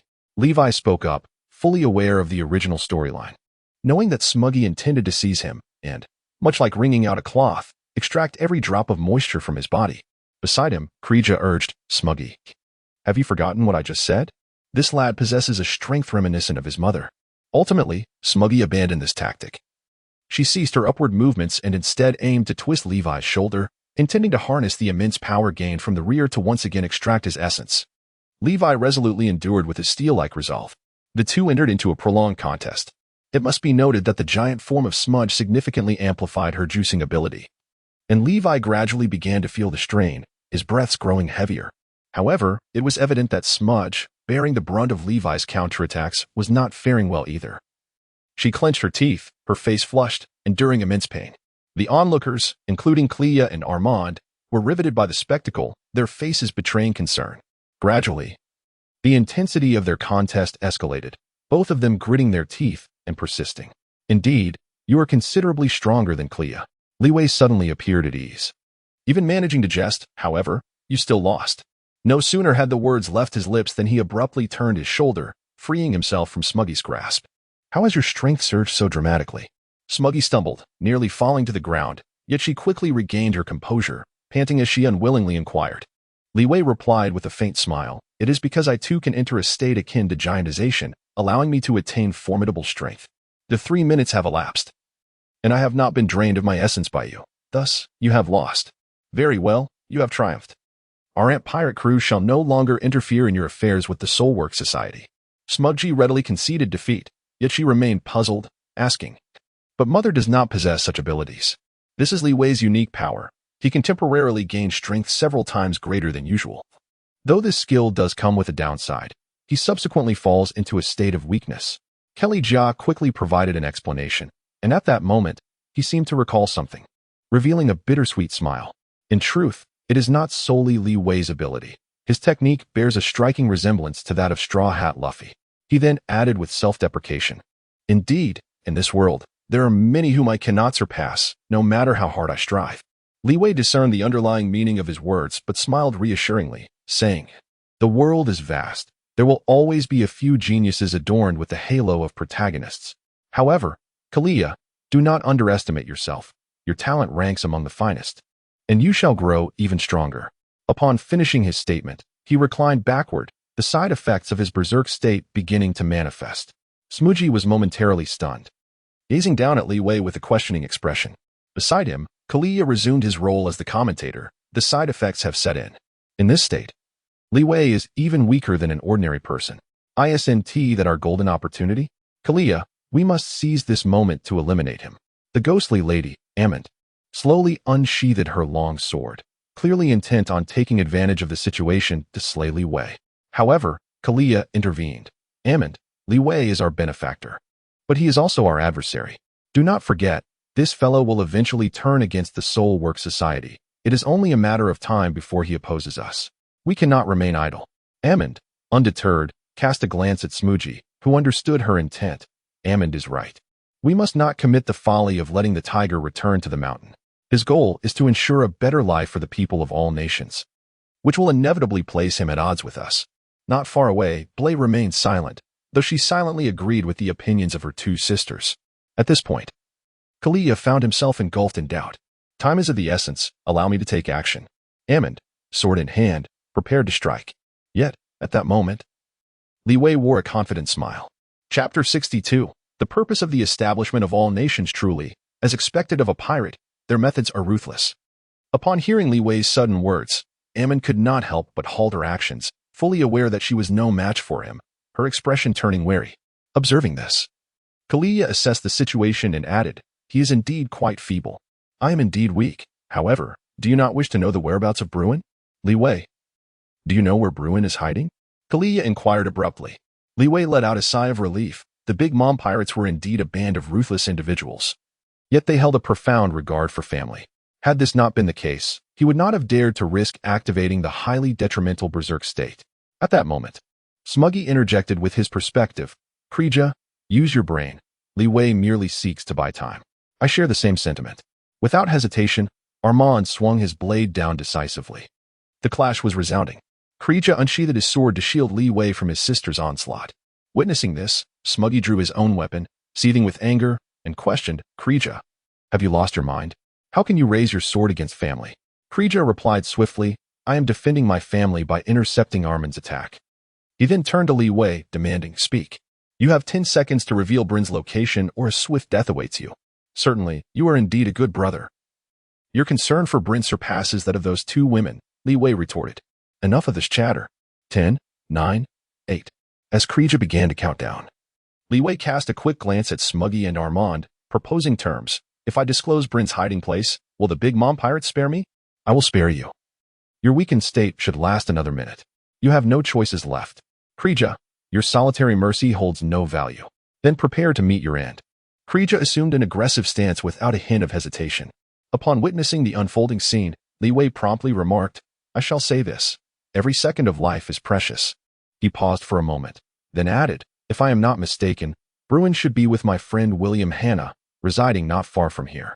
You must hasten to find Bruin, and do not forget our agreement." "Indeed, Kriya replied, "Your deduction holds merit. I shall ensure your friend is well protected." With that, Kriya cast one last glance at Li Wei before striding out of the CAF. Seizing the opportunity, Smuggy interjected, "Your time has come, and your next life. Do not provoke our great pirate crew again." With that, she thrust a blade toward Li Wei's heart. However, an extraordinary occurrence transpired once more. Smuggy did not witness the anticipated scene. Li Wei's chest did not erupt with blood, nor did he writhe in agony, casting a look of defiance upon her. Levi, however, remained unperturbed, as if he had not just endured a severe blow. Armand was equally astonished, yet her reaction was swift. She swung her blade forcefully towards Levi's head. This strike was a determined effort to eliminate him. With a swift sound, Armand's blade glided rapidly across Levi's neck, and she retreated without hesitation. Upon closer inspection, she realized that Levi bore not even a single scratch on his neck. Her full-force assault had failed to inflict any harm whatsoever. The prospect of severing Levi's head was utterly unattainable. Witnessing this terrifying scene, Smuggy and Armand exchanged glances, both recognizing the fear reflected in each other's eyes. Instinctively, they raised their blades to guard their chests, adopting a defensive stance to shield against Levi's potential assault. Yet, Levi remained quietly reclined, his eyes wide open and his lips sealed. Internally, however, he felt a profound sense of relief. Fortunately, the skill of unyielding guardian granted him temporary immunity to fatal damage, sparing him from death at the hands of these two malevolent women. This was his greatest reliance. The information he had previously shared regarding Bruin was merely a ruse to buy time. Li Wei was acutely aware of this, and he would never entrust his life to the goodwill of others. At this moment, Smuggy hastily issued an order. "You all, advance. Whoever slays Li Wei shall be immediately elevated to the rank of knight and receive a reward of 1 billion, no, 10 billion berries." However, none dared to step forward, murmuring among themselves, "This fellow is indestructible, otherwise, why would it be this way?" Indeed, those who dare to strike him will be the ones to lose their lives. If life is lost, wealth becomes meaningless. Armand, growing impatient, exclaimed, "Dare you defy my command? Have you forgotten the consequences of such insubordination? Indeed, if you wish to live, you must swiftly eliminate him." Smuggy attempted to continue her threats, but her subordinates abruptly scattered, rushing towards the exit. "Humph, they lack the courage to confront him, but expect us to sacrifice ourselves? Moreover, that woman has just slain several who spoke out. The most venomous of hearts reside in women. We should hastily distance ourselves from this big mom pirate crew, as there is no need to risk our lives for such a person." Neither Smuggy nor Armand anticipated such an outcome. They were momentarily stunned, left to watch their subordinates depart in disbelief. This was the consequence of losing the support of the people. Lying on the ground, Li Wei finally endured the adverse effects of his rampage and sprang to his feet, casting a malevolent gaze at Smuggy. "Humph, I may not necessarily succumb to you." Although Smuggy feigned bravado, her confidence was evidently waning. Armand stood up beside her, "And I, alongside my sister Smuggy, will not be easily vanquished in a short time. As long as there is support." "Support? Did you not witness how your subordinates fled moments ago? Though the big mom pirate crew boasts numerous members, they are nothing more than a disorganized rabble, utterly insignificant." Li Wei smiled faintly and changed his tone, saying, "Perhaps it would be prudent for you to contemplate ways to better manage the myriad nations. As you have observed, if you do not regard them as allies, they are not foolish and will promptly abandon you. However, if you treat the people of these nations with respect and kindness, I believe they will wholeheartedly assist you. Why then should you harbor concerns about the Blackbeard pirates? I doubt any pirate crew would dare to oppose a kingdom united in purpose. Even the Navy, or rather, even the 5 elders would be reluctant to provoke such an organization." Li Wei, after delivering a lengthy discourse, glanced at the two women who regarded him with evident wariness. Finally, he added, "Do not forget the purpose of the establishment of the World Alliance. The 4 emperors aspire to create a realm where all are equal." With that, he chose to disregard the astonished expressions of Smuggy and Armand, and walked away. Li Wei was oblivious to the deeper, shadowy presence that suddenly emerged beneath the table in the CAF. This shadow flickered out of existence, as if it had chosen to depart alongside him from the establishment. Chapter 63. My fate is my own. As he left the CAF and strolled down the street, Li Wei resumed, pondering the pressing question: how might the people of the world lead better lives? It was evident that merely eliminating the Soul Work Society, the McGiddy faction, and the Big Mom Pirates would not suffice. The absence of these three groups could very well give rise to new organizations that would oppress the populace. Furthermore, without the protection of the Big Mom pirates, the entire world might once again descend into a chaotic struggle for power among various factions.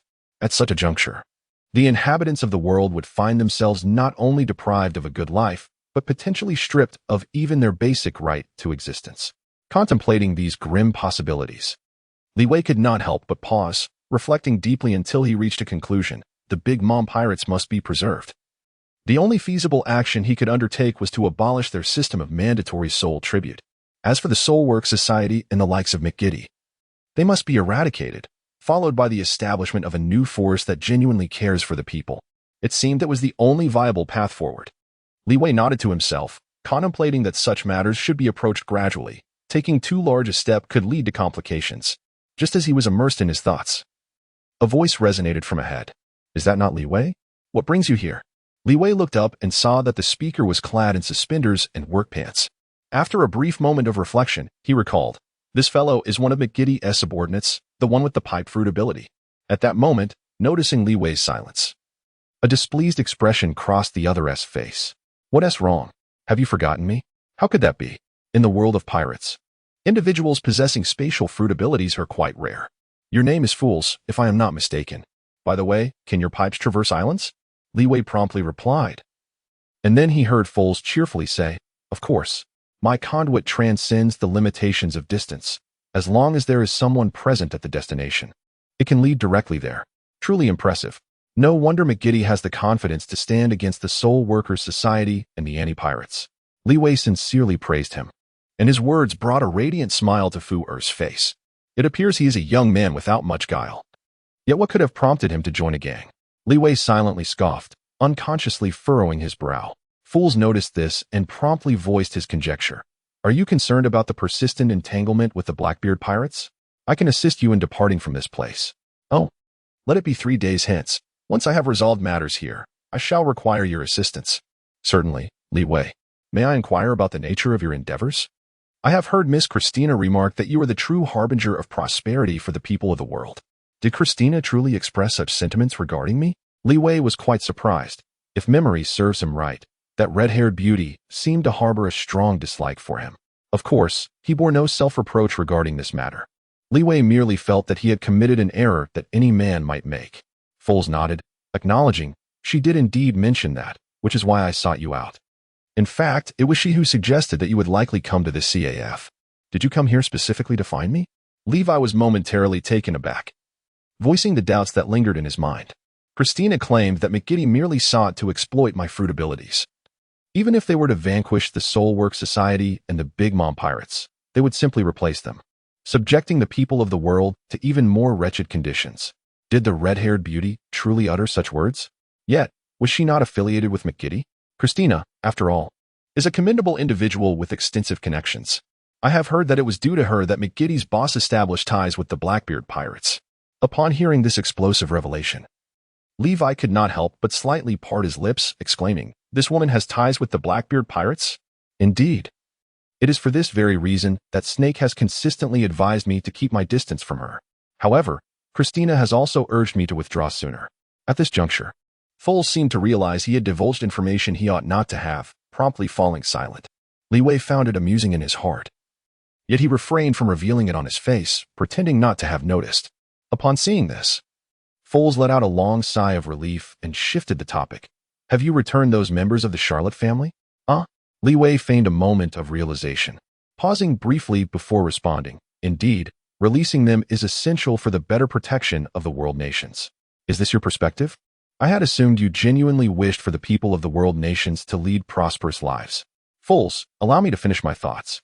Without the Big Mom pirates, the multitude of islands in the world nations would swiftly become a delectable prize, attracting the attention of other pirates, gangs, and even the Navy.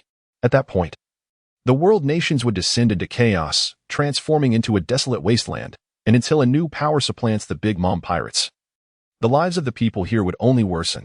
I am acutely aware of this, which is precisely why I am assisting Boss Majid in governing the world nations. Li Wei, join us. You have chosen the wrong ally. Should Majid truly seize control of the world nations, the inhabitants would only suffer further. Prior to this, They thrived on usury, leading the populace to a life of misery. If you doubt this, I encourage you to conduct an investigation. Li Wei spoke earnestly. Patting the other person's shoulder, the Big Mom pirates are a formidable crew. They possess the capability to safeguard the land of Wano. As for myself, I can abolish the system of soul lifespan tributes they enforce. Furthermore, I shall eliminate the soul working society and the tyrannical boss McGiddy, subsequently nurturing a force that prioritizes the welfare of the people. You may join this new faction, and in due time, the inhabitants of Wano will experience a life better than their current plight. Do you truly have the means to abolish the soul lifespan tribute system imposed by the Big Mom pirates? Of course, if I were incapable of such a feat, then what purpose would my presence here serve? One's life must be governed by oneself. My fate is determined by me, not by heaven. Perhaps it should be phrased as my fate is determined by me, not by her, with her referring to the Empress Big Mom. My fate is determined by me, not by her? Force murmured, as if struck by a bolt of lightning. Li Wei nodded solemnly and reiterated, Indeed, my fate is determined by me, not by her. As for the new forces, I will begin the search for suitable candidates from this moment forth. Are you interested in joining? If you can accomplish what you just mentioned, I will undoubtedly align myself with you. Fools replied without hesitation, but added, Moreover, I will keep a vigilant eye on you and Boss McGiddy, to discern who truly is the savior of the people of all nations. Savior? He mused, only one can be their own savior. And the people of this nation are no exception. Li Wei spoke with unwavering determination, yet he refrained from elaborating, for he knew that Force would not comprehend. Farewell, Force. Let us strive together, he concluded, leaving behind his phone number before waving goodbye as he departed. Chapter 64. Bryn falls ill on Soft Island, within a lavish chamber. A towering figure sat upon a beast-hide chair, a large table positioned before him with a communication device atop it. At that moment, a sinister voice emanated from the device. Mr. Tinnies, the Big Mom pirate crew has abandoned us. Sharps, is your information reliable? Absolutely. Following your orders. I have been covertly tracking Li Wei. He engaged in a wager with Miss Smuggy, the stakes concerning our soul work society. Should Li Wei prevail, the Big Mom pirate crew would withdraw from our conflict, and indeed, he emerged victorious. Oh, what were the terms of the bet?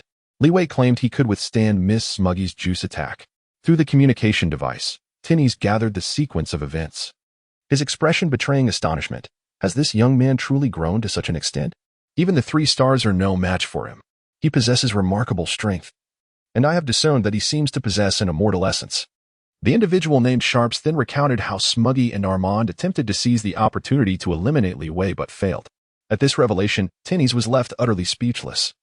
Murmuring to himself, an immortal essence implies one cannot be slain. Such an adversary is exceedingly troublesome. Yet he quickly regained his composure, speaking in a steady tone. Well done. You have uncovered Li Wei's greatest vulnerability, granting us an opportunity to eliminate him. Fear not, in this world, no one possesses true immortality. Though I remain uncertain how he achieves this, it is certainly not genuine immortality. Otherwise, he would have been invincible long ago. Mr. Tinnies, I share your perspective. I will continue to shadow Li Wei and uncover more of his weaknesses. Go forth, Sharps. I await your good news here. With that, Tinnies leaned back and terminated the communication, then stood once more, reflecting. Who would have thought that a mere nobody could compel me to this extent? He then resumed his seat and dialed another number. Once the connection was established, Tinnies got straight to the point. Gene home. Gather all available forces and head to Cocoa Island. We are to officially retaliate against McGiddy and his cohorts. Understood, Mr. Tinnies. I have been anticipating your command, and I shall fulfill my duty. Do not act hastily upon your arrival at Cocoa Island. I will arrange for Carlson to assist you. Furthermore, remember to avoid provoking a young man named Li Wei at all costs. Li Wei, the one who dealt with Elgis? Why should we spare him? Mr. Tinnies. Such an action would only invite further contempt from others, because Li Wei is formidable and he stands opposed to McGiddy as well. You should understand that an enemy's enemy is a friend. I comprehend, Mr. Tinnies. You are aware that my relationship with Elgis was not amicable. I shall not complicate matters. That is good to hear, Gene Home. Exercise caution. You are now my Soul Branch leader. At this critical juncture for the Soul Work Society, you must not encounter any unforeseen circumstances. Rest assured, Mr. Tinnies. While I cannot claim to be capable of handling McGiddy, Snick and Thompson are certainly no match for me. I have faith in you. As for that old coot McGiddy, I shall confront him personally. After sharing his battle plans, Tinnies concluded the call. Once he had delegated all matters, he began to pace the room, murmuring to himself, "Christina, the success of this ambush hinges entirely upon you." As evening fell, on Cocoa Island, within a cramped wooden cabin, Li Wei explored the enchanting Cocoa Island extensively. Although he indulged in a plethora of delectable delicacies, he still failed to hear the melodious system notification sound. Consequently, he returned to his abode and reclined upon his bed. Initially, he believed that savoring gourmet dishes would be the simplest method to enhance his iron balloon skill. However, he soon discovered that as he progressed, the variety of culinary delights required increased, and the difficulty in procuring them escalated. Li Wei felt somewhat speechless, primarily due to the system's lack of intelligence. Not only had it failed to record the delectable dishes he had consumed, but it also neglected to inform him how many more culinary delights he needed to savor in order to level up. After venting his frustrations regarding the system, Li Wei turned his thoughts to another skill, the innate strength upgrade method. Since ascending to B rank, he had only interacted with Armand and completed the engagement with the Serpent Head tribe. The remaining tribes included the Longhand tribe, the Little Folk tribe, as well as the rare Lunaria and Giant tribes, which were not found in any nation. Reflecting on this, Li Wei recalled the members of Big Mom's pirate crew from the original story. Indeed, the formidable Big Mom had offspring from both the Longhand and Little Folk tribes. He needed to devise a plan to make contact with them. Suddenly, the shrill ring of a transponder snail startled Li Wei. He hurriedly answered. Discovering it was William Hanner inquiring about his whereabouts, Li Wei did not conceal the truth. He candidly revealed that he was currently at home. Shortly thereafter, he heard William Hanna's pleading tone as he inquired, "Would you be so kind as to visit the Caramel CAF once more? Miss Breen appears to be unwell and wishes to see you." Miss Breen is unwell? Li Wei was taken aback by the news. He turned his head to reflect on the original content, which seemingly made no mention of Bryn falling ill. As he hesitated, a voice emanated from the phone insect. "Li Wei, I implore you, I understand that what we did today has wronged you, but Bryn is in grave danger, and perhaps only you can save her. What has happened? Where is the ship's doctor from your ant pirates? I must remind you that I possess no medical expertise. The ship's doctor is powerless as Bryn is not ill in the conventional sense. Rather, she may have been overwhelmed by a series of stimuli, causing her to awaken prematurely. I am aware of your exceptional intelligence-gathering abilities, which is why I am reaching out to you." "Ah, I see now. Thank you, Kelly Jia. I shall make my way there at once. Please come to the mirror world. I will have Bulei meet you there to expedite your arrival." "Very well. I shall see you shortly." Li Wei hung up the phone and approached the mirror. Suddenly, the reflection revealed the figure of Bulei. Startled, he swiftly leaped into the mirror. Before long, the two found themselves in a CAF. As Li Wei stepped forward, he was met with the sight of Bruin, clutching his head in agony, wailing and struggling, alongside the anxious visage of Kelly. Meanwhile, William Hanna and Emily wore expressions of astonishment. In stark contrast, Smuggy and Armand displayed looks of shame upon their faces. Levi greeted everyone before making his way towards Bryn. Chapter 65, The Awakening of the Three-Eyed Tribe. "You have finally arrived, Levi." Bryn has been in agony for the past couple of hours. Kreja, grasping at straws, immediately recounted the events leading to his sister's condition in detail. Following the intelligence provided by Levi, he had ventured to the home of William Hanner, where he found Bryn and two others hiding inside. Kreja successfully brought them back to the CAF. At that time, Bryn appeared to be perfectly fine. However, upon witnessing the despondent expressions of Smuggy and Armand, she inquired about what had transpired. It was then that Bryn learned of Levi's wager with her two sisters. Suddenly, she let out a piercing scream, crouched down, and clutched her head in distress. Faced with this unexpected situation, Kreja instinctively assumed that Bryn was under some form of attack. He commanded his subordinates to fetch a ship's doctor while he personally conducted a thorough search, yet found no assailant. Meanwhile, the observant Armand noticed that Bryn was continuously holding her head, murmuring, "My forehead hurts so much, it feels like something is trying to emerge." Together with Smuggy, she grasped Bryn's hands and examined her forehead, discovering a fissure appearing on it. At that moment, Armand offered her insight. Bryn is likely about to awaken her third eye. Although they had identified the source of Bryn's headache, they remained utterly uninformed about the implications of a three-eyed tribe's awakening.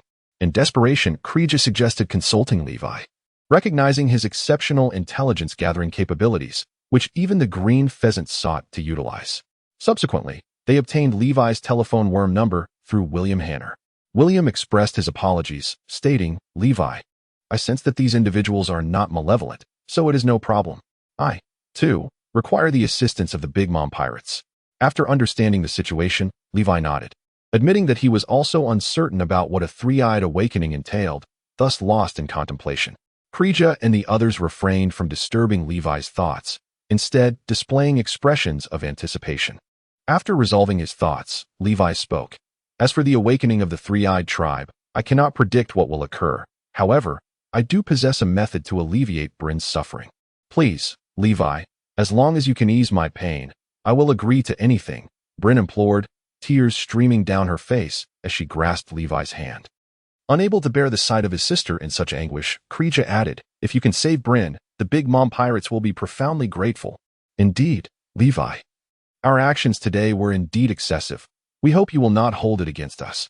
We will never assist the Soul Work Association again. We will honor our word. Smuggy and Armand chimed in unison. Li Wei cast a glance at the crowd, feeling a deep sense of emotion within. Although this band of pirates had committed numerous wrongdoings, their strong sense of familial bonds was indeed quite moving. Noticing his silence, Kalia anxiously urged, Li Wei, if you have any further requests, please voice them. As long as they are not excessively unreasonable, we can accommodate them. All I can say is that it may alleviate Bryn's suffering, but what will transpire after the awakening? I cannot ascertain. Li Wei candidly confessed, and soon heard Bryn anxiously exclaiming, no problem, as long as we can alleviate it even slightly. Right, brother, sister? Yes. We all agree. Li Wei, please put forth your conditions. Kleija, I have 2 stipulations. Firstly, after curing Bryn, I wish to interact with the long-handed tribe and the little people, as I am aware that such races exist among your siblings. No problem. Of course that's feasible. Li Wei, please hurry. Wait, I have another condition. I hope you can abolish the mandatory contribution of soul lifespan. That is impossible. Upon witnessing Smuggy's firm refusal, Li Wei remained unfazed, merely smiling slightly without pressing the issue. However, Kleija spoke with a serious demeanor. Li Wei, this matter is not within our jurisdiction. I understand. Therefore, I only require your agreement. As for Katakuri and Big Mom, I shall handle that. It shouldn't pose too much difficulty for you, right? Li Wei had long prepared his thoughts. Regarding such a request, he could only proceed this far. However, upon hearing his words, William Hanner's eyes brightened with delight, evidently proud of his friend's commitment to his words. Meanwhile, Emily's expression was far more complex, seemingly filled with regret over the loss of a good man. In response to Li Wei's proposal, Kelly and Smuggy fell into deep contemplation, their hearts engaged in a fierce internal struggle. It's fine, Mother is not here. And the souls and lifespans we have gathered are of no use. Ah, the pain is unbearable, Brian lamented in agony. At that moment, Kelly finally made up his mind. I agree. If you can accomplish what you claim, we shall no longer obstruct your cancellation of this system. Very well. My method is quite simple. We can share Brian's suffering. As elder siblings, you surely would be willing to make sacrifices for your younger sister. Upon witnessing the achievement of his objective, Li Wei promptly revealed his method. He intended to employ the soul contract skill to distribute Bryn's suffering among 4 individuals. Just moments ago, he had already confirmed the practicality of this approach. However, upon hearing this, Kelly Jayaj raised a soul-related inquiry. Of course, it is feasible. But how do you intend to accomplish this? Both Amand and Smoogie regarded Li Wei with expressions of confusion. Levi spoke with unwavering confidence. As long as you agree in your hearts to establish a pact with me, that is all that is required. As he spoke, 2 small orbs of white light materialized in his palm. He added reassuringly, you need not worry. This contract can be revoked at any time. Inwardly, Levi lamented his choice. Having voluntarily dissolved his agreement with Akiji in order to save Bryn, Kreja scrutinized the luminous orb intently and inquired once more, is it truly that simple? Indeed, Levi replied. If you doubt me, you may ask Bryn. Just moments ago, I seized the opportunity when she grasped my hand to alleviate her suffering with this very method. Otherwise, how could she articulate her words? Li Wei, while speaking, gestured towards Bryn, saying, Bryn, you may also choose to terminate our contract at this moment. Well, let me give it a try. Bryn began to respond, but before she could finish her sentence, she tightly clasped her head and writhed on the ground in agony. The white sphere in Li Wei's hand transformed once more into 3. He bent down and placed the luminous orb into Buen's body. Immediately thereafter, her suffering diminished. I trust you now, Li Wei. I still have faith in your character. Kelly hurried towards Li Wei, signaling for him to transfer the luminous sphere into his own body. Li Wei shook his head, saying, you are most averse to pain. It is better for Smooji and Armand to endure it. Indeed, Li Wei, you are correct. Kalia. During this time, you must protect us well. Smooji and Armand stepped forward, while Li Wei transferred the luminous orb into the bodies of the two ladies, who immediately displayed expressions of mild discomfort. In contrast, Bruin ceased to struggle, though her complexion was pallid and her forehead beaded with sweat. The anguish in her expression had significantly abated. Thank you, Li Wei, I feel much better now. This is a compensated service, so there is no need for gratitude, Bruin. Li Wei responded cheerfully, then turned to Smuggy and remarked, this is the essence of bearing the suffering of others.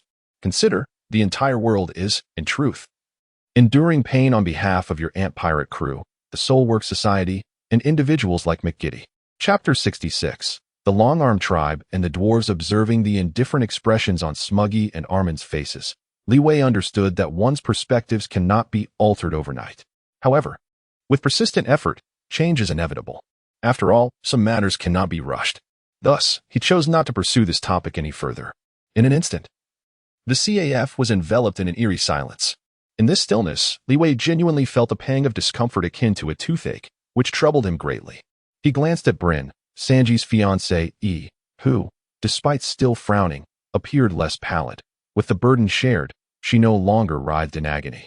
Meanwhile, Kreeja was attentively observing the younger sisters, who were all furrowing their brows, clearly enduring their own suffering, leaving him at a loss for words. Shall we venture into the mirror world? Akiji and Wanoga might very well return to this CAF, Brule suddenly suggested, sensing the unsettling atmosphere. Kreeja nodded in agreement, indeed. If Akiji arrives, we would once again find ourselves turned into ice sculptures. Excellent idea. In that case, Kreeja, would you be so kind as to take me to meet your brothers from the Dwarf and Long-Arm tribes?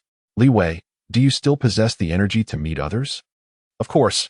A mere discomfort like this cannot hinder my relentless march against time. Li Wei spoke softly, casting another glance at Blay. Please, lead the way. All right then. Blay glanced at Kelly Jia, and upon seeing her brother's nod, she acquiesced. Immediately, Blay activated her ability, conjuring a grand mirror, and Li Wei boldly stepped into the mirrored realm.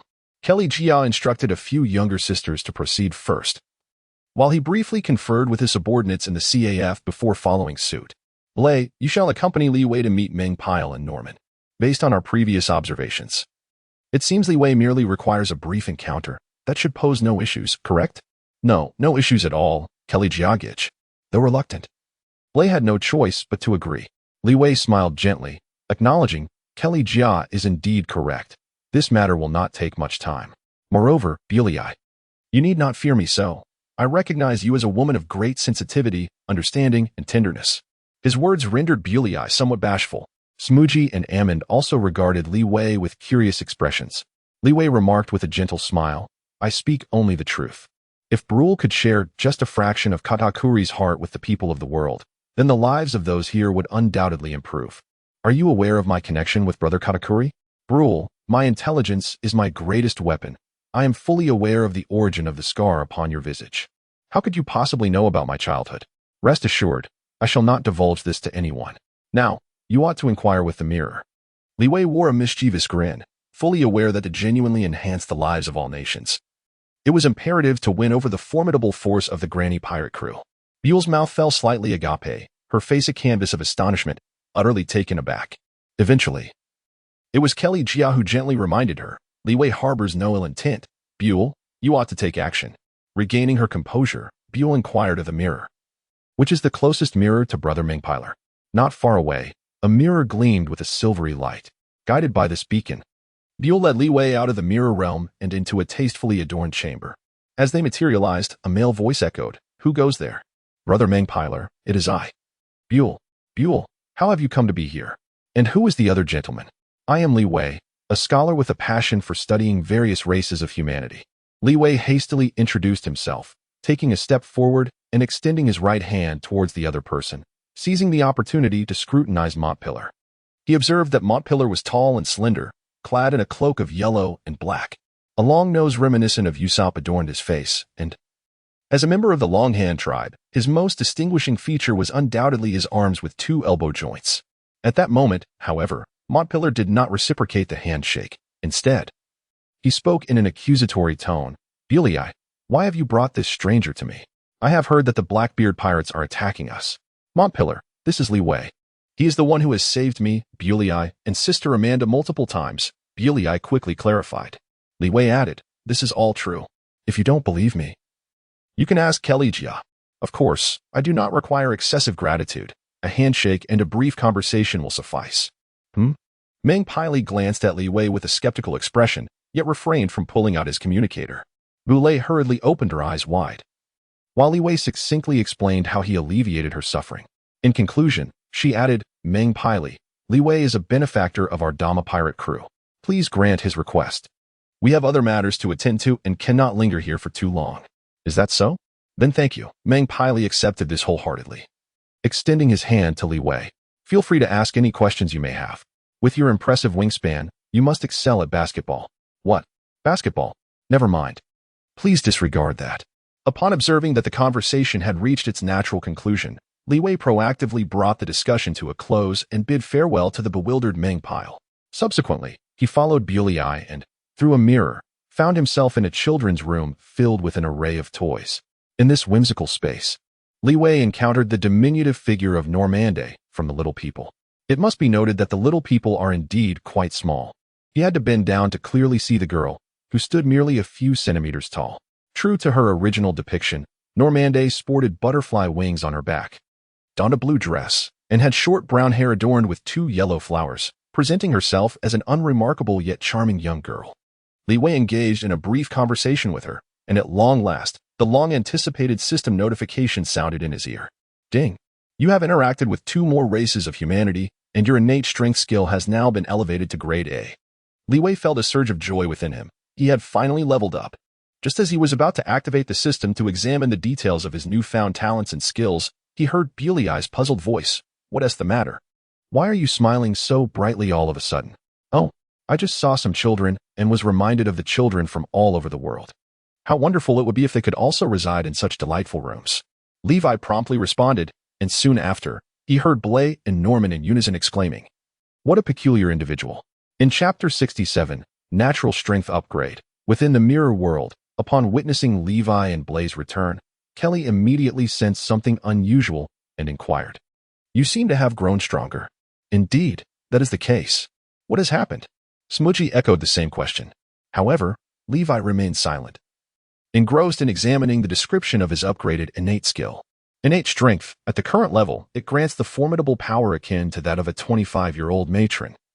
This skill allows the user to lend their strength to others, with a maximum borrowing range of 10 meters. After reading this, Levi was momentarily taken aback. I can transfer my strength to others? This is quite the opposite of the shared damage concept of the iron balloon. For a time, he could not conceive of practical applications for this effect. Levi, you seem lost in thought again? My apologies. I am feeling a bit fatigued. Li Wei regained his composure and noticed Kelly Jia gently patting his shoulder. Quick to respond, he promptly devised a brilliant excuse. Kelly Jia, without a hint of suspicion, inquired further. My observation hockey tells me that you have grown stronger. Smuggy has also noticed it. Li Wei did not deny it. Under the curious and expectant gazes of Smuggy, Armand, and others, he nodded. I have emphasized several times that I am a genius. This pace of enhancement is not excessive. Is it? To my knowledge, Big Mom injured the elder of the giant clan at the age of 5. As he spoke, he murmured to himself, after tonight, Big Mom's innate constitution will only remain for 3 days. If I do not seize the moment to eliminate the Soul Work Society and the gang led by McGiddy, it will be too late. Because once her talent refreshes, I will need to complete various tasks anew and level up to regain the formidable strength I possess now. Amidst this rapid train of thought, Li Wei sighed. I never anticipated that this weekly refresh mechanism would be so troublesome. No. A so-called genius can indeed elevate their prowess swiftly, but it would not manifest as an abrupt surge like yours. Clearly skeptical, Kreeja pressed on. There must be something peculiar at play. I suspect your enhancement is related to the events of tonight. The events of tonight? Could it be that Li Wei has siphoned our strength? Smuggy thought. Though she felt some discomfort, she did not perceive a loss of power. Armand shook her head as well, casting a glance at Li Wei before offering her perspective. I don't feel any drain on my strength either, and moreover, prior to tonight, his power had also increased significantly. Perhaps he truly is an unparalleled genius. Observing the discussion unfolding before him, Li Wei donned an enigmatic expression. Do not attempt to pry into my affairs. I bear no significant grievances with you, so it suffices for you to remember this. Did you not wish for us to relinquish the interests of the nations? Upon hearing Smuggy's remark, Li Wei waved his hand dismissively. I desire a better life for the people of the nations. Your aim to govern more effectively aligns with my interests to some extent. At this juncture, he paused before continuing. As for the periodic tribute of soul lifespan, for now, I merely wish for you to refrain from collecting until Big Mom returns to the nations. Without her soul fruit abilities, you cannot create homits from the souls you collect. Can you? Thus, my request is not overly unreasonable. After this statement, Smuggy and the others fell silent, unable to refute Li Wei's assertions. Seizing the moment, Li Wei pressed on. Since we share a common goal and a basis for cooperation, we are allies in the same camp. For the sake of the lives of the people of the nations, I will fight alongside you against McGiddy and the Blackbeard pirates. Of course, if the tribute of soul lifespan is abolished, then the Soul Work Society would have no reason to exist. Having articulated his viewpoint, Li Wei surveyed the room, concluding, in the current situation, I believe my strength should suffice to counter Tinny's and his group. Although they are numerous, they will not risk their lives against the Blackbeard pirates for your sake, whereas I can. Additionally, I may be able to persuade Akiji, as I know precisely what he desires most. If you can truly manage Akiji, we can form an alliance, Krija interjected, but do not act unilaterally. Such decisions can only be made by Katakuri. Smuggy interrupted her brother, but then glanced at Li Wei, her expression grave. Li Wei smiled gently and took the initiative to interject. Rest assured, Kalia, I shall present Katakuri with an offer he simply cannot refuse. Well, I trust you, replied Kalia. But at present, I believe your strength still falls short of both Katakuri and Tini's. My prowess is advancing rapidly. Perhaps by tomorrow, I shall surpass them. Li Wei spoke with unwavering confidence. Yet as he surveyed the room, he noticed that while the crowd remained skeptical, they had fallen silent. Fortunately, the enhancement of his innate strength skill had earned him their respect. Otherwise, persuading them would have been an arduous task. Indeed, in the world of pirates, power reigns supreme. Li Wei contemplated deeply. Suddenly, he became aware of some unusual sensations within his body. Almost immediately, he heard a voice beside him exclaim in delight. I no longer feel pain. How wonderful. Ah, Bruin, is it true? I too am free of pain. Smuggy, you must be feeling well too, right? Upon hearing Armin's words, Li Wei realized that indeed, he was no longer in discomfort, which signified that Bruin, a member of the Tri-Eyed tribe, had truly awakened her third eye. With this thought in mind, Li Wei, along with the others, turned their gaze towards Bruin, yet they did not behold the long-awaited third eye. This was because her bangs were styled in a way that concealed it. In response, Smuggy directly made a request. Bruin, may we see your third eye? Understanding the implications, Bruin's eyes flashed with reluctance, yet she did not refuse. She swept back her hair from her forehead, revealing a brown eye.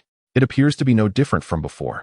Krija remarked in confusion, but Li Wei interrupted him. Bruin, you must be aware that once the members of the Tri-Eyed tribe awaken their eyes, they supposedly gain the ability to decipher ancient texts, which is precisely why the Blackbeard pirates sought to capture you.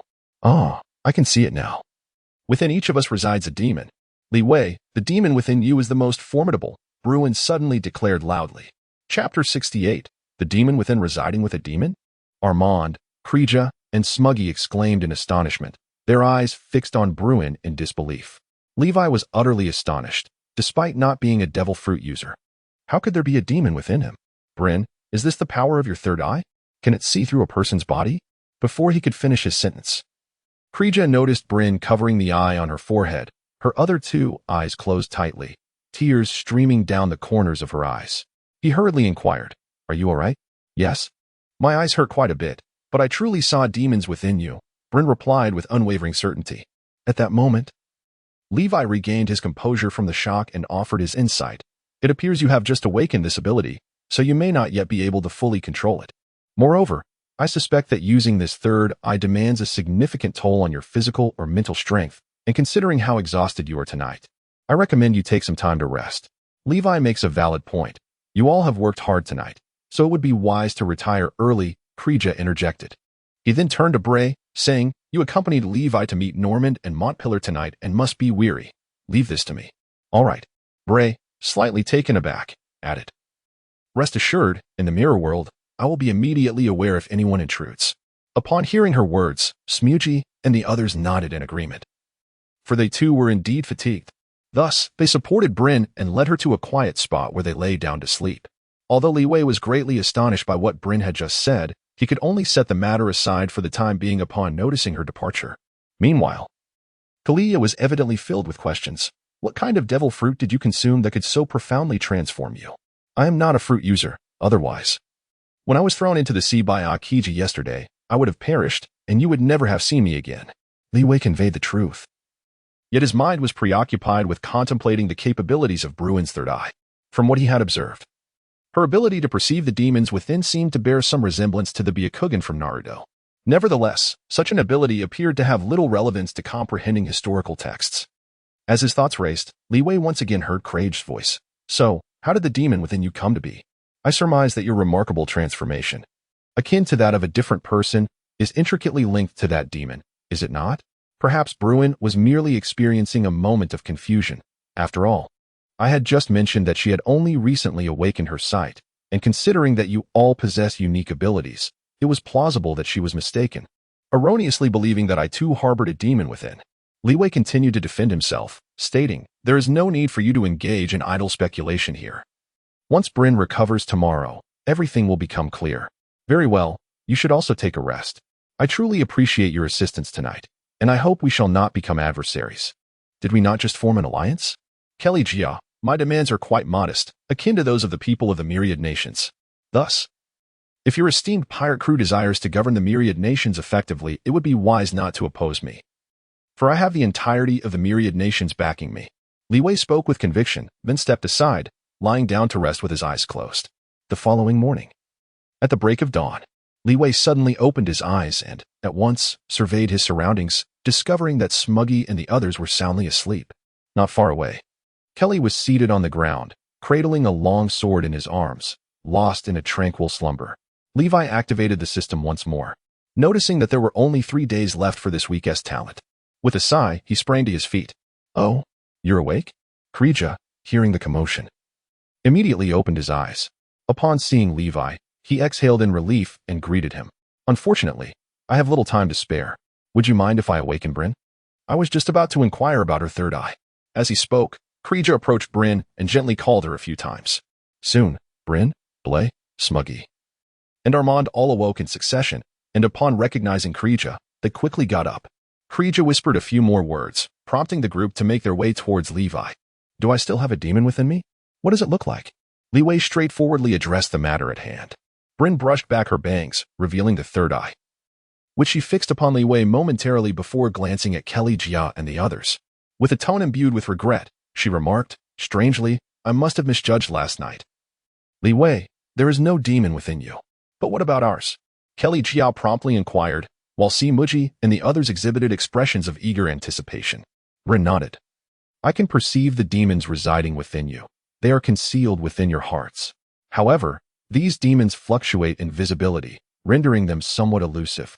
I can only vaguely discern that they possess distinct spiral patterns, akin to those found on the devil fruits. Since the patterns of the devil fruits are similar, it seems that the various abilities of these fruits are derived from these demons. No wonder one can consume only a single fruit at most. Li Wei, in conjunction with the original narrative, offered his insights, only to be promptly countered by Kelly. Let us not forget, Blackbeard Teach has consumed 2 devil fruits. I speculate that he likely possesses more than one heart, as Bryn has just mentioned that the devil resides within the heart. Li Wei swiftly replied, moreover, the Blackbeard pirates are capable of hunting devil fruits, presumably by Blackbeard utilizing the powers of the Yami Yami no Mi to directly extract the devil fruit user's abilities and subsequently transfer them onto an apple. Upon hearing his words, Smuggy and the others displayed expressions of enlightenment, while Bryn softly remarked, so this is how it is. Is this the truth behind the devil fruits? Perhaps, but I am not a user of such powers. Devil fruits do not concern me much. I must take my leave. Levi fell silent, casting a glance towards Blay. With her assistance, he departed from the mirror world and returned to the CAF, where he once again encountered William Hanna and Emily. Upon recognizing him, they swiftly approached. Levi. Levi, are you all right? I am fine, how about you? Li Wei smiled as he responded, and then he noticed Emily's hesitation, her eyes lingering on him without uttering a word.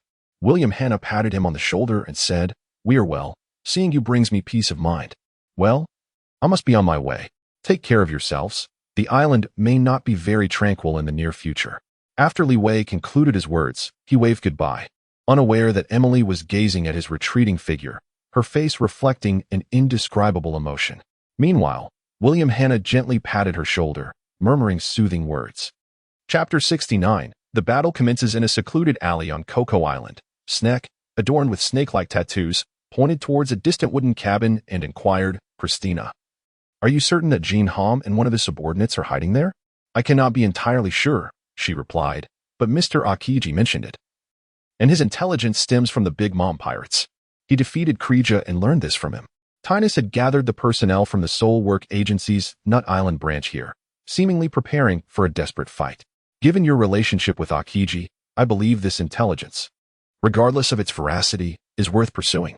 Sneck nodded thoughtfully and then addressed a man with an explosive black hairstyle, a sharp nose, and small eyes, clad in leather. "Stockton, once we approach the cabin, I will open the door, and you shall launch your spikes." "Of course, but Jean Hom's barrier fruit ability can counter my spikes effectively. We must rely on Brother Thompson's powers." "You must have confidence in yourself, Stockton. Your spikes possess formidable lethality. Although Jean Hom's barrier fruit can create exceptionally hard armor, it may not withstand your piercing assaults." The speaker was a tall, robust man with damp black hair and a face dotted with acne. He patted Stockton on the shoulder and continued, "My fruit ability can conjure flames, but if the enemy retains their mobility, they can easily escape. Therefore, your spike attacks are indispensable." Thompson is correct. This time, we must annihilate the Soul Work Agency's Nut Island branch completely. If we succeed, Tinus will be left isolated, allowing us to launch a final offensive and avenge the fallen O'Neill. Sneck took over the conversation, casting a glance at Christina, a glint of coldness flashing in his eyes as he spoke. "Once we eliminate the Soul Work Agency, we can consolidate our forces and ally with the Blackbeard pirates to expel the Big Mom pirates from the Land of Nations." He paused momentarily before adding, "Thus, this battle is of paramount importance, Christina. You have truly made a significant contribution. Mr. Sneck, this is merely my duty. If it ensures a better life for the people of this island, my departure from the Navy will not be in vain. I believe this aligns with Mr. Akiji's aspirations as well. Rest assured, Christina, our collaboration with Akiji is founded on a shared goal. If we can defeat the Big Mom pirates, the people of the Land of Nations will no longer be compelled to pay their lifespan as a tribute, a tremendous burden lifted from their shoulders. Additionally, Boss McGiddy will undoubtedly manage the Land of Nations well. With his financial resources, he can significantly improve everyone's living conditions. Indeed, my choice to join Boss McGiddy was influenced by his wealth and power, which can bring prosperity to the islanders. While Li Wei possesses great strength, he stands alone and is too closely allied with the Big Mom pirates. It is quite hypocritical of him." Upon hearing Christina's disdainful huff and her turning away, Sneck exchanged glances with Thompson, who continued, "He is merely a young man who stumbled upon a peculiar devil fruit and gained immense power. Such youths, brimming with pride and lacking exposure to true strength, are prone to believe themselves invincible and capable of achieving anything. Nevertheless, some young individuals are drawn to such boastful figures. Christina, you should also counsel Foles, as I sense he is wavering. Moreover, Li Wei's strength and defense are formidable. Once we dispose of the Soul Work Agency, he will become our adversary.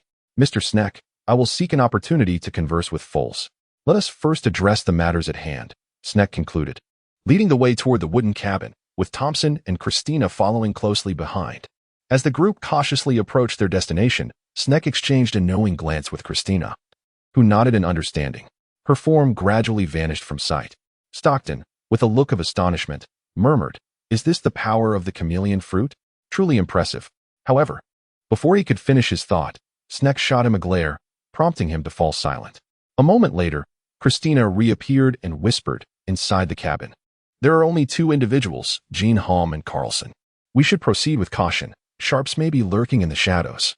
2 years ago, he utilized his shadow fruit ability to ambush and eliminate many of our comrades.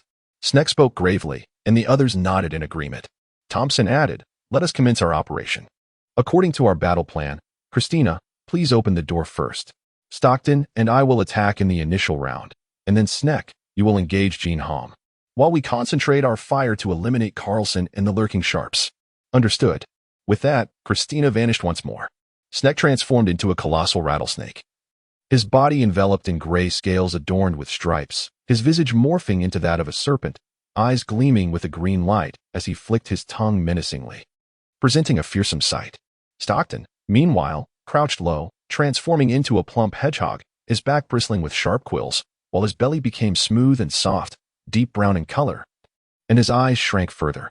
Thompson let his hands droop, droplets of viscous black liquid dripping from his fingers. The group exchanged glances and gradually approached the wooden cabin. With a sudden crash, the wooden door swung open, and Stockton, facing away from the cabin, shook his body vigorously, launching the spikes from his back directly at the two individuals inside. Thompson, equally prepared, spread his arms wide, releasing a torrent of thick black liquid that flooded the interior. "Now's our chance. We must retreat," Sneck shouted, tossing a lit lighter into the cabin. With a deafening roar, the wooden cabin erupted into flames, the black liquid clearly serving as an excellent accelerant. The group reacted swiftly, retreating while watching the inferno consume the structure, remaining vigilant for any escapees. Chapter 70. Ambush and counterambush. Despite the swift retreat of Sneck and his companions, they underestimated the explosion's magnitude. The force of the shockwave propelled several of them into the air, leaving them struggling to regain control of their bodies. "What just happened?" "Thompson, your oil shouldn't have caused such a massive explosion," Sneck exclaimed. "I believe I understand the cause. Look at that cabin." Following the direction indicated by Thompson, Snake beheld a flurry of paper swirling in the air, reminiscent of a fiery tapestry scattering in every direction. The once tranquil cabin was now engulfed in roaring flames.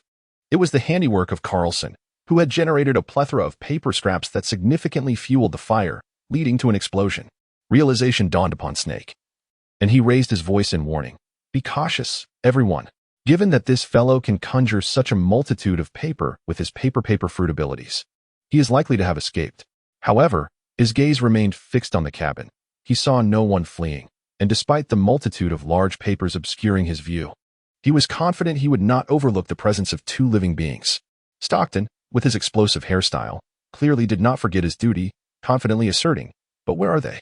While Ji-Home might harden his body, he could not withstand such extreme temperatures. Something was amiss, and everyone should be wary of ambush.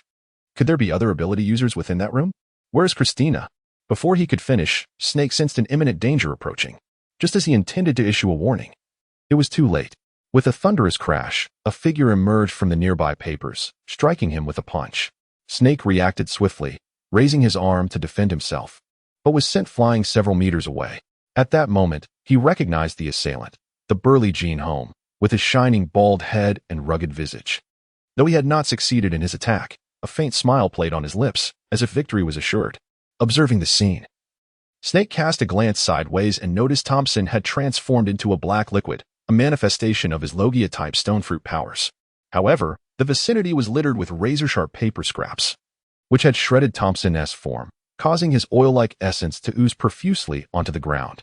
Snake breathed a sigh of relief. As a Logia user, Thompson was immune to damage. Despite his partner's disfigured appearance, he was unharmed. Suddenly, a cry echoed nearby. "My ribs are all broken." A wave of dread washed over Snake. It was Stockton, gravely injured. Turning his gaze, he spotted an enormous bear, its body cloaked in brown fur, delivering a mighty slap to Stockton's abdomen. Under the onslaught of its claws, Stockton, who lacked any protective spikes, spewed forth a copious amount of blood, evidently gravely wounded. "Wait, is that the giant bear, Aldrich? How did you end up here? Were you not defeated by Akiji?" Snake exclaimed in disbelief. Yet, Aldrich offered no reply, instead preparing for another assault with his paw, mercilessly striking Stockton again. This time, Stockton fell silent, presumably lifeless. Aldrich erupted into laughter. "Delightful. You gangsters are nothing but brainless fools. 2 years ago, you fell to us, and today you dare to provoke us again. Truly, you are courting death. Aldrich, the branch leader. I shall leave this oil-soaked individual to you. My paper may be lethal, but it cannot harm him." From the swirling papers emerged a shorter figure, sporting short white hair. Though pale, his eyes sparkled with intensity. Clad in white garments, he exuded an eerie presence. Aldrich readily agreed. "Of course, Carlson, your paper fruit abilities are indeed formidable, but relying solely on them is unwise. You must swiftly master hockey, or else you will lack the combat prowess to face Logia users." "Understood, Aldrich," Carlson replied with a smile, gesturing with his hand. "Come forth. Though you can conceal your form, My paper can reveal your location. We owe you our gratitude for summoning the remaining 2 guards. It has saved me considerable effort. Ah, so the Soul Work Society is indeed powerful. Now I see why you triumphed 2 years ago. Just as he finished speaking, a red-haired Christina revealed herself. While her appearance had not changed significantly, she had grown a long tail, indicating her status as a Zoan-type user. Observing this, Carlson confidently remarked, "A 3 versus 3 match? Intriguing. We must conclude this swiftly. For the enemy has a user with pipeline abilities who can provide rapid reinforcements, and we may not hold the advantage." As Ji-Home spoke, he clenched his fists, producing a creaking sound. Snake scanned the 3 adversaries before him and suddenly declared, "Everyone, be alert. There is another enemy." Indeed, our recent assault had failed, and we were countered because we lacked information about the additional opponent. He is not the Shadow Fruit user, Sharps, but he too can assist Aldrich and his crew in concealing their forms. Thompson concurred, "No wonder I only saw 2 individuals earlier. It seems we are not the only ones concealing our strength. The Soul Work Society has undoubtedly gained new ability users over the past 2 years. Are you looking for me?" A mysterious voice echoed, prompting Snake and his companions to search frantically, yet they could not detect the enemy's whereabouts. No need to search further. With these papers as cover, my thin fruit abilities can reach their fullest potential. As the words were spoken, they witnessed a face emerging from one of the papers, inflating like a balloon until it transformed into a figure clad in white garments, with white hair. "Pettigrew, your thin fruit abilities indeed complement Carlson as well. However, I still detest wearing white," Aldrich declared, patting his chest with a thud. After demonstrating his might, he pointed at Thompson. "Let us battle, Oil Man." Chapter 71. Stone Fruit versus Brown Bear Fruit. I have longed to engage in a proper duel with you, foolish Black Bear. 2 years ago, had it not been for Katakuri's intervention, you would have perished at my hands. Thompson had reverted to his original form, casting a sidelong glance at Aldrich, sneering. "I heard you were recently frozen into an ice sculpture by Akiji. I was quite saddened for a moment. Thankfully, you escaped, allowing me the chance to savor some braised bear paw. Haha. Silence, you greasy oil man. Prepare to taste my move. Bear paw strike." Aldrich, in a fit of rage, charged forward on all 4s, and as he drew near, he raised his massive paw to strike Thompson's head. Naturally, Thompson was not one to be easily hit. He swiftly retreated, mocking, "Too slow, big bear. You're still as clumsy as you were 2 years ago." However, before he could finish his taunt, he saw Aldrich suddenly prop himself up and, with a powerful push from his hind legs, brought his enormous form closer, swinging his forepaw once again.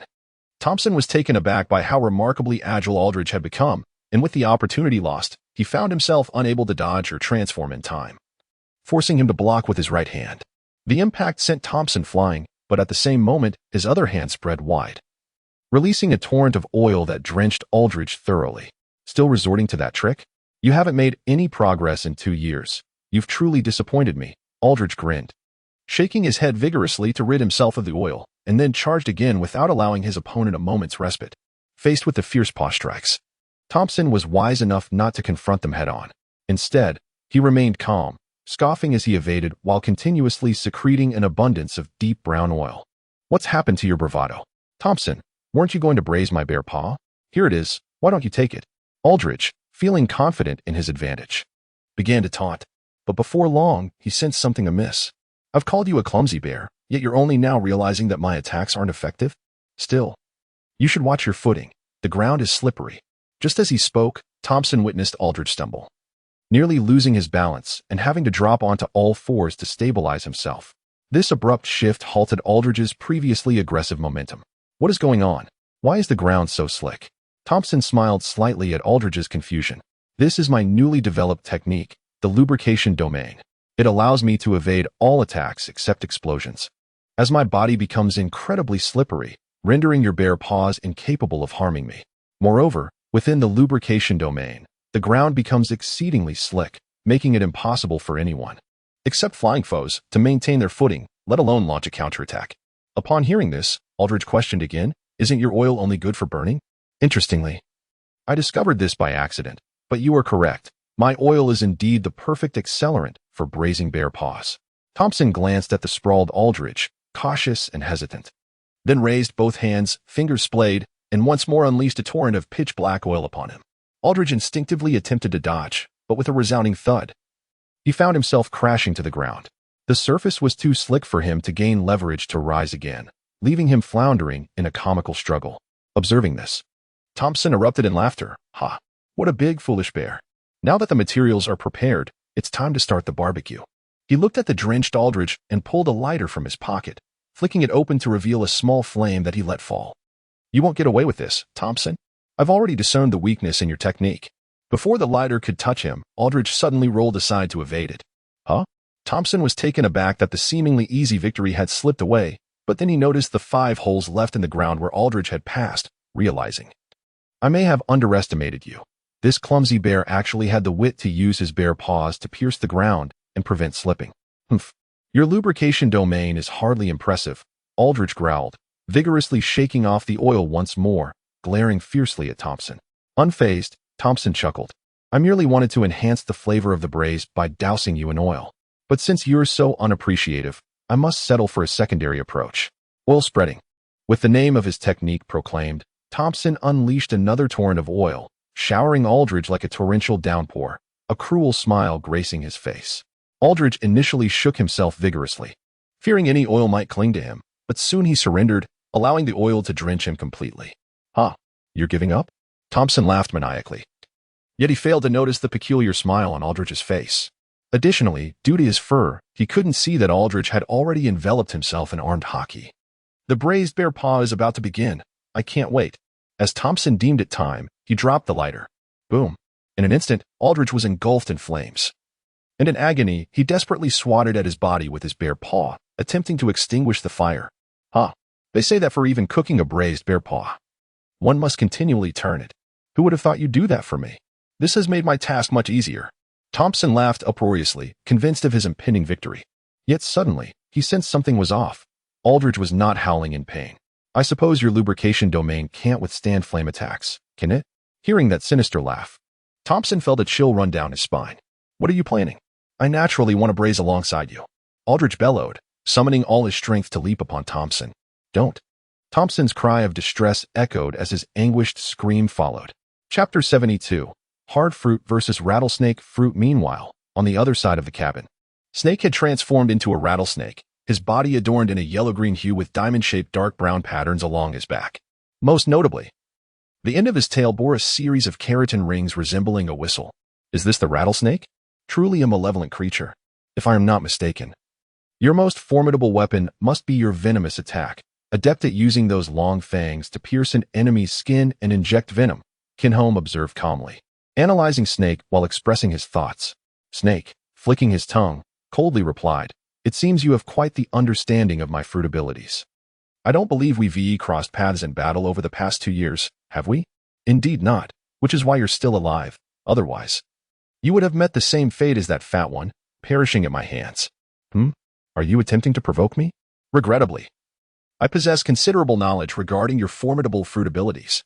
Although your powers are exceptionally challenging to contend with, the prospect of vanquishing O'Neill remains an impossibility. I am acutely aware of my companion's prowess. Sneak was not deceived and continued in his frigid tone. However, if I were to join forces with Boss McGiddy, the outcome would be quite different. You must have witnessed that fellow's corpse, battered and bruised beyond recognition. I see. In that case, I shall take great pleasure in avenging my comrade by eliminating you, Sneak retorted, his tone unwavering, yet his visage contorted with rage. He unraveled his body and revealed his peculiar tail, which he flicked menacingly, producing a cacophony of sounds. Your tail is quite obnoxious. Come then, bite my head. I am eager to witness the true extent of your venomous fangs and serpent's poison, Goldholm taunted. In response to Goldholm's provocation, Sneak maintained his composure. I am not foolish enough to bite an object I know you can harden. It seems that being renowned can indeed be a troublesome affair. I recall when your rotund companion relentlessly pummeled me until his hands were drenched in blood, yet his strikes were so feeble they felt akin to mere tickles. Be silent, Goldholm. Rattlesnakes are inherently composed creatures. Once engaged in battle, they do not succumb to rage. Thus, cease your ludicrous antics. The insidious nature of cold-blooded creatures is indeed vexing. Sneak. I, too, prefer not to initiate attacks.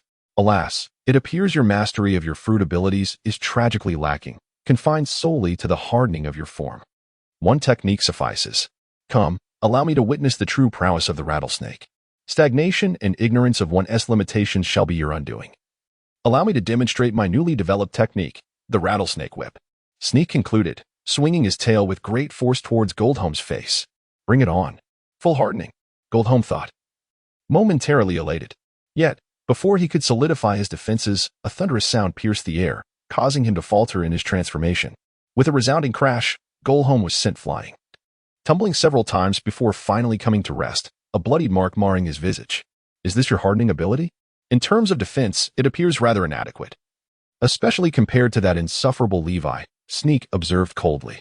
Though you bear but a single scar upon your face, it is a marked improvement compared to O'Neill, he continued. Why does your sound induce a state of disorientation? That inspiration came from Levi. You may direct your ire towards him.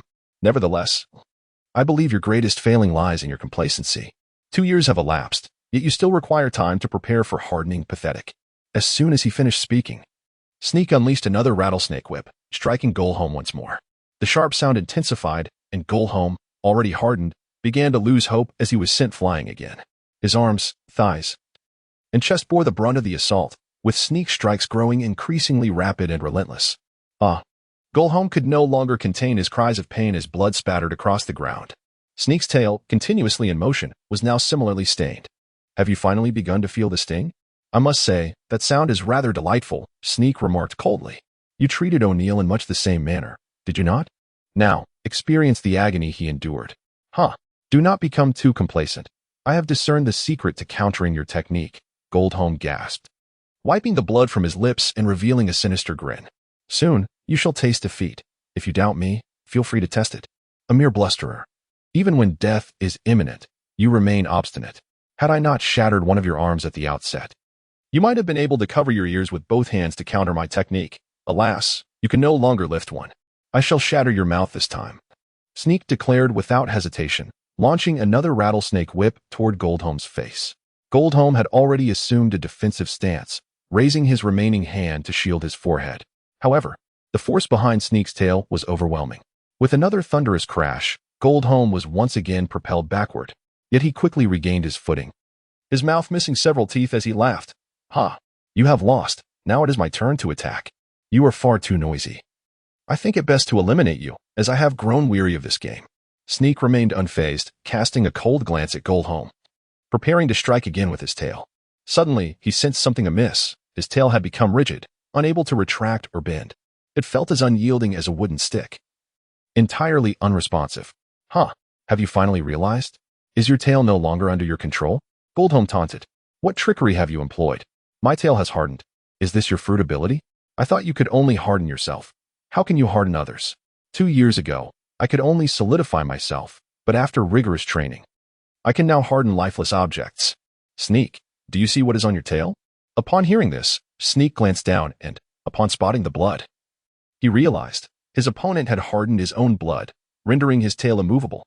Now, you can only move your upper body, while despite my injuries, I still possess one usable arm and 2 legs. What can you do against me now, Sneak? Goldholm declared, growing increasingly exhilarated as he finally saw a glimmer of hope.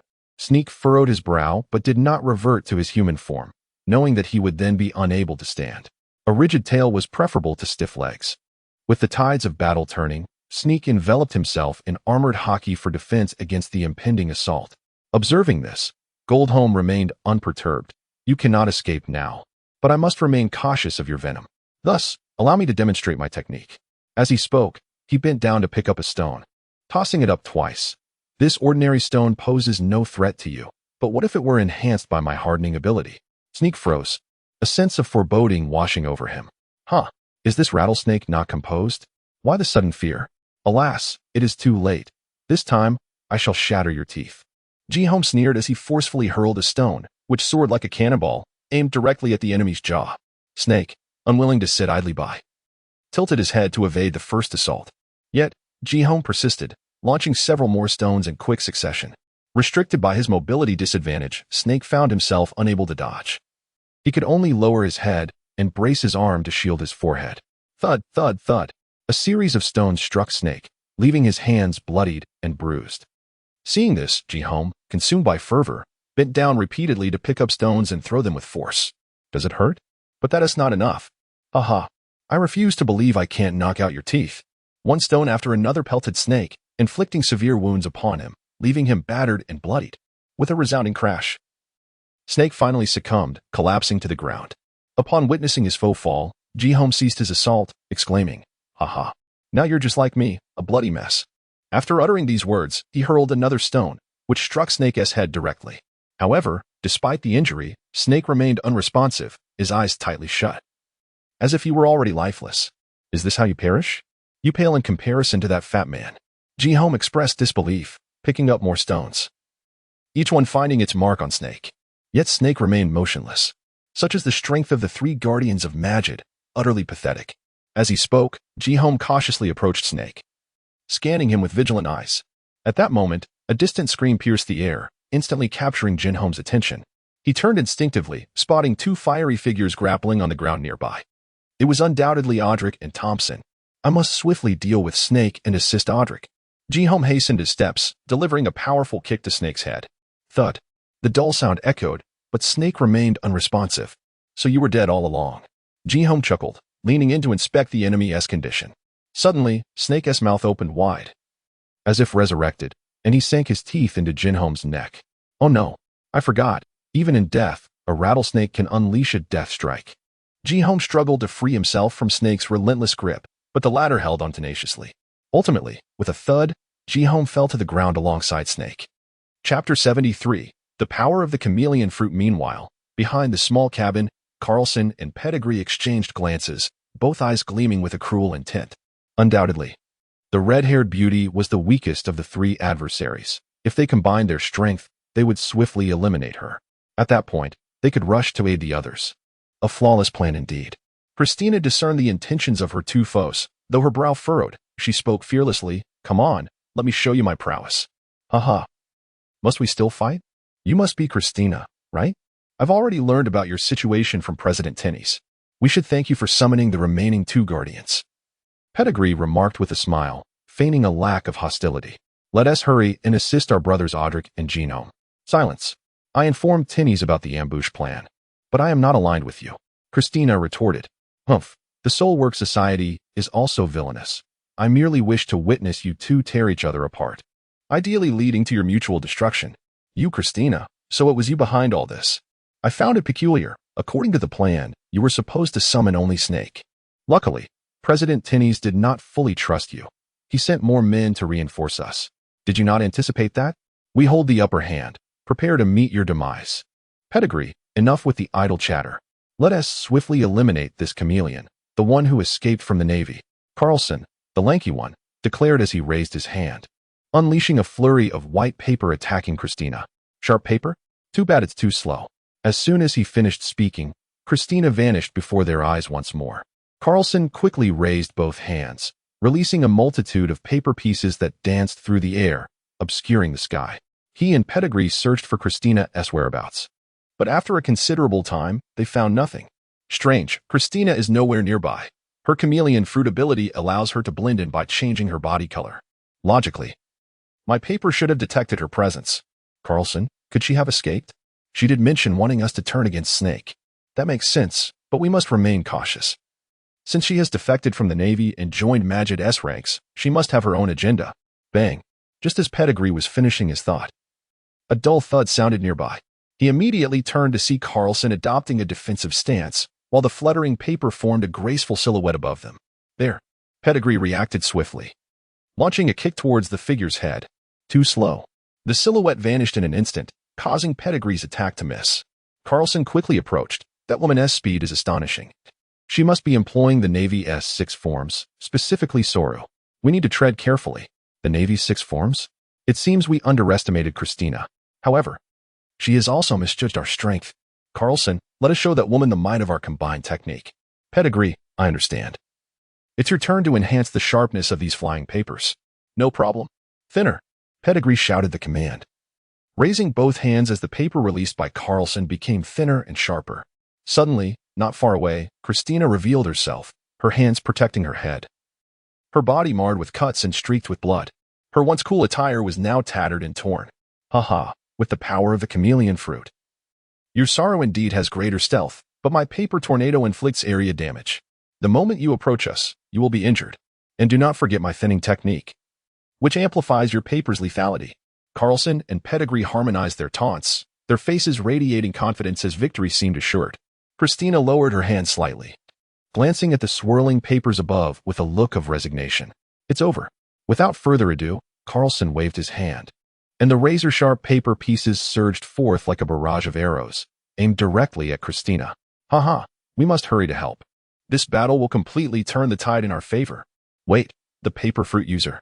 Upon hearing these words, Carlson and his companion quickly turned toward the source of the sound, only to behold a disheveled, yet resolute Christina standing tall. "Oh, did you not expect that I had also mastered the technique of iron block? Such flimsy paper cannot harm me." Iron block. Is that not the maneuver that renders one's body as hard as steel? Indeed, the Navy's 6 styles are quite troublesome. But do not fret, Carlson. I am aware that most who employ iron block are rendered immobile, thus she cannot simultaneously utilize it and launch an attack against us. After reassuring his companion, Pettigrew glanced back at Christina and inquired, "Are we to merely linger here? I trust you do not wish to squander time on us. You are quite knowledgeable. It is true that freedom of movement is compromised while utilizing iron block, but alas, I truly wish to conceal my devil fruit abilities from you." As she spoke, Christina transformed into a colossal chameleon, her body enveloped in granular scales, with lengthy limbs poised on the ground. Her large eyes protruded, independently surveying their surroundings, while her long, slender tail curled menacingly. "In this form, I appear quite hideous. Thus, I must swiftly defeat you." With a hint of self-mockery, Christina charged forward on all fours, racing toward her adversaries. Seeing this, Carlson bellowed, "Come forth, paper tornado." He unleashed his full power, causing the paper in the air to soar even faster. Pettigrew followed suit, employing the technique of thinning. Bolstered by the powers of the thinning fruit, the paper fragments became even more lethal. However, Christina, in her chameleon form, was armored in scales, effectively withstanding the paper attacks. Although she sustained faint scratches, she continued to advance with unhurried determination. Suddenly, at the edge of the tornado, Christina pivoted, her coiled tail springing forth with astonishing speed. The tail strike was so rapid that Pettigrew was caught off guard, struck in the abdomen. He clutched his stomach tightly, saliva pooling, emitting muffled sounds of distress. Witnessing his companion's predicament, Carlson swiftly altered his approach, transforming his hands into sheets of paper, evidently more lethal than the fluttering fragments. Paper blade. Seizing the opportunity while Christina's tail had yet to retract, Carlson charged toward her side, directing his paper hands toward her slender tail. "Ah, that hurts." Christina yelped as her tail was severed in two. In pain, she propelled herself toward Carlson, sending him hurtling away. "Ah, your tail is severed. What other tricks do you possess? Go ahead, unleash them." Carlson, now wary of Christina's potential to vanish again, contemplated using the paper tornado once more to track her elusive movements. Just then, he felt an inexplicable constriction around him. Lowering his gaze, he realized it was Christina's tongue. One must admit, a chameleon's tongue is remarkably lengthy, even longer than her recently severed tail. "How revolting," Christina remarked, before forcefully slamming Carlson to the ground. With a thunderous crash, a large crater formed beneath him, rendering him motionless. Surely, this tongue must be more fragile than the tail? Upon hearing this, Christina instinctively attempted to retract her tongue, but it was too late. A figure resembling a human made of paper appeared above her tongue. It was Pettigrew, the thinning fruit user. Just as he had done with Carlson, he launched an attack against the tongue with his thinning hands. With a swift motion, Christina's tongue was severed in two, and she could no longer maintain her chameleon form. "This is dire," Christina thought to herself, catching sight of Carlson, who had risen from the ground, albeit limping toward her. "Ah, the chameleon's most formidable tongue and tail have been severed. What abilities do you possess now?"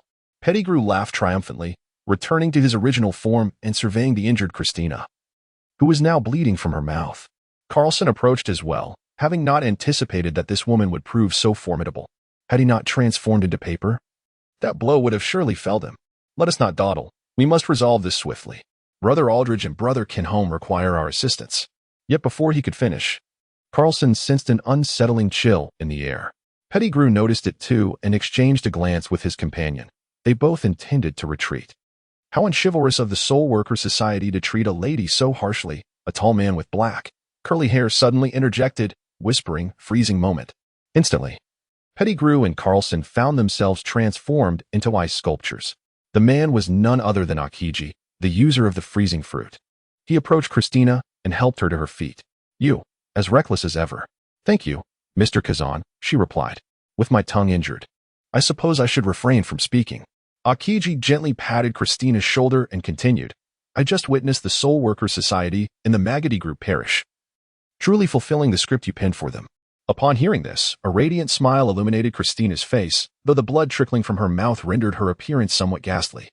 Chapter 74. The Purpose of the Sun Pirates on Coco Island. By the seaside, within an abandoned factory, Levi observed the fishmen busily gathering their belongings, eager to depart from the land of nations and return to Fishman Island. "Thank you, Levi. Without your assistance, Praline and I could never have escaped so swiftly." Aladdin, please refrain from such talk. Had it not been for you, I would have long since met my demise in the ocean. Levi regained his composure and replied with a smile, "It seems this is all a matter of fate. Fortunately, Green Bull happened to leave me in these nearby waters. However, we did not come here to rescue you from these waters. Prior to this, I received a call from Miss Christina, who instructed us to come to your aid." Upon hearing this, Levi was momentarily taken aback and exclaimed, "Are you saying that the red-haired woman informed you of my predicament in the sea?" "Indeed. Christina does possess striking red hair, and it was she who brought your situation to our attention, enabling us to rescue you," was the reply. "But hasn't she always been somewhat disdainful of me?" Li Wei found himself somewhat perplexed. And soon a greater question arose in his mind. If Christina was indeed present at the scene, witnessing his confrontation with Akiji, how did she manage to evade the perceptive prowess of Akiji and Wanoga?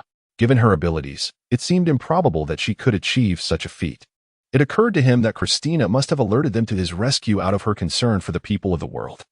As for the conflict between her and him, she had mentioned in the communication device her desire to gouge out his eyes, a rather peculiar individual.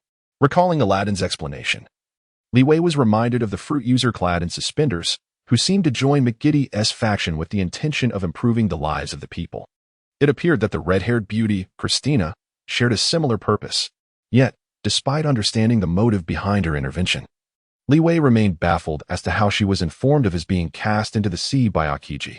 As he pondered this dilemma, he unconsciously crossed his arms over his chest and stroked his chin, his mind racing in contemplation. "You are quite an oddity, Li Wei.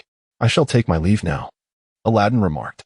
"As you mentioned, Boss McGiddy is poised to declare war on the Big Mom Pirates and the Soul Work Agency, which will undoubtedly plunge the entire world into chaos. We certainly wish to remain uninvolved." With those words, Aladdin noted Li Wei as continued deep in thought demeanor, smiled lightly, and departed. After some time, Li Wei found himself still unable to arrive at any conclusions. When he finally regained his focus, he noticed that the fishmen had nearly finished their tasks. Aladdin and his wife, along with Barnes, were engaged in conversation nearby. It seemed he truly needed to amend his tendency to become lost in thought. Levi humorously lamented to himself as he hurried over and greeted Aladdin. Aladdin responded with a smile, "Have you finished your tasks? We are nearly done. It is time for us to part ways. Wait, if my memory serves me right, the distance to Fishman Island from here is considerable, and that journey is fraught with peril. Do not worry about us, Levi. Although the Sun Pirates may not be as formidable as the Big Mom Pirates, we are by no means weak. The sea is our domain, belonging to both the fishmen and the merfolk. Allow me to finish my thought, Captain Aladdin. I possess a method that is both safe and convenient, enabling you to return to Fishman Island by the end of today." Li Wei waved his hand and, with a gentle smile, spoke. Aladdin and the others were momentarily taken aback, and several of them exclaimed, "Is that true? That would be splendid." Even the other fishmen, who had been busy packing their bundles, paused in their tasks, turning their expectant gazes toward Li Wei. Levi was taken aback by the overwhelming reaction of the Sun Pirates. After a moment of surprise, he suggested, "Perhaps we could return to Fishman Island through the pipeline." "The pipeline? Are you referring to Furus?" "Unfortunately, he is affiliated with Boss Majid." A flicker of disappointment crossed Aladdin's eyes, but he quickly managed a smile. "Never mind. Let us consider this an opportunity for growth. This journey has allowed us to witness the prowess of the top-tier warriors. However, what astonishes me most is you, Levi. I have never encountered a young man with such extraordinary talent. I can get in touch with Furus. In truth, he is not inherently bad. Like that woman with the red hair, he also desires a better life for the people of the world, which is why he allied himself with Majid's group. Levi extracted his communicator and stepped aside to dial a number. Witnessing this scene, Aladdin parted his lips, swallowing the remainder of his words, and exchanged a glance with Barnes. A flicker of hope igniting within him.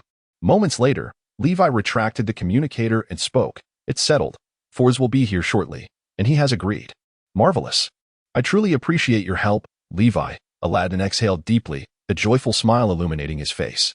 Barnes also patted Levi on the shoulder, his expression brimming with gratitude. The other crew members set aside their tasks and approached Levi to express their thanks, engaging in spirited discussions. With the route secured, we shall soon return. Honestly, I find myself yearning for home, one remarked. Indeed, it has been several years since I last visited Fisherman's Island.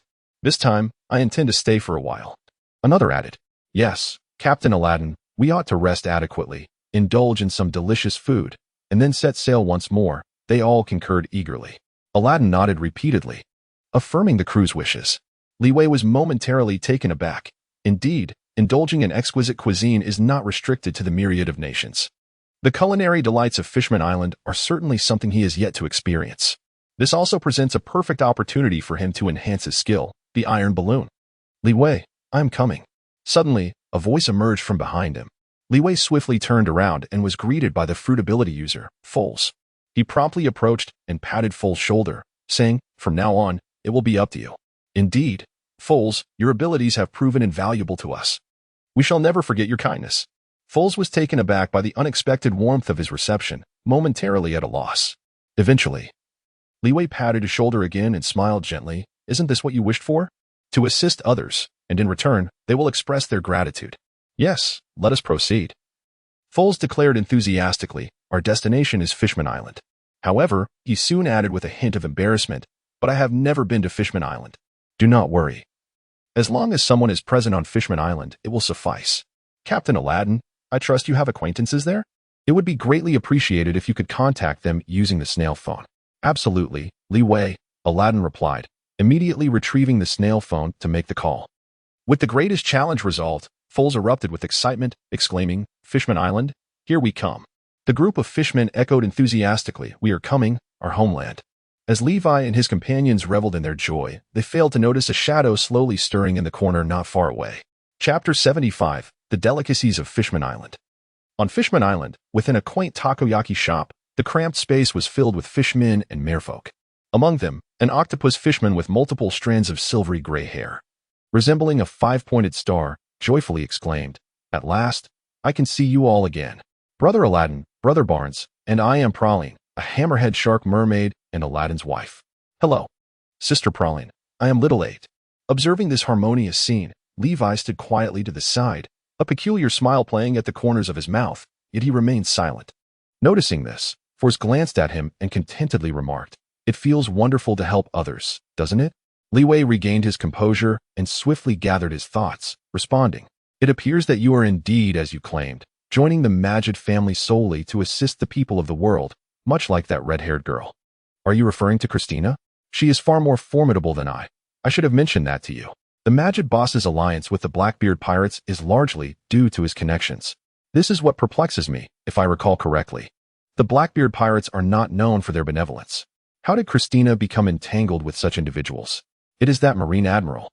Christina seems to be acquainted with the user of the ice fruit. The moment these words escaped his lips, Li Wei felt as though struck by a bolt of lightning, instantly connecting the dots. So that was it. The answer became glaringly evident. It was Akiji who informed Christina of his castaway fate into the sea, and she had not been present at the time. As for Akiji's intentions, they were even more apparent. He did not wish to meet his demise in the ocean.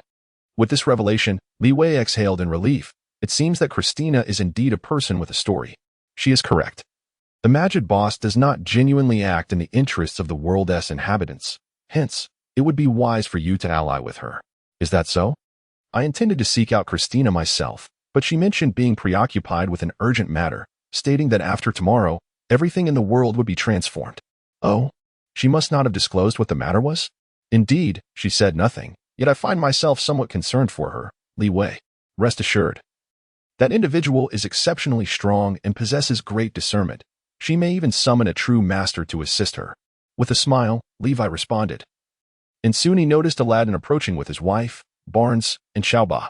After a brief introduction, Xiaoba bowed to Levi and Force, grinning earnestly, and said, "Thank you both. Without your assistance, I would not have been able to reunite with my companions so swiftly." "There's no need for thanks," Levi chuckled, casting a glance at the blushing Force. "If you wish to show your gratitude, treat us to some delightful food." He then turned to Barnes and added, "I want to savor the most distinctive delicacies of Fishman Island, preferably those I haven't tasted by the seaside before." "Certainly, young Levi. Allow me to prepare my special takoyaki for you," Barnes replied eagerly, immediately setting to work. While waiting for the takoyaki, Levi seized the opportunity to inquire about the blue giant Jinbei. Aladdin did not withhold information. Just yesterday, Captain Jinbei departed from the land of Wano. Shortly after he left, I received a call from Christina. "I see," Levi remarked. "Captain Jinbei will surely reach Wano safely and join forces with the protagonist Luffy to defeat Kaido of the Beasts." "How do you know that Captain Jinbei is heading to Wano? And the protagonist you mentioned, Luffy, is he truly the main character?" Aladdin pressed with a series of questions. Faced with such inquiries, Levi could only smile awkwardly. "Do not forget my intelligence network. I am well aware of Jinbei's destination. After all, the son of the former General Odin is aboard the Straw Hat Pirate's ship. I understand now. Your information-gathering abilities are formidable. Fortuitously, we are not enemies," Aladdin acknowledged. "Indeed," Barnes added, sharing his sentiment. "I find myself worrying for Teenies and Maggot." Suddenly glancing at Fours, he quickly amended, "My apologies. It's quite all right, Barnes. Fours is not blindly loyal to Maggot. He possesses his own principles, much like Aladdin's wife, who does not heed the orders of the Big Mom pirates without question." Levi responded promptly, and beside him, Foles nodded in agreement. "I will form my own judgment. In fact, over the past couple of days, I have spoken to numerous individuals on the island, and their assessments of McGiddy align with yours. They are far from favorable. Do not lose heart. Once we eliminate McGiddy and the pestilential Tinnies, I shall engage in negotiations with the Big Mom pirates. At that juncture, the current system of periodic soul lifespan contributions will undoubtedly be abolished. Consequently, to better safeguard the people of the world, you and Christina will have a multitude of tasks to attend to." Upon hearing Levi's words, Aladdin's wife, Praline, displayed a look of astonishment. With her arms crossed over her chest, she kindly cautioned, "Levi, you are indeed formidable. However, Katakuri surpasses you in strength. Do not fret. Given the present internal and external strife within the world, I believe he will acquiesce to my demands, for I shall present him with an offer he cannot refuse." With unwavering confidence, Li Wei spoke, and soon after, he heard Xiaoba's voice behind him. "The takoyaki is ready, Li Wei and Fools. Please enjoy." "Thank you, Xiaoba." Li Wei accepted the takoyaki handed to him, the aroma wafting delightfully through the air. Without hesitation, he popped it into his mouth. "Wow, this is truly exquisite," he exclaimed. "Indeed, I have never tasted such delectable dumplings," Foles remarked earnestly. Xiaoba proudly declared, "Of course, my takoyaki is quite renowned." After savoring several skewers of takoyaki, Li Wei requested Aladdin and Barnes to guide him to the Mermaid Bay on Fishman Island. Following a sumptuous meal, he finally heard the long-awaited system notification. "You have consumed 10 types of delicacies. The steel balloon skill has been upgraded to grade A." At last, the upgrade had arrived. Li Wei patted his plump belly, inwardly sighing with relief. He then turned to the weary Aladdin and remarked, "I am thoroughly satisfied. It is time for us to return. Force, thank heavens, you have finally had your fill. My feet are about to give out. Let us depart." Force, with an expression of delight, immediately employed his pipeline ability, drawing a circle in a narrow alley. "Farewell." Li Wei waved his hand and leaped into the black hole first. Chapter 76. Enemies can join forces too on Coco Island. Within an opulent chamber, a robust man clad in fine attire sat behind a grand table. This individual was Teenies, the president of the Soulwork Society, who was currently listening to a telephone bug on the table. Suddenly, he increased the volume and inquired, "What? Are you saying there is an issue with Christina? Have we fallen into a trap?" The telephone bug before Teenies paused briefly before responding in a hushed tone. "Yes, President Teenies. I just overheard a conversation between Li Wei and Foles, the one with the pipe fruit ability. They are in league with Christina. All of them purportedly working for the so-called happiness of the entire world." "Now I understand," Teenies acknowledged. "Well done, Sharps. Since Li Wei has already traveled through the pipe to Fishman Island, he should not return to the world anytime soon. You may come back." "Understood, President Teenies." As the telephone bug emitted a series of beeps, Teenies' face displayed a rare expression of anxiety. He promptly seized the telephone bug and began dialing. However, after a considerable wait, no one answered on the other end. Goldholm is too cautious. He must have a telephone bug with him. Teenies muttered to himself, dialing another number, yet still failing to connect. Is Aldridge also unavailable? This is quite unusual. It appears I have been negligent. I did not foresee that Christina intended for us to perish alongside McGiddy, allowing her to reap the benefits. This treacherous naval deserter. With that, Teenies rose and began to pace back and forth, clearly troubled. Abruptly, he halted, revealing a sinister smile. At this point, I have no choice but to ally with McGiddy. He returned to his seat and retrieved a small white telephone bug from his drawer, murmuring, I never anticipated that the telephone bug I found on O'Neill 2 years ago would prove so pivotal now. He then dialed a number, and shortly after, a voice filled with curiosity and surprise emerged from the bug. Who are you? How do you have O'Neill's telephone bug? Ah, greetings, McGiddy. I am your sworn enemy, Teenies. You fool, Teenies. You seek death. Do not be angry, McGiddy. It is precisely because I wish to avoid death that I am reaching out to you. I imagine you are also awaiting news from Snake and Thompson? Huh. What do you mean by that? Simply this.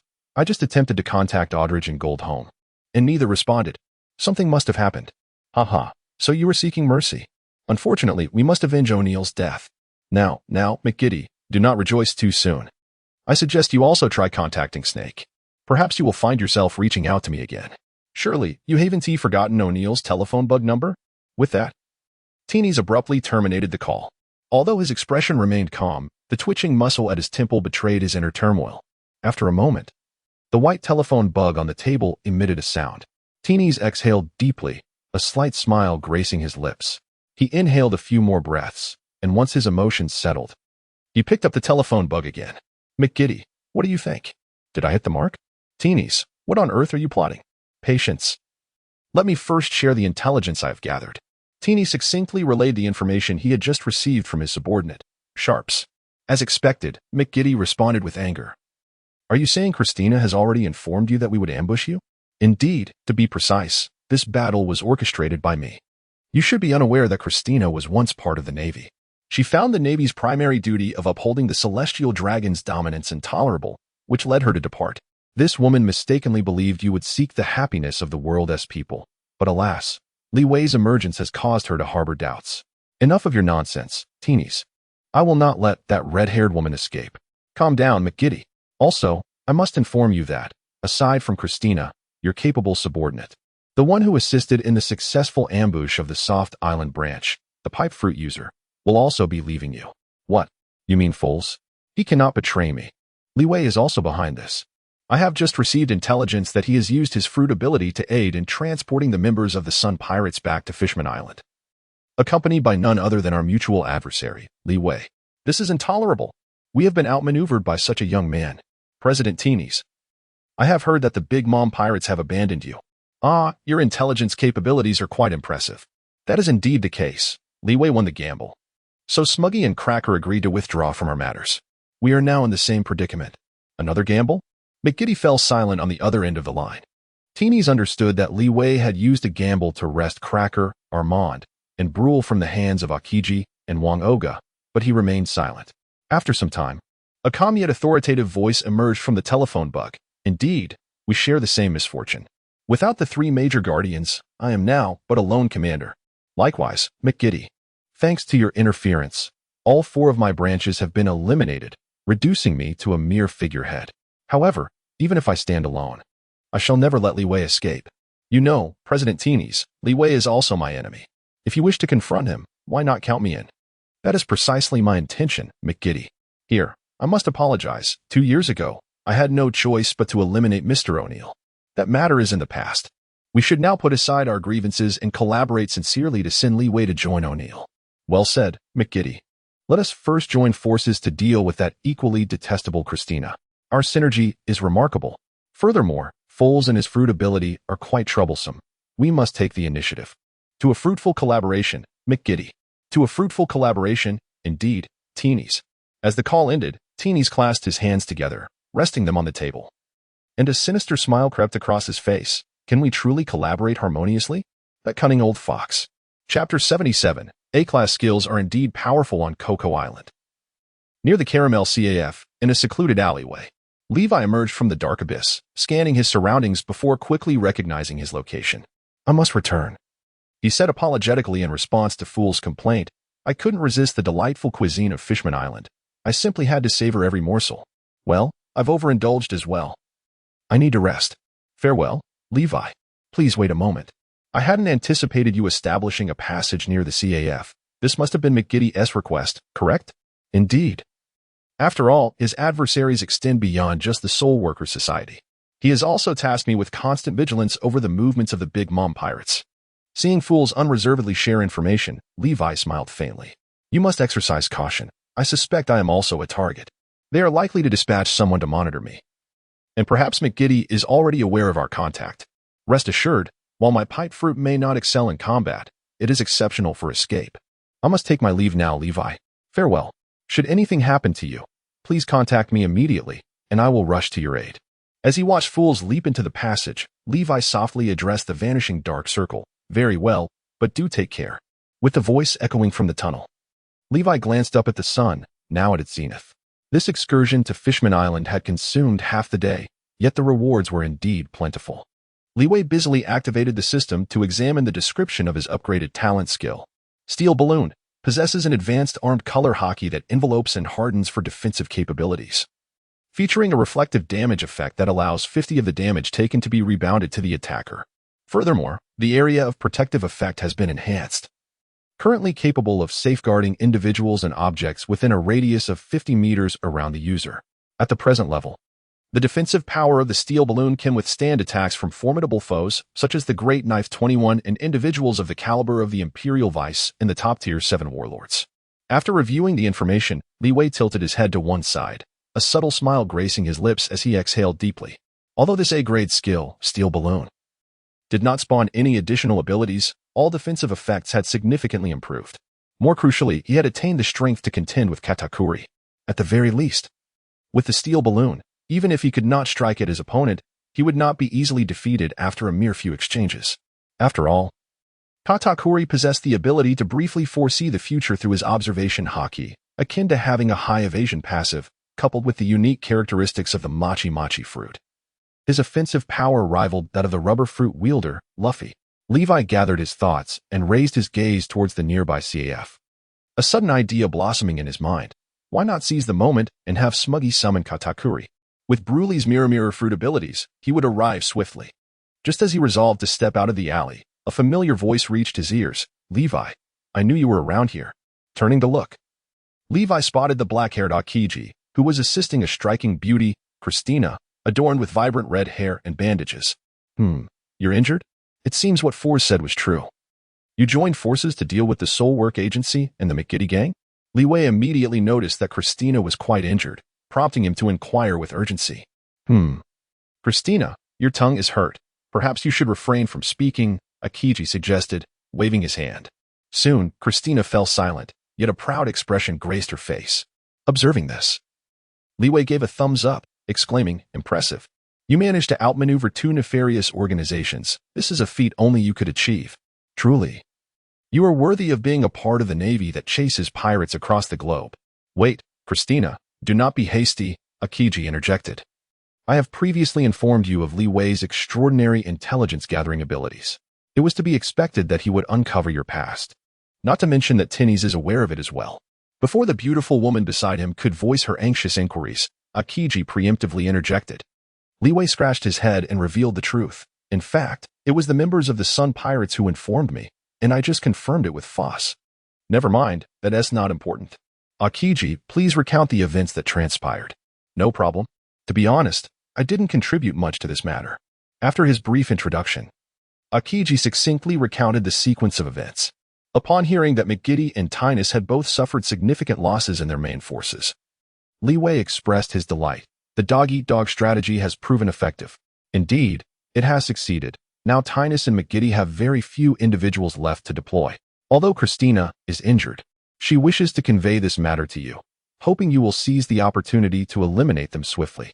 However, it may not be so simple. Both of them are ruthless and cunning individuals, and I suspect they are likely to form an alliance. Li Wei nodded slightly and expressed his opinion. However, Christina clearly disagreed and began to voice her objections. Qingji had to act as a mediator once again, explaining that she believed it was impossible due to the deep-seated enmity between the two parties. After all, McGiddy's closest guard, O'Neill, had perished at the hands of Tinnies. Nevertheless, I concur with your viewpoint, Li Wei. Although McGiddy claims to seek vengeance for his fallen comrades and to secure a better life for all nations by confronting the Soulwork Society, it appears merely to be a pretext. Indeed, if his sole intention were revenge, why would he involve the Blackbeard pirates? However, even if they join forces, I harbor no fear. Observing Li Wei's confident demeanor, Qingji listened intently and slowly remarked, "Your strength has indeed increased. No wonder you chose to terminate our contract. Concealing one's power is no easy feat yet. I still require your assistance. Qingji, I trust you will not refuse." As Li Wei spoke, he extended his palm, revealing a luminous white orb that materialized within it. "Come forth, for I too eagerly anticipate the day when nations shall exchange their fates," Akiji remarked slowly. Then, under Christina's puzzled gaze, Li Wei absorbed the orb into his being. "Oh, Christina, this is a secret among men. Your curiosity is unwarranted," Akiji said with a faint smile, casting a glance at Li Wei. "Now that the matter has reached its intended audience, it is time to see what you can accomplish. Do not disappoint me. Rest assured, I shall succeed. However, you are mistaken. The true reliance is not on me, but on Christina, Fours, and the people of all nations." Li Wei spoke these words, then turned to look at Qingji with a serious gaze. "Now it is time to discuss your matters. What must I do to persuade you to abandon your pursuit of Bruin?" Chapter 78. Intelligence of Historical Texts. As soon as Levi's words fell, Christina immediately sensed a hint of murderous intent emanating from the green bull who was supporting her. She cast a surprised glance at him, then shifted her gaze to Levi. "It appears you, too, are inclined to take action against me," the green bull remarked casually, scrutinizing Levi once more. "Moreover, your strength has significantly increased. No wonder you managed to persuade Krija and Smuggy. However, their abilities pale in comparison to mine, and you are still no match for me at present. I am well aware that Krija and the others are merely senior officials of the Four Emperors crew. Even Katakuri is only a Vice Admiral-level powerhouse, a stark contrast to a formidable Emperor-class expert like yourself. Levi, you are once again uttering these inexplicable words. Please get to the point.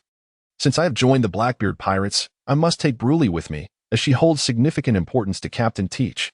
You seek to leverage the power of the Three-Eye tribe to decipher the historical texts, do you not? However, you may be disappointed. Bruley awakened her third eye last night, but she can only perceive the devil within the bodies of those with abilities. Bruley's third eye has awakened? The green bull interrupted Levi, his voice tinged with urgency. But she can only see the devil within the ability users?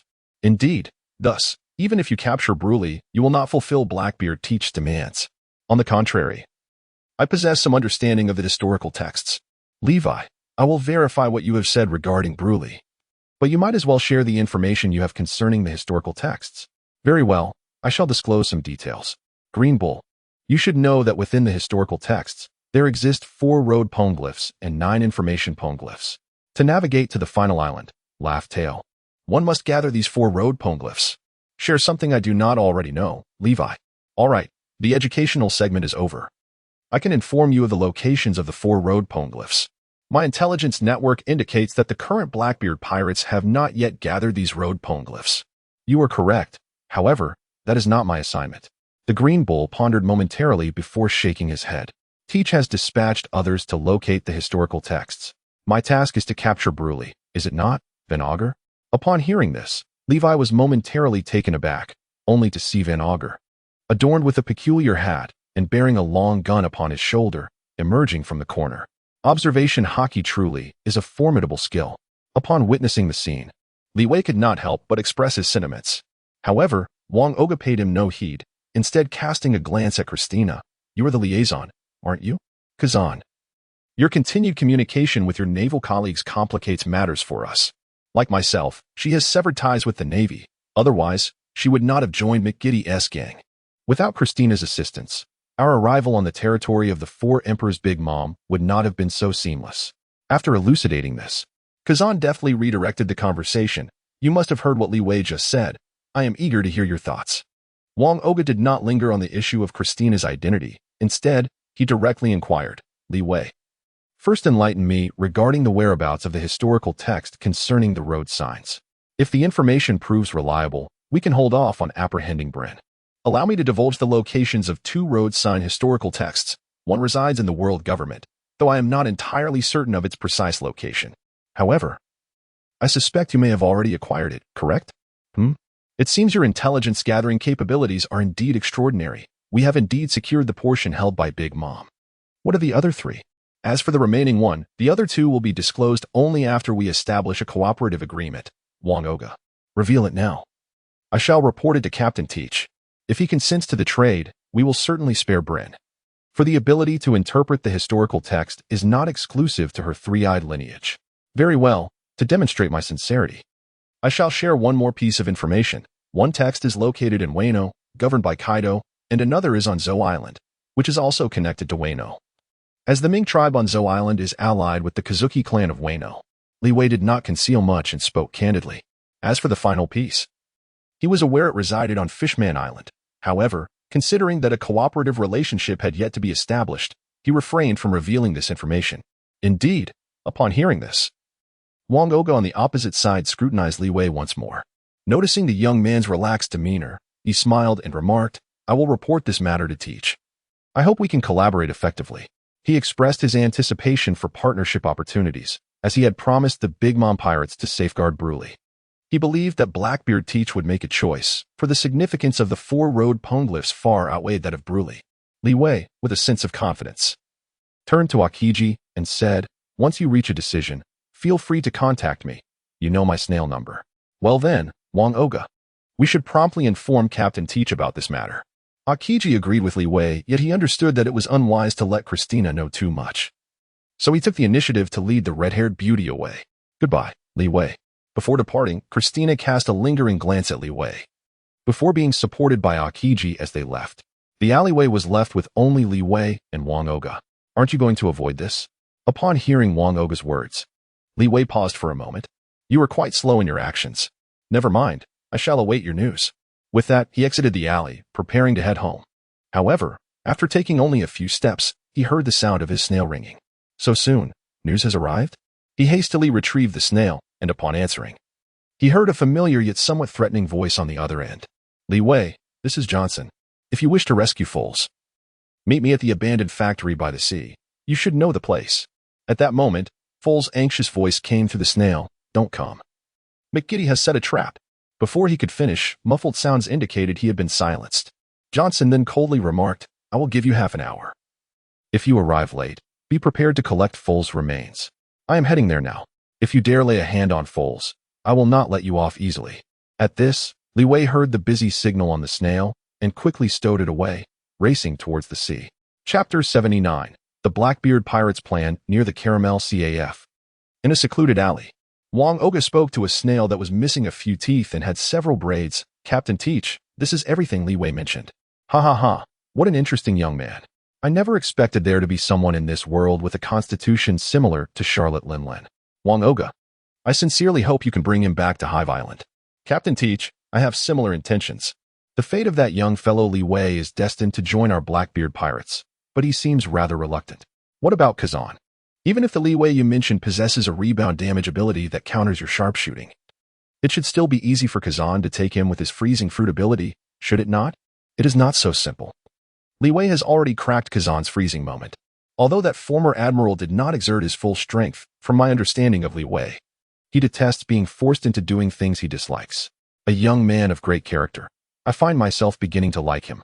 I believe that one day, we shall cross paths. Indeed, Captain Teach, we must not rush Li Wei's matter. However, the urgent priority is to make a decision. Oh, Wang Oga. Are you referring to Li Wei's proposal? If we are to win over such talent, we should accede to his request. He is correct. Without gathering all 4 pieces of the road sign historical text, capturing Bryn would be futile. Understood. I will contact Li Wei immediately and ask him to inform me of the whereabouts of the last piece of the road sign historical text. No need to rush. Wang Oga, you might first consult Kazan's opinion. Although I do not believe that guy would genuinely join us, he is powerful, and we ought to show him some respect. Captain Teach, it saddens me to hear you say that. From a corner, Akiji emerged, expressionless. Wang Oga frowned, about to speak, but was preempted by Teach on the snail. Ah? Kazan, so you have returned. Ha ha ha. I just got back and did not catch much of your secrets with Wang Oga, Captain Teach. No matter, Kazan. Since you're here, I shall consult you directly about Li Wei's proposal. What is your take? Captain Teach, you already have your answer. My opinion is of little significance. Upon hearing Akiji's words, Wang Oga proactively stated, Captain Teach intends to accept Li Wei's plan, so we need not capture Brin for the time being. Is that so? I shall follow Captain Teach's orders. After all, I am merely a newcomer to the Blackbeard pirates. Ha ha ha, Kazan, Wang Oga, while you need not capture Brin, I have a new task for you both. Akiji quickly responded, is it about the road sign historical text? Since Wang Oga and I have already obtained Charlotte Lean's historical text, shall we seek the remaining 3 pieces? It is a pleasure to collaborate with intelligent individuals. But though this task is of utmost priority, there is no need to rush. You two should return to Hive Island first. I will also summon Baegis and Busker Jot to join in the search for the historical text. Oh, Captain Teach, are you gathering everyone for a significant mission? Wang Oga. You are correct. If Li Wei's intel is accurate, our top priority is to head to Wano country to retrieve the piece of historical text in Kaido's possession. I understand. You wish for US to join Baegis and the others to snatch the road sign historical text from the beast Kaido? Akiji, you are only partially correct. I will personally lead the team, as Wano country is not home to just Kaido, but also Charlotte Lin, who is even more formidable than Li Wei. Understood, Captain Teach. We shall return now. No, before you return, there is an additional task to complete. I know that our ally, the leader of the Don Quixote family, McGiddy, possesses the Ricky fruit ability, which would be quite advantageous for Baegis. Upon hearing this, Akiji suddenly understood and tentatively remarked, I see. As for the president of the Soulwork Society, Teenies, his sake fruit ability should be better suited for Busker Jot. Exactly. Your next task is to hunt down their devil fruit abilities. Received, Captain Teach. I believe it won't take long to deal with those two. Wang Oga spoke to the snail, and soon, Blackbeard Teach's voice responded, then make haste back. I still need your strength. Shortly after, the call ended. Wang Oga put away the snail and glanced at Akiji, saying, let us first deal with McGiddy. He should still be hiding in the base. Before we do this, we should greet our old acquaintances to avoid them hindering us again. Akiji waved his hand and then walked towards the CAF not far away. Wang Oga paused for a moment, a slight smile playing on his lips as he murmured to himself, it seems your relationship with Li Wei is quite special, Akiji. Moments later, he heard a warning from within the CAF. It's Akiji, he's here.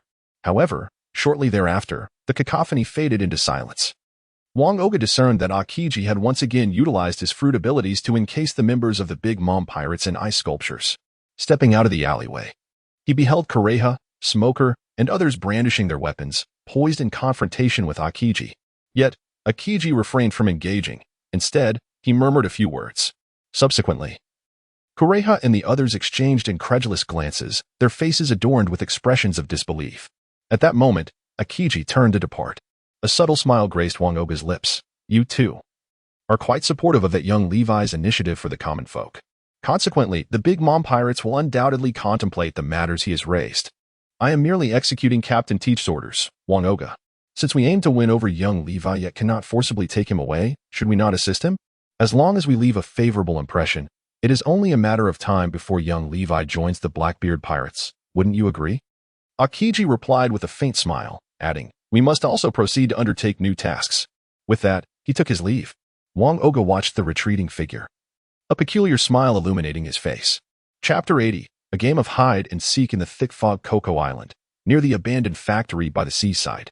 Levi stood poised, utilizing the moonwalk technique, gazing downwards. Below him lay a thick mist, evidently conjured by Johnson's fog fruit abilities. Obscuring visibility. Could this be an attempt to ambush me? However, McGiddy should be aware that with their offensive capabilities, they would be utterly incapable of breaching my defenses. Li Wei murmured to himself, his mind racing at lightning speed. Yet he still could not discern the enemy's intentions behind such actions. Never mind, time is running short. I must descend and observe what tricks this group might conjure. Li Wei silently recited a phrase in his heart, and then descended directly into the thick fog, boldly calling out, Johnson, McGiddy, I have arrived, come forth. Haha. Li Wei, do you truly believe yourself to be invincible? Johnson's response soon echoed from a distance. Li Wei let out a cold snort and immediately dashed toward the sound. However, he soon sensed a sudden loosening beneath his feet, causing his entire body to plummet downward. A trap? This is rather underestimating oneself, isn't it? Levi reacted swiftly, attempting to employ the moonwalk technique from the Navy SIX style to stabilize his stance and take flight. However, he sensed something descending from above, and with a cold smirk, he remarked, "Such trivial skills, yet you dare to present them and make a fool of yourself." Before he could finish his words, a deafening explosion echoed, forcing him to endure the blast's impact, ultimately leaving him buried beneath the earth. As billowing smoke emerged from the thick fog, the explosion concluded. Although Li Wei remained unscathed, he chose to remain silent, biding his time. Indeed, moments later, the voice of Johnson echoed from a distance. "Ha ha, how does the taste of the bomb feel? I know this won't kill you, nor can I capture you." Upon hearing the voice, Li Wei unleashed the technique of shave from the Navy SIX styles and rushed toward the source of the sound. However, there was nothing but emptiness in that place. Li Wei was momentarily taken aback. Could Johnson's speed truly be so astonishing? Were there perhaps other capable individuals present? As his thoughts raced, he once again heard the taunting voice of his opponent. "I am here waiting for you." Li Wei dashed forward once more, yet he still grasped at nothing but air. A grave expression etched upon his visage. It seemed that Johnson had perceived Li Wei's demeanor and erupted into laughter. "Aren't you supposed to be formidable? How is it that you cannot even graze my fur? It appears that Mr. Green Pheasant was indeed correct. You possess only commendable defense and strength, but your sluggishness resembles that of a clumsy hound." This time, Li Wei did not succumb to anger. He had regained his composure. He realized that without uncovering the secret behind Johnson's swift movements, his frantic pursuits would amount to nothing but a futile expenditure of energy. "Ah, have you truly surrendered? Come, catch me." "Li Wei, are you not concerned for your friend? If you seize me, you could exchange me for him." Despite Johnson's taunts, Li Wei remained unfazed, rapidly contemplating strategies to counter the challenge. "This has become rather dull. The dense fog is most conducive to a game of hide and seek. Since you refuse to play, I shall seek out others." Perforce, he genuinely believes you will come to his rescue. "Silence, Johnson. You seek to confront me, and besides, Force was once your companion." Upon hearing that the enemy dared to use Force as leverage, Li Wei immediately erupted in fury. However, Johnson, clearly aware of this as his Achilles heel, chuckled and replied, "If that is the case, then let us engage in a game. Are you not skilled in the art of wagering? Let us place our bet on this. If you can capture me, I shall release Force. What say you?" "Not a chance. However, I warn you, should you even lay a finger on Force, I will ensure that you face a fate worse than death, Johnson. You will come to understand the true meaning of suffering." Li Wei spoke with a resonant conviction as he activated the system to examine the talents and skills at his disposal, hoping for some inspiration. The scene was suddenly enveloped in an eerie silence. After a considerable pause, Johnson hoarsely replied, "Humph, I eagerly await to see how you will capture me, Li Wei. In this world, you are not the sole genius. My talents may very well rival yours." After a brief pause, he continued, "My time is limited, so I shall grant you 10 minutes. The fate of fools rests in your hands, Li Wei. 10 minutes is ample time. Let the wager officially commence." No sooner had he spoken than Li Wei sprang forward, aiming to catch his opponent off guard. Yet, he was still a moment too late. Johnson vanished as if foreseeing the move. Through the thick fog, Li Wei could only discern the strands of hair falling from his forehead, unable even to see his own hands clearly. In such an environment, Johnson continued to taunt from a short distance away, clearly aware of his position. Li Wei seemed to have had a sudden realization. He needed to verify it, so he remained quietly in anticipation. In the thick fog, Johnson could no longer contain himself. "Ha ha, Li Wei, why not try to be a bit quicker?" Li Wei immediately dashed forward once more, this time running in the opposite direction of the sound. "Indeed," Johnson, somewhat perplexed, remarked, before erupting into laughter, "You're so clumsy. Have you become dizzy after just a few laps?" Levi, however, paid no heed, for he had begun to grasp the truth. Johnson's thick fog served not merely to obscure vision, but also enabled him to perceive the location of his foes. Upon realizing this, Levi's thoughts expanded, and drawing upon patterns from games he had played prior to his journey, he surmised that Johnson could swap positions within the mist, achieving an effect akin to teleportation. It was precisely due to these two abilities that Johnson could repeatedly evade capture. Contemplating this, Levi couldn't help but marvel inwardly. This fellow has skillfully harnessed his devil fruit powers, clearly exuding the aura of a formidable adversary. It seemed that rather than being disheartened, he had instead ignited a fierce fighting spirit in recent days. Alas, Johnson was a member of the underworld, and he had not channeled this diligence toward virtuous pursuits. With this thought, Levi chuckled softly. So that's it. In just a few days, to maximize one's strength, one must delve into the development of devil fruit abilities. Well done, Johnson. He then proceeded to articulate his analysis point by point. After hearing this, Johnson appeared momentarily taken aback, but soon scoffed. Even if you understand my abilities, what of it? The time is drawing near. And you have yet to conceive a method to defeat me, have you? Upon hearing this, Li Wei scratched his head and glanced once more at the virtual panel before him. Chapter 81. Shave vs. Flash was indeed as Johnson had stated. Merely understanding the opponent's movements was far from sufficient. Li Wei resumed his analysis. Although his speed was swift, Johnson's ability to evade was equally formidable. Lacking any semblance of observation hockey, he could only approximate Johnson's position based on sound. However, whenever he took action, Johnson seemed to possess an uncanny awareness of his movements, allowing him to evade in advance. In this back-and-forth dynamic, capturing Johnson proved to be an arduous task. Amidst the swirling thoughts, Li Wei discerned the pivotal solution. Unless he too possessed a skill akin to Johnson's, one that enabled him to accurately predict the enemy's next evasion, there would be little hope of success. If that were the case, he might seize the initiative, rushing in immediately after Johnson's blink to exploit any weaknesses. His speed, after all, slightly surpassed Johnson's evasion. With a plan in mind, Li Wei let out a quiet sigh. In this thick fog, visibility was nearly non-existent, rendering sight ineffective. Moreover, with the current physical prowess bestowed upon him by his aunt, he excelled in ironclad defense and possessed strength comparable to that of a monster. While the sonic attack could induce a state of dizziness, it was evident that Johnson was on guard against such tactics. He likely had donned earplugs, making the chances of a successful ambush exceedingly slim. Levi could only browse through the descriptions of the talents he had acquired. Suddenly, an epiphany struck him. The upgraded innate skill of superhuman strength seemed to hold alternative potential. Resolute in his decision, Levi promptly activated this skill, harnessing its ability to borrow the strength of others. Indeed, before his eyes, it was as if a radar scanning display appeared, revealing a white dot flickering within a circle. Li Wei felt a surge of joy within. Indeed, this must be the location of Johnson. The innate strength of an A-class can be bestowed upon others. And unlike the borrowing of skills or powers which requires consent, it simply delineates the extent of its influence. Starting from this point, Li Wei speculated that his innate skill of extraordinary strength should allow him to scan for individuals within a radius of 10 meters around himself. To validate this hypothesis, Li Wei charged towards the white dot. In an instant, the dot vanished, only to reappear behind him. Li Wei halted, a smile gracing his face, and he refrained from taking further action. Ultimately, Johnson could no longer contain himself and inquired, "Can you see me? Haha, what do you think? If we could both see each other, would you still perceive me as slow? It's impossible. In this thick fog, you might as well be blind. Moreover, Li Wei, I am aware that you are not particularly adept at perceiving colors and their dominance. You are correct in your observations. Yet you have overlooked the most crucial point. I am a genius. The greatest strength of a genius lies in their capacity for learning, especially in the realm of combat."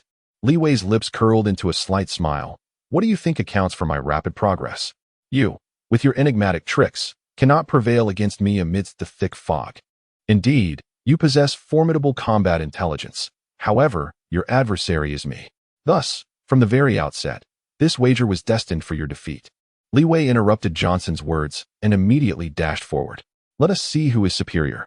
Naturally, Johnson would not concede defeat so easily. He promptly utilized his fruit ability to teleport above the mist.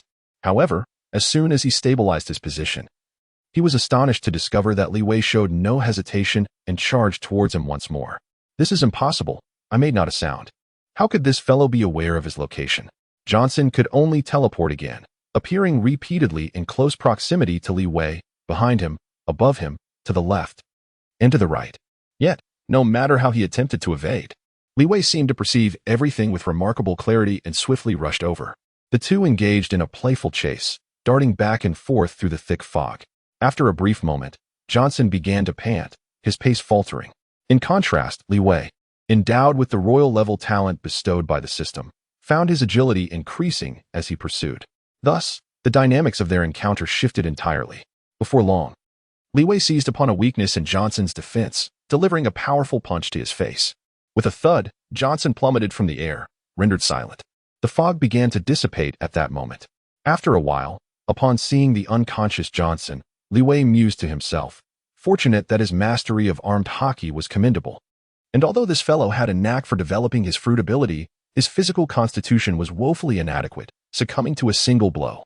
Having voiced his thoughts, he recognized the necessity of using Johnson to exchange for force, so he conducted a quick search of his belongings, discovering a dagger which he tucked into his pocket. Subsequently, Li Wei surveyed his surroundings and spotted a small wooden cabin not far away. Without uttering a word, he hoisted Johnson and made his way towards it. As he walked, he activated his innate radar ability, scanning for nearby adversaries. Soon, a white dot appeared on his display, unmistakably indicating the presence of an enemy. Li Wei arrived at the doorstep of the quaint wooden cabin, gently pushing the door open. Upon peering inside, he beheld McGiddy seated comfortably in a chair. To his surprise, McGiddy acknowledged him with a warm greeting. "You've arrived." It seems Johnson was ultimately unable to deter you. As for Johnson, he has indeed made considerable progress. He is far more formidable now than during their initial encounter. Hearing praise for his son from his adversary brought a gentle smile to McGiddy's face. Yet, he still succumbed to you. This is an inevitable reality. Even among geniuses, there exists a hierarchy of strength. Nevertheless, let us return to the matter at hand. Where is Force? Why is he not here? Li Wei addressed the matter directly, for the radar indicated that only McGiddy was present in the vicinity. However, McGiddy did not respond to his inquiry directly. "Once you defeat me, you shall have the opportunity to find Force." Upon hearing this, Li Wei patted Johnson on the shoulder. "You should be well aware of the reason I brought this fellow here." "Of course I know," Johnson replied. "But I regret to inform you that I am prepared for sacrifice. If we cannot overcome you, we are all doomed," McGiddy remarked coldly, perceiving Johnson as if he were not his own son. Such is the nature of the Mafia. They remain indifferent even when their own offspring perish before their eyes. In contrast, while the Dama pirate crew has committed numerous atrocities, they at least uphold the value of familial bonds. Li Wei retorted without reservation. However, McGee stared intently into his eyes and said, "Familial bonds? They are but ephemeral wisps, fleeting at the slightest touch. Only power and strength endure through time." Chapter 82. The Invisible Assault. Those who can forsake even their own flesh and blood for twisted reasoning are unworthy of wielding power, Levi declared resolutely. "For the sake of the people of all nations, I must bring you down." Yet, before he could finish his statement, he was interrupted by McGiddy, who retorted, "You incessantly speak of nations. Your rhetoric may deceive Foles and Christina, but do you truly believe I would be swayed? Are you not also driven by the lust for power, resorting to any means to vanquish the soul work society in us? Do you presume I am akin to you? How absurd. After I defeat you and the soul work society, I shall ensure a better life for the people here than they currently endure. You delude yourself, Levi. Your words may sound noble, yet they are merely a faade for your business interests. I see through your cunning calculations. Though you appear to hold the upper hand now, I am not destined to yield to you. Engaging in dialogue with someone like you is truly a waste of time. Let us speak with our fists instead, McGiddy. Enough of this idle chatter, let us fight." Levi set aside Johnson from his shoulders and assumed a combat stance, only to be met with a peculiar smile from McGiddy across the room. McGiddy then coldly remarked, "Haven't we already begun our battle? The moment you stepped into this room, the fight commenced." Stunned by these words, Levi staggered, nearly losing his balance. Observing his reaction, McGiddy chuckled again. "Your response is rather sluggish. It seems one must tread carefully in life. Indeed, you possess remarkable talent, yet you are not without vulnerabilities." As he spoke, Levi shook his head repeatedly, striving to regain clarity. McGiddy added, "You've been opposing us for quite some time, yet you remain oblivious to my fruit abilities? Yet, here you are, strolling in without a care. I must say, your defeat is not unwarranted. You see, I have spent a lifetime learning caution. While women and children may afford to be careless, men cannot, for the vanquished face only demise." Amidst McGiddy's incessant chatter, Levi felt increasingly dizzy, swaying unsteadily. Unperturbed, McGiddy continued his exposition. "Do you ponder why I summoned you to this quaint cabin? Yet, at this moment, you likely cannot concentrate on your thoughts.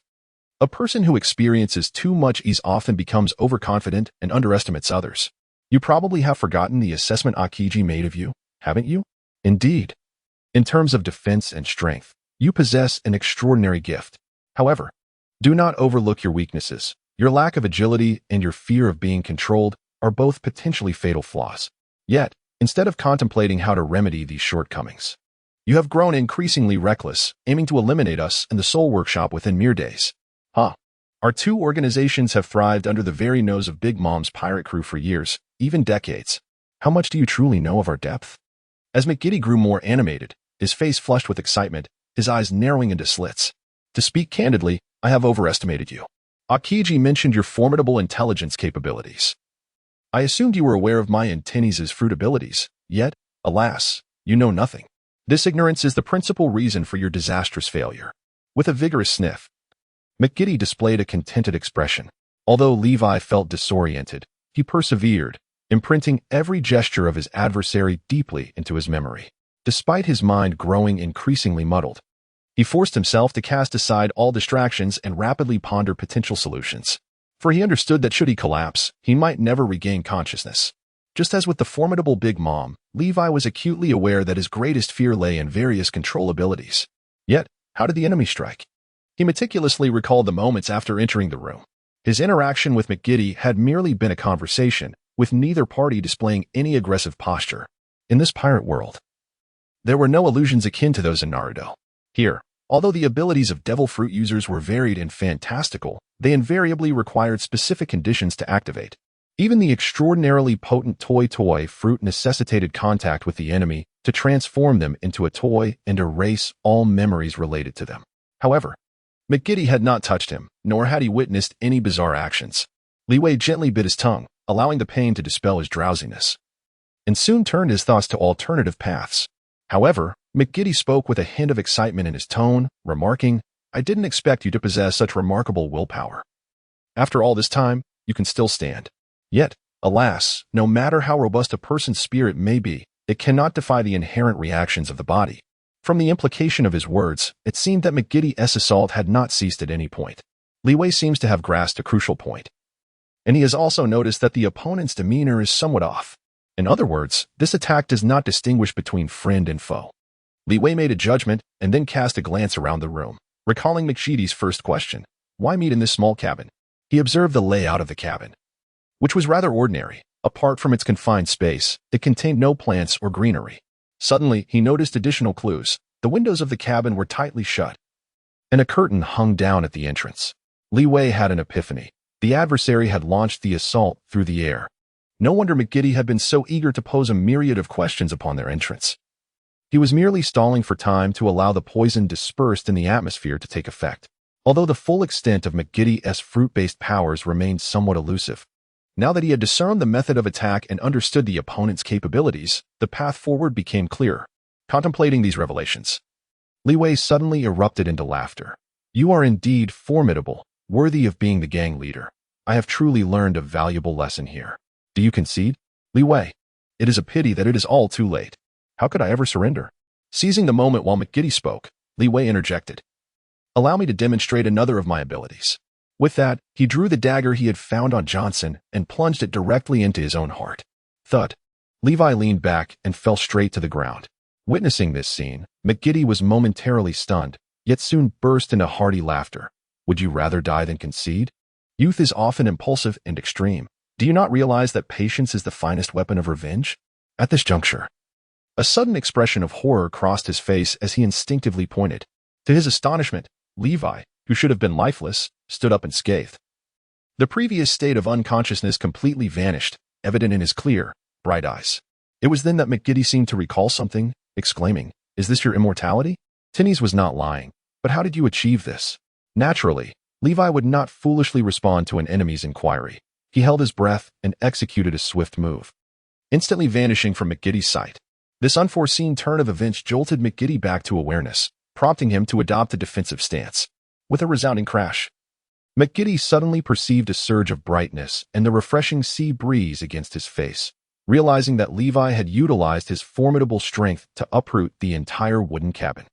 "Now it is my turn to strike back," Levi declared, taking several deep breaths, for holding his breath had become quite uncomfortable. A flicker of astonishment crossed McGiddy's eyes, but he quickly regained his composure. "It seems you have figured it out. Indeed, you deserve the title of genius. If you hadn't prattled on so much, I might not have deduced it. However, your hesitance to act stems from your caution. Thus, the toxins you released into the air were not lethal, and you were simply waiting for me to lose consciousness." With the gentle sea breeze invigorating his mind, Levi articulated his insights. McGiddy did not dispute this. It appears that excessive caution may not always be a virtue. Yet, I do not regret it, when faced with a rising talent like you, who consistently achieves astonishing feats. One cannot help but remain vigilant. Indeed, it is true that caution ensures longevity. But I am quite curious about the nature of your fruitability. If you wish to know, come and test it yourself. Our battle is far from over. McGiddy had no intention of revealing it directly. He suddenly inhaled deeply and unleashed a torrent of flames. Li Wei had long been prepared. He immediately withdrew. A phrase flashing through his mind, the Maramara no Mi, even a dog wouldn't consume it. According to the current narrative, the Maramara no Mi should have been consumed by Sabo. This implies that McGiddy could not possibly be the wielder of the Maramara no Mi. Yet he is still able to emit flames. Li Wei hastily replayed in his mind the abilities of the fire-spouting fruit. Suddenly, a spark of insight illuminated his thoughts, revealing the nature of his adversary's fruit powers. With a smile, he remarked, "So that's how it is. I never anticipated that the former wielder of the sake fruit would be you." He continued, "You are aware of this fruit's capabilities, aren't you?" "Wait, former wielder? What do you mean by that?" "Ah, McGiddy," he laughed. "You shall soon learn the true meaning of inviting the wolf into your home and reaping the consequences of your own actions." Li Wei felt a surge of speculation within. If his transmigration had not altered the narrative trajectory, then, according to the unfolding events, the power of Majid's liquor fruit would inevitably be seized by the Blackbeard pirates. This could be deemed a consequence of one's own folly, leading to inevitable demise. Observing Li Wei once more lost in contemplation, Majid was exceedingly displeased. "Even if you are aware of my fruitability, you remain far from defeating me. Have you forgotten the dismal outcome you recently faced?" This line echoes what your son just uttered. Shortly after he spoke, he faced defeat. Levi retorted directly, declaring that he had already discovered a method to defeat McGiddy. Chapter 83. The New Technique of the Jiujiu Fruit. Observing Levi's audacious demeanor, McGiddy furrowed his brow and refrained from launching another attack. "What is the matter? Are you no longer going to strike?" Li Wei once again took the initiative to provoke, and he felt a twinge of regret for the measures he had just adopted. Clearly, he could have withstood the damage and utilized the effect of reflecting 50 points of damage to directly vanquish McGiddy. However, the sudden appearance of flames instinctively compelled him to retreat and evade, causing him to miss a splendid opportunity. McGiddy, of course, was not one to act impulsively. He tilted his head slightly to the side, contemplating thoughtfully. Soon, he spoke. "I almost forgot what Akiji mentioned. Your defense possesses the capability to reflect damage. Since you can rebound damage from Wang Oga's bullet attacks, and considering that I was more intoxicated than usual, perhaps the effect of the reflected damage played a role. It seems the fiery barrage technique can no longer be employed." Such a quick response. No wonder he is a formidable challenger to the Big Mom pirates. As Li Wei perceived the absence of opportunity, he unabashedly expressed his admiration. However, he swiftly changed his tone, yet, without unleashing flames. "What other techniques do you possess that could possibly defeat me? With the confines now removed, you can no longer intoxicate me with your alcohol vapors. You seem quite knowledgeable about the abilities of the sake fruit. Nevertheless, I have just conceived a technique that is perfectly suited to counter you," said McGiddy, announcing the name of his move, alcohol bubble. He then expelled a bubble with a diameter of 2 to 3 meters from his mouth, leaping onto it afterward. The bubble, buoyed by McGiddy, ascended into the air, hovering several meters above the ground. Upon witnessing this spectacle, Li Wei's mind conjured the image of Vasco shot from the Blackbeard pirates, who could also soar atop an alcohol bubble. This led him to ponder, surely this fellow does not intend to flee? Given his recent behavior, it seemed he would abandon even his own son to secure victory over Li Wei. McGiddy, evidently sensing Li Wei's thoughts, let out a hearty laugh. "Rest assured, I have no intention of fleeing. My entire enterprise is rooted in the land of Wa." That is reassuring. However, for someone like me, dealing with an adversary possessing flight capabilities is not without its strategies. Li Wei, while speaking, forcefully delivered several kicks. Employing the gale foot technique he had recently mastered from the Marine Six forms, a series of azure-hued, crescent-shaped slashing waves surged forth, darting toward McGiddy with the swiftness of lightning. Yet, McGiddy remained unfazed, deftly maneuvering his alcohol bubbles to evade the strikes with ease. With a smile, he remarked, "No need to rush, Li Wei. I am aware that you have learned several techniques from the Marine Six forms, including the moonwalk. Am I correct? However, do you think you can catch me with the speed of the moonwalk?" As he spoke, McGiddy skillfully navigated his alcohol balloons, executing several somersaults mid-air. Upon completing his performance, a sinister grin appeared on his lips as he declared, "The flying capability of these alcohol bubbles surpasses that of many who wield the powers of bird fruits. But so what? You still cannot defeat me, while I can directly obliterate your stronghold." Although an ominous premonition surged within Li Wei, he maintained his composure and spoke calmly. McGiddy shook his head once more, declaring, "I've devised a method to defeat you, Li Wei. To be honest, I must express my gratitude. Without our confrontation, I would not have arrived at this solution so swiftly. Your presence has illuminated the weakness of the intoxicated mist, and I no longer require a sealed environment to unleash this technique." Upon hearing this, Li Wei felt a jolt of surprise within, yet his face betrayed none of it. He glanced around cautiously. Not far from the shoreline, the sea breeze wafted gently. In such an open and well-ventilated space, how much alcohol vapor would it take to render him unconscious? It was simply an impossible feat. Contemplating this, Li Wei replied with a slight smile. "I am indeed looking forward to it. Have you awakened the sake fruit? Come forth, McGiddy. You even know about the awakening of devil fruits. You truly are a perceptive young man. Unfortunately, you shall perish here." McGiddy acknowledged with a nod, then took a deep breath, inhaling vigorously before exhaling slowly. From his mouth emerged a balloon, expanding larger and larger. Witnessing this spectacle, Li Wei was momentarily taken aback. Did the gang leader possess such remarkable lung capacity? However, he quickly discerned the truth. McGiddy inhaled through his nose and exhaled through his mouth. As the balloon's diameter grew to several dozen meters, realization dawned on Li Wei. Was this fellow attempting to envelop himself within this balloon?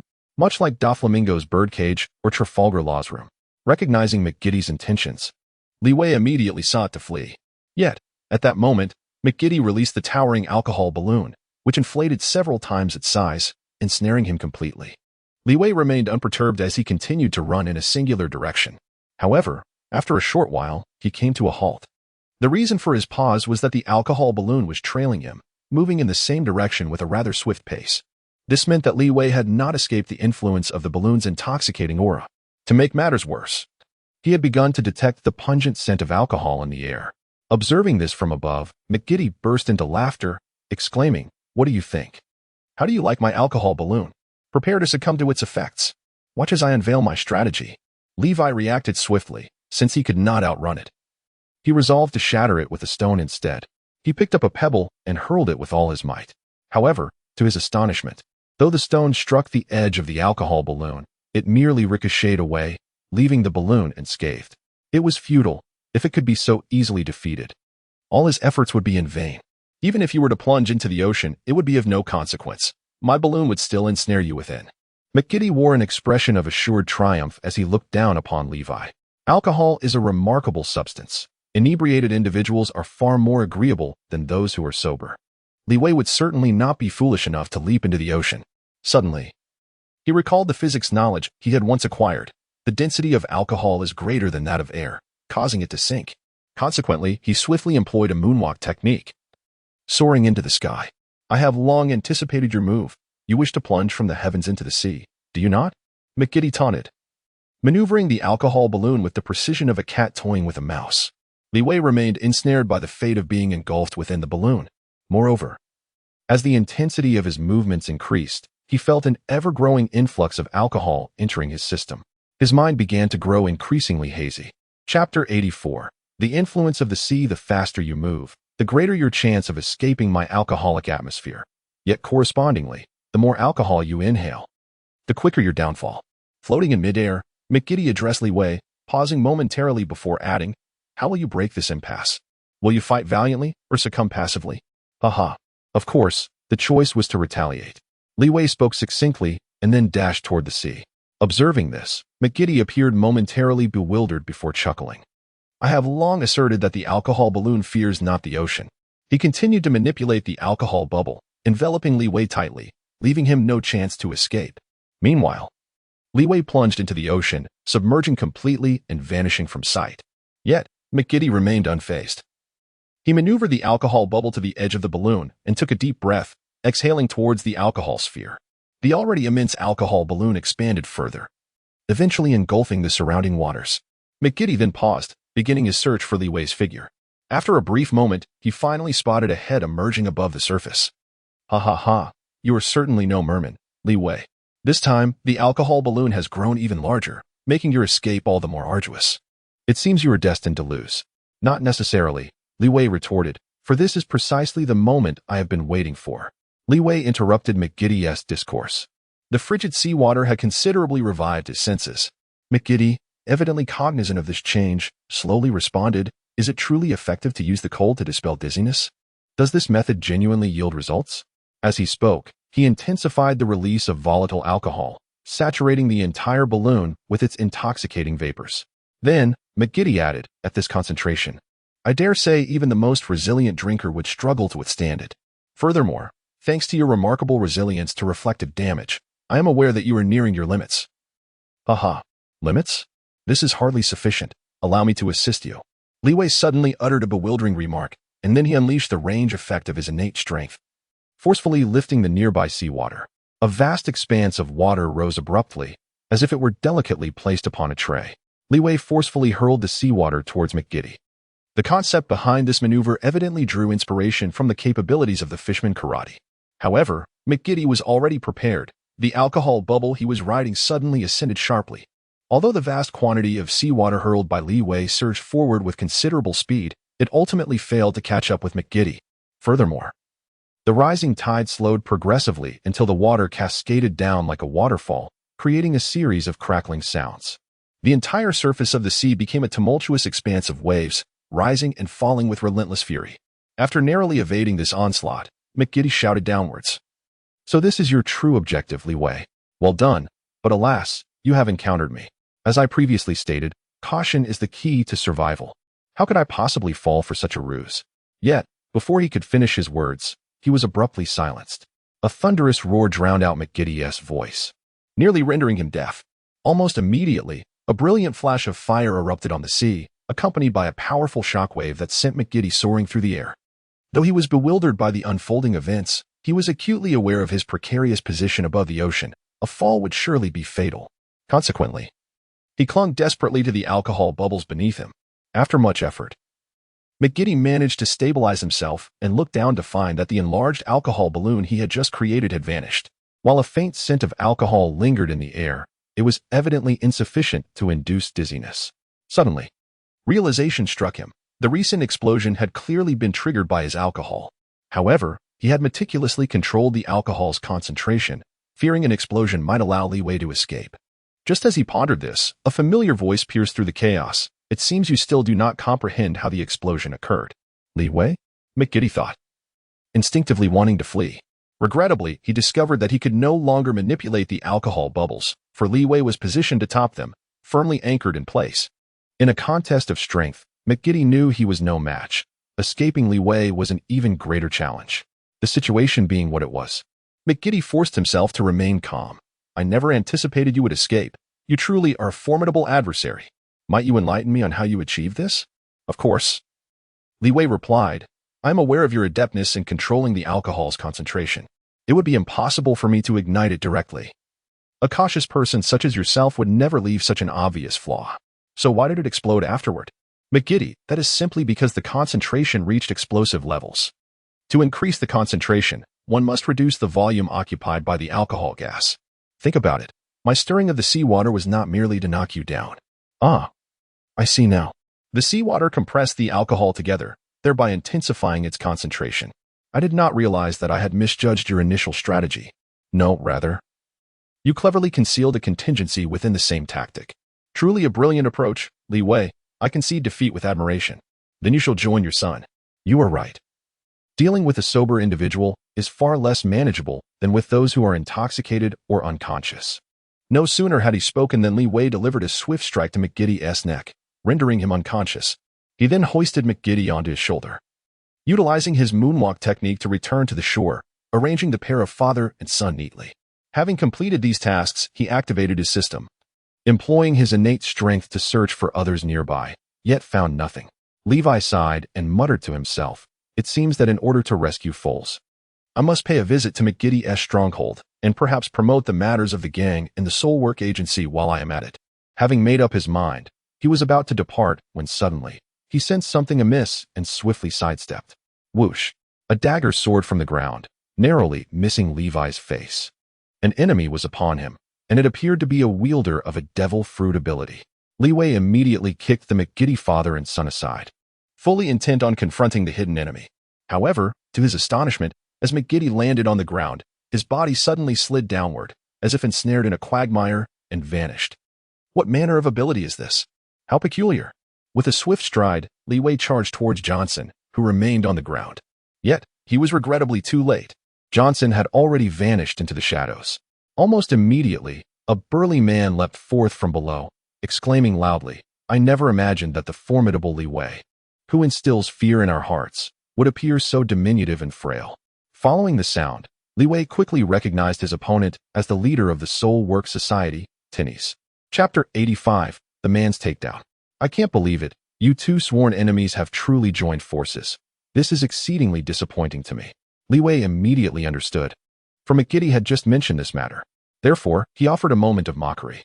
However, Tinnies remained unfazed, stating that it was all in the pursuit of defeating him. Yet, he admitted he did not anticipate McGiddy to be so easily vanquished. In truth, his ability derived from the wine fruit was quite formidable. It nearly caused him to succumb to defeat. Li Wei candidly reflected on the recent battle in his mind, acknowledging that without the skill of unyielding guardian, he would have undoubtedly faced defeat. However, to Tinnies, this heartfelt admission sounded more like mockery. Unable to restrain himself, he let out a cold snort and declared, "Enough with the nonsense. Allow me to be your opponent." With that, he charged forward without hesitation. Li Wei was momentarily taken aback. Did this individual truly remain oblivious to the fact that his defensive capabilities possessed a counterattack effect? In that fleeting moment of distraction, Tinnies swiftly advanced, positioning himself behind Li Wei. Without hesitation, he wrapped his arms around Li Wei's waist, simultaneously ensnaring both of Li Wei's hands. Then, with a powerful thrust of his legs and a bend of his torso, he forcefully lifted Li Wei and executed a flawless over-the-shoulder throw, slamming him to the ground. Although Li Wei was thrown down with considerable force, he felt neither pain nor discomfort.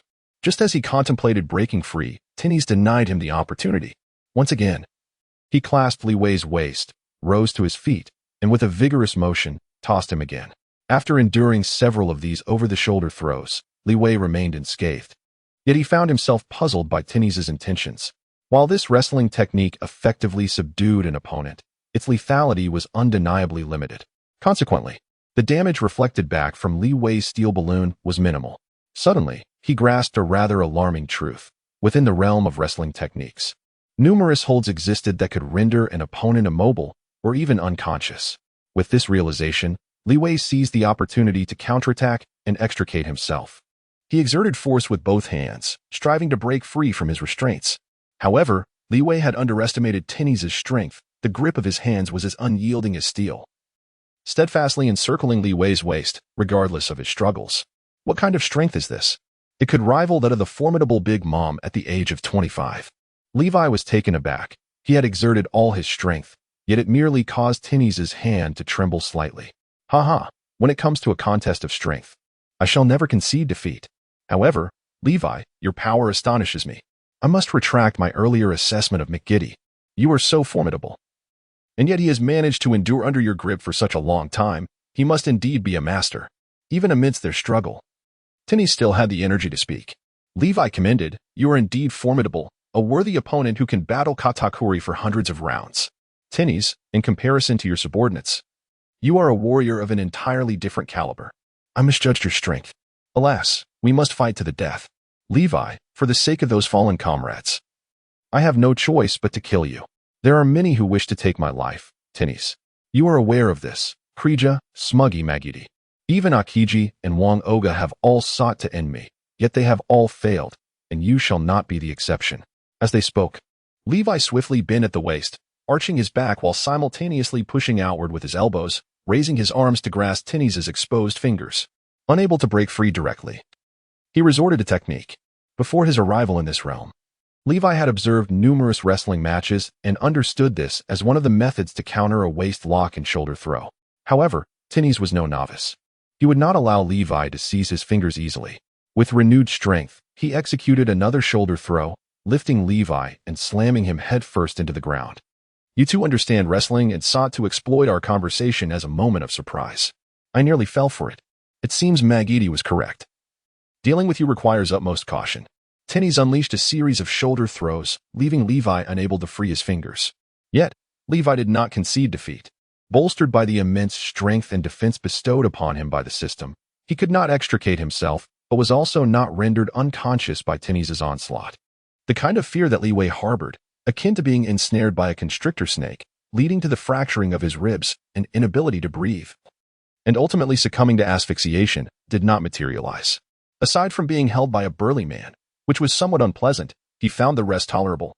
The prowess of the system was once again laid bare before him. It was evident that Tennies had also disowned this. He ceased tossing Li Wei about and remarked, "The rumors are not unfounded. Your defense is indeed your greatest strength, akin to Charlotte Lingling's iron balloon. This is the first time I have encountered someone capable of withstanding my bear hugs." To which Li Wei thought, "And I too have never met anyone whose strength rivals my own until now, Tennies. However, since you are unable to subdue me with grappling techniques, I presume it is time for you to employ your locking skills." Levi directly expressed his conjecture, seizing the opportunity to grasp the fingers of his opponent, attempting to pry them apart. However, Tennies' grip remained formidable, and he seemed to relish the contest of strength. With a chuckle, he responded with all his might. The two found themselves in a stalemate once more. For a moment, Levi could not extricate himself from Tennies' powerful embrace, but suddenly, he recalled the pivotal item that had turned the tide during his recent battle with McGiddy. Your strength is indeed impressive, but I have discovered the means to counter it." Upon hearing this, Tennies remained unfazed after several rounds of engagement with Levi. He was convinced that if the latter possessed a strategy, he would have employed it by now. Just as Tennies was about to deliver a scornful remark, a sharp crack echoed, followed by a searing pain radiating through his arm. How does the sensation of burning feel? Li Wei's lips curled in a wry smile as he glanced down at the lighter he had just extracted, its flame dancing upon the arm of Tennies. Is this truly your method of breaking through? Tennies found himself in a state of bemusement, though the persistent pain from the flames was undeniably discomforting. There's no need to feign indifference. If it hurts, simply let go. Li Wei offered his own suggestion. Although he felt uncertain, he saw no alternative. Tennies gritted his teeth and lamented, "Enough. Continuing this battle holds no purpose. Yet, you are truly despicable. It hurts so much." With that, he released his grip with both hands. Li Wei Gang intended to depart, yet Tennies unexpectedly seized his ankle, forcefully hurling him into the vast ocean. Chapter 86. The Wrestler's Crosshold. Observing Li Wei as he vanished from sight like a missile launched into the air, Tennies smirked and suddenly declared, "Sharps, you may emerge now." In response, a figure emerged from the shadows before him, a man with long black hair. This individual, tall and slender, was clad entirely in dark attire. His countenance shrouded in a brooding expression. He spoke in a sinister tone, "Congratulations, President Tennies, on swiftly defeating Li Wei. Sharps, do not underestimate Li Wei. He is not easily vanquished. His strength is not inferior to mine." "Surely not. President Tennies, you have consumed the strength fruit. There is no one in this world stronger than you. The evidence is before us, yet I have discerned Li Wei's weakness. Although he possesses remarkable strength and knowledge of wrestling, he is not proficient in it. Therefore, I can subdue him through grappling techniques. Sharps, I require your assistance." "Of course. Instruct me as you wish. What must I do?" "Naturally, a sneak attack is in order. I just mentioned that in terms of strength, I am on par with Li Wei. In a direct confrontation, it would be difficult for me to secure him. Your shadow fruit ability is most suited for ambush." "I comprehend. Please, retreat into my shadow space, President Tennies." As he spoke, Sharps waved his hand, causing his shadow to writhe and darken, seemingly coming to life as it advanced toward Tennies. Tennies gradually sank and vanished from sight. Sharps then gazed out at the sea, murmuring to himself, "From here on, I shall monitor you." Several kilometers away, upon the ocean, Li Wei emerged from the depths, taking several deep breaths, inwardly cursing, "Damn Tennies. How could he have cast me aside so far?" With determination, he leaped powerfully, employing the moonwalk technique to suspend himself in midair. Gazing at the faint outline of the coastline, he felt no urgency to return, for without discovering a means to vanquish Tennies, any return would be futile. Thus, Li Wei stroked his chin, commencing a thorough analysis of the recent battle, hoping to derive some insights. According to intelligence, Tennies was supposed to be a user of a devil fruit, yet he had not exhibited any corresponding abilities in their confrontation. Instead, He relied solely on his innate strength to engage in combat. Suddenly, a flash of inspiration struck Li Wei as he recalled Teeny's persistent emphasis on one thing: strength. If memory served, Teeny's had always taken pride in his formidable power. Indeed, he possessed the arrogance to back it up, as his strength was astonishingly overwhelming. Contemplating this, an image of a particular devil fruit, the strength fruit, vividly surfaced in Li Wei's mind. Coincidentally, this fruit later fell into the hands of the Blackbeard pirates, with Captain Shiryu of the Rain, the first mate of Blackbeard Teach, being a user of the strength fruit. Reflecting on the original storyline, Li Wei unconsciously parted his lips. Furrowing his brow, Magellan is a user of the poison fruit, and with Teeny's wielding the strength fruit. Could it be that these two will ultimately be hunted by the Blackbeard pirates for their fruits? However, Li Wei chose not to delve further into this matter. He had far more pressing concerns, namely how to defeat Teeny's and rescue force. Yet, despite having discerned the enemy's devil fruit ability, he pondered for quite some time on how to counter the straightforward and brute force nature of the strength fruit, but alas, he could not devise a strategy. Reluctantly, he resolved to return. Soaring back to the shore, Li Wei cast another glance at the distant ruins of the small cabin. He knew he had not strayed from his destination. However, to his left and right, there was no sign of Teeny's. Had he truly vanished? Li Wei immediately refuted this speculation, for in the recent battle, Teeny's had evidently held the upper hand, leaving him with no reason to flee. Soon after, Li Wei recalled the peculiar ability user who had rescued McGiddy. It seemed that Teeny's was indeed hiding, waiting for an opportune moment to launch a surprise attack. The adversary was clearly intent on employing locking techniques against him. Li Wei silently criticized the ant's physique once more, although her constitution was formidable. The vulnerability in her control proved to be equally fatal. Once ensnared by a locked technique, escape was inevitably impossible. Levi stood by the seaside, vigilant against the impending attack from Teeny's, while simultaneously pondering strategies to counter the threat. Suddenly, a wave surged forth, drenching his ankles. Li Wei suddenly conceived an ingenious idea. Indeed, they were by the seaside, where the ocean posed the greatest threat to those endowed with abilities. Moreover, as dusk approached, a particular natural phenomenon was imminent, marking an opportune moment to vanquish the empowered individuals. Li Wei smiled faintly, for he had already conceived a strategy to triumph over Teeny's. He stepped forward a few paces, denying the waves the opportunity to caress him. Simultaneously, Li Wei deliberately feigned a vulnerability, as if he had heard a sound, and turned his head to glance behind him. As anticipated, from the shadow in front, a burly figure suddenly sprang forth. It was Teeny's. He lunged at Li Wei, seizing one of his arms with hands as strong as iron clamps, firmly pinning it between his own legs, drawing it close to his body, and then exerting a sudden, forceful pressure.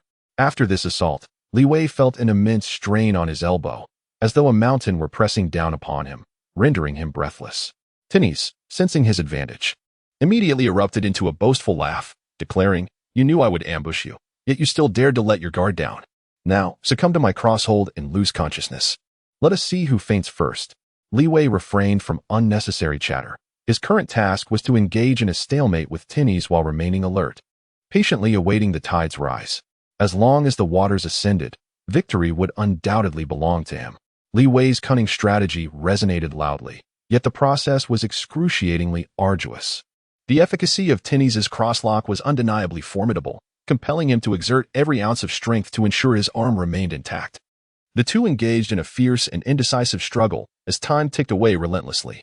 During this interval, Teeny's frequently expressed his astonishment, exclaiming, "Such incredible strength!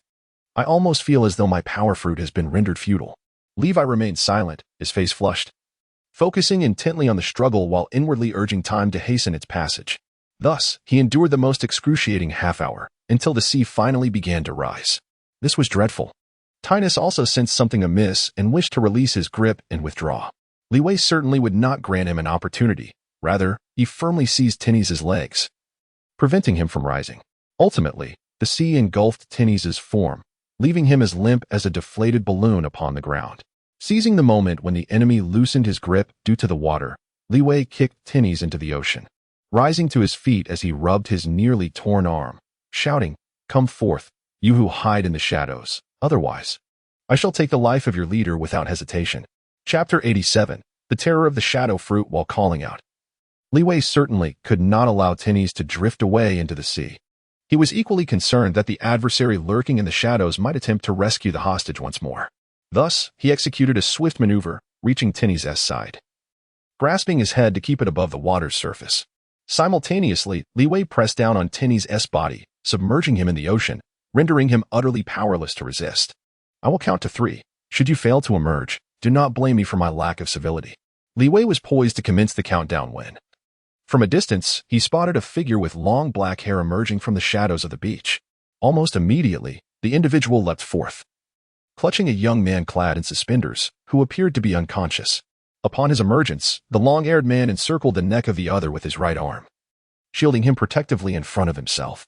Levi immediately recognized the other individual, none other than the elusive force he had been desperately searching for. However, upon sighting his intended target, Levi involuntarily furrowed his brow, though he quickly regained his composure, his expression returning to normal.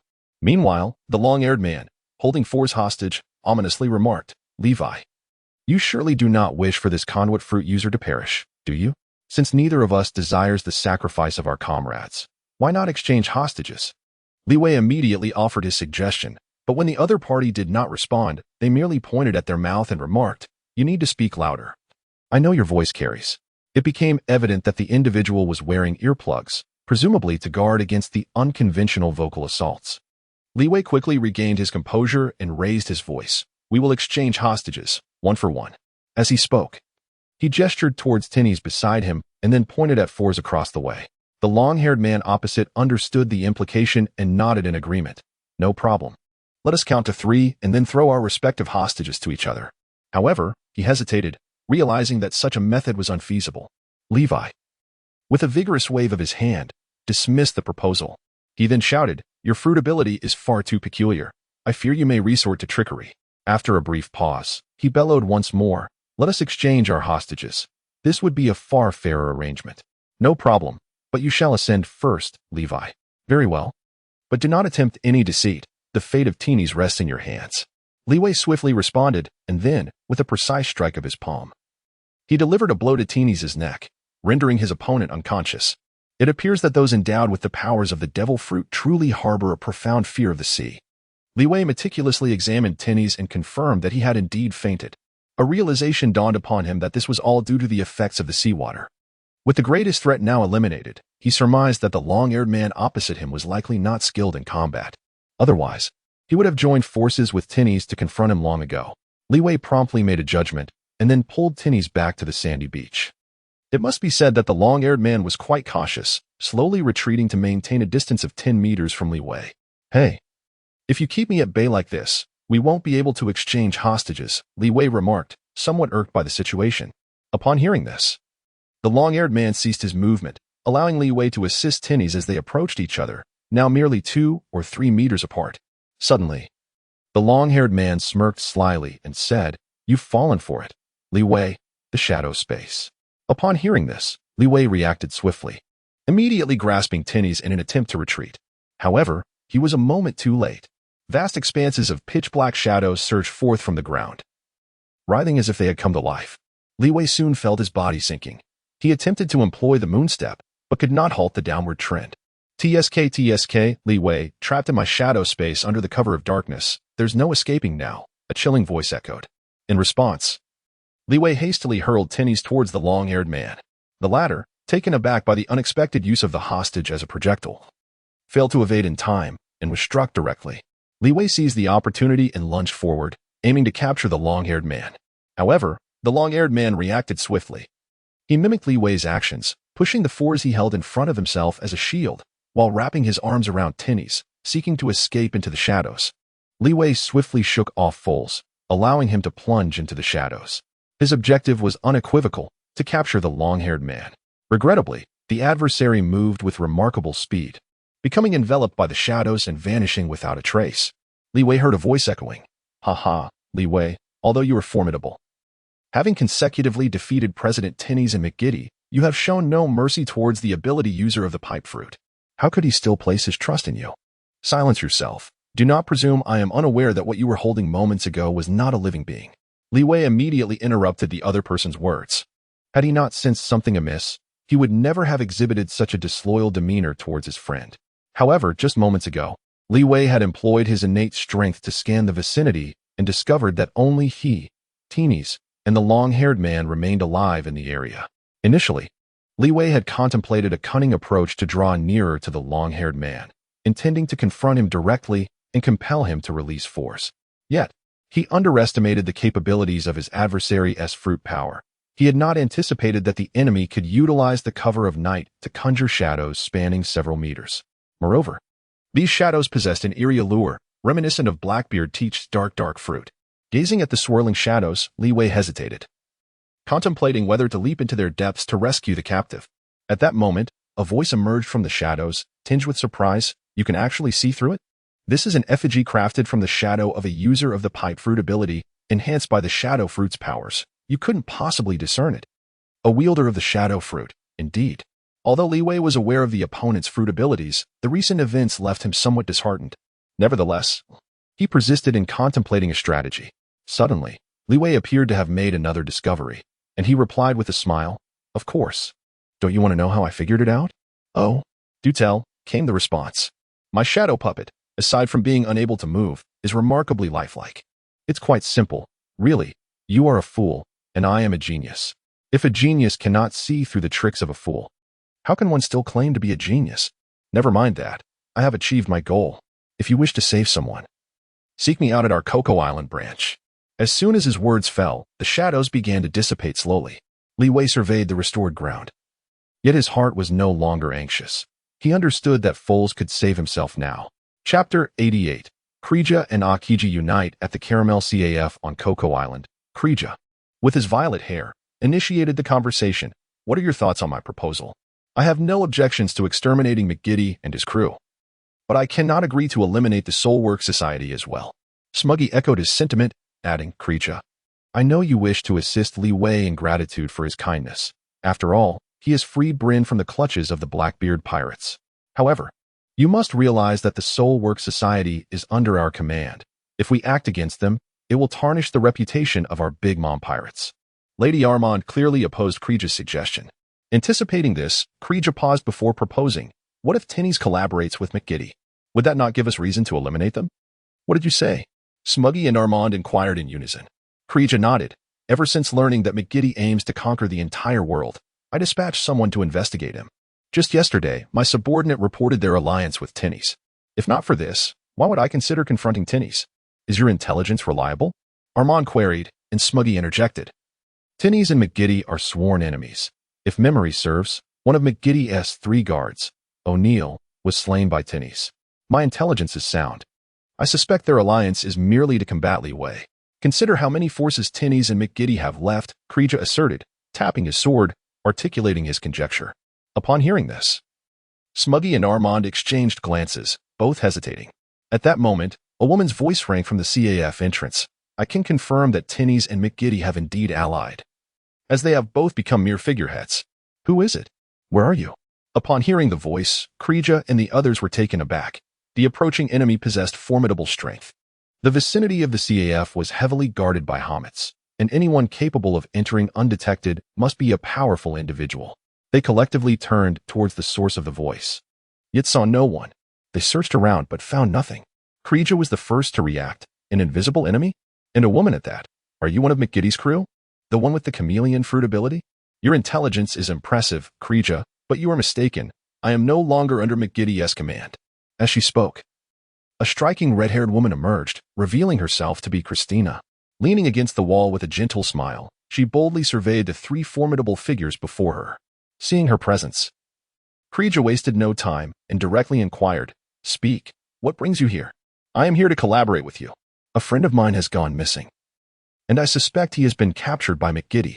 Christina straightforwardly expressed her intent, then briefly explained her scheme to pit Tinnies against McGiddy, leading to mutual depletion. After her revelation, Krija and the 2 sisters were left somewhat astonished. Finally, Armand regarded Christina with a playful gaze. "Have you truly withdrawn from the Navy? I've heard much about how the Navy infiltrates various pirate crews using this method." "Indeed, I have left the Navy, simply not wishing to serve the Celestial Dragons. But that is inconsequential. We share a common enemy, which lays the groundwork for collaboration. The foundation of collaboration lies in equal strength. You are still too weak to qualify for cooperation with our big mom pirates, Smuggy retorted disdainfully. At that moment, a languid voice emerged from outside. Christina. Why haven't you mentioned our relationship? As the words fell, two figures pushed through the door.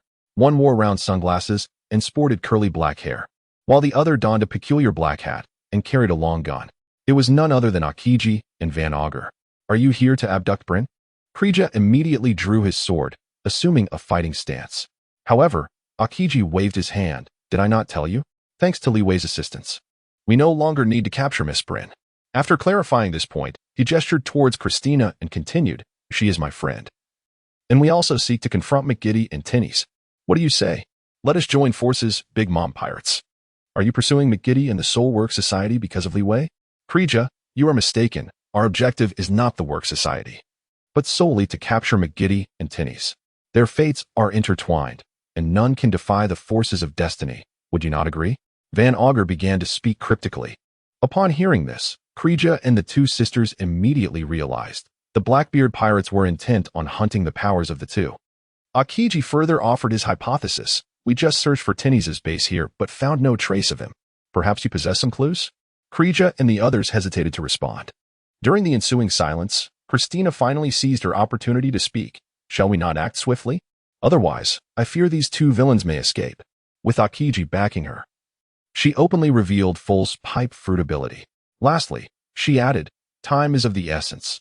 Although our aims differ, our targets are the same. So let us not squander any more time. Upon hearing this, both Akiji and Krija pondered briefly before reaching a consensus for collaboration. Van Augur interjected with his musings. This is also the arrangement of fate. Let us set aside fate for now. If I am not mistaken, Tinnies is likely hiding within the shadow realm of Sharps. I know of an entrance to that space.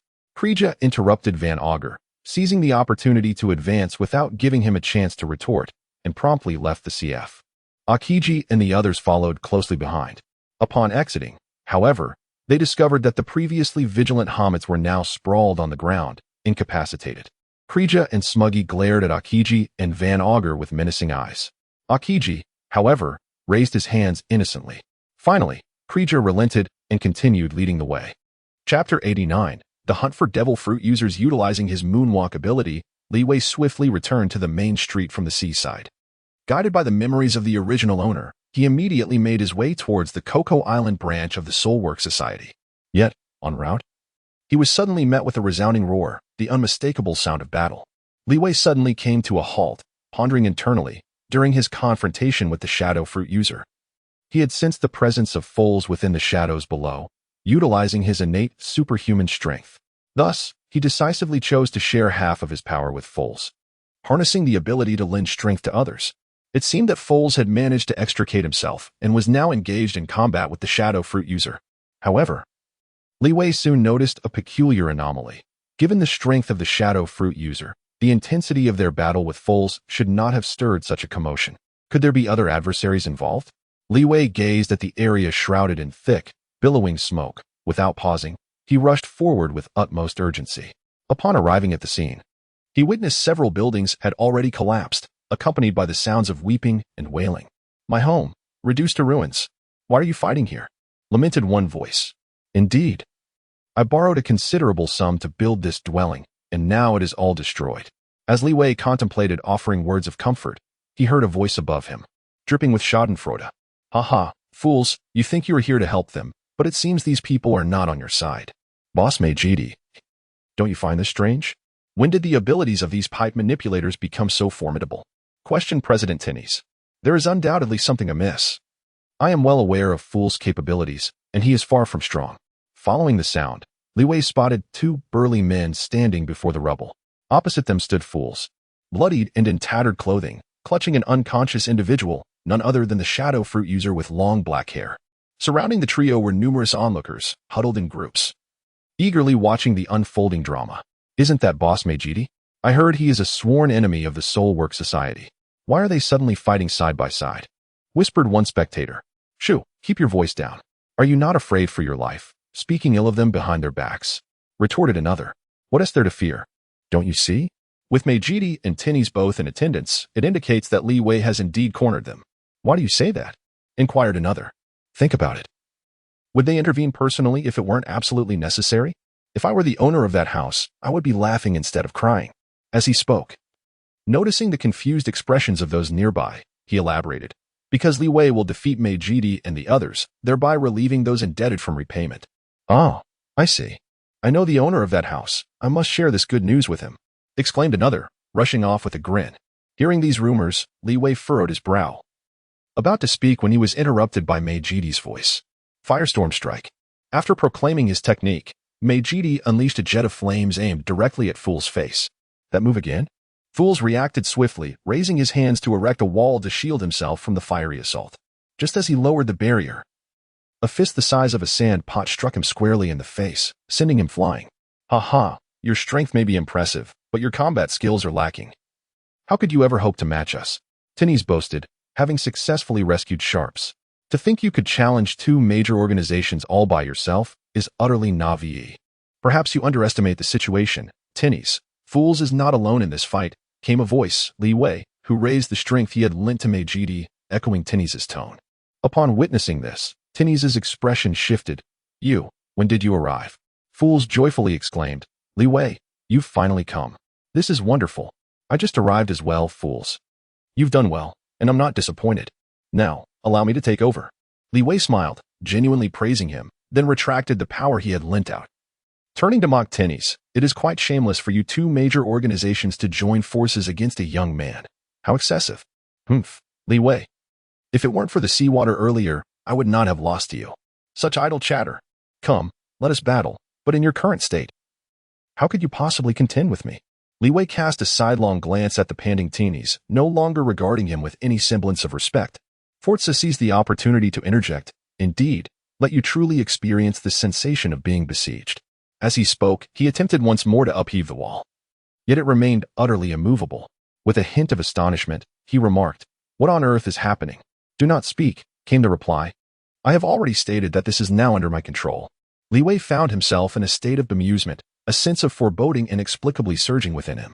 Seizing the opportunity while Tinnies was entirely focused on force, he let out a furious roar.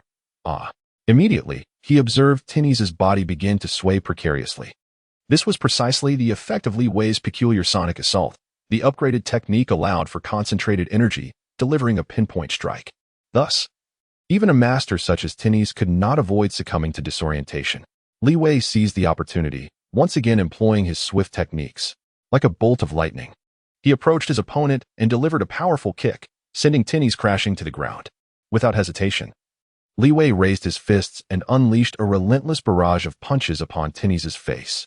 As the disorientation subsided, Tinnies found himself besieged by a torrential onslaught of blows. He could only shield his head with his hands and exclaimed loudly, You are ambushing me again. Li Wei disregarded his anguished cries and continued to strike fiercely. Witnessing this scene, the onlookers displayed expressions of fear, glancing at one another with slightly parted lips, yet remaining silent.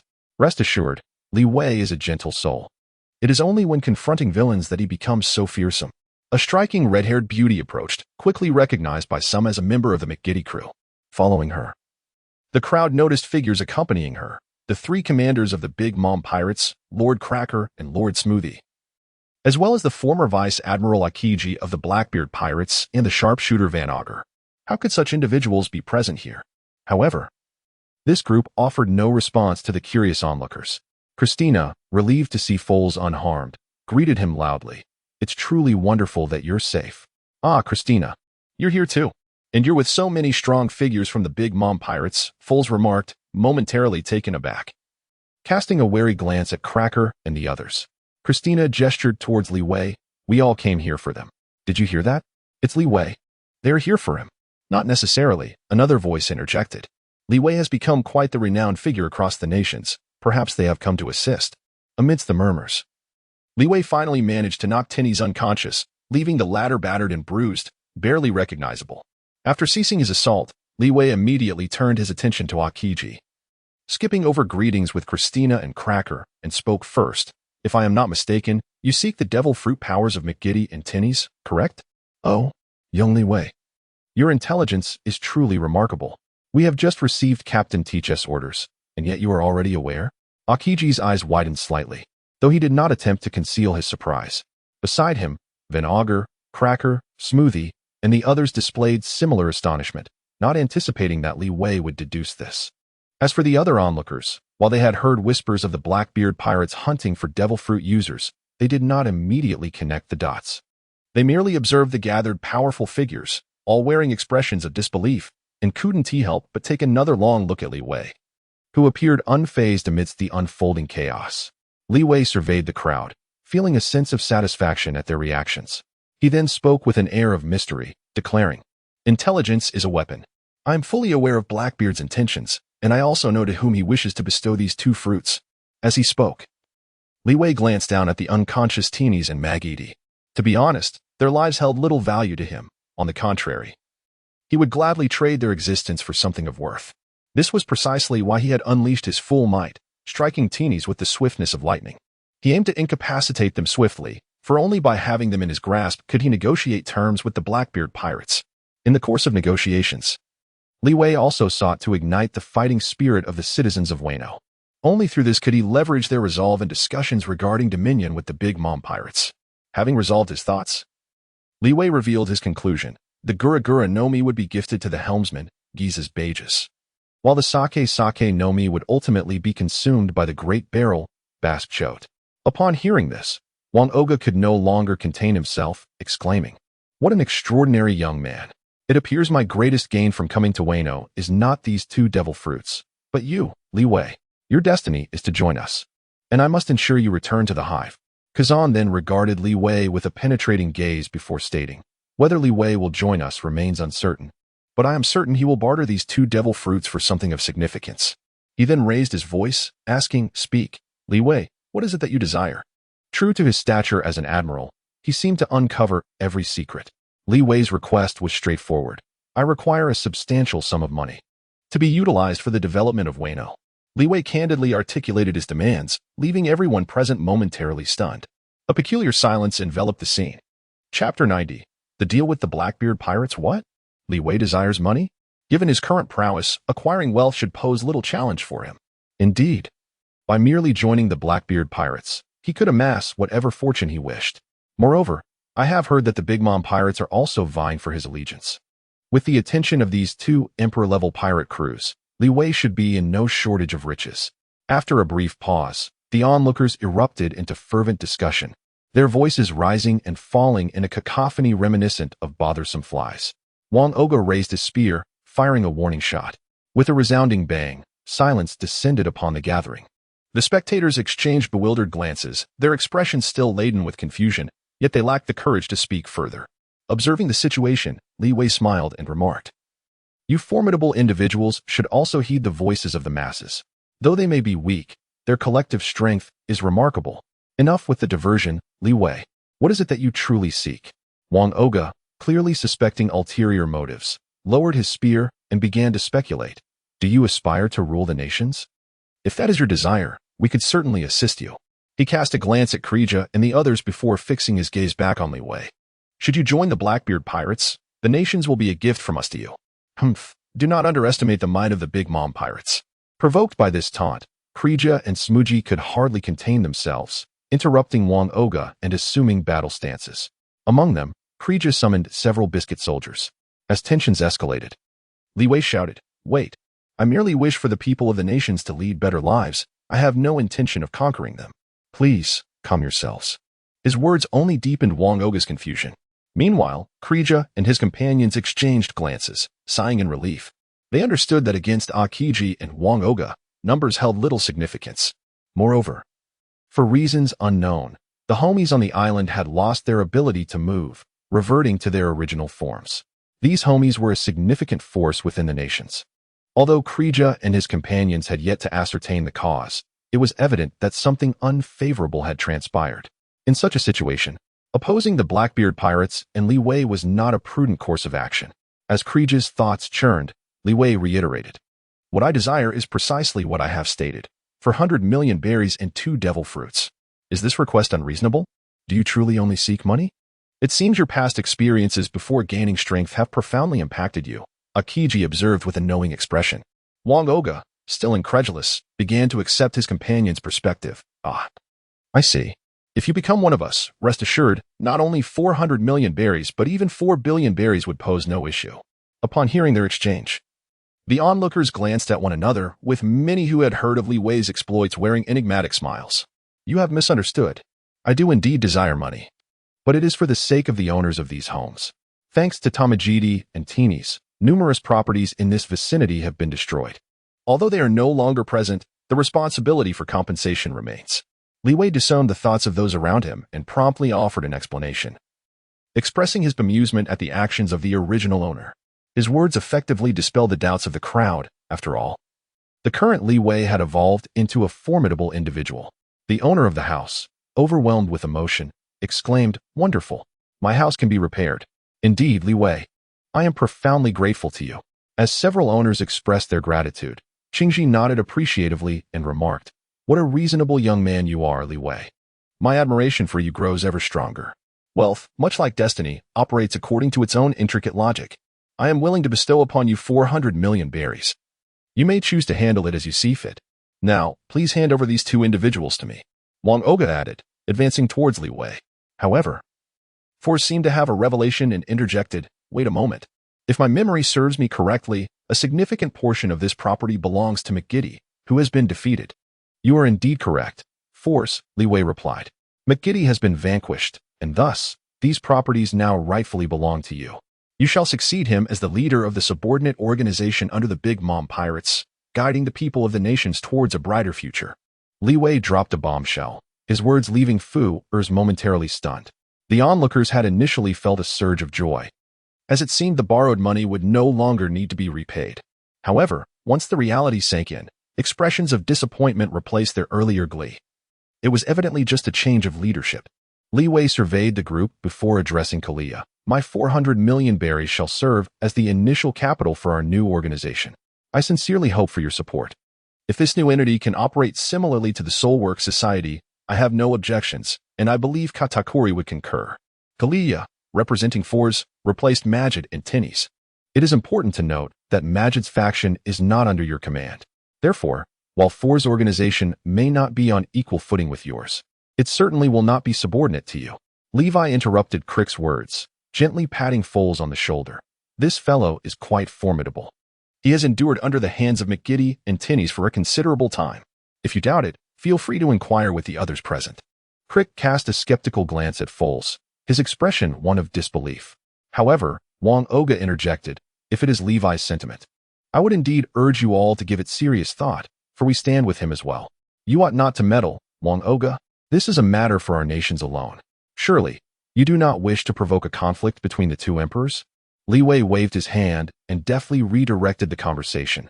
"Force, it is your moment to showcase your prowess. Besides you, I believe Christina should also demonstrate her capabilities." "Well then, what should I do?" "Naturally, you must exhibit your strength. Go ahead and shatter those objects." Li Wei gestured towards the cookie soldier behind Kalia, indicating for Foles to step forward. Kalia furrowed his brow slightly, yet he did not voice any opposition, harboring doubts about the capability of this somewhat timid young man to accomplish such a task. What Levi desires is precisely this effect. He then proposed a wager. "I have a penchant for gambling, and if fools can accomplish this, I shall acknowledge your new organization, Smuggy. Do not blink," he added, "for at this moment, we indeed require assistance." Prejo promptly acquiesced. Levi chuckled heartily. "Force, do not be concerned. You possess great strength, as you must have sensed." As he spoke, he channeled his innate might to empower Force. Force's expression shifted dramatically, and with a sudden realization, he replied, "Ah, I see now. It has finally dawned upon me." With resolute steps, he advanced towards the cookie soldier. Akiji and Van Ogre exchanged knowing glances, both comprehending the significance reflected in each other's eyes. Force had suddenly become remarkably stronger. Is this also a manifestation of Levi's abilities? How intriguing. Van Ogre nodded. This is a power entirely opposite to that of Captain Teach. He must indeed hold great interest in Levi. Alas, it seems Levi harbors no such interest in us. Perhaps it is merely the design of fate. Akiji timely doused the conversation with a splash of cold reality, leaving Van Ogre momentarily speechless, prompting him to concede. Let us observe the outcome of this wager. Subsequently, both turned their attention, like everyone else present, towards Force. Force approached the cookie soldier, his fist clenched tightly. producing a creaking sound, and then bellowed, "Prepare to experience my might." In that instant, he unleashed all his strength and struck the cookie soldier with a powerful punch. The impact resounded as Four's fist pierced through the soldier's form, followed by a flurry of blows that utterly shattered the figure. Witnessing this spectacle, Levi felt a weight lift from his heart. Initially, he had harbored concerns that his half-strength might fail to breach the cookie soldier's defenses. After all, even Luffy required the fourth gear to triumph over one. However, upon observing Van Ogre dispatching a cookie soldier with a single shot, Levi recognized that this pirate world resembled its animated counterpart, with Korea's cookie soldiers significantly weakened. Thus, he had encouraged Fours to take action to assert his prowess. "I did it. I truly did it." Four's jubilant exclamation pulled Levi from his reverie. He smiled and replied, "From now on, you must continue to strengthen your training. Only by becoming more formidable can you genuinely protect everyone." "I understand, Levi. Thank you. There is no need for us to stand on ceremony." Li Wei waved his hand and then turned to Kelly Jia, saying, "In this gamble, I have emerged victorious. Indeed, our ant pirate crew is willing to accept defeat." "Li Wei, we acknowledge your establishment of a new organization," Kelly Jia replied with candor. Levi nodded. "Then let us name the new organization the Citizen Service Corps. Fours, you and Christina must lead this endeavor diligently, working together with everyone to achieve the beautiful life we desire." "Absolutely," replied Fours and Christina in unison. They exchanged glances with the crowd present, and Christina spoke with a tone of pride. "From this moment forward, we shall strive together." "Indeed. Our organization's motto is my fate is determined by me, not by others. No one, regardless of who they are, can coerce us into doing what we do not wish to do." Fours added excitedly. However, the crowd appeared somewhat apprehensive, their faces marked by indifference. Akiji slightly shook his head. "Do you truly believe you can uplift the spirits of the people? That is no simple task.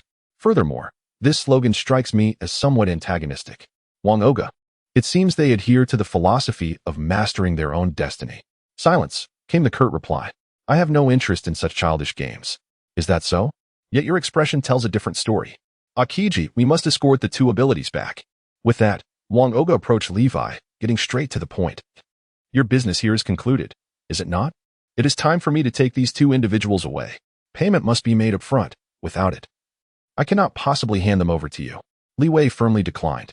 Chapter 91, The Duel with Akiji. Wang Oga, undeterred, proposed, "Li Wei, since I am engaging in business with you, I assure you that I will not deceive you. How about this?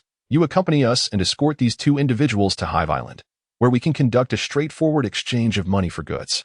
He gestured towards Foles, adding, "With his ability derived from the pipe fruit, you will swiftly obtain your payment. I could even offer an additional 100 million berries as a reward for your efforts." "Surely, you are in need of funds at this moment?" This enticement stirred Foles' interest. However, Li Wei shook his head. "Do not presume that I am unaware of your ulterior motives. Once I set foot on Hive Island, there will be no chance of my escape. You intend to coerce me into joining the Blackbeard pirates, don't you?" "Wang Oga, I am not a fool. Rest assured, the Blackbeard pirates never force anyone to join.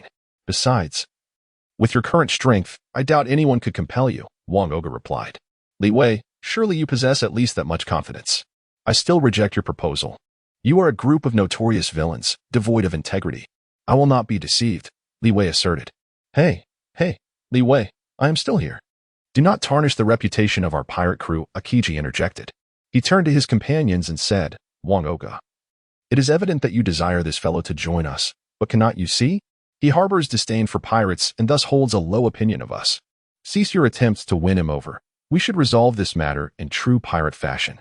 "Akiji, allow me to handle this," Wang Oga replied. "Do you not believe in fate? If something is destined, it cannot be altered. However, I adhere to the principle of strength. It is for this reason that I joined the Blackbeard pirates, as Captain Teach also values power above all." Akiji sharply interrupted Wang Oga, clenching his fist with a crackling sound, and turned to Li Wei, saying, "Though your strength is formidable, it does not match mine. Mr. Kazan, do you wish to assist Li Wei? However, before me, whether the opponent is 1 or 100 makes no difference. This is a battle between men. You should remain a mere spectator for now." Akiji waved his hand dismissively, ignoring Christina. He cast a final glance at Krija and the others, then added, "Li Wei, since you have a penchant for gambling, let us wager once more." "Wager on what? I am quite curious about the nature of this bet." for I am already aware of the stakes. You merely wish to determine my allegiance, correct? Upon hearing that the situation had taken a turn for the better, Li Wei eagerly inquired further. To be candid, he had not anticipated that Akiji would suddenly strike. If this former admiral truly intended to resort to force, the combined strength of himself and everyone present would be woefully insufficient to resist. Therefore, the existence of this wager at least provided a means to buy some time. And with time, there came the opportunity to enhance his skills. Reflecting on this, he cast another glance at Force, recognizing him as a pivotal figure in this progression. Akiji seemed to sense the direction of Li Wei's gaze, raising an eyebrow as he stated, "To ensure your complete satisfaction, the terms of the wager will revolve around your greatest strength, your innate talent, correct? I shall grant you 3 days after this period. I will engage you in a fair duel, precisely as I desire." A surge of joy welled up within Li Wei's heart, though his countenance remained as serene as ever. He nodded and declared, 3 days is unnecessary. I require merely 2. In 2 days' time, by the seaside, I shall demonstrate to you what true genius is. Upon hearing these words, the crowd erupted in astonishment. Even Kelly, who held the highest regard for Li Wei, displayed an expression of disbelief, muttering, "Have you lost your mind?" Meanwhile, Smudgy and Armand scoffed, deriding him as an arrogant fool. The other onlookers wore expressions of shock, their gazes toward Li Wei mingled with skepticism and admiration. Li Wei remained unfazed as he surveyed Kelly, Jia, and the others. "Everyone, make sure to be present for my duel with Akiji." At that moment, Wang Oga let out a sigh. "Akiji, is this truly your brilliant plan? Are you not aware of our pressing commitments? Wang Oga, can you propose a more viable alternative?" Akiji retorted, "If we just stay for another 2 days, we shall acquire 2 devil fruits along with a prodigious youth. Surely, these 2 days are worth the wait." Pausing briefly, Akiji then gestured towards Christina before continuing, "Moreover, my friend has sustained an injury, and I must keep a watchful eye on him." "I understand," Li Wei replied. "In truth, I too yearn for the day when the world undergoes transformation. As your future companion, I shall wait for you to complete your endeavors." Wang Oga quickly seized upon the essence of Akiji's words. Li Wei was momentarily taken aback, then promptly unraveled their intentions, truly worthy of the Blackbeard pirates. "The more chaotic the adversaries, the stronger you appear. Foles, Christina, it seems we are destined to be but pawns in your game." "Thank you, Mr. Kazan," Christina said sincerely. However, the other party merely waved a hand and turned away. Wang Oga then spoke in a subdued tone, "I eagerly anticipate your ability to transform the world and, even more, to defeat Akiji, for then you shall become the captain of our 10th ship." Subsequently, he followed Akiji and departed. Li Wei silently cursed, perceiving that this individual, seemingly encouraging him, was in fact placing him in a precarious position. Indeed, after witnessing the departure of the two, Kelly immediately approached him. "Li Wei, are you intending to ally with the Blackbeard pirates?" "Do not misunderstand," he replied. "How could I possibly join them? I have just articulated that our goals align. However, the system of regularly surrendering one's soul lifespan must be abolished." Li Wei candidly expressed that there was no need for him to conceal anything in such matters. Kalia's demeanor relaxed as if a thought had struck him, and he suddenly remarked, "If it were now, perhaps you could indeed manage it. However, it ultimately depends on Katakuri's inclination." Meanwhile, Smudgy unexpectedly winked at Kalia. Li Wei sensed the anomaly and murmured to himself, "What unforeseen event has transpired this time?" However, before he could voice his inquiry, Fools approached with an expression of sheer exhilaration, exclaiming, "Our organization has finally been established. Indeed, we must convene to discuss this further." Li Wei seized the opportunity to speak, intending to discuss the subsequent arrangements with the two individuals, while also seeking to leverage Foley's abilities to further enhance his skills. As for McGiddy and Tinnies, Li Wei decided to leave them in the capable hands of Kelly. Initially, Kelly contemplated declining, but upon reflection, he ultimately acquiesced. Meanwhile, the onlookers gradually dispersed, eager to relay the news of the impending duel in 2 days. Thus, the word of Li Wei's impending clash with Akiji swiftly spread throughout the realm. Li Wei and his companions arrived at a secluded location. Just as Christina was about to speak, Force interjected, suggesting, "Let us retreat to my home for a moment." He then utilized his fruit ability to transport Li Wei and Christina to his residence. Once they were seated, Force expressed his gratitude, stating, "Thank you, Li Wei. I am aware that without your assistance, I would have never, ever been able to defeat that cookie soldier." "What do you mean? Are you implying that Li Wei intervened from the shadows? How could that be possible with so many witnesses present?" Christina inquired, perplexed. Li Wei quickly clarified. I did lend a slight hand, yet it was indeed Fours who vanquished the cookie soldier. I possess the ability to channel my strength to others. Indeed. It appears that my escape from the bindings of that long-haired man was also facilitated by your power, Li Wei. Your ability is truly remarkable. I feel an extraordinary surge of strength within me. Fours, remember that this strength belongs to another. You must diligently train to enhance your own abilities. Only by growing stronger can you gain more influence. I understand. I will strive to improve. While I may not match your prowess, I will certainly not be outdone by Majesty and Tinnies. That is reassuring.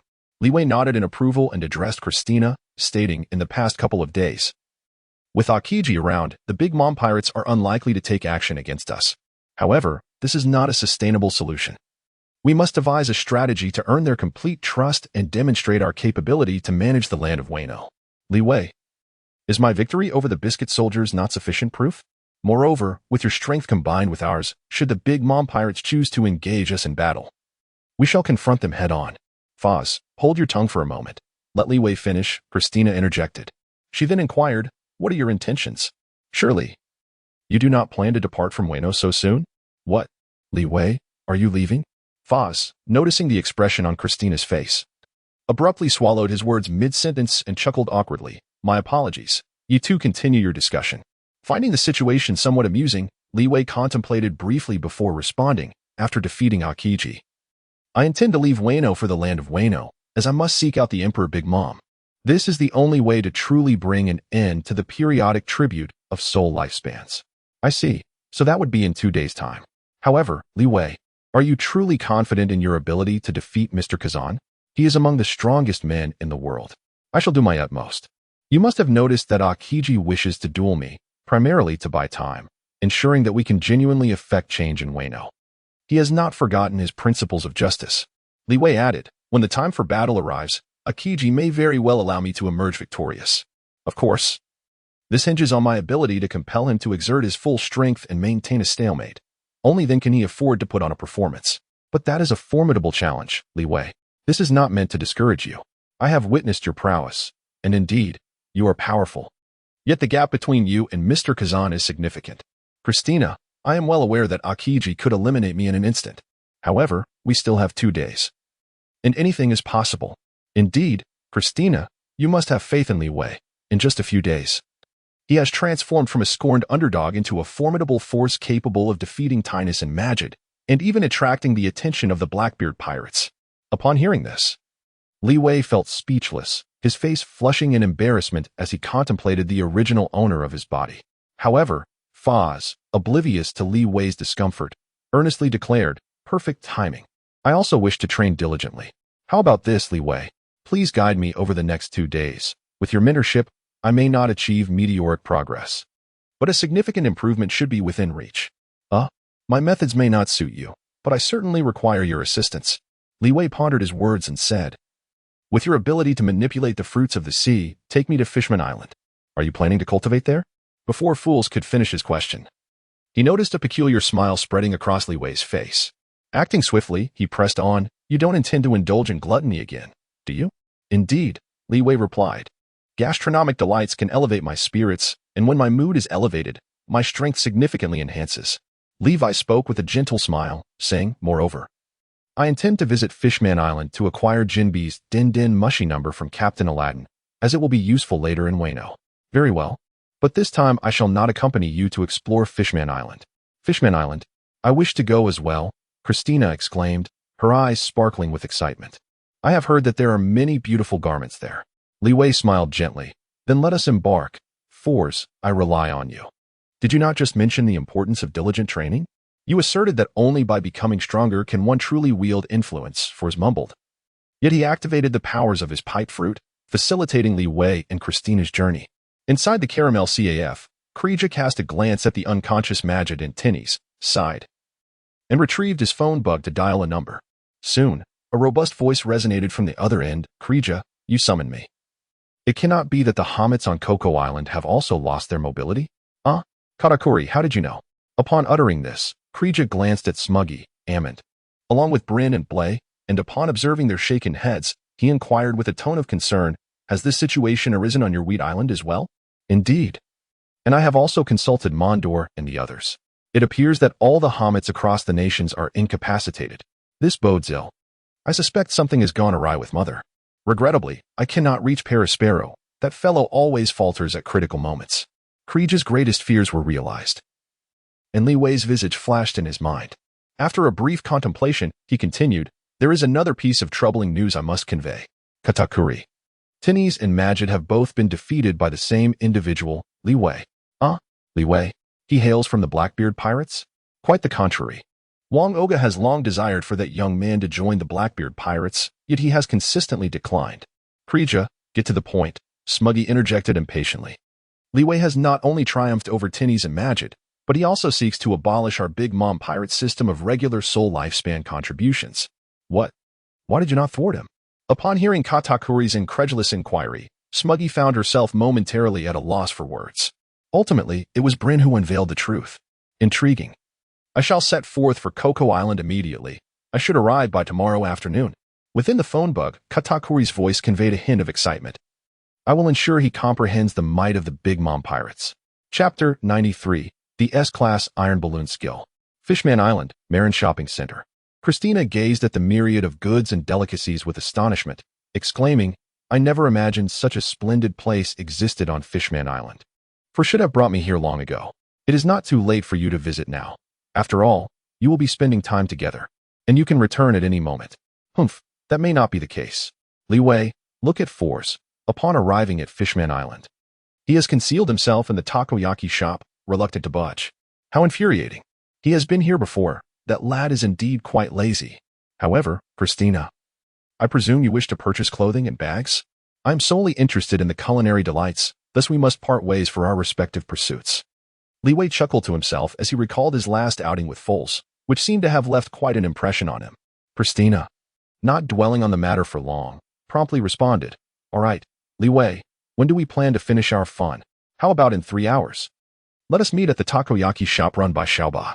Foles will be there too. With that, Li Wei waved goodbye to Christina and set off in search of delectable treats. Relying on his memory, he sought out foods he had yet to sample. Finally, 2 or 3 hours later, he was greeted by the long-awaited notification from the system. You have consumed 10 new delicacies. The steel balloon skill has been upgraded to S rank. At last, it had arrived. Li Wei promptly activated the system to examine the description of the upgraded talent skill. Steel balloon. Possessing exceptional armament hockey that envelopes and hardens for defensive capability, it features a counter-damage effect, allowing the user to rebound 100 of the damage received back to the attacker. Furthermore, the range of this skill's protective effect has been enhanced. Now capable of safeguarding objects within a 100-meter radius of the user, while also rebounding damage sustained by individuals within this vicinity. At its current level, the defensive power of Steel Balloon can withstand attacks from the formidable Supreme Great Sword 12 workers, as well as damage from individuals of the 4 Emperors or Marine Admiral caliber. After reviewing this information, he revisited the entire system's explanation and was momentarily taken aback upon noticing the number 5 in the talent skill column. He eagerly scrolled down and indeed discovered the description of a new skill. Damage transfer. The user can accumulate damage endured and transfer it. The transfer is not limited to the attacker, however. The user can only redirect the accumulated damage to either a person or an object, with the maximum transfer distance not exceeding 1,000 meters. While accumulating damage, the user cannot simultaneously rebound it back to the attacker. This is an incredibly useful skill, akin to an enhanced version of Luffy's Gum Gum Fruit ability. Luffy can utilize his Gum Gum Fruit powers to inflate his body and deflect incoming cannonballs back at his foes. In Li Wei's mind, the image of Luffy's rotund figure immediately emerged, prompting an inward admiration. His ability to transfer damage allows for the precise redirection of all harm. Coupled with his formidable defensive prowess, it is truly unparalleled. Li Wei can allow his enemies to unleash their assaults, subsequently accumulating the damage before transferring it elsewhere. He employs their own tactics against them. The more ferocious the enemy's onslaught, the swifter their eventual defeat. Truly, it is a remarkable and supreme talent. With this ability, he possesses the strength to contend with the likes of Akiji. However, amidst his joy, Li Wei pondered how to upgrade his innate colossal strength. Presently, he has yet to encounter the giants and the Lunarians. Yet, these two races are not part of the world government.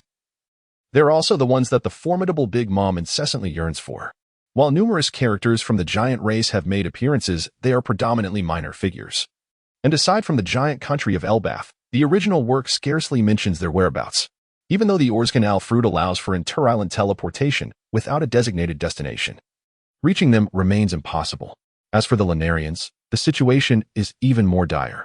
In the vast pirate world, only the Beast Pirates gene serves as a solitary representative. However, he belongs to a rival faction, and even if Li Wei were to utilize the recently acquired contact method from Jean Bei to visit Wano, establishing communication with Jean would be nearly unattainable. Reflecting on these matters, Li Wei could only sigh. Elevating this innate strength to S rank appears to be an insurmountable challenge. Ultimately, he gathered his thoughts. After all, the gains from tonight had been substantial. Upon returning to the takoyaki shop, Li Wei soon awaited the arrival of Christina, laden with bags. Following this, he accompanied Folger back to the world government. In the cozy cabin, Li Wei collapsed onto his bed and quickly succumbed to a deep slumber. For him, today had been yet another demanding day. The next day approached, drawing near to noon. Li Wei awoke to a profound sense of well-being. Stretching languidly, he instinctively activated the system, only to discover that merely 2 days remained in the countdown. In other words, after tomorrow, the extraordinary physical talent bestowed upon him for this week would come to an end. He would once again have to refresh his abilities, complete an array of tasks, and embark on the journey of leveling up anew. Li Wei let out a sigh. Time was truly of the essence. He needed to resolve the matters of the myriad nations while he still possessed the strength of a sovereign. Suddenly, a cacophony erupted outside the window. As if something significant had transpired, Li Wei furrowed his brow, springing to his feet with the agility of a carp. After a brief refreshment, he stepped outside. As he strolled down the street, he noticed clusters of pedestrians whispering to one another. This sudden anomaly left him perplexed, prompting him to approach and discern the cause of the commotion. However, as soon as he drew near, he was instantly recognized. The atmosphere erupted in a flurry of speculation. It was Li Wei, the young man who had triumphed over Tinnies and McGiddy. Indeed, it was he. Rumors had it that both the anti-pirate crew and the Blackbeard pirates were fervently vying for his allegiance. He had become the most renowned figure across all nations. What piqued my interest more was his declaration of intent to establish a new organization to supplant the Soul Work Society, promising a brighter future for us all. Oh, he is approaching. Before Li Wei could approach, he noticed that these individuals fell silent in unison. They regarded him with wary and apprehensive glances. Li Wei, feeling quite helpless, could only manage a smile as he greeted them. He then inquired, "What matter are you discussing?" However, no one responded to his question. After a brief moment, a burly man finally mustered the courage to speak, saying, "Well, today was supposed to be the day we submit our soul's lifespan, so I arrived early to queue." Li Wei suddenly realized, amidst the flurry of his recent activities, he had overlooked this crucial detail. Just as he intended to elaborate further, he heard the other party exclaim in astonishment, "However, even now, we have yet to see anyone come to collect lifespans. Strangely enough, I have heard that all the homies on Coco Island have vanished. Moreover, I reached out to friends on other islands, and it seems the homies across the entire nation have disappeared." At this moment, another person chimed in, and they resumed their lively discussion. Upon hearing this, Li Wei felt a sense of shock. Initially, he had assumed that Katakuri and Smoothie had either halted or postponed the collection of soul lifespans. After all, these two had indeed acquiesced to his request following their defeat in the gamble. However, upon learning of the disappearance of the homies, Li Wei involuntarily parted his lips in surprise. After a brief contemplation, he comprehended the situation. The homies might not have gone missing. Rather, they had likely lost their mobility. Reflecting on the original storyline, Li Wei ventured a hypothesis. This could very well be a consequence of the defeat of Big Mom, or her being kicked into the sea by the likes of Zoro, resulting in memory loss. Naturally, he was uncertain whether the plot surrounding Wano would diverge following his arrival, making it difficult to ascertain the truth of the matter. After all, Brulee and Smoothie's fates had already undergone a transformation. Had it not been for Li Wei, Brulee would likely have been captured by Akiji and Wang Oga at this juncture. In the original narrative, Smoothie had accompanied the 4 emperors, Big Mom, Charlotte Daifuku, and Charlotte Perispero to Wano, only to be thrown off their pirate ship by Zoro while climbing a waterfall. Yet now, Smoothie remained in the nation, marking a deviation from the original storyline. Nevertheless, Li Wei surmised that the outcome of the 2 veteran emperors, Big Mom and Kaido, succumbing to the alliance of the supernovas, Luffy, law, and kid was highly unlikely to change. Upon clarifying his thoughts, Li Wei found this to be a fortuitous development. The absence of the homies from the Big Mom pirates rendered the newly established Citizen Service Corps increasingly valuable. Katakuri and his comrades were also in dire need of reinforcements to counter the predatory Blackbeard pirates and other hostile forces. Just as this notion crossed his mind, he was interrupted by the voice of a burly man. Li Wei, could it be that the Big Mom pirates are no longer collecting soul lifespans because of your newly formed organization? Indeed, it must be so. I truly appreciate your assistance. Upon hearing this, the gathered crowd erupted with expressions of excitement, for this was monumental news for them. Li Wei, unwilling to disappoint the crowd, refrained from uttering falsehoods. Rest assured, that day will soon arrive, provided we strive together. However, his words failed to achieve their intended effect. The onlookers responded with a disheartened demeanor, expressing, we are merely ordinary individuals, unlike a genius such as yourself. Indeed, no matter how much we train, we cannot become masters. Observing the despondence etched upon their faces, Li Wei smiled and, with resolute conviction, encouraged, do not underestimate yourselves. Our numbers are ample. With united effort, even grains of sand can form a beach. Though the Big Mom pirates possess formidable strength, they are not invincible. Li Wei, how long do you intend to deceive them? You must realize that in the presence of true power, numbers are utterly meaningless.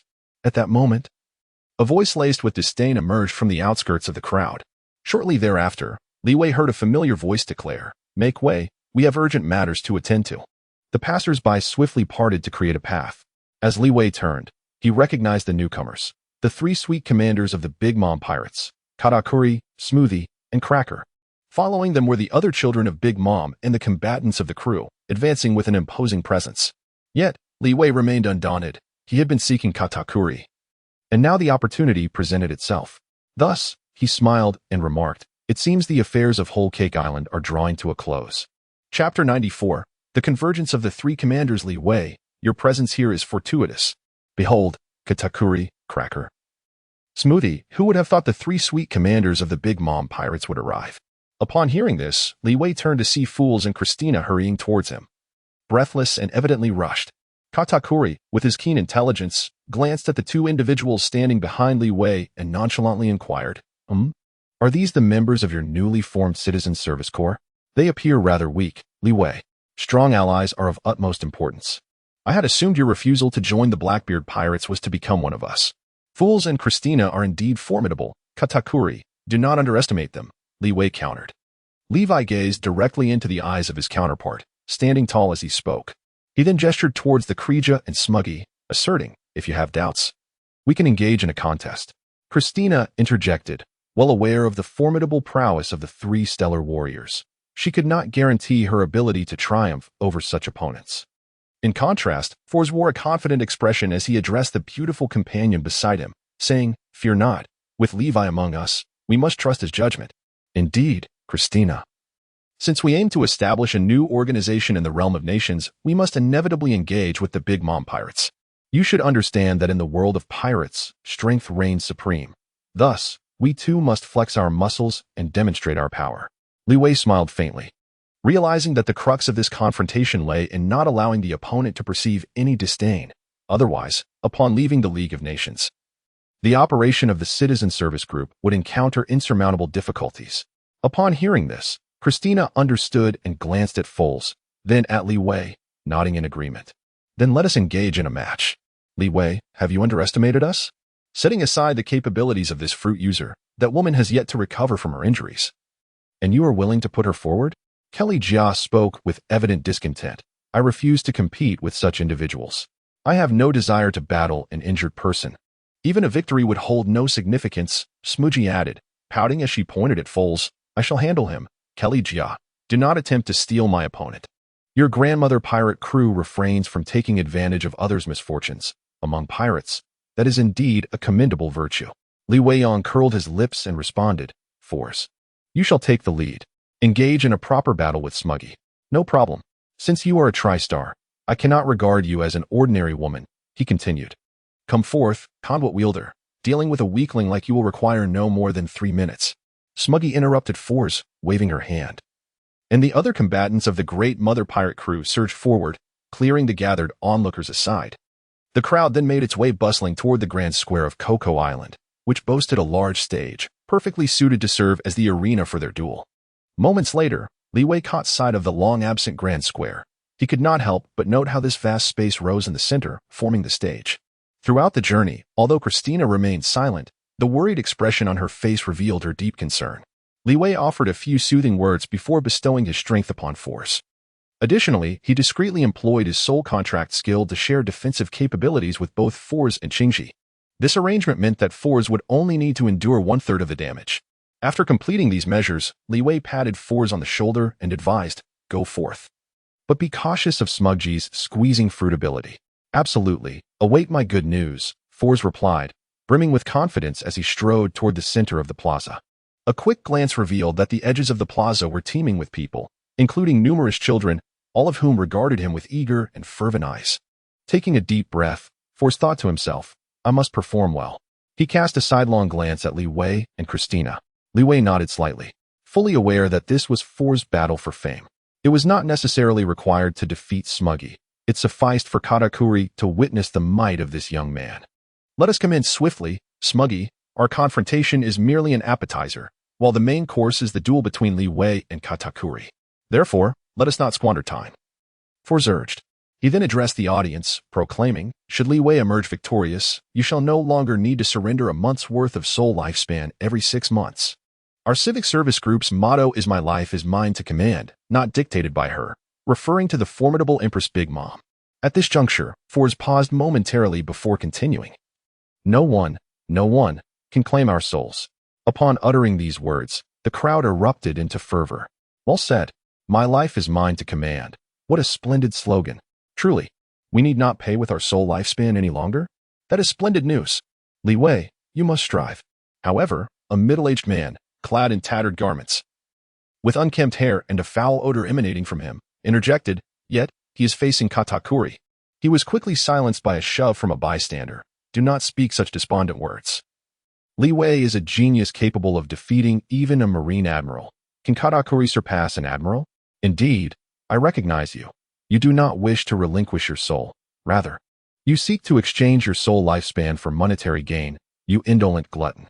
The middle-aged man, unwilling to concede, muttered, "What is wrong with selling one's soul lifespan? That Li Wei, you dare compare yourself to him? Humph. Li Wei has obliterated the soul workshop and the underworld figures. You should focus on earning your keep." The crowd cast scornful glances at the peculiar man, compelling him to fall silent. However, others soon quieted as Katakuri bellowed, "You are all too noisy." This utterance rendered the audience speechless, glancing at one another in trepidation. Katakuri furrowed his brow and exchanged a knowing glance with Smudgy. Smudgy leapt into the air, approaching Force, eager to say a few words. Yet, before she could, Force evaded her, swiftly drawing a circle on the ground and vanishing within it. "Such trivial skills," Smudgy scoffed, soaring into the sky to survey the plaza, searching for Force's whereabouts. After a considerable time, Force still did not reappear. Growing impatient, Smudgy remarked to Li Wei, "That fellow hasn't fled, has he?" "Absolutely not. He shall surprise you greatly." As soon as Li Wei's words fell, Smudgy let out a derisive laugh. Hoping that would be the case, before she could finish her sentence, a figure suddenly emerged from above. It was Foles, who wasted no time and delivered a powerful punch. Although Smudgy sensed the impending attack and raised her arm to block, she soon furrowed her brow.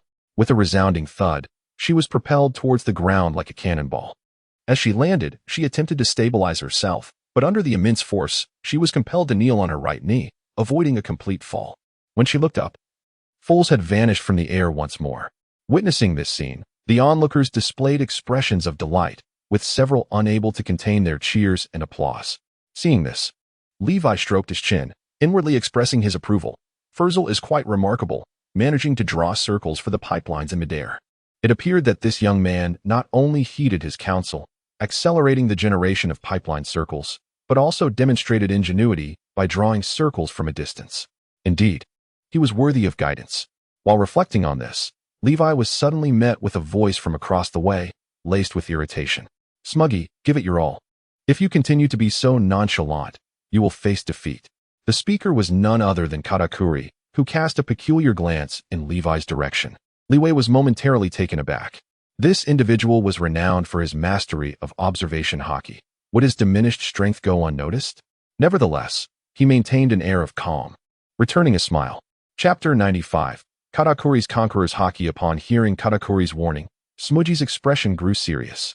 She stood upright, drew her longsword, and turned her head to gaze at Force, who had returned to the ground, her brow furrowing as she stated, "Do not celebrate too soon. You shall soon face adversity." With that, Smuji turned her attention to the audience, revealing a peculiar smile as she advanced step by step towards the edge of the plaza. Observing this scenario, Li Wei quickly deduced her intentions and internally cursed, "This woman simply revels in chaos." He promptly activated the steel balloon skill to shield the onlookers who sensed something amiss. Indeed, Smuji coldly regarded the audience, who, in their fear, began to shove and retreat, a sinister smile creeping onto her lips. "Let you all enhance my strength, Juice Giant." As she spoke, she pointed her long sword menacingly at the innocent bystanders. This inexplicable action instilled terror in the faces of the onlookers, who had merely sought entertainment, prompting them to retreat even more hastily. Some children and the elderly were even knocked to the ground. "Everyone, remain calm. As long as I am here, Smuji cannot harm you," Li Wei shouted loudly, striving to calm the crowd. Otherwise, a stampede would truly ensue. Smuji, however, scoffed. "Do you truly believe you can protect all these people? How naive." No sooner had she spoken than her expression abruptly shifted, and she once again brandished her longsword towards the onlookers. Yet, apart from instigating further panic among the masses, Smugji's demeanor remained unchanged. At that moment, realization dawned upon her, and she gazed at Li Wei with astonishment. "Did you orchestrate this? How did you manage it?" Yet, before she could finish her sentence, she was once more struck violently by Force's punch. "Humph. You despicable scoundrel who disregards the lives of others, you shall not harm these innocent souls." After landing the blow, Force bellowed, this time holding nothing back as he unleashed the powers of the pipe fruit, appearing incessantly beside Smugji and delivering powerful punches. "Excellent. Well done." Indeed, the Big Mom pirates had crossed the line, daring to attack us.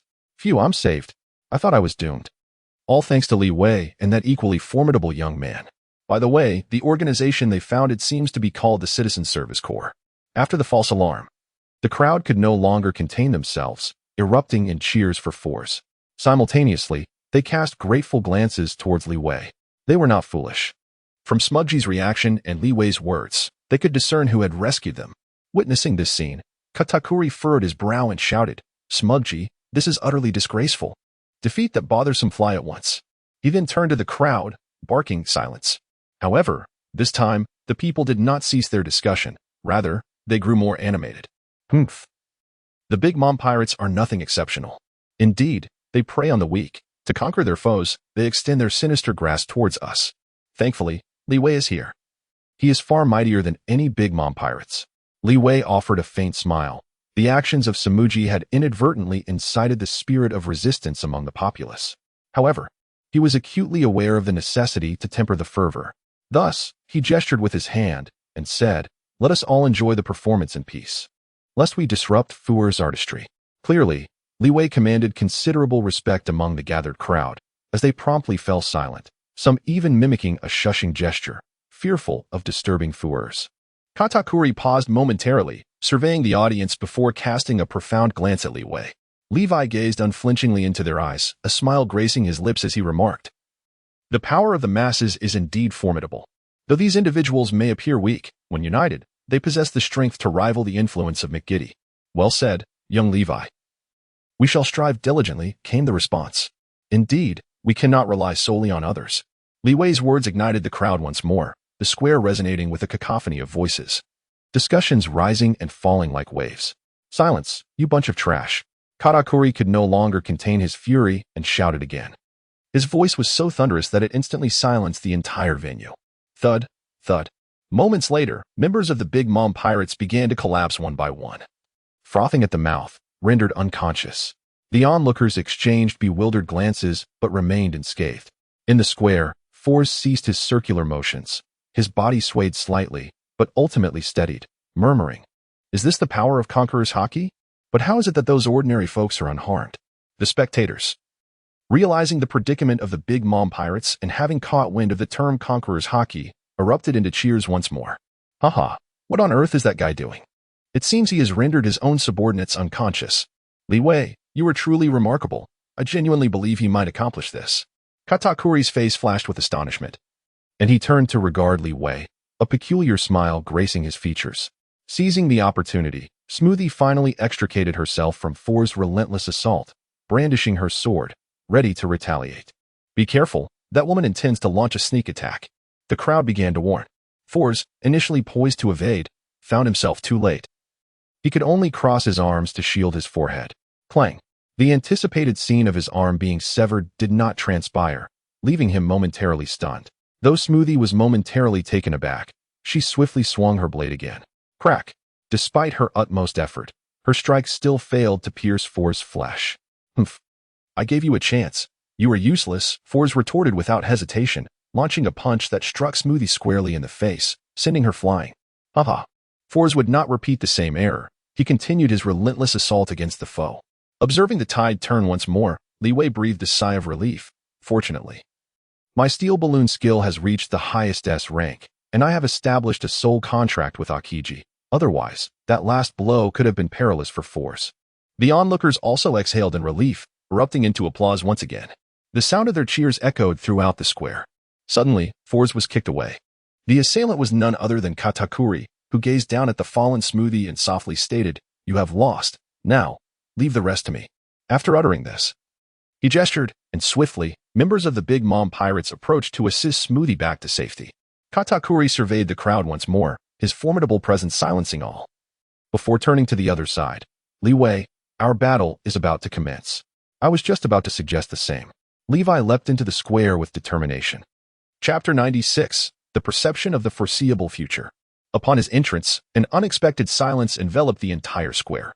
The spectators fixated their gaze upon the two figures on stage.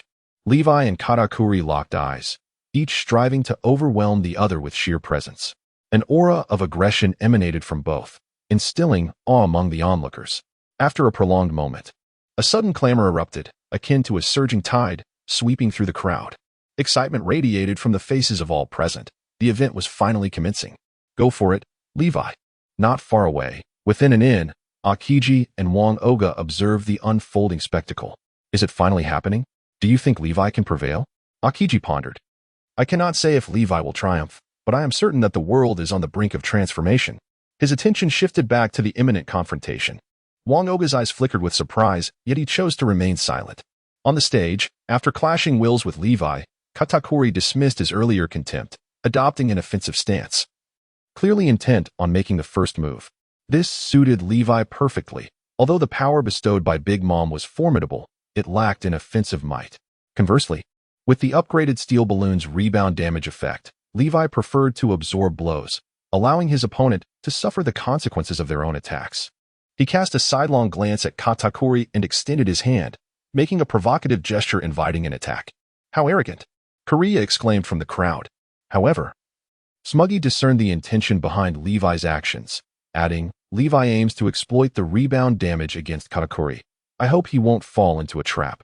Yet, before she could finish her thought, Katakuri surged forward, proclaiming the name of his technique, Sticky Machi Thrust. Utilizing the powers of the Machi fruit, he transformed his arm into Machi, enveloping his trident, and began to rotate his arm while thrusting it forward. "This is it." Li Wei stood resolutely, refusing to flinch, bracing himself to endure the impending harm. It was evident that he had retracted the power he had lent to foals. Confronting Katakuri, a formidable vice-admiral, Li Wei dared not underestimate his opponent. With a resounding crash, Katakuri's trident struck Li Wei, yet almost immediately, a frown crossed his face as he noticed a gaping wound in his own body. In stark contrast, Li Wei remained unscathed. Katakuri's attack had failed to even force him back a single step. How intriguing! Could this be the reflective damage ability that Korea had spoken of? As Katakuri withdrew, gripping his trident with both hands, he spoke slowly. Levi observed the gradual restoration of his opponent's physique and soon comprehended the underlying truth. Indeed, he was a formidable adversary, possessing the ability to momentarily glimpse the future through the observation haki, as well as the unique power of an elementalization-capable paramecia devil fruit. Just moments prior, Katakuri had evidently anticipated the situation, transforming his body into an ethereal state to evade the ricocheted damage. With this realization, Levi discerned the vulnerability of the steel balloon's rebound damage. It could, astonishingly, be evaded. This foe was proving to be quite a challenge. Li Wei cast another glance across the way, where Katakuri wore an expression that was precisely as he had anticipated, uttering, "Before the power of my observation haki, your rebound damage shall prove ineffective." No sooner had the words left his lips than Katakuri launched another assault, his trident relentlessly thrusting toward Li Wei. Levi stood his ground, unwavering, utilizing his steel balloon to absorb damage and retaliate. Spectators were treated to a bizarre spectacle, despite Katakuri being the aggressor. His body was riddled with gaping wounds that would subsequently heal, only to appear anew. Witnessing this, the audience erupted in speculation. Am I seeing this correctly? Is it true that Levi seems utterly powerless? Can you not see that Katakuri's body is a patchwork of injuries? I surmise that Levi's strikes are too swift for us to perceive. Indeed, Levi, you must persevere. Soon, a unified chant of encouragement echoed through the venue. From the sidelines, Cracker discerned some clues and remarked, "Truly, Katakuri is remarkable, managing to evade all the damage reflected back at him." Indeed. Have you not noticed that Katakuri's strength has significantly increased? It appears that his previous battle with the straw hat has greatly enhanced his prowess. Smoker added with a tone of admiration. In the inn, Akiji and Van Oga were equally astonished by the unfolding scene. Katakuri is indeed a formidable opponent. Effortlessly dismantling Levi's ultimate technique, Akiji observed. Are you suggesting that you might succumb to Katakuri? Akiji countered. Let us not speak carelessly. There exists a relationship of counterbalance among destinies, Van Oga replied. Oh, so you believe Levi's fate has a hold over you? Is that the reason you wish for him to join us? Akiji remarked. Enough of that. Come tomorrow, Levi shall be one of us. That is his destiny. Van Oga asserted, casting a glance at Akiji. Unless, of course, your fate is to be defeated by him. That remains uncertain. Who can truly articulate the whims of destiny? Akiji retorted, clenching his teeth slightly, seemingly troubled. He then resumed his observation of the battle below, voicing his thoughts. It seems Katakuri is on the verge of breaching Levi's defenses. The Big Mom Pirates have gained yet another terrifying adversary. On the stage, under Katakuri's relentless assault, Levi could no longer maintain his stance, forced to retreat repeatedly. Is this the brink of his limits? Levi, brace yourself for my ultimate move. Cut, Machi. With the invocation of the technique's name, Katakuri ceased wielding his trident. Instead, he transformed his arm into Machi, causing it to expand, taking on the form of a spiked mace. He then infused it with armament haki, spinning the mace at high velocity, striking like a meteor hammer. This must be Katakuri's ultimate technique. If memory serves, he used this very move to send Luffy, in his fourth gear Snake Man form, plummeting into the abyss, rendering him unconscious. Li Wei gathered his thoughts, cradling his chest with both hands, his feet slightly bent, yet he remained unmoving. For he possessed unwavering confidence in the upgraded steel balloon. No matter how formidable Katakuri might be, he could not surpass the might of a royal-level attack. Furthermore, if he could reflect such intensity of damage back, no matter how swift Katakuri's elemental transformation, he would be unable to evade it entirely. Come now. Let us determine the victor in this clash. Levi roared with fervor, his gaze resolute and unyielding. In contrast, Katakuri remained entirely focused, a fierce determination igniting within his eyes as he unleashed a powerful punch. A thunderous sound erupted, reverberating through the air, leaving the audience momentarily disoriented, instinctively covering their ears. Soon after, a gust of wind swept through, compelling them to shut their eyes. The magnitude of the clash was so immense that even the likes of Cracker were forced to take a few steps back. As for the combatants, Levi and Katakuri, the moment their strikes met, they were instantly propelled apart. The tremendous recoil sent them both hurtling backward, with Katakuri's body even appearing to split in two. Levi, too, felt the impact acutely. Despite having Akiji to share the brunt of the damage, he could still sense the tumultuous surge of blood within his chest, nearly spilling forth. Nevertheless, drawing upon his innate strength, he quickly regained his footing, silently observing as Katakuri was flung beyond the confines of the arena. Victory was his. Li Wei let out a sigh of relief, wishing to rub his chest. Chapter 97. Katakuri's Defeat, Rice Cake. Just as Katakuri was about to tumble out of the square, a whip made of rice cake suddenly extended from his hand, swiftly ensnaring Li Wei. This is troublesome. Li Wei felt a sense of foreboding. He was acutely aware of the formidable binding capabilities of this technique. Even Luffy, in his fourth gear, could not escape its grasp and had suffered greatly as Katakuri wielded his whip with abandon. However, a moment of contemplation led him to realize that in a contest of strength, he would undoubtedly prevail.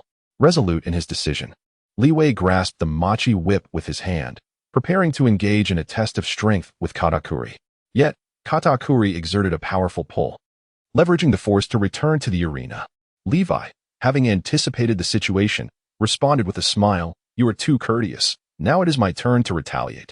As he spoke, he deftly pulled the rice cake in the opposite direction, catching Katakuri off guard and drawing him closer. Subsequently, Levi unleashed a powerful punch that struck Katakuri squarely on the face. With a resounding thud, Katakuri was sent flying, yet he was swiftly reeled back in. Li Wei understood the rarity of the opportunity. Naturally, he would not afford the enemy any time to react. After all, these rice cakes were produced by Katakuri and could be revoked at any moment by the opponent. Li Wei clenched his fists, preparing to strike once more. However, Katakuri wore a smirk, and with a flick of his hand, the machi that had ensnared Li Wei suddenly vanished. Though he continued his advance towards Li Wei, he lifted one leg high, conjuring forth white machi, which then split into several legs resembling rice cakes. Katakuri's limbs shot forth rapidly, delivering a powerful kick aimed at Li Wei. "Such an assault holds no efficacy against me." Li Wei let out a cold snort, intending to withstand the impending damage, only to be taken aback as the ground beneath him suddenly began to tremble. In an instant, he found himself engulfed, as if sinking into a swamp. "You've fallen for it. Taste my mirror rice dumpling," Katakuri proclaimed with a triumphant smile. It turned out that while Li Wei's attention was diverted by the rice cakes, Katakuri had made contact with the ground, utilizing the awakened powers of the machi fruit to transform the earth into a sticky rice cake, subsequently manipulating it to constrain his opponent. Witnessing this unexpected turn of events, the onlookers gasped in astonishment. Is this how Li Wei is defeated? Concern etched across their faces. They exchanged glances, falling into an uneasy silence. The atmosphere turned eerily quiet once more. However, Kureha and Smoker wore expressions of exhilaration, clearly believing the outcome had been decided. Above, Akiji and Van Augur surprisingly refrained from commentary. Akiji, in particular, stroked his chin, appearing contemplative. Van Augur, his brow furrowed and expression grim, soon picked up his spear, aiming it downward. "Do you intend to interfere with their duel?" "Van Augur, you cannot possibly underestimate Li Wei," Akiji remarked, casting a skeptical glance at his companion. Van Augur shook his head. "Have you forgotten Li Wei possesses another ability? I merely wish to avoid wasting time. Do not underestimate him. Observe the ground." Before Akiji could finish his thought, Katakuri leaped back, for a massive fist had suddenly appeared before him. It was none other than Li Wei himself, who had forcefully broken through the constraints of the transformed ground, initiating his counterattack. "If the rebound damage proves ineffective, then I shall let my fists do the talking." Li Wei silently recited a phrase in his heart, and immediately he was met with thunderous applause resonating from the square. "How splendid! The young man, Li Wei, is unharmed."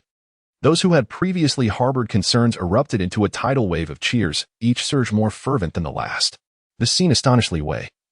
He instinctively glanced at the exuberant crowd and clenched his fists tightly, striking towards Katakuri.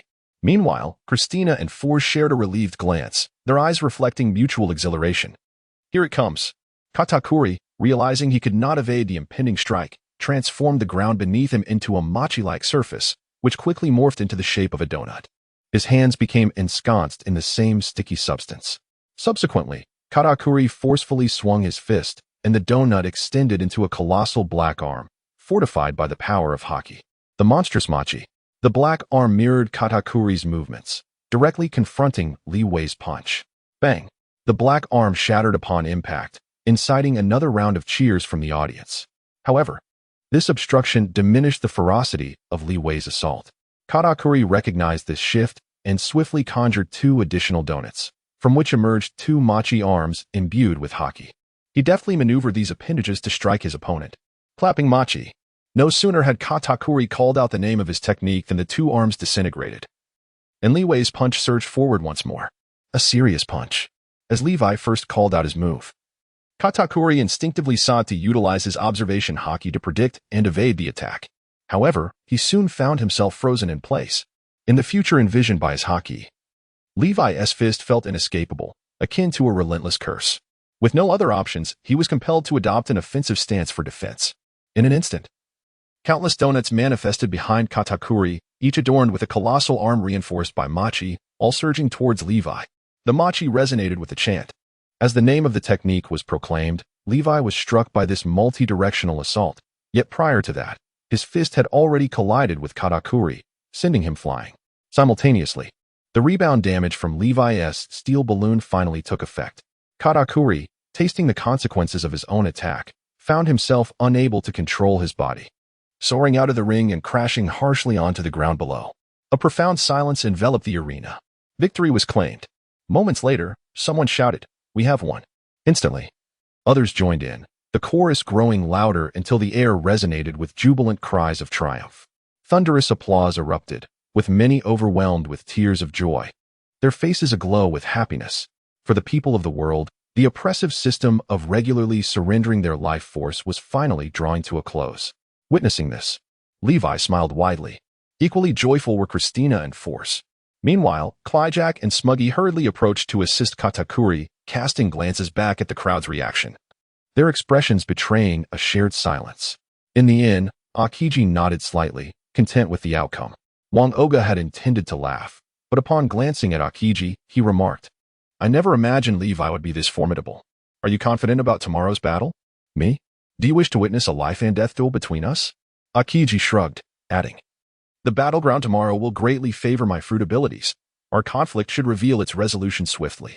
Chapter 98. The power of the people. Just as the audience erupted into raucous cheers, Levi, who had been standing on the platform, suddenly collapsed backward. It was inevitable. He had recently activated his berserk state to escape the sticky ground.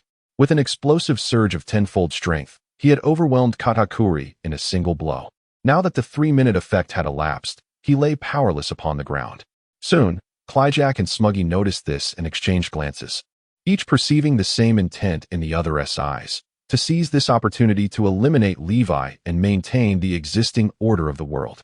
On the other side, Christina and Forza immediately recognized the situation, rushing towards the platform to rescue Levi. Concurrently, Smuggy and Armand approached, drawing their swords to block Christina and her companion's path. "What? You aren't thinking of resorting to underhanded tactics, are you?" Forza directly inquired. Smuggy, with a cold smirk, retorted, "Levi is the victor over Katakuri and a friend of our Big Mom pirates. We merely wish to invite him. Do you expect us to believe your deceit?" Smuggy, "You shall not take Levi. Is that so? Then do not blame us for being impolite." Smuggy countered, her sword pointed threateningly at Force. However, Force remained undaunted. The spectators, initially taken aback by the sudden turn of events, exchanged bewildered glances at the unfolding scene. Suddenly, someone murmured, "Levi stands on that platform for us." "Indeed. We cannot allow him to be taken by the Big Mom pirates. Now is the time for us to protect him. My fate is my own, not hers. Even if the Empress were present, I would still defend Levi." In an instant, the crowd surged forward, faces etched with fearless determination, fists clenched, ready for battle. Yet Smuggy scoffed, "You worthless fools, are you willing to sacrifice your lives?" Armand, more direct, turned her sword towards the crowd, her expression cold. Initially, they believed such actions would intimidate the onlookers. However, their behavior only ignited the ire of the already discontented populace, who stepped forward defiantly. Among them, an elderly man sneered, "If your Big Mom pirates have the guts, then kill us all." Another burly figure reassured a weeping child on his shoulder, "Do not fear. Remember Levi's face. He is a remarkable person." The child wiped away his tears, still somewhat confused, but nodded nonetheless. Despite their varied ages and attire, all shared the same resolute expressions and fierce gazes. Seeing this, Levi, although drained of strength, felt a surge of adrenaline. The actions of the people filled him with the conviction that his efforts over the past days had not been in vain. Christina and Force, too, were filled with joy, silently observing the young man who had transformed the spirits of the world in just a few days. Smuggy and Armand could hardly fathom that these previously submissive individuals had suddenly found the courage to stand against them. They had considered resolving the matter with force, confident that they could swiftly dispatch these weaklings. However, they hesitated to act, sensing that a conflict would lead to an all-or-nothing scenario. "Well done, everyone. But do not act impulsively. Otherwise, all I have done will be in vain," Levi proclaimed, his voice resonating throughout the arena. His words ignited a fervor among the crowd. "Levi, do not worry about us. Did you not say that to live well, we must all strive together?" Suddenly, a powerful voice rang out from the crowd. "Smuggy, Armand, do not engage in such disgraceful behavior. Return." The speaker was none other than the recently defeated Katakuri. Beside him, Clyjack raised his voice. Do you not recognize the gravity of the situation?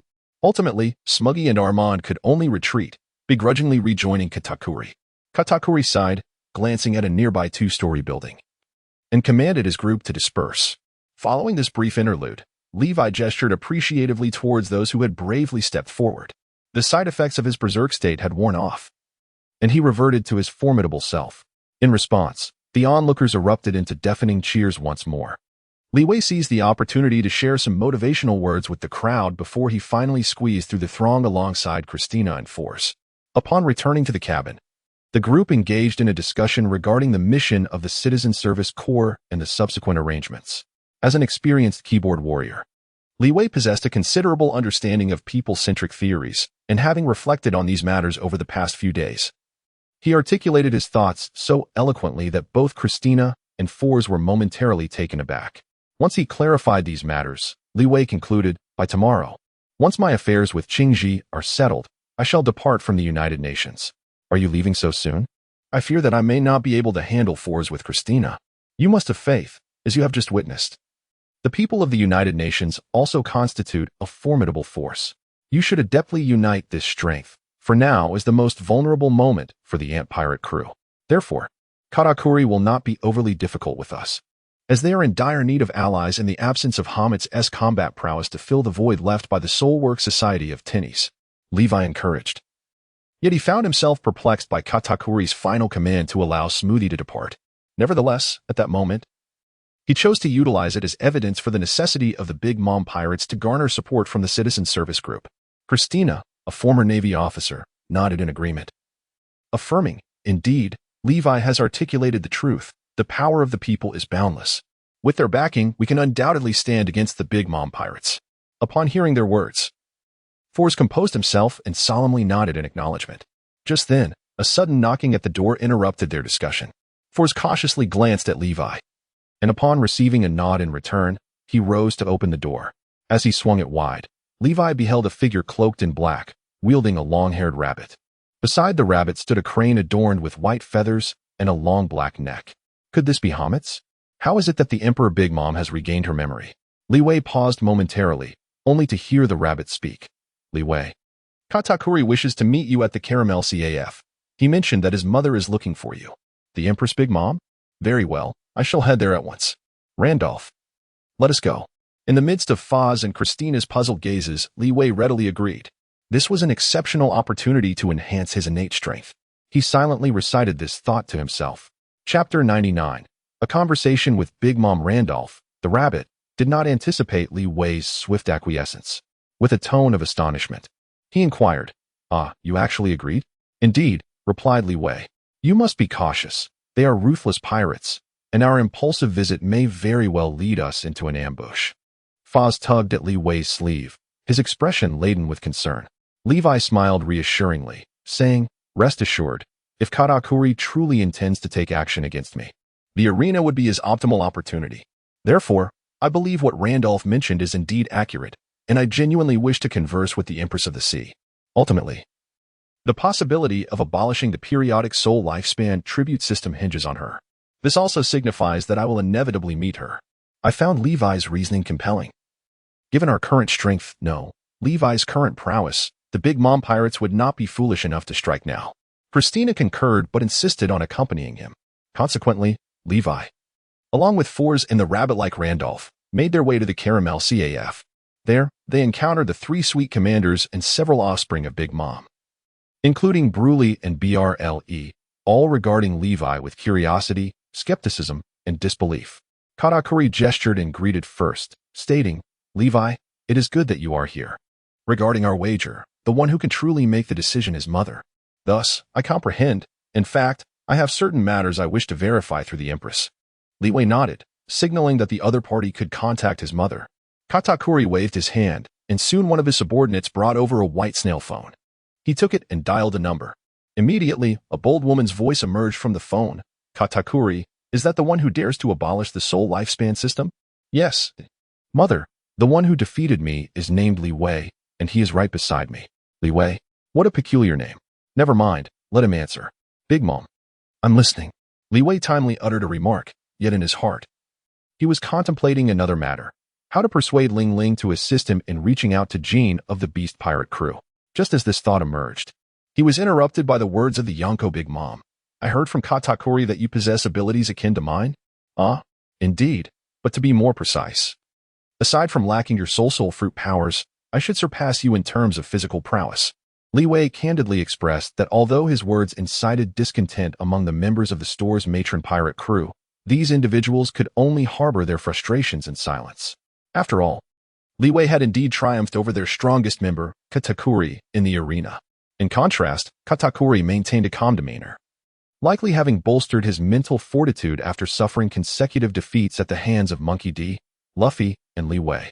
"Haha, Lin Lin, this young man is rather audacious. However, I find myself rather fond of him. Youngster, why not join our Beast Pirate crew?" Upon hearing a hearty voice emanating from the transponder snail, Li Wei felt a surge of joy, recognizing that it belonged to another emperor, Kaido. Given the context of the original narrative, Li Wei understood that the emperor, Big Mom, had lost her memory after falling into the sea and, in her quest for red bean soup, had stormed into the quarry controlled by Queen, leading to an epic clash. Despite Big Mom's overwhelming advantage in the battle, she inadvertently triggered memories within Queen, ultimately succumbing to unconsciousness. Seizing the opportunity, the clever Queen shackled Big Mom with handcuffs made of 100 pure sea prism stone and administered several hundred doses of anesthetic before transporting her to Onigashima. Thus, Big Mom and Kaido were destined for a historic encounter, their confrontation once again splitting the heavens asunder. Reflecting on these events, Li Wei smiled and replied, "The Blackbeard Pirates, the Big Mom Pirates, and now the Beast Pirates. Do you four Emperor crews all have a penchant for recruiting me?" "Oh, did Teach extend an olive branch to you as well?" "Indeed, Boss Kaido, but I declined." Li Wei replied with a slight acknowledgement. Just as he intended to delve into the main topic of conversation with Jean, he was unexpectedly interrupted by the imposing presence of Big Mom. "Kaido, do you wish to engage in another battle with me?" "Li Wei is my adversary, Lin Lin.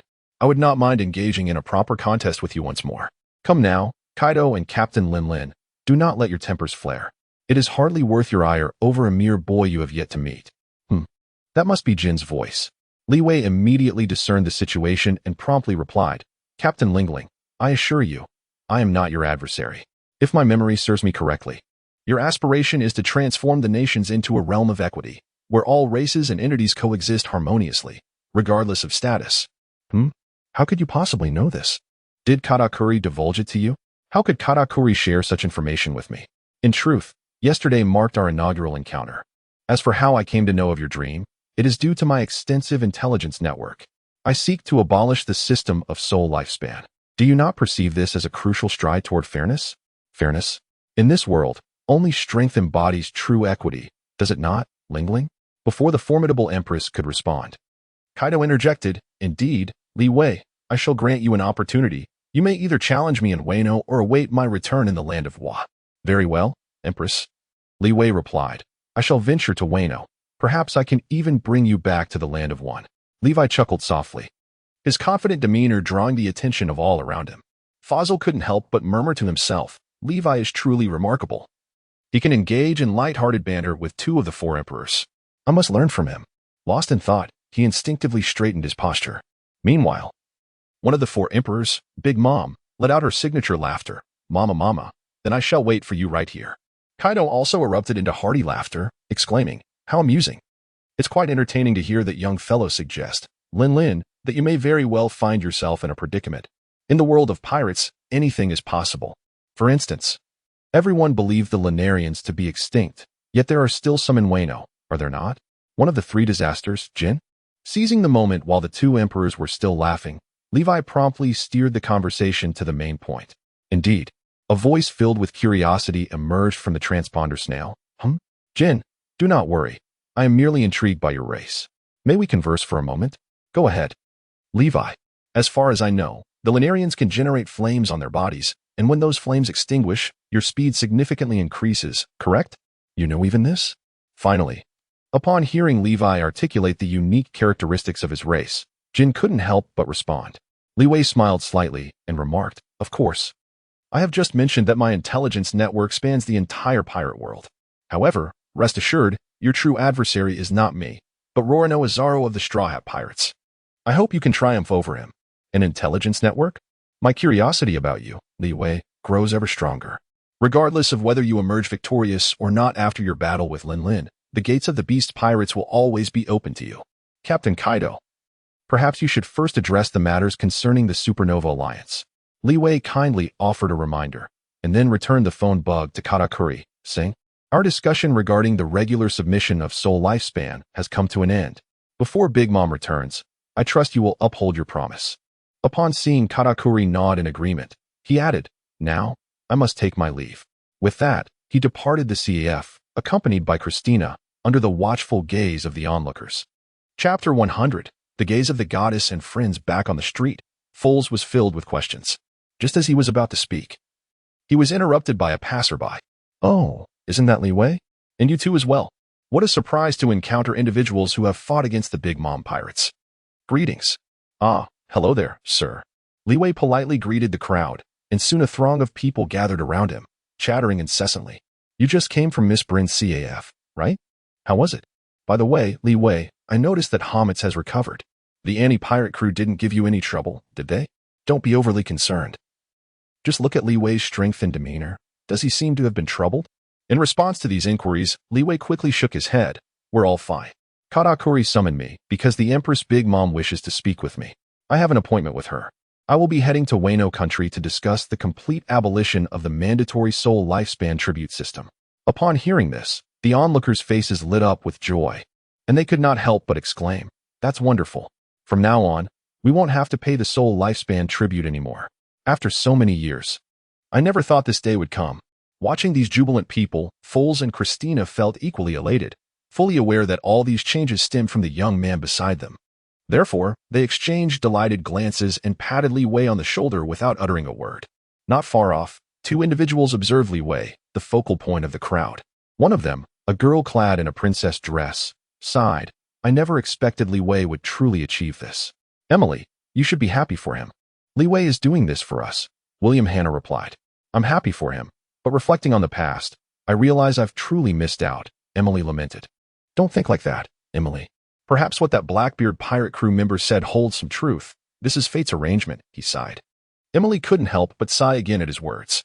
William Hanna, meanwhile, smiled reassuringly. Li Wei has already become an extraordinary figure. We must strive to keep up. As he spoke, he took a step toward Li Wei, then turned back to Emily, frowning slightly. I think I won't go over. I believe Li Wei wouldn't want to see me again. Emily forced a smile, while William Hanna scratched his head. There are so many people around him. I'll wait a bit before heading over. The two fell silent, their gazes returning to Li Wei.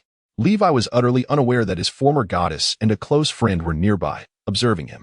At that moment, a singular thought consumed him, the desire to elevate his innate strength skill. Thus, after engaging in conversation with the people from the myriad nations, he concocted a plausible excuse to extricate himself from the crowd and retreated to the small cabin. As soon as he closed the door, Forrest finally seized the opportunity to voice his concern. Levi, are you truly intent on going to Wano? Of course, Levi replied, as I mentioned earlier, barring any unforeseen circumstances. I shall engage in a duel with Akiji tomorrow and then traverse through your conduit to Wano. But, Levi, in Wano, there is more than just Big Mom among the four emperors. Forrest, you need not worry about that. In a matter of days, you shall read in the newspapers about the downfall of two of the four emperors. Levi spoke with unwavering confidence and then turned to Christina, inquiring. You previously served in the Navy at the headquarters, correct? What was your rank? Indeed, I was stationed at the headquarters. Otherwise, I would not have had the pleasure of knowing Mr. Kazan. As for my rank, I held the title of colonel in the Navy, Christina replied. Upon hearing her response, Levi nodded thoughtfully and continued. I recall that there exists a division of giants within the Navy. Are you acquainted with any of them? Of course. But why do you ask? What is it that you seek? Christina responded, her curiosity piqued. I possess a keen interest in the various races of this world, Christina. You witnessed my conversation with Big Mom earlier. I had quite a lengthy discussion with Gene, as he is one of the few remaining survivors of the Lunaria tribe. Is that so, Levi? You truly are an eccentric individual. However, I do have the contact of a giant admiral. Please hold on a moment while I reach out to him, Christina said, retrieving a snail phone from her bosom and dialing a number. At this moment, Levi and Forrest exchanged glances, their eyes reflecting astonishment at the unfolding events. The call connected, And a rugged voice echoed from the other end, Christina? What brings you to contact me at this hour? It's me, Admiral LaCroix. I have a friend named Levi who harbors a keen interest in the giant race. Which is why I reached out to you, Christina explained, passing the snail phone to Levi. Go ahead, feel free to ask whatever questions you may have, she encouraged him. In Levi's mind, he was still contemplating the figure known as LaCroix. However, the giant army had only made an appearance during the war atop the peak, leaving him with no distinct impression of this character. Nonetheless, he accepted the communicator and ventured to ask the question he had prepared. General, greetings. This is Levi. I would like to inquire about the usual appetite of giants. Ah, is that even a question? Our stature is several times that of an ordinary human, and naturally, our consumption is substantial, came the response. Thank you for your answer. Additionally, I am curious as to who possesses greater strength, the giants or the Fishman. Undoubtedly, it is our giant kin. Christina, your friend appears to lack clarity of thought. How could he pose such peculiar inquiries? At this, Christina felt a tinge of embarrassment and glanced at Levi, who wore a slight smile, quickly retorting, General LaCroix, you are correct. Levi is indeed an oddity. Even beside them, fools couldn't help but mutter in mild exasperation. What kind of questions are these? Are you all right? He then patted Levi on the shoulder. However, Levi remained unresponsive. As a melodious system notification echoed in his ears, ding. You have interacted with 2 races. The innate strength skill has now been upgraded to S rank. Christina, growing somewhat irate, exclaimed, Levi, you didn't zone out again, did you? Upon hearing her voice, Levi regained his focus and noticed the peculiar gazes from Fools and Christina. He hastily explained, I'm fine. Then, addressing the communicator, he said, Thank you, General, I have no further questions. Seriously, Christina, you ought to reflect on your own choices. Not everyone is worthy of your friendship. Very well, General LaCroix, I appreciate your counsel. With that, the call ended. Christina sighed, while Levi waved his hand with a smile, saying, Thank you. I now feel more confident about tomorrow's confrontation. Chapter 101. The S-rank innate strength skill. Fools had initially intended to voice his thoughts, but seeing Levi's demeanor, he chuckled softly, a peculiar yet powerful individual. Never mind, Christina, this is Levi. You should be aware that he harbors many secrets, yet he is indeed our friend. I am well aware. Alas, it's a pity for me. I rarely connect with my former superior, only to find myself in this predicament. Christina, fools. It's getting late. Let us go and have something to eat. Li Wei's proposal naturally garnered the approval of both individuals, prompting the group to depart from the quaint cabin. Seizing this opportunity, Li Wei activated the system to review the descriptions of his newly upgraded skills. Innate superhuman strength. At the current level, he possesses the formidable strength of a robust woman in her mid-30s, with the ability to bestow this power upon others within a range of 100 meters. Furthermore, the user of this skill can inflict area of effect damage with their attacks. After perusing the skill description, Li Wei cast a cursory glance at the other explanations, only to discover that upon reaching S rank, he had not acquired any new skills. Unlike the various effect-laden abilities associated with the iron balloon, innate superhuman strength remains rather straightforward and unrefined. Li Wei pondered to himself.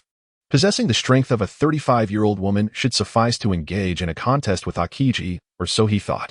Just then, he heard Christina beside him exclaim with enthusiasm, We've arrived. I absolutely adore the cuisine at this establishment. Then let us proceed. It's on me, he replied. Fools chimed in, casting a glance at Li Wei. The proprietor of the establishment soon emerged, greeting them warmly. Welcome, everyone. Is that not young Li Wei, alongside the Citizen Service Corps? I am Fools, and this is Christina. We hope for your continued support and guidance.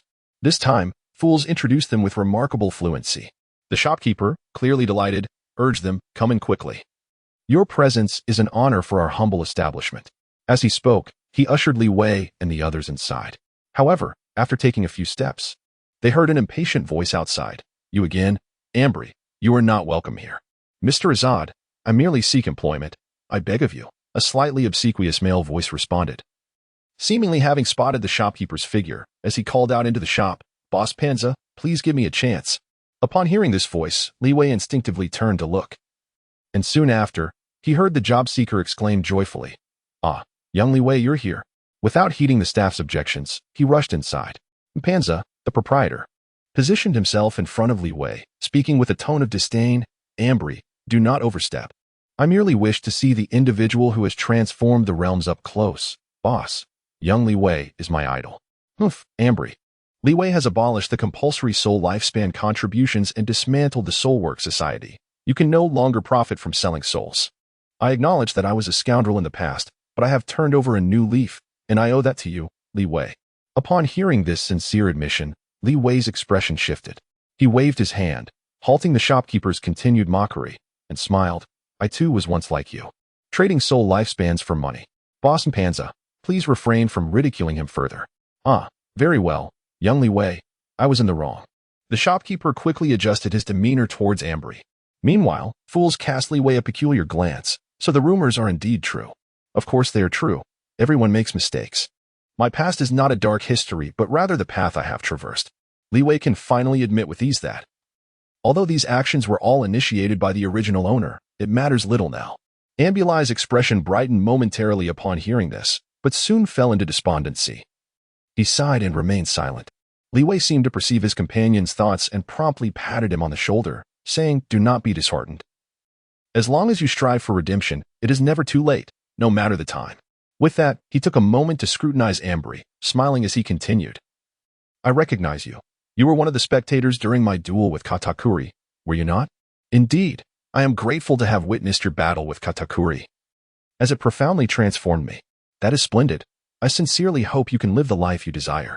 Levi, once again, offered his encouragement, confirming his faith in the other party. Before the battle, Ambry expressed doubts about his ability to triumph. However, to his surprise, winning the match transformed his perspective entirely. This unexpected outcome was something Levi had not anticipated.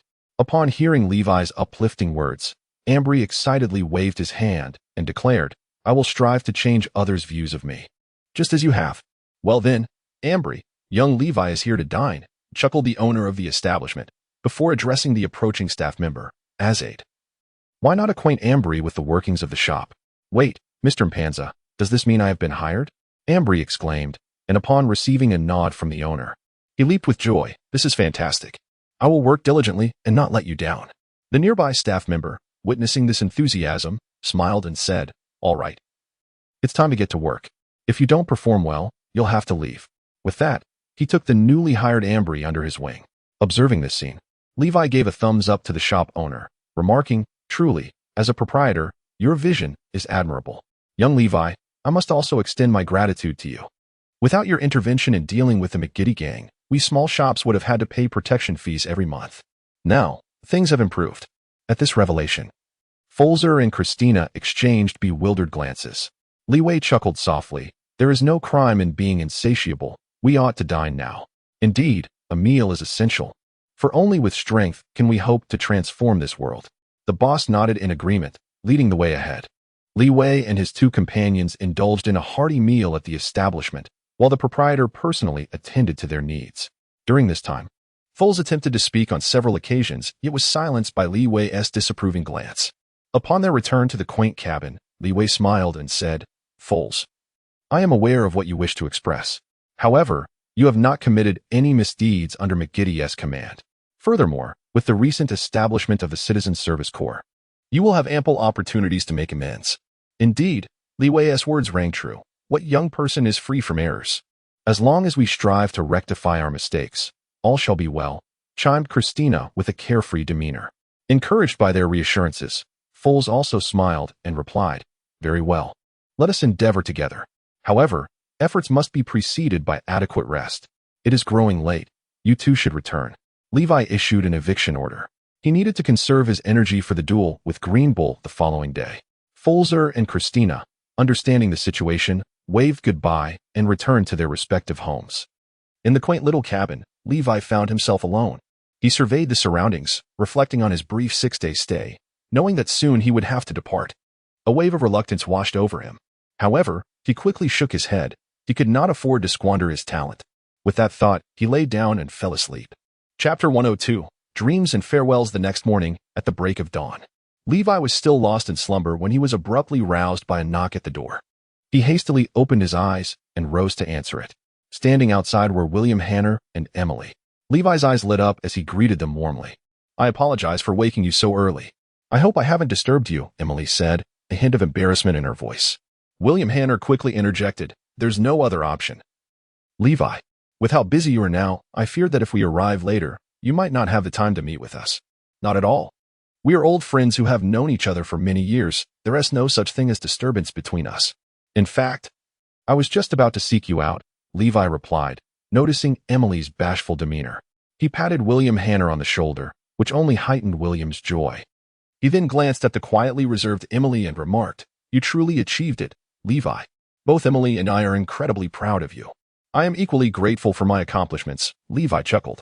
"Emily, William, I shall be departing Cocoa Island today. But fear not. There will be another day for us to meet again." "What? You're leaving today? Why the rush?" William exclaimed in astonishment upon hearing the news. Emily also lifted her gaze to Levi, her eyes brimming with surprise. Leeway nodded slightly, expressing, "I have certain matters to attend to. Thus I must take my leave from this place for now. However, I possess a friend endowed with the ability to traverse space through demonic powers. So I shall return when time permits." In response to this explanation, William Hanna let out a gentle sigh, stating, "I understand. Given your capabilities, it is indeed unbefitting for you to remain confined to this small island. Yet, I must admit, I did not anticipate your departure today." "Neither did I," Leeway replied. "I have yet to properly apologize to you. My previous behavior was far too impulsive and lacking in foresight." Emily hesitated momentarily before, blushing. She revealed the purpose of her visit. Leeway waved his hand dismissively, saying, "Have you forgotten? 3 days ago, we clarified everything, so we are still good friends. Moreover, the primary fault lies with me. You merely acted according to human nature. Conversely, I have repeatedly erred and treated you poorly in the past few days." "Haha, Emily. Please don't take it to heart." "I haven't taken it to heart," Emily replied, her voice gradually diminishing, her eyes shimmering with an indescribable emotion, before she let out a deep sigh. Observing her demeanor, Leeway could only feign ignorance and shifted the conversation to inquire about William Hanna's mother. "Ah, my mother is much better now. I truly appreciate your help. Thanks to you, the ship's doctor from the anti-pirates personally came to treat her. And she can walk normally again." "That's wonderful, William Hanna. Your filial piety has finally been rewarded." Leeway responded sincerely, and upon seeing William Hanna about to speak again, he gently shook his head. "There is truly no need for such formality between us. Without your contributions, I would not be who I am today." He paused. "Well, I shall not elaborate further. Take good care of your mother, William Hanna." After saying this, Leeway turned to Emily and added, "You too, do not forget your dreams. Life is indeed peculiar. Years later, when you look back, you will realize that the person you once were was both endearing and somewhat foolish." "Ah, I understand, Leeway. I will also strive to do my best." "Yes, let us work hard together." Ultimately, Leeway uttered a soothing remark that illuminated Emily's eyes with a newfound brilliance. Beside them, William Hanna chuckled heartily and added, "It is wonderful that you all harbor dreams. For me, my aspirations are rather simple. I merely wish for my mother's good health." "Haha, this too has become another shared dream between Emily and me." Leeway couldn't help but chuckle. At that moment, he heard a familiar voice behind him. "Ah, Leeway, you seem quite happy." Turning around, he saw that the speaker was none other than Christina, accompanied by Fulzer. In life, the most important thing is to be joyful. Leeway glanced around before introducing his friends on either side, taking special care to highlight the recently established Citizen Service Corps. Emily cast a wary glance at Christina but quickly greeted her with warmth.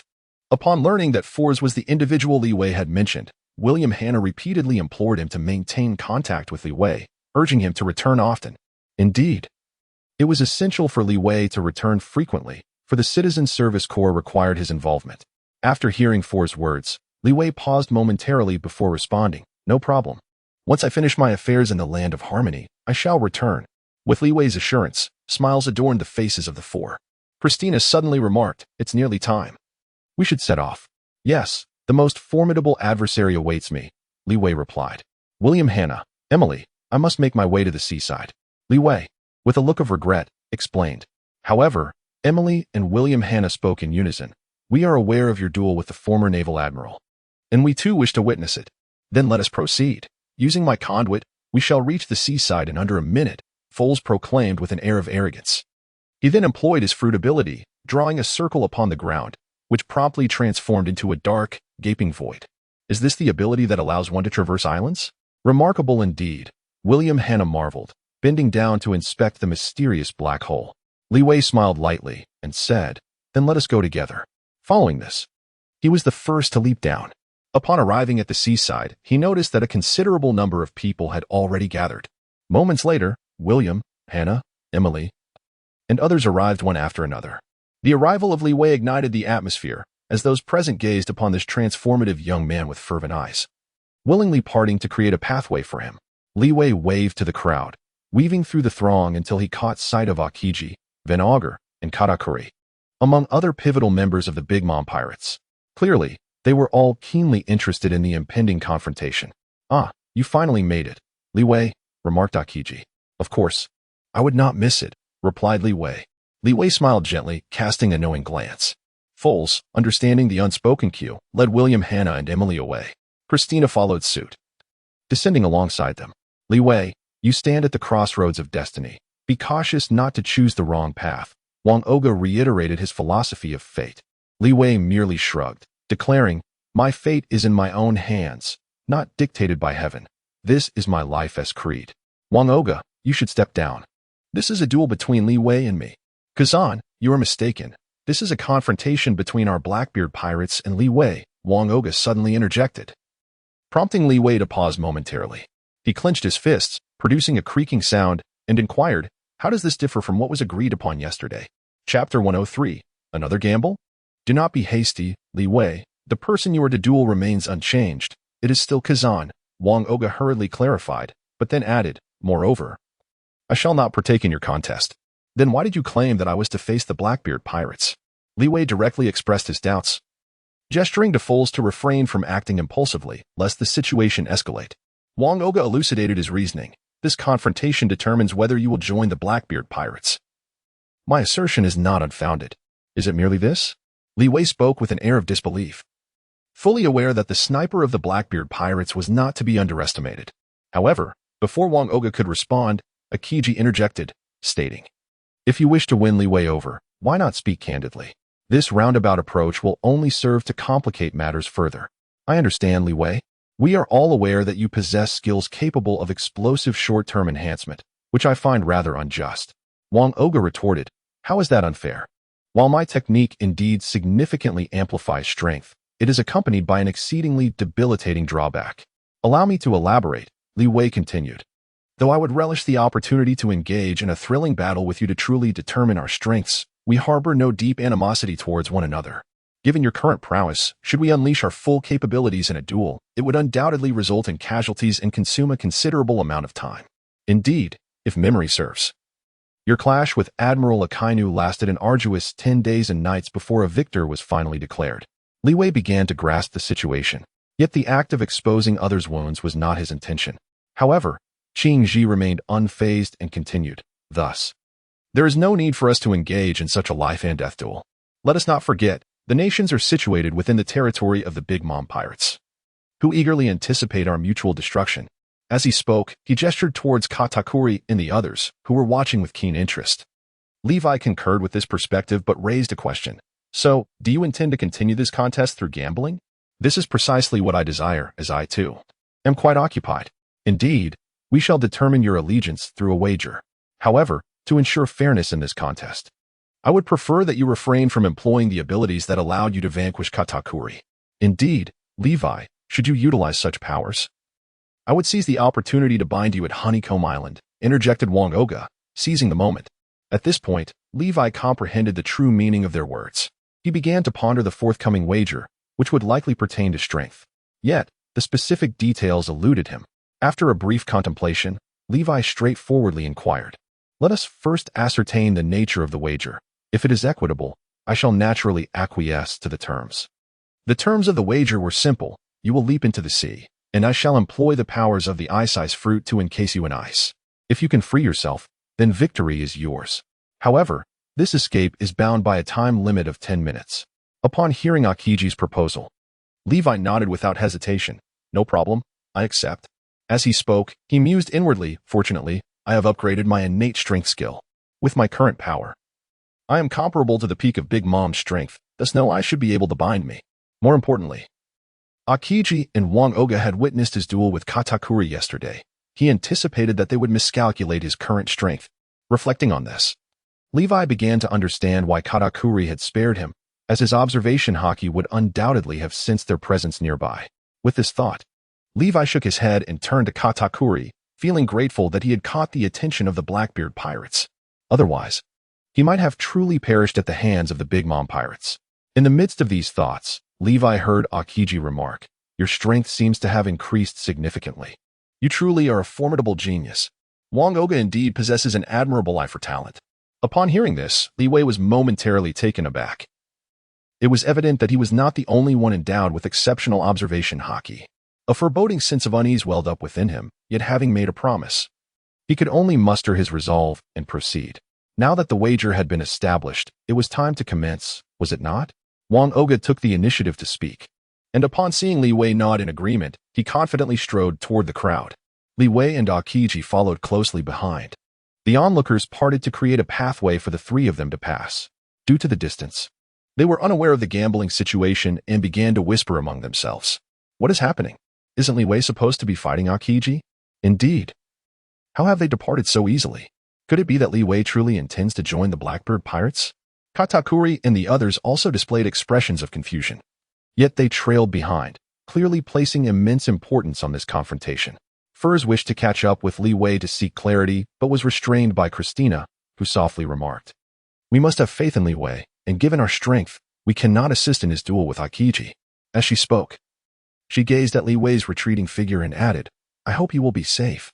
Under the watchful eyes of the crowd, Li Wei arrived at the seaside and leapt into the abyss below. Witnessing this, the others were taken aback, with some even believing that Li Wei had surrendered. Furs yearned to jump in to rescue him, but was once again halted by Christina. Krieger curiously inquired, "Li Wei, what are you planning to do?" Katakuri, in deep thought, responded, "So that's how it is. This group is indeed quite cautious." "You figured it out? Do tell," Krieger urged. "See for yourself, Krieger, smoker. Use your minds and consider how Akiji defeated you." Katakuri retorted with a hint of annoyance. Wang Oga then turned to Akiji, "It's your turn now. Be careful not to harm Li Wei." "Rest assured, I am well aware of what to do," Akiji replied. As soon as the words left his lips, he propelled himself forward, utilizing his moonwalk technique to approach Li Wei, before forcefully stepping down upon his shoulder. "Bastard!" Before Li Wei could finish his words, he was abruptly kicked into the sea. Akiji then shouted, "Ice Age." His body exuded a tremendous chill, instantly freezing the surface of the ocean. In the eyes of fools and the crowd of onlookers,